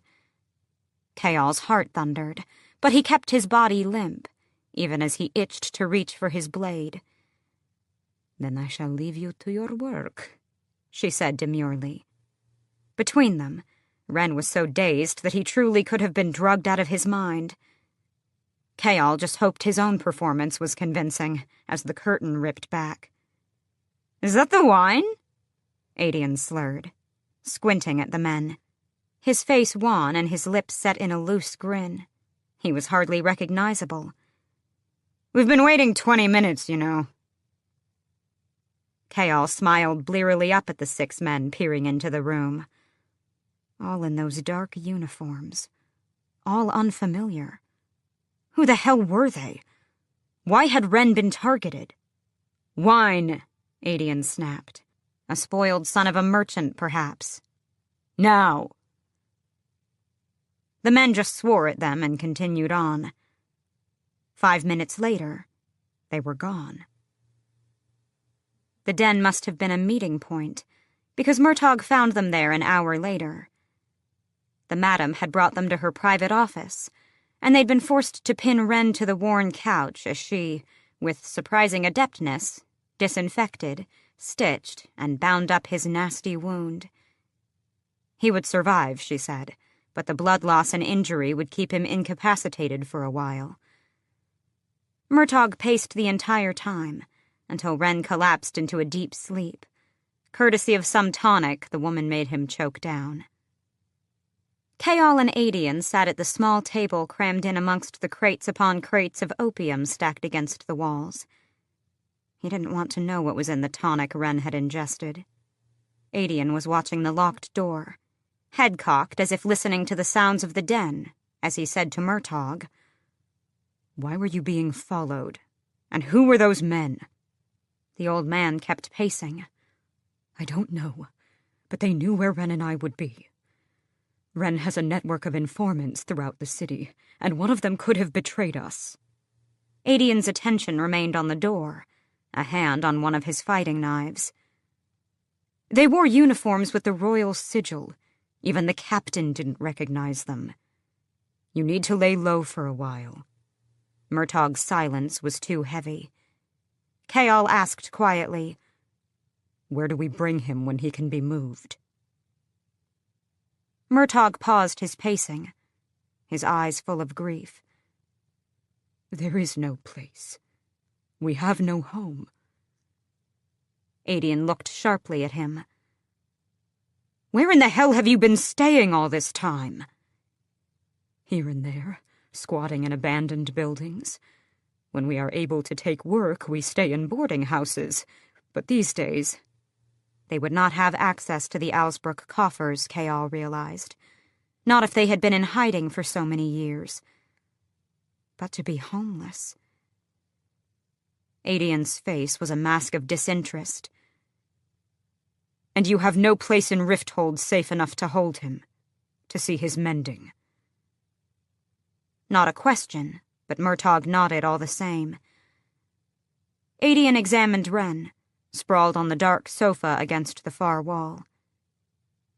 His throat bobbed once, but then he said, "Tell the captain your theory about magic." In the long hours that passed, as Wren regained his strength enough to be moved, Murtaugh explained everything he knew. His entire story came out, the old man almost whispering at times, of the horrors they'd fled, and how Wren had gotten each and every scar. Kaol understood why the young man had been so close-lipped until now. Secrecy had kept them alive. Altogether, Murtaugh and Wren had learned the various waves the day magic had vanished formed a rough triangle across the continent. The first line went from Rifthold to the frozen wastes. The second went down from the frozen wastes to the edge of the deserted peninsula. The third line went from there back to Rifthold. A spell, they believed, had been the cause of it. Standing around the map Adian had produced, the general traced a finger over the lines again and again, as if sorting out a battle strategy. "A spell sent from specific points, like a beacon." Kaol thumped his knuckles on the table. "Is there some way of undoing it?" Murtaugh sighed. "Our work was interrupted by the disturbance with Archer, and our sources vanished from the city for fear of their lives. But there has to be a way." "So where do we start looking?" Adian asked. "There's no chance in hell the king would leave clues lying around." Murtaugh nodded. "We need eyewitnesses to confirm what we suspect. But the places we think the spell originated are occupied by the king's forces. We've been waiting for an inn." Adian gave him a lazy grin. "No wonder you kept telling Wren to be nice to me." As if in response, Wren groaned, struggling to rise to consciousness. Had the young lord ever felt safe or at peace at any point in the past 10 years? It would explain that anger. The reckless anger that coursed through all the young, shattered hearts of Terrasen, including Selena's. Kaol said, "There is an apartment hidden in a warehouse in the slums. It's secure and has all the amenities you need. You're welcome to stay there for however long you require." He felt Adian watching him carefully. But Murtaugh frowned. "However generous, I cannot accept the offer to stay in your house." "It's not my house," Kaol said. And believe me, the owner won't mind one bit. Chapter 31. "Eat it," Manon said, holding out the raw leg of mutton to Abraxos. The day was bright, but the wind off the snowy peaks of the Fangs still carried a brutal chill. They'd been going outside the mountain for little spurts to stretch his legs, using the back door that opened onto a narrow road leading into the mountains. She'd guided him by the giant chain, as if it would do anything to stop him from taking off, up a sharp incline, and then onto the meadow atop a plateau. "Eat it," she said, shaking the freezing meat at Abraxos, who was now lying on his belly in the meadow, huffing at the first grasses and flowers to poke through the melting ice. "It's your reward," she said through her teeth. "You earned it." Abraxos sniffed at a cluster of purple flowers, then flicked his eyes to her. "No meat," he seemed to say.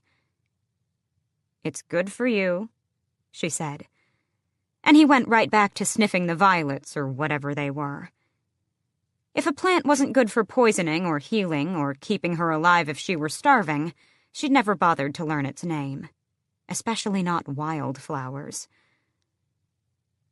She tossed the leg right in front of his massive mouth and tucked her hands into the folds of her red cloak.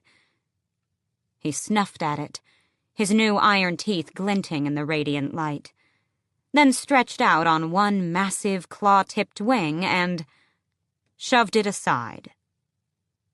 Manon rubbed her eyes. "Is it not fresh enough?" He moved to sniff some white and yellow flowers. A nightmare. This was a nightmare. "You can't really like flowers." Again those dark eyes shifted to her. Blinked once. "I most certainly do," he seemed to say.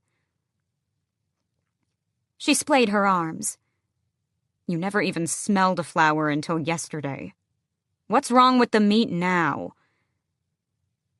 He needed to eat tons and tons of meat to put on the muscle he was lacking. When he went back to sniffing the flowers rather delicately, the insufferable, useless worm, she stalked to the leg of mutton and hauled it up. "If you won't eat it," she snarled at him, hoisting it up with both her hands to her mouth and popping her iron teeth down, "then I will." Abraxos watched her with those bemused dark eyes as she bit into the icy, raw meat, and spat it everywhere. "What in the mother's dark shadow?" She sniffed at the meat. It wasn't rancid, but like the men here, it tasted off. The sheep were raised inside the mountain, so maybe it was something in the water. As soon as she got back, she'd give the 13 the order not to touch the men. Not until she knew what in hell was making them taste and smell that way.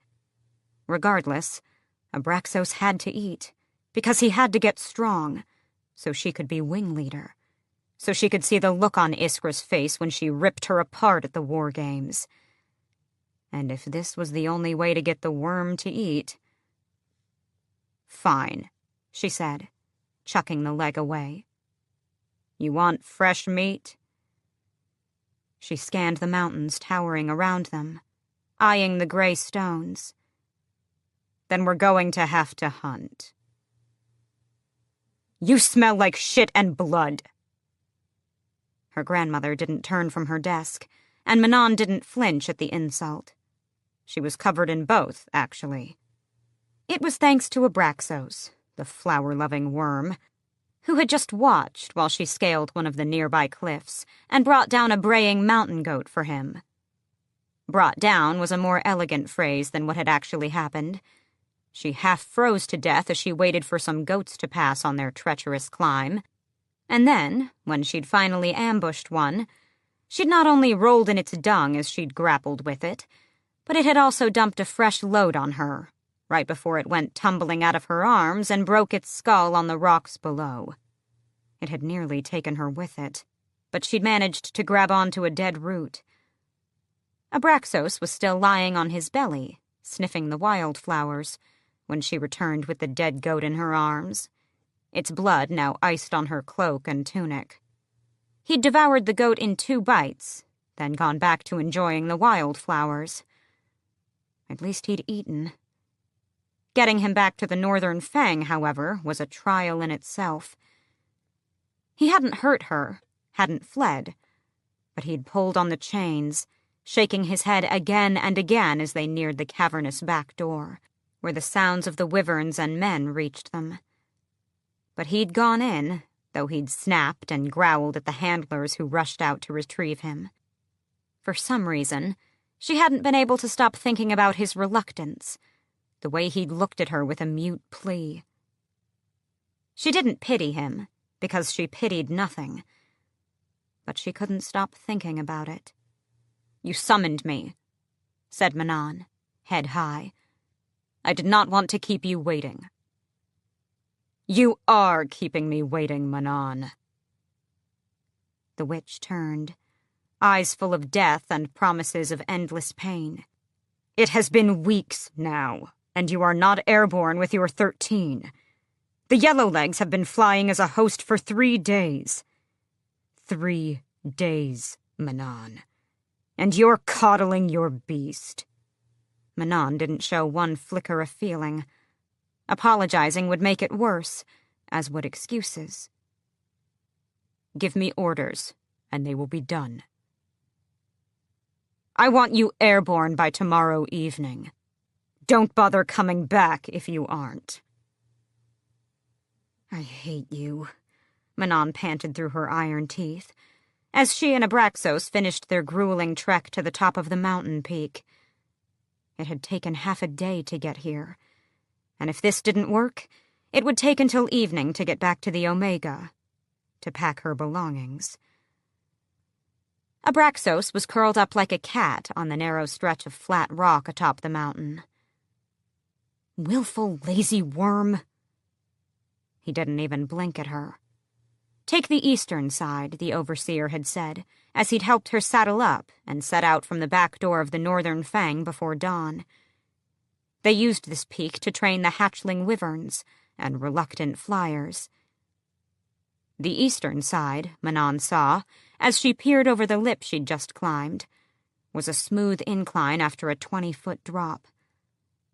Abraxos could take a running start off the edge, try to glide, and if he fell, well, it would only be 20 feet, and then wind-smooth rock to slide down for a ways. Slim possibility for death. No, death lay on the western side. Frowning at Abraxos, who was licking his new iron claws, Manon crossed the plateau and, despite herself, winced at the blistering wind that shot up. To the west was an endless plunge through nothing until the spiked, unforgiving rocks below. It would take a crew of men to scrape off her remains. Eastern side it was. She checked her tight braid and flicked her clear inner lid into place. "Let's go." Abraxos lifted his massive head as if to say, "We just got here." She pointed to the eastern edge. "Flying. Now." He huffed, curling his back to her, the leather saddle gleaming. "Oh, I don't think so," she snapped, stalking around to get in his face. She pointed to the edge again. "We're flying, you rutting coward." He tucked his head toward his belly, his tail wrapping around him. He was pretending he couldn't hear her. She knew it might cost her life, but she gripped his nostrils, hard enough to make his eyes fly open. "Your wings are functional. The humans said they were. So you can fly, and you are going to fly because I say so. I've been fetching your useless carcass mountain goats by the herd, and if you humiliate me, I'll use your hide for a new leather coat." She rustled her torn and stained crimson cloak. "This is ruined thanks to your goats." He shifted his head away, and she let go, because it was either let go or be tossed into the air. He set down his head and closed his eyes. This was punishment somehow. For what, she didn't know. Perhaps her own stupidity in picking a bait beast for a mount. She hissed to herself, eyeing the saddle on his back. Even with a running jump, she couldn't make it. But she needed to be in that saddle and airborne, or else the 13 would be broken apart by her grandmother. Abraxos continued to lie in the sun, vain and indulgent as a cat. Warrior heart indeed. She eyed the eastern edge, the saddle, the dangling reins. He'd bucked and thrashed the first time they'd shoved the bit into his mouth, but he'd gotten used to it now. At least enough so that he'd tried to take off the head of only one handler today. The sun was still rising high, but soon it would start its descent, and then she'd be completely and perfectly ruined. Like hell she would be. You had this coming, was all the warning she gave him, before she took a running leap, landing on his haunch and then scrambling, so fast he had barely lifted his head by the time she scuttled across his scaly back and into the saddle. He jerked upright, stiff as a board as she shoved her booted feet into the stirrups and gripped the reins. "We're flying. Now." She dug her heels into his sides. Perhaps the spurs hurt or surprised him, because Abraxos bucked and roared. She yanked on the reins as hard as she could. "Enough," she barked, hauling with one arm to guide him over the eastern edge. "Enough, Abraxos!" He was still thrashing, and she clenched her thighs as hard as she could to stay in the saddle, leaning into each movement. When the bucking didn't dislodge her, he lifted his wings as if he would fling her off. "Don't you dare," she growled. But he was still twisting and bellowing. "Stop it!" Her brain rattled in her skull, and her teeth clacked together so hard she had to retract her fangs so they didn't punch right through her skin. But Abraxos kept bucking, wild and frantic. Not toward the eastern edge, but away, toward the lip of the western plunge. "Abraxos, stop!" He was going to go right over, and then they'd splatter on the stones. He was so panicked, so enraged, that her voice was no more than a crackling leaf on the wind. The western drop loomed to her right, then her left, flashing beneath the leathery mottled wings as they flapped and snapped. Under Abraxos's massive talons, stones hissed and crumbled as he neared the edge. "Abraxos!" But then his legs slid off the cliff, and Manon's world tilted down, down, down, as he lost his grip, and they plummeted into open air. Chapter 32. Manon didn't have time to contemplate her oncoming death. She was too busy holding on to the saddle, the world flipping and spinning, the wind shrieking, or perhaps that was Abraxos, as they plunged down the cliff face. Her muscles locked and trembled, but she kept her arms laced through the straps, the only thing keeping her from death, even as it swiftly approached with every rotation of Abraxos's ruined body. The trees below took shape, as did the spiked, wind-carved rocks between them. Faster and faster, the cliff wall a blur of gray and white. Maybe his body would take the impact and she could walk away. Maybe all those rocks would go right through them both. Maybe he'd flip and she would land on the rocks first. She hoped it would happen too quickly for her to recognize just how she was dying, to know what part of her broke first. They hurtled down. There was a little river running through the spiked rocks. Wind slammed into them from below, a draft that rocked Abraxos upright. But they were still rotating, still plunging. "Open your wings!" she screamed over the wind, over her thundering heart. They stayed shut. "Open them and pull up!" she bellowed. just as the rapids on the stream began to appear. Just as she understood that she hated the oncoming embrace of the darkness, and that there was nothing to do to stop this splattering, this doom from... She could see the pine cones on the trees. "Open them!" A last rallying war cry against the darkness. A war cry that was answered with a piercing shriek as Abraxos flung open his wings, caught the updraft, and sent them soaring away from the ground. Manon's stomach went from her throat right out her ass, but they were swooping upward, and his wings were pumping, each boom the most beautiful sound she had ever heard in her long, miserable life. Higher he flapped, legs tucked beneath him. Manon crouched in her saddle, clinging to his warm hide as he took them up the face of the neighboring mountain. Its peaks rose to meet them like lifted hands, but he wobbled past, beating hard.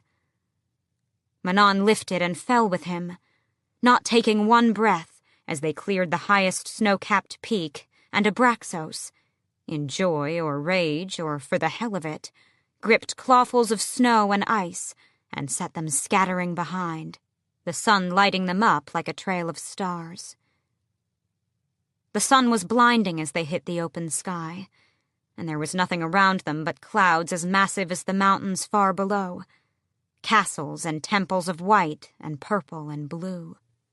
And the cry that Abraxos let out as they entered that hall of clouds, as he leveled out and caught a lightning-fast current carving a pathway through it. She had not understood what it had been like for him to live his entire life underground, chained and beaten and crippled. Until then. Until she heard that noise of undiluted, unyielding joy. Until she echoed it, tipping her head back to the clouds around them. They sailed over a sea of clouds, and Abraxos dipped his claws in them before tilting to race up a wind-carved column of cloud. Higher and higher, until they reached its peak, and he flung out his wings in the freezing thin sky, stopping the world entirely for a heartbeat. And Manon, because no one was watching, because she did not care, flung out her arms as well and savored the free fall, the wind now a song in her ears, in her shriveled heart. The gray skies were just filling with light as the sun slipped over the horizon at their backs. Bundled in her red cloak, Manon sat atop Abraxos, her vision slightly cloudy from the inner lid she'd already blinked into place. Still, she surveyed her 13, astride their wyverns at the mouth of the canyon run. They'd assembled in 2 rows of 6, Asterin and her pale blue mount directly behind Manon, leading the first row, Sorrel claiming center in the second. They were all awake and alert, and slightly befuddled. Abraxos's damaged wings weren't ready to make the narrow crossing. Not yet. So they'd met at the back door, where they'd walked their wyverns the 2 miles to the first canyon run. Walked like a proper unit, in rank and quietly. The mouth of the canyon was wide enough for Abraxos to leap into an easy glide. Takeoffs were a problem thanks to the shredded muscle and weak spots in his wings. Areas that had taken too many beatings and might never be at their full strength. But she did not need to explain that to her 13, because it was none of their damn business, and it did not impact them. "Every morning, from today until the War Games," Manon said, staring into the labyrinth of ravines and archways that made up the wind-carved canyon. "We will meet here, and until breakfast we are going to train. Then we will have our afternoon training with the other covens. Tell no one." She'd just have to leave early so she could get Abraxos airborne while the others made the crossing. "I want us in close quarters. I don't care what the men say about keeping the mounts separate. Let the wyverns sort out their dominance. Let them squabble. But they are going to fly, tight as armor. There will be no gaps and no room for attitude or territorial horseshit.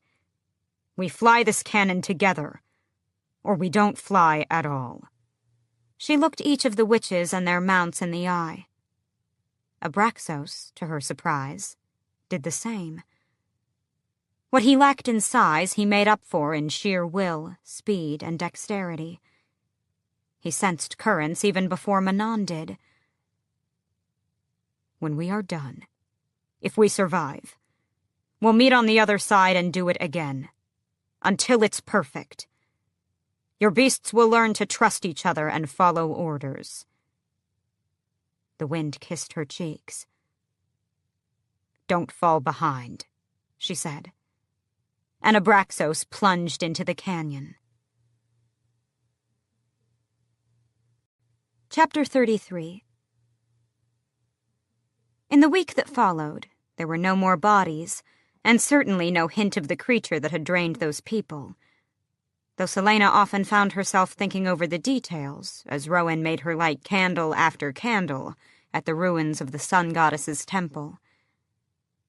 Now that she could shift on command, this was her new task: to light a candle without destroying everything in sight.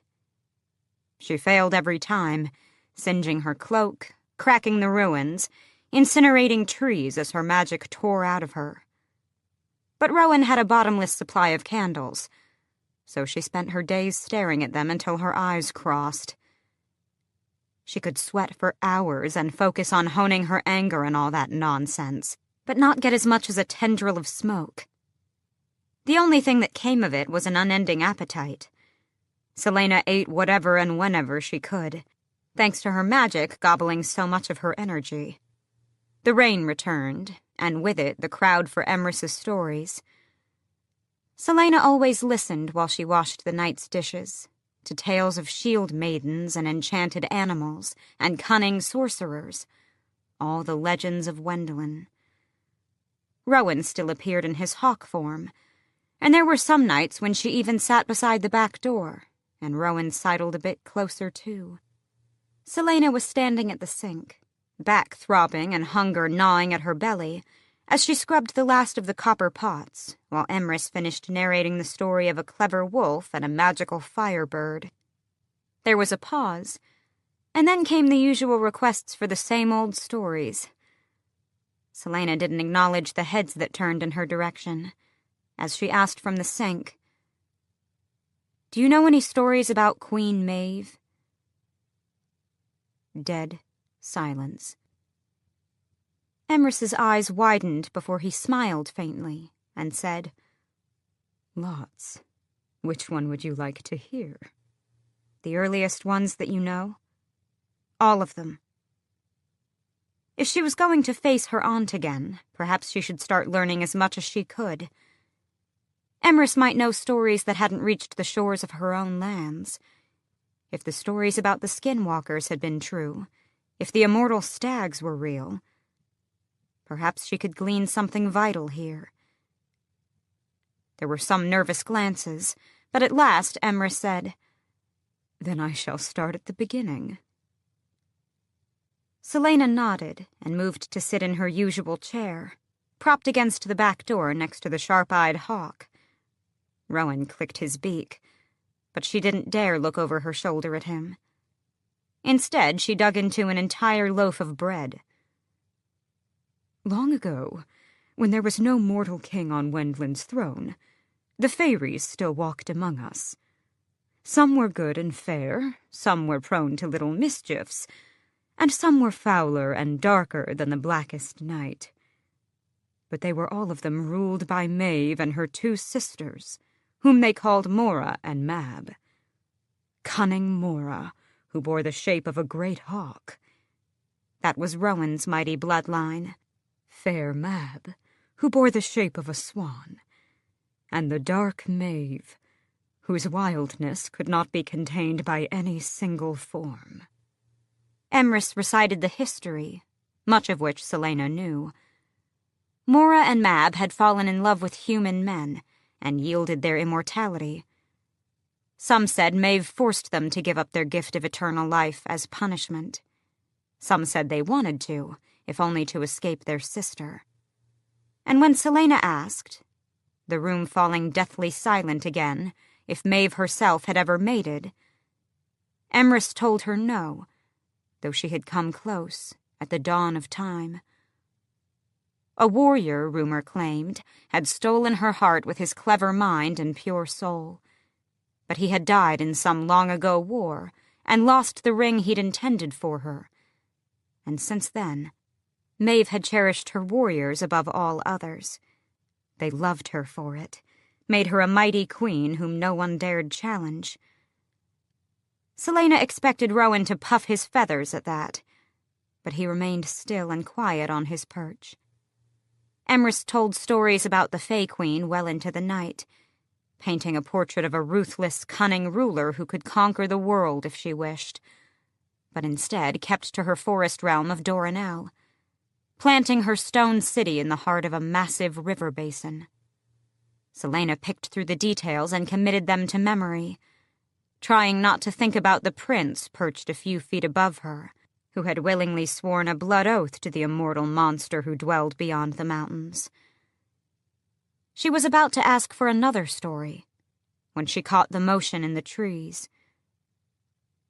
She choked on the piece of blackberry pie she was in the middle of devouring, as the massive mountain cat trotted from the forest and across the rain-drenched grass, heading right for their door.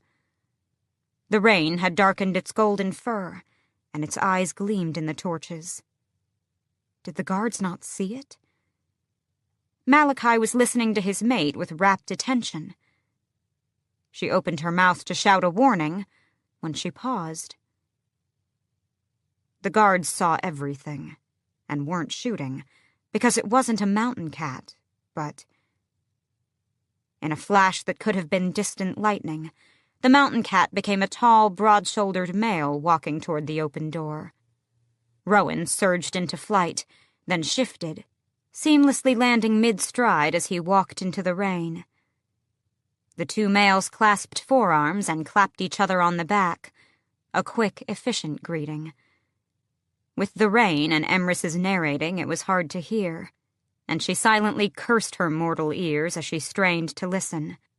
"I've been looking for you for 6 weeks," the golden-haired stranger said, his voice sharp but hollow. Not urgent, but tired and frustrated. "Vaughn said you were at the eastern border, but Lorcan said you were on the coast inspecting the fleet. Then the twins told me that the Queen had been all the way out here with you and returned alone, so I came on a hunch."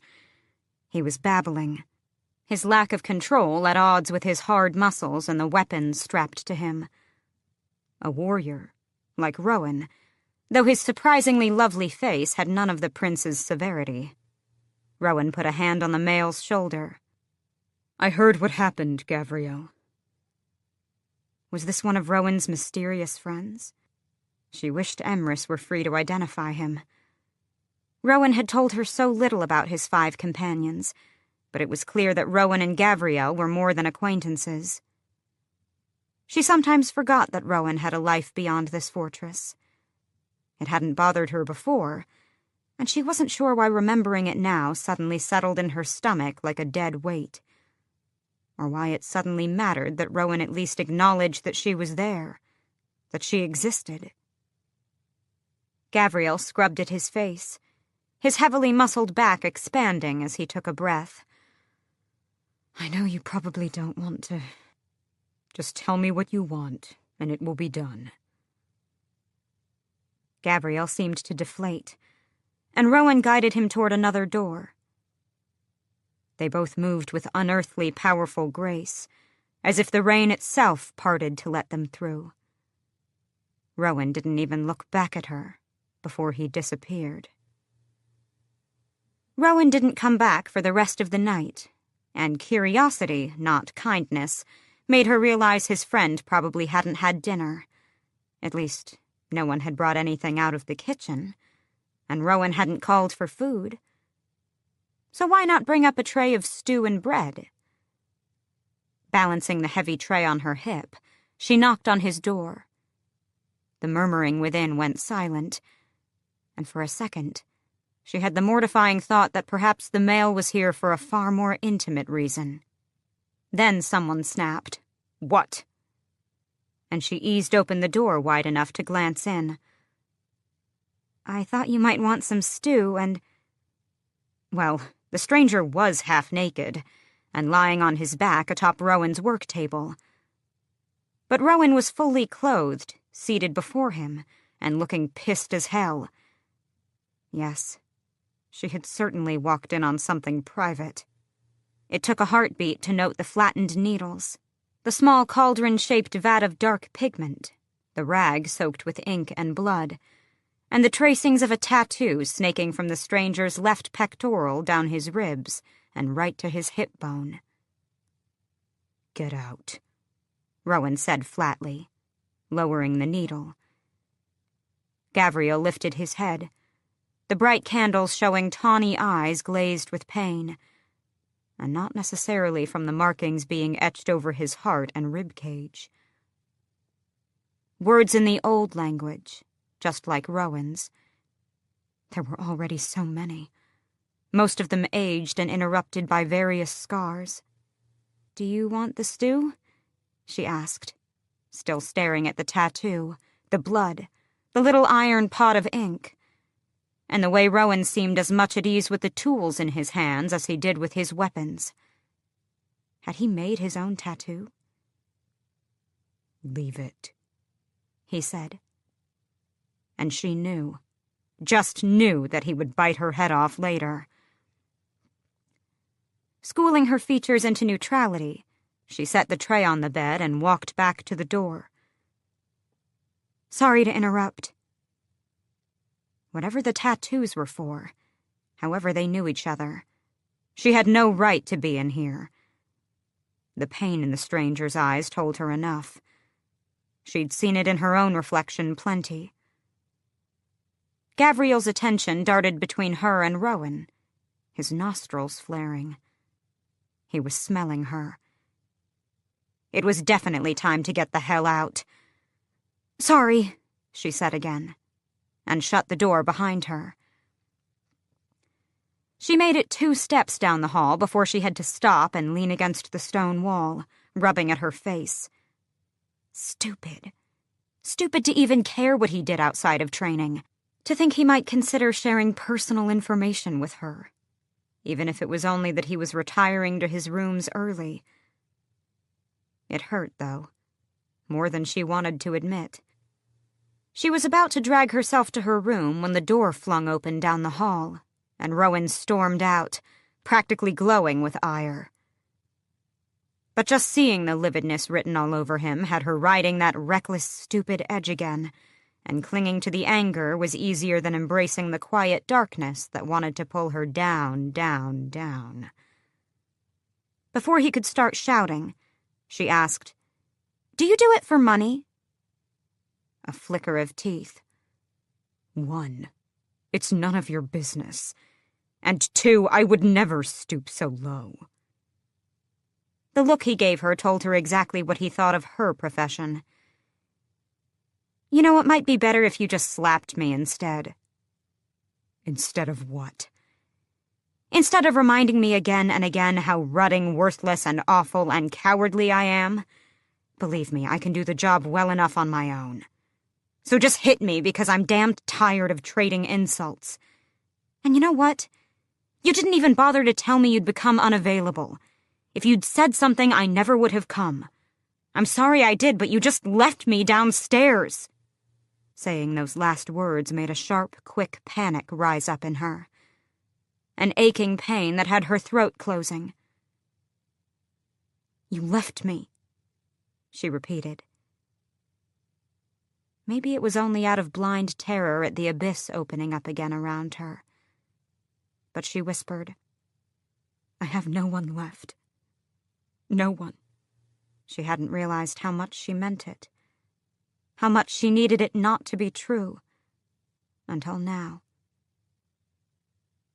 His features remained impassive, turning vicious even, as he said, "There is nothing that I can give you. Nothing I want to give you. You are not owed an explanation for what I do outside of training. I don't care what you have been through or what you want to do with your life. The sooner you can sort out your whining and self-pity, the sooner I can be rid of you. You are nothing to me, and I do not care." There was a faint ringing in her ears that turned into a roar. And beneath it, a sudden wave of numbness, a too familiar lack of sight or sound or feeling. She didn't know why it happened, because she had been so dead set on hating him. But it would have been nice, she supposed. It would have been nice to have one person who knew the absolute truth about her and didn't hate her for it. It would have been really, really nice. She walked away without another word. With each step she took back to her room, that flickering light inside of her guttered and went out. Chapter 34. Selena did not remember curling up in her bed, boots still on.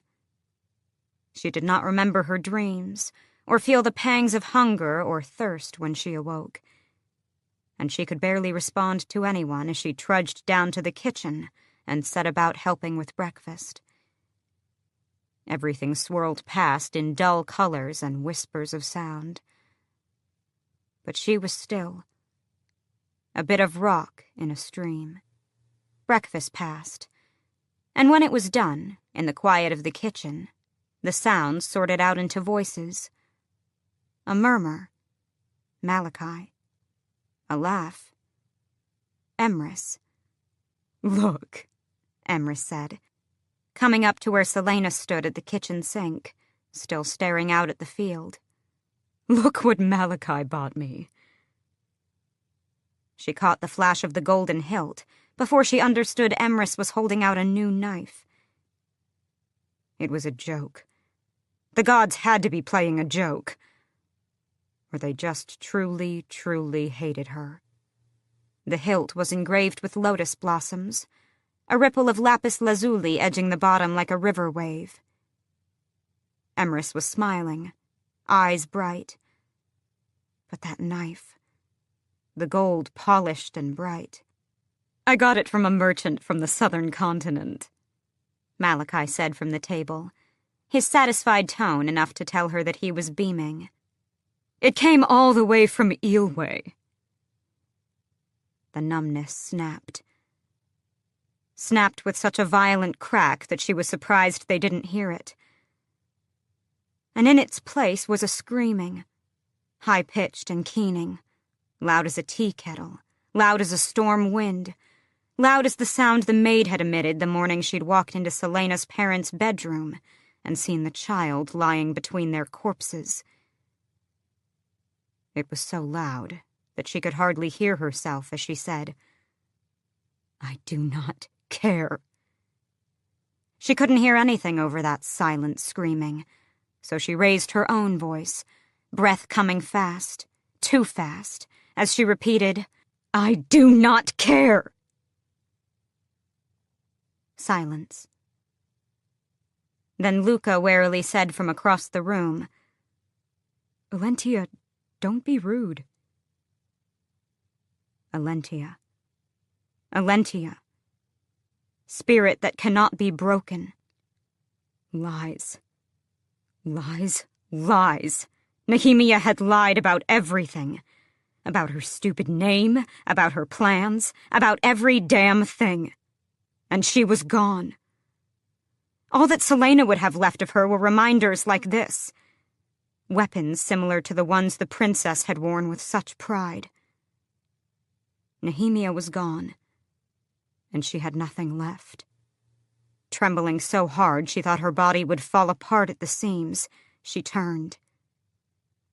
"I do not care about you," she hissed to Emrys and Malachi and Luca. "I do not care about your knife. I do not care about your stories or your little kingdom." She pinned Emrys with a stare.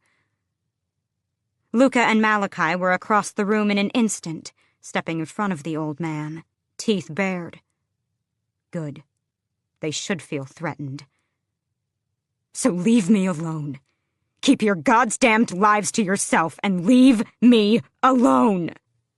She was shouting now, but she couldn't stop hearing the screaming, couldn't hone the anger into anything, couldn't tell which way was up or down.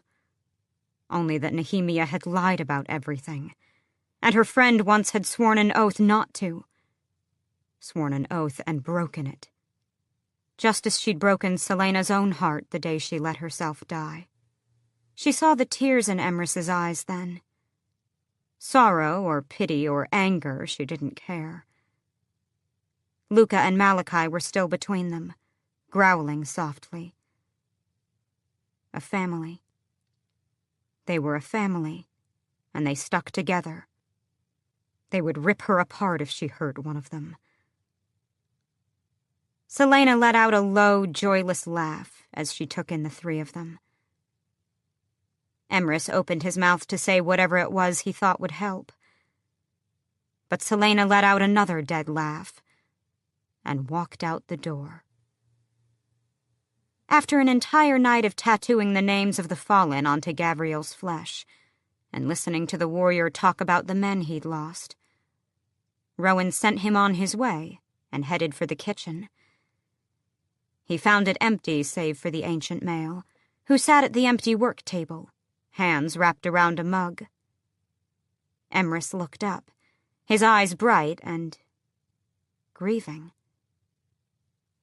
The girl was nowhere to be seen, and for a heartbeat he hoped she'd left again, if only so he didn't have to face what he'd said yesterday.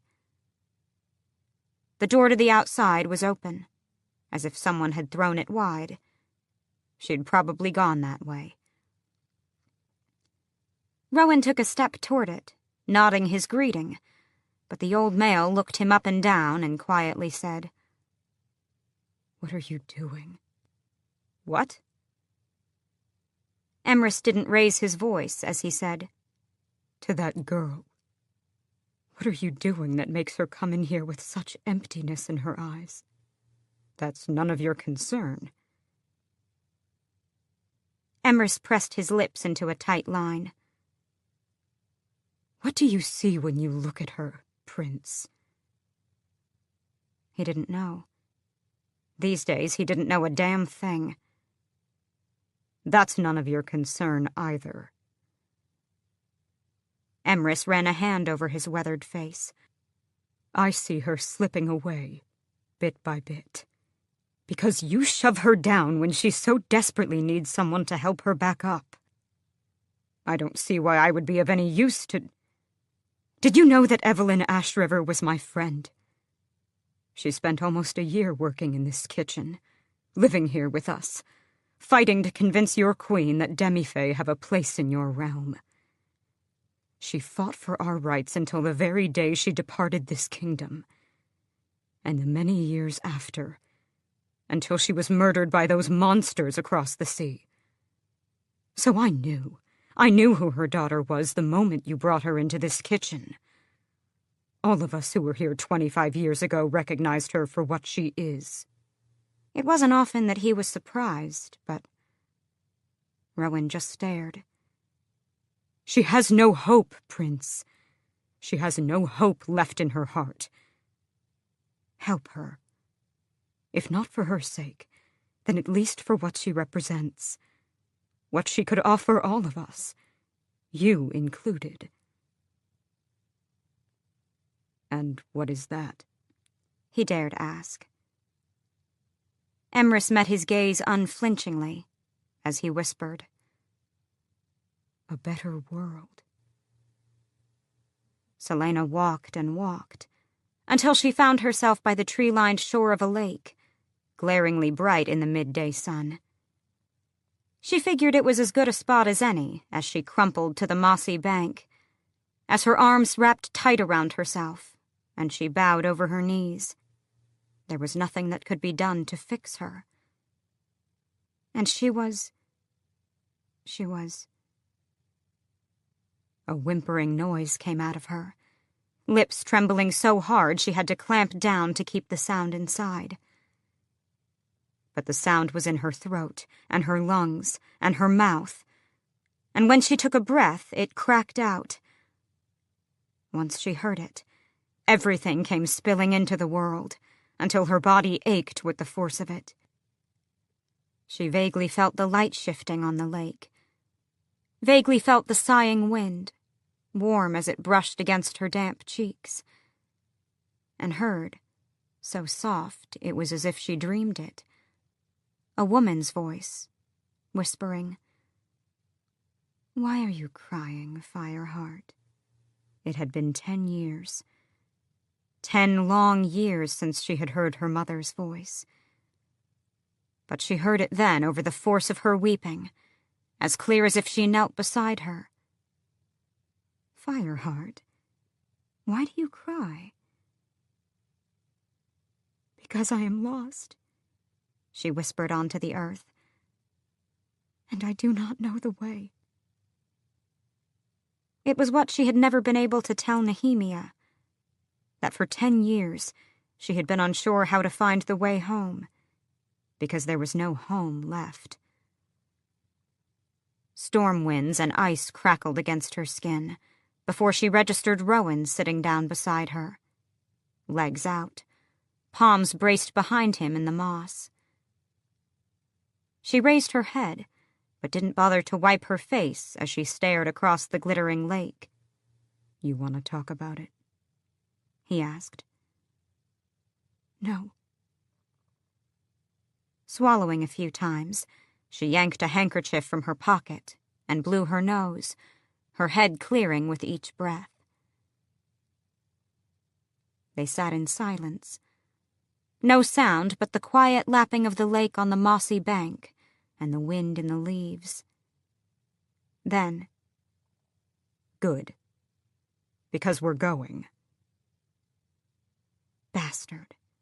She called him as much, and then asked, "Going where?"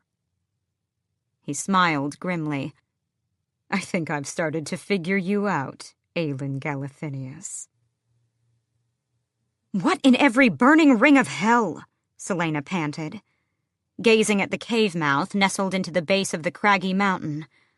"Are we doing here?" It had been a 5-mile hike, uphill, with hardly anything in her stomach. The trees butted against the gray stones, flowing up the slope for a ways, and then fading into lichen-covered rock that eventually turned into the snow-capped peak that marked the barrier between Wendlin and Doranel beyond. For some reason, this hulking giant made the hair on her neck stand up, and it had nothing to do with the frozen wind. Rowan strode into the gaping maw of the cave mouth, his pale gray cloak flapping behind him. "Hurry up." Pulling her own cloak tighter around her, she staggered after him. This was a bad sign.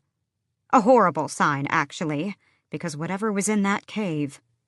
She walked into the dark, following Rowan by the light on his hair, letting her eyes adjust. The ground was rocky, the stones small and worn smooth, and littered with rusted weapons, armor, and clothes. No skeletons. Gods, it was so cold that she could see her breath. Tell me I'm hallucinating. Rowan had stopped at the edge of an enormous frozen lake, stretching into the gloom. Sitting on a blanket in its center, the chains around his wrists anchored under the ice, was Luca. Luca's chains clanked as he raised a hand in greeting. "I thought you'd never show! I'm freezing!" he called, and tucked his hands back under his arms. The sound echoed throughout the chamber. The thick sheet of ice covering the lake was so clear that she could see the water beneath. Pale stones on the bottom, what looked to be old roots from trees long dead, and no sign of life whatsoever. An occasional sword or dagger or lance poked up from the stones. What is this place? "Go get him," was Rowan's answer. "Are you out of your mind?" Rowan gave her a smile that suggested he was, in fact, insane. She stepped toward the ice, but he blocked her path with a muscled arm, in your other form. Luca's head was angled, as if trying to hear. "He doesn't know what I am," she murmured. You've been living in a fortress of demi-fae, you know. He won't care. That was the least of her concerns, anyway. "How dare you drag him into this?" You dragged him in yourself when you insulted him, and Emrys. The least you can do is retrieve him." He blew out a breath toward the lake, and the ice thawed by the shore, then hardened. Holy gods. He'd frozen the whole damn lake. He was that powerful? "I hope you brought snacks," Luca said. "I'm starving. Hurry up, Alentia. Rowan said you had to do this as part of your training, and..." He prattled on and on. "What is the goddamned point of this? Just punishment for acting like an ass?" You can control your power in human form. Keep it dormant. But the moment you switch, the moment you get agitated or angry or afraid, the moment you remember how much your power scares you, your magic rises up to protect you. It doesn't understand that you are the source of those feelings, not some external threat.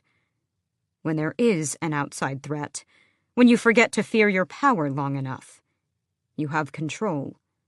Or some control." He pointed again to the sheet of ice between her and Luca. "So free him." If she lost control, if her fire got out of her, well, fire and ice certainly went well together, didn't they? What happens to Luca if I fail? He'll be very cold and very wet. And possibly die. From the smile on his face, she knew he was enough of a sadist to let the boy go under with her. Were the chains really necessary? He'll go right to the bottom. A stupid, bleating kind of panic was starting to fill her veins. When she held out her hand for the key to Luca's chains, Rowan shook his head. "Control is your key. And focus. Cross the lake, then figure out how to free him without drowning the both of you." "Don't give me a lesson like you're some mystical nonsense master. This is the stupidest thing I have ever had to..." "Hurry," Rowan said with a wolfish grin, and the ice gave a collective groan, as if it was melting. Though some small voice in her head told her he wouldn't let the boy drown, she couldn't trust him, not after last night. She took one step closer to the ice. "You are a bastard." When Luca was safely home, she would start finding ways to make Rowan's life a living hell. She punched through her inner veil, the pain barely registering as her features shifted. "I was waiting to see your fae form," Luca said. "We were all taking bets on when..." And on and on. She scowled at Rowan, his tattoo even more detailed now that she was seeing it with fae eyes. "It gives me comfort to know that people like you have a special place in hell waiting for them." "Tell me something I don't already know." She gave him a particularly vulgar gesture as she stepped onto the ice. As she took each tentative step, small ones at first, she could see the lake bottom sloping away into darkness, swallowing the spread of lost weapons. Luca had finally shut up. It was only when she stepped past the visible edge of the rocky shelf and hovered over the dark depths that her breath hitched. She slid her foot, and the ice groaned. Groaned and cracked, spiderwebbing under her foot.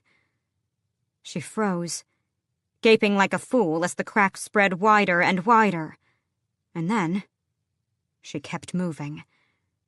There was another crack beneath her boots. Did the ice move? "Stop it!" she hissed at Rowan, but didn't dare look behind her. Her magic shuddered awake, and she went still as death. No. But there it was, filling up the spaces in her. The ice emitted a deep groan that could only mean something cold and wet was coming her way really damn soon, and she took another step, if only because the way back seemed like it would shatter. She was sweating now. The magic, the fire was warming her from the inside out. "Valentia?" Luca asked, and she held out a hand toward him, a silent gesture to shut his stupid mouth as she closed her eyes and breathed, imagining the cold air around them filling her lungs, freezing over the well of power. Magic. It was magic. In Otterlin, it was a death trap. She clenched her hands into fists. Here, it was not a death trap. In this land, she could have it, could wear whatever form she wished. The ice stopped groaning, but it had clouded and thinned around her. She started sliding her feet, keeping as balanced and fluid as she could, humming a melody, a bit of a symphony that used to calm her. She let the beat anchor her, dull the edge of her panic. The magic simmered to embers, pulsing with each breath. "I am safe," she told it. Relatively safe. If Rowan was right, and it was just a reaction to protect her from some enemy. Fire was the reason she'd been banned from the Library of Orinth when she was 8. After accidentally incinerating an entire bookcase of ancient manuscripts, when she grew irritated with the master scholar lecturing her about decorum. It had been a beautiful, horrible relief to wake up one day not too many months after that, and no magic was gone. That she could hold a book, hold what she adored most, and not worry about turning it to ash if she became upset or tired or excited. Selena Sardothian, gloriously mortal Selena, never had to worry about accidentally scorching a playmate or having a nightmare that might incinerate her bedroom or burning all of Orinth to the ground. Selena had been everything Aelin wasn't. She had embraced that life, even if Selena's accomplishments were death and torture and pain. "Valentia?" She'd been staring at the ice. Her magic flickered again. Burning a city to the ground. That was the fear she overheard Melisandre's emissary hiss at her parents and uncle. She'd been told he had come to see about an alliance, but she later understood he'd really come to gather information on her. Melisandre had a young queen on its throne, and she wanted to assess the threat she might face from the heir of Terrasen one day. Wanted to know if Aelin Galathinius would become a weapon of war. The ice fogged over, and a crack splintered through the air. The magic was pulsing its way out of her, snapping its jaws at every breath she took. "You are in control now," Rowan said from the shore. "You are its master." She was halfway there. She took one more step toward Luca, and the ice cracked further. His chains rustled. Impatience or fear? She had never been in control. Even as Selena, control had been an illusion. Other masters had held her reins. "You are the keeper of your own fate," Rowan said softly from the shore, as if he knew exactly what was flowing through her head. She hummed some more, the music wending its way from her memory. And somehow the flame grew quiet. Selena took a step forward, then another. The power smoldering in her veins would never go away. She was far more likely to hurt someone if she didn't master it. She scowled over her shoulder at Rowan, who was now striding along the shore, examining some of the fallen blades. There was a hint of triumph in his usually hollow eyes. But he turned away and approached a small crevice in the cave wall, feeling for something inside. She kept walking, the watery abyss deepening. She had mastered her mortal body as an assassin, Mastering her immortal power was just another task. Luca's eyes were wide as she came at last within touching distance. "You have nothing to hide, you know. We all knew you could shift anyway," he said. "And if it makes you feel any better, Sten's animal form is a pig. He won't even shift for shame." She would have laughed, actually felt her insides tighten to bark out the sound that had been buried for months. But then she remembered the chains around his wrists. The magic had quieted down, but now, melt through them? Or melt the ice where they were anchored and let him drag the chains back? If she went for the ice, she could easily send them right to the bottom of this ancient lake. And if she went for the chains, well, she could lose control and send them to the bottom, but she could also wind up burning him. At best, branding him where the manacles were. At worst, melting his bones. Better to risk the ice. Luca said. "I'll forgive every awful thing you said earlier if we can go eat something right now. It smells awful in here." His senses had to be sharper than hers. The cave had only a faint hint of rust, mold, and rotting things. "Just hold still and stop talking," she said, more sharply than she'd intended. But he shut up as she eased to the spot where Rowan had frozen the chains. As carefully as she could, she knelt, spreading her weight out evenly. She slid one palm against the ice, eyeing the chain's path to the hanging length swaying in the water beneath. Swaying. There must be a current, which meant Rowan had to be constantly sealing the ice. The cold bit into her palm, and she eyed Luca on the fur blanket before she turned back to the anchor. If the ice broke, she'd have to grab him. Rowan was out of his damned mind. She took several long breaths, letting the magic calm and cool and gutter. Then, hand pressed flat against the ice, she crooked an inner finger at her power and pulled out a tiny, burning thread. It flowed down her arm, snaked around her wrist, and then settled in her palm, her skin warming, the ice glowing a bright red. Luca yelped as the ice splintered around them. "Control!" Rowan barked from the shore, pulling free a discarded sword from where it had been knocked into the little crevice in the wall, its golden hilt glinting. Selena clamped on the magic so hard it suffocated. A small hole had melted where her palm had been, but not all the way through. Not big enough to free the chain. She could master this. She could master herself again. The well inside of her filled up, and she pushed back, willing only that thread to squeeze free and into the ice, burrowing like a worm, gnawing away at the cold. There was a clank of metal, and a hiss, and then, "Oh, thank gods," Luca moaned, hauling the length of the chain out of the hole.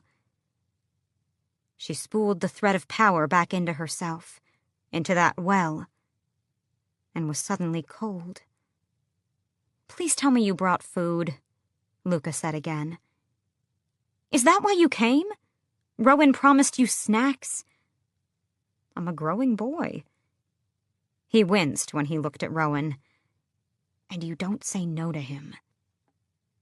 No, indeed. No one ever said no to him. And that was probably why Rowan thought a scheme like this was acceptable. Selena sighed through her nose and looked at the small hole she'd made. A feat.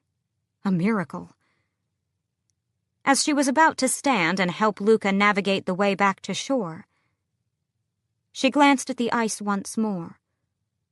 No, not the ice. The water beneath, where a giant red eye was staring right at her. Chapter 35. The next 4 words that came out of Selena's mouth were so vulgar that Luca choked. But Selena didn't move as a massive, jagged white line gleamed unnervingly far from that red eye. "Get off the ice, now," she breathed to Luca. Because that jagged white line, those were teeth. Big, rip-your-arm-off-in-one-bite teeth. And they were floating up from the depths, toward the hole she'd made. That was why there were no skeletons. Only the weapons that had failed the fools who'd wandered into this cave. "Holy gods," Luca said, peering from behind her. "What is that?" "Shut up and go," she hissed. On the shore, Rowan's eyes were wide, his face strained beneath his tattoo.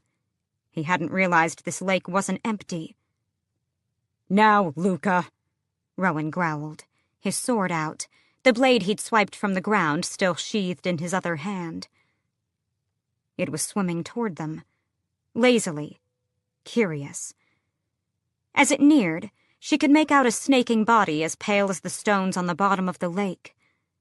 She'd never seen anything so huge, so ancient, and there was only a thin layer of ice keeping her separated from it. When Luca started trembling, his tanned skin going pale, Selena surged to her feet, the ice groaning. "Don't look down," she said, gripping his elbow. A patch of thicker ice hardened under their feet and spread, a path for the shore. "Go," she told the boy, giving him a light shove. He started into a swift shuffle slide. She let him get ahead, giving him time so she could guard his back, and glanced down again. She swallowed her shout as a scaled, massive head stared up at her. Not a dragon or a wyvern, not a serpent or a fish, but something in between. It was missing an eye, the flesh scarred around the empty socket. What in hell had done that? Was there something worse down there, swimming at the belly of the mountain? Of course. Of course she'd be left unarmed in the center of a lake lined with weapons. "Faster!" Rowan barked. Luca was already halfway to the shore. Selena broke into Luca's same shuffle slide, not trusting herself to stay upright if she ran. Just as she took her third step, a flash of bone white snapped up through the depths, twisting like a striking asp. The long tail whipped against the ice, and the world bounced. She went up, legs buckling as the ice lifted from the blow, and then slammed onto her hands and knees. Selena shoved down the magic that arose to protect and burn and maim. She scrambled and veered aside as the scaly, horned head hurtled toward the ice near her feet. The surface jolted. Farther out, but getting closer, the ice was breaking, as if all of Rowan's concentration was now spent on keeping a thin bridge of ice frozen between her and the shore. "Weapon!" she gasped out, not daring to take her attention off the creature. "Hurry!" Rowan barked. And Selena lifted her head long enough to see him slide the blade he'd found across the ice, a brisk wind spinning it toward her. Luca abandoned the blanket, shuffle running, and Selena scooped up the golden hilt of the sword as she followed him. A ruby the size of a chicken egg was embedded in the hilt, and despite the age of the scabbard, the blade shone when she whipped it free, as if it had been freshly polished. Something clattered from the scabbard onto the ice. A plain golden ring. She grabbed it, shoving it into her pocket, and ran faster as the ice lifted again, the boom of that mighty tail as horrific as the moving surface beneath her. Selena stayed up this time, sinking onto her haunches as she clutched the sword, part of her marveling at the balance and beauty of it. But Luca, slipping and sliding, went down. She reached him in a few heartbeats, hauling him up by the back of his tunic and gripping him tight as the ice lifted again and again and again. They got past the drop-off, and she almost groaned with relief at the sight of the pale stone shelf beneath their feet. The ice behind them exploded up, freezing water showering them, And then she didn't stop as those nostrils huffed, didn't stop hauling Luca toward Rowan, whose brow gleamed with sweat as massive talons scraped over the ice, gouging 4 deep lines. She dragged the boy the last 10 yards, then 5. Then they were on the shore and to Rowan, who let out a shuddering breath. Selena turned in time to see something out of a nightmare trying to crawl onto the ice, its one red eye wild with hunger, its massive teeth promising a brutal and cold kind of death. As Rowan's sigh finished sounding, the ice melted, and the creature plunged below, back on solid ground, suddenly aware that the ice had also been a barrier. Selena again grabbed Luca, who was looking ready to vomit, and bolted from the cave. There was nothing keeping that creature from climbing out of the water, and the sword was about as useful as a toothpick against it. Who knew how fast it could move on land? Luca was chanting a steady stream of prayers to various gods as Selena yanked him down the rocky path and into the glaring afternoon sun, stumbling near blind until they hit the murky woods, dodging trees mostly by luck, faster and faster downhill. And then a roar that shook the stones and sent the birds scattering into the air, the leaves rustling. But a roar of rage and hunger, not of triumph, as if the creature had reached the edge of the cave and, after millennia in the watery dark, could not withstand the sunshine. She didn't want to consider, as they kept running from the echoing roar, what might have happened if it had been night, what still might happen at nightfall.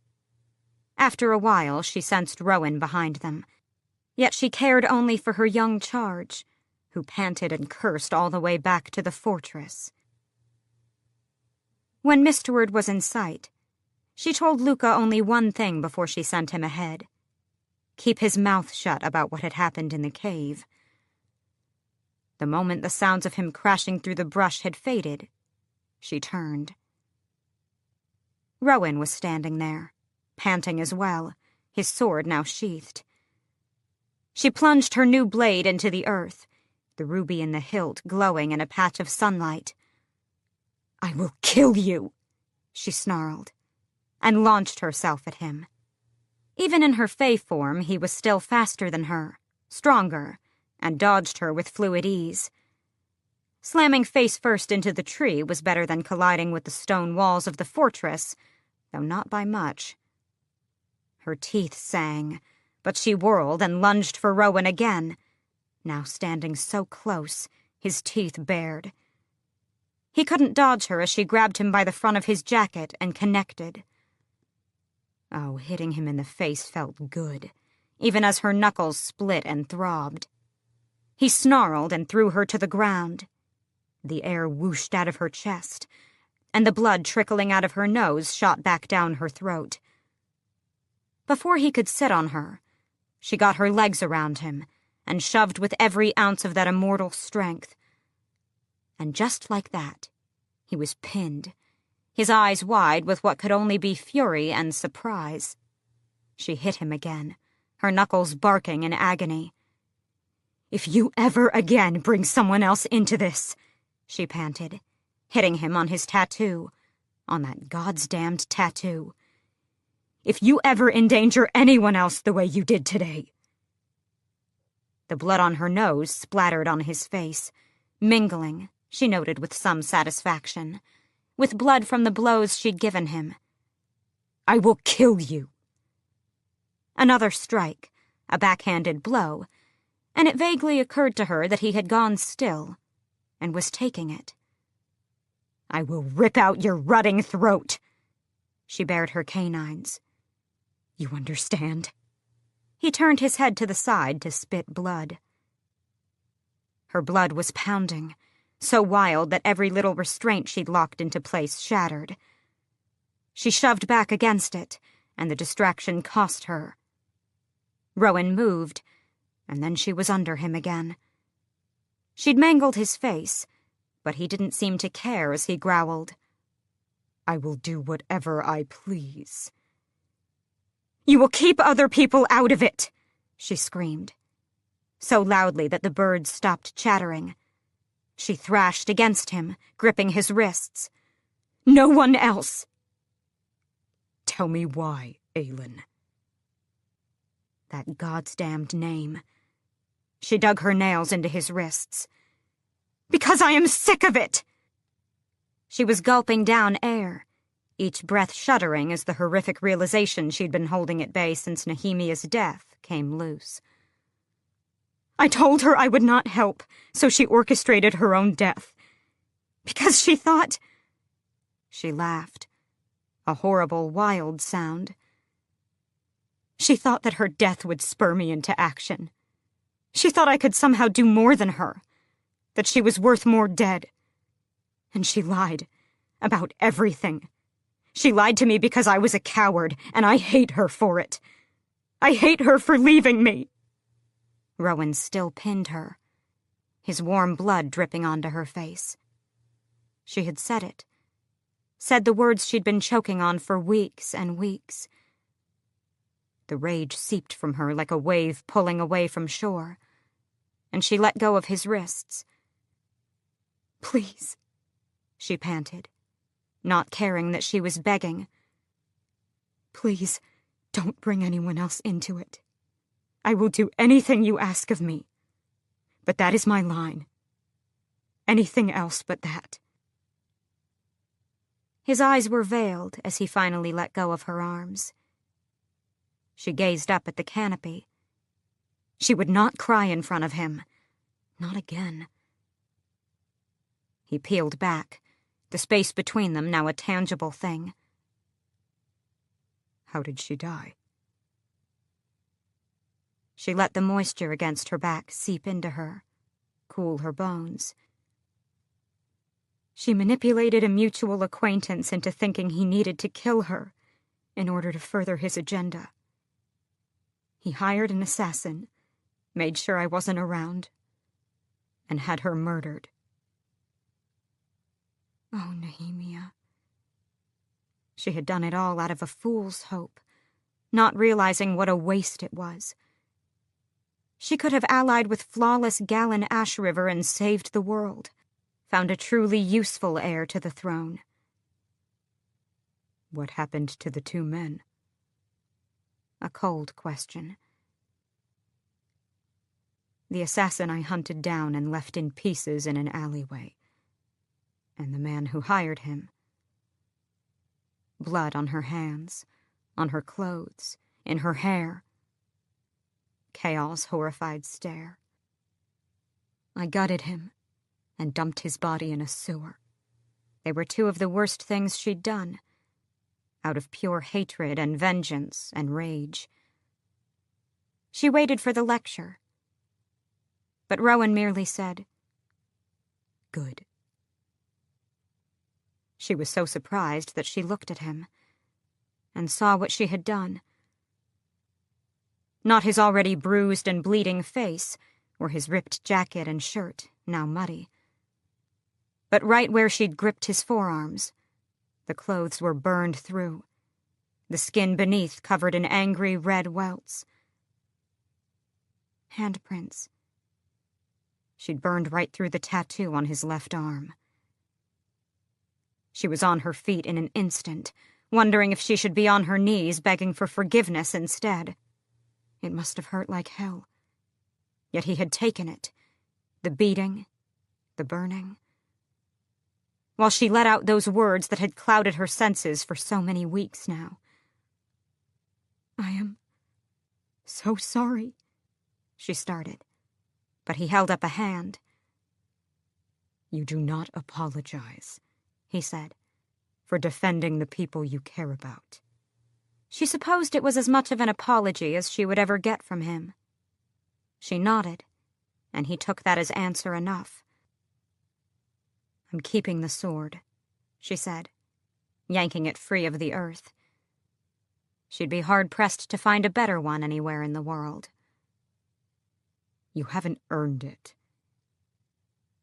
He fell silent, then added, But consider this a favor.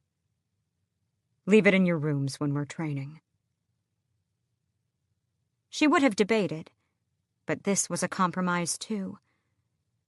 She wondered if he'd made a compromise any time in the last century. What if that thing tracks us to the fortress once darkness falls? "Even if it does, it can't get past the wards." When she raised her brows, he said, "The stones around the fortress have a spell woven between them to keep out enemies. Even magic bounces off it." "Oh." Well, that explained why they called it Mistward. A calm, if not pleasant, silence fell between them while they walked. "You know," she said slyly, "that's twice now you've made a mess of my training with your tasks. I'm fairly sure that makes you the worst instructor I've ever had." He gave her a sidelong look. "I'm surprised it took you this long to call attention to it." She snorted, and as they approached the fortress, the torches and candles ignited, as if to welcome them home. "I've never seen such a sorry sight," Emrys hissed, as Rowan and Selena trudged into the kitchen. "Blood and dirt and leaves over every inch of you both." Indeed, they were something to behold, both their faces swollen and lacerated, covered in each other's blood, hair a mess, and Selena limping slightly. The knuckles of her 2 fingers were split, and her knee throbbed from an injury she did not recall getting. "No better than alley cats brawling at all hours of the day and night," Emrys said, slamming 2 bowls of stew onto the work table. "Eat, both of you, and then get cleaned up. Alentia, you're off kitchen duty tonight and tomorrow." Selena opened her mouth to object, but the old man held up a hand. "I don't want you bleeding on everything. You'll be more trouble than you're worth." Wincing, Selena slumped next to Rowan on the bench and swore viciously at the pain in her leg, her face, her arms. Swore at the pain in the ass sitting right next to her. "Clean your mouth out, too, while you're at it," Emrys snapped. Luca was huddled by the fire, wide-eyed and making a sharp, cutting gesture across his neck, as if to warn Selena about something. Even Malachi, seated at the other end of the table with 2 weathered sentries, was watching her with raised brows. Rowan was already hunched over the table, digging into his stew. She glanced again at Luca, who frantically tapped his ears. She hadn't shifted back. And, well, now they'd all noticed, even with the blood and dirt and leaves. Malachi met her stare, and she dared him, just dared the old man to say anything. But he shrugged and went back to his meal. So it really wasn't a surprise after all. She took a bite of her stew and had to bite back her moan. Was it her fey senses, or was it even more delicious tonight? Emrys was watching from the hearth, and Selena gave him that challenging look, too. She punched back through the veil, aching as she shifted into her mortal form. But the old man brought her and Rowan a loaf of bread and said, "Makes no difference to me whether your ears are pointy or round, or what your teeth look like. But," he added, looking at Rowan, "I can't deny I'm glad to see you got in a few punches this time." Rowan's head snapped up from his bowl, and Emrys pointed a spoon at him. "Don't you think you've had enough of beating each other into a pulp?" Malachi stiffened, but Emrys went on. "What good does it accomplish, other than providing me with a scullery maid whose face scares the wits out of our sentries? You think any of us like to hear you 2 cursing and screaming every afternoon? The language you use is enough to curdle all the milk in Wendlin." Rowan lowered his head and mumbled something into his stew. For the first time in a long, long while, Selena felt the corners of her lips tug up. And that was when Selena walked to the old man and got onto her knees. She apologized profusely, to Emrys, to Luca, to Malachi. Apologized because they deserved it. They accepted, but Emrys still looked wary. Hurt, even. The shame of what she'd said to that man, to all of them, would cling to her for a while. Though it made her stomach twist and palms sweat, though they didn't mention names, she wasn't all that surprised when Emrys told her that he and the other old fae knew who she was, and that her mother had worked to help them. But she was surprised when Rowan took a spot at the sink and helped clean up after the evening meal. They worked in an easy silence. There were still truths she hadn't confessed to, stains on her soul she couldn't yet explore or express. But maybe he wouldn't walk away whenever she did find the courage to tell him. At the table, Luca was grinning with delight. Just seeing that smile, that bit of proof that today's events hadn't scarred him completely, made Celaena look at Emrys and say, "We had an adventure today." Malachi set down his spoon and said, "Let me guess. It had something to do with that roar that sent the livestock into pandemonium." Though Celaena didn't smile, her eyes crinkled. "What do you know of a creature that dwells in the lake under—" She glanced at Rowan to finish. "Bald Mountain. And he can't know that story," Rowan said. "No one does." "I am a story keeper," Emrys said, staring down at him with all the wrath of one of the iron figurines on the mantel. "And that means that the tales I collect might not come from fae or human mouths, but I hear them anyway." He sat down at the table, folding his hands in front of him. "I heard one story, years ago, from a fool who thought he could cross the Cambrian mountains and enter Maeve's realm without invitation. He was on his way back, barely clinging to life thanks to Maeve's wild wolves in the passes, so we brought him here while we sent for the healers." Malachi murmured, "So that's why you wouldn't give him a moment's peace." A twinkle in those old eyes, and Emrys gave his mate a wry smile. "He had a fierce infection, so at the time I thought it might have been a fever dream. But he told me he found a cave at the base of the Bald Mountain. He camped there, because it was raining and cold and he planned to be off at first light. Still, he felt like something was watching him from the lake. He drifted off, and awoke only because the ripples were lapping against the shore, ripples from the center of the lake. And just beyond the light of his fire, out in the deep, he spied something swimming, bigger than a tree or any beast he'd ever seen." "Oh, it was horrific," Luca cut in. "You said you were out with Bass and the other scouts on border patrol today," Emrys barked, then gave Rowan a look that suggested he'd better test his next meal for poison. Emrys cleared his throat and was soon staring at the table again, lost in thought. What the fool learned that night was this. The creature was almost as old as the mountain itself. It claimed to have been born in another world, but had slipped into this one when the gods were looking elsewhere.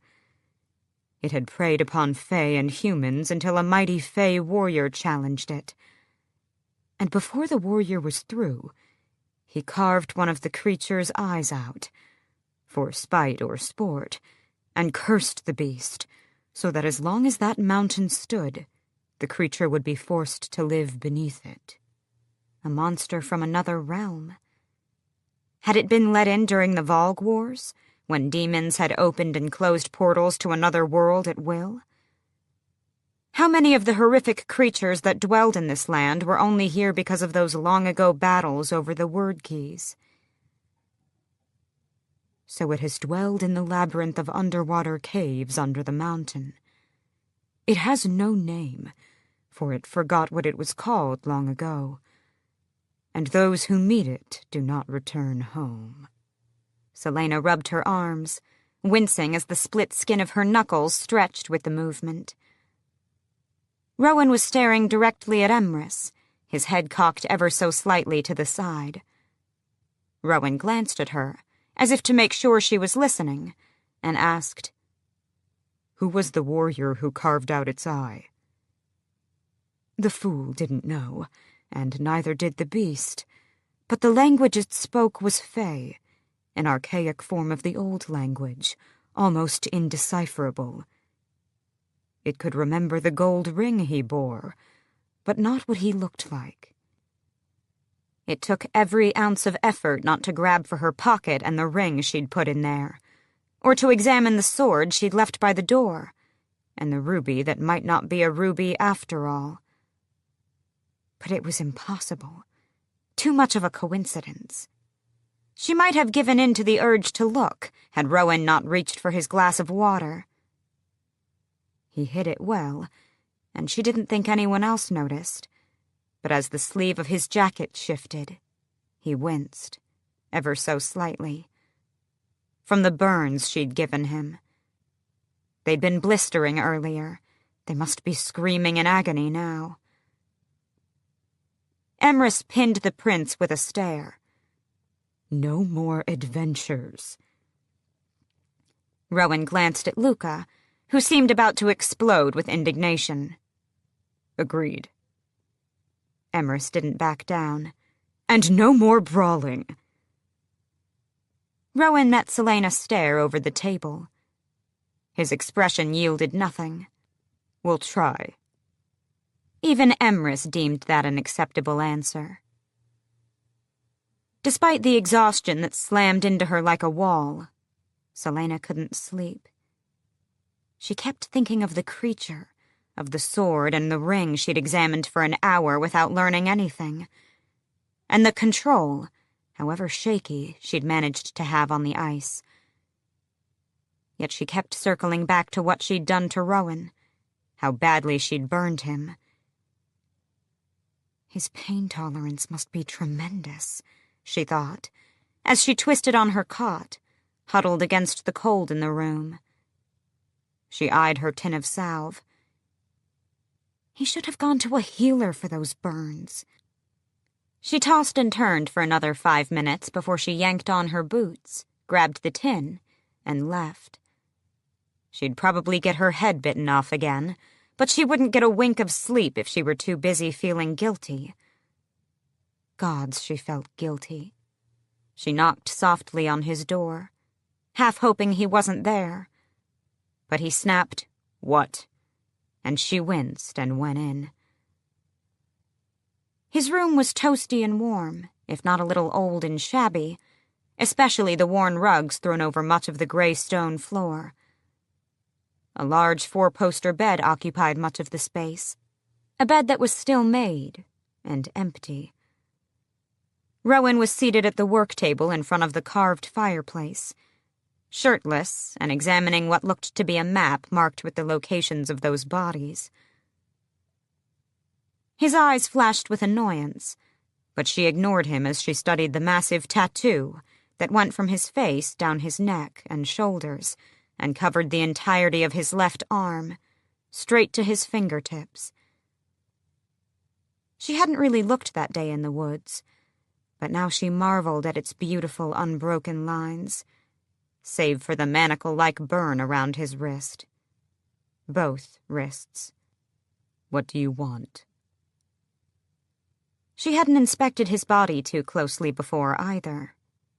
His chest, tan enough to suggest he spent a good amount of time without a shirt, was sculpted with muscle and covered in thick scars.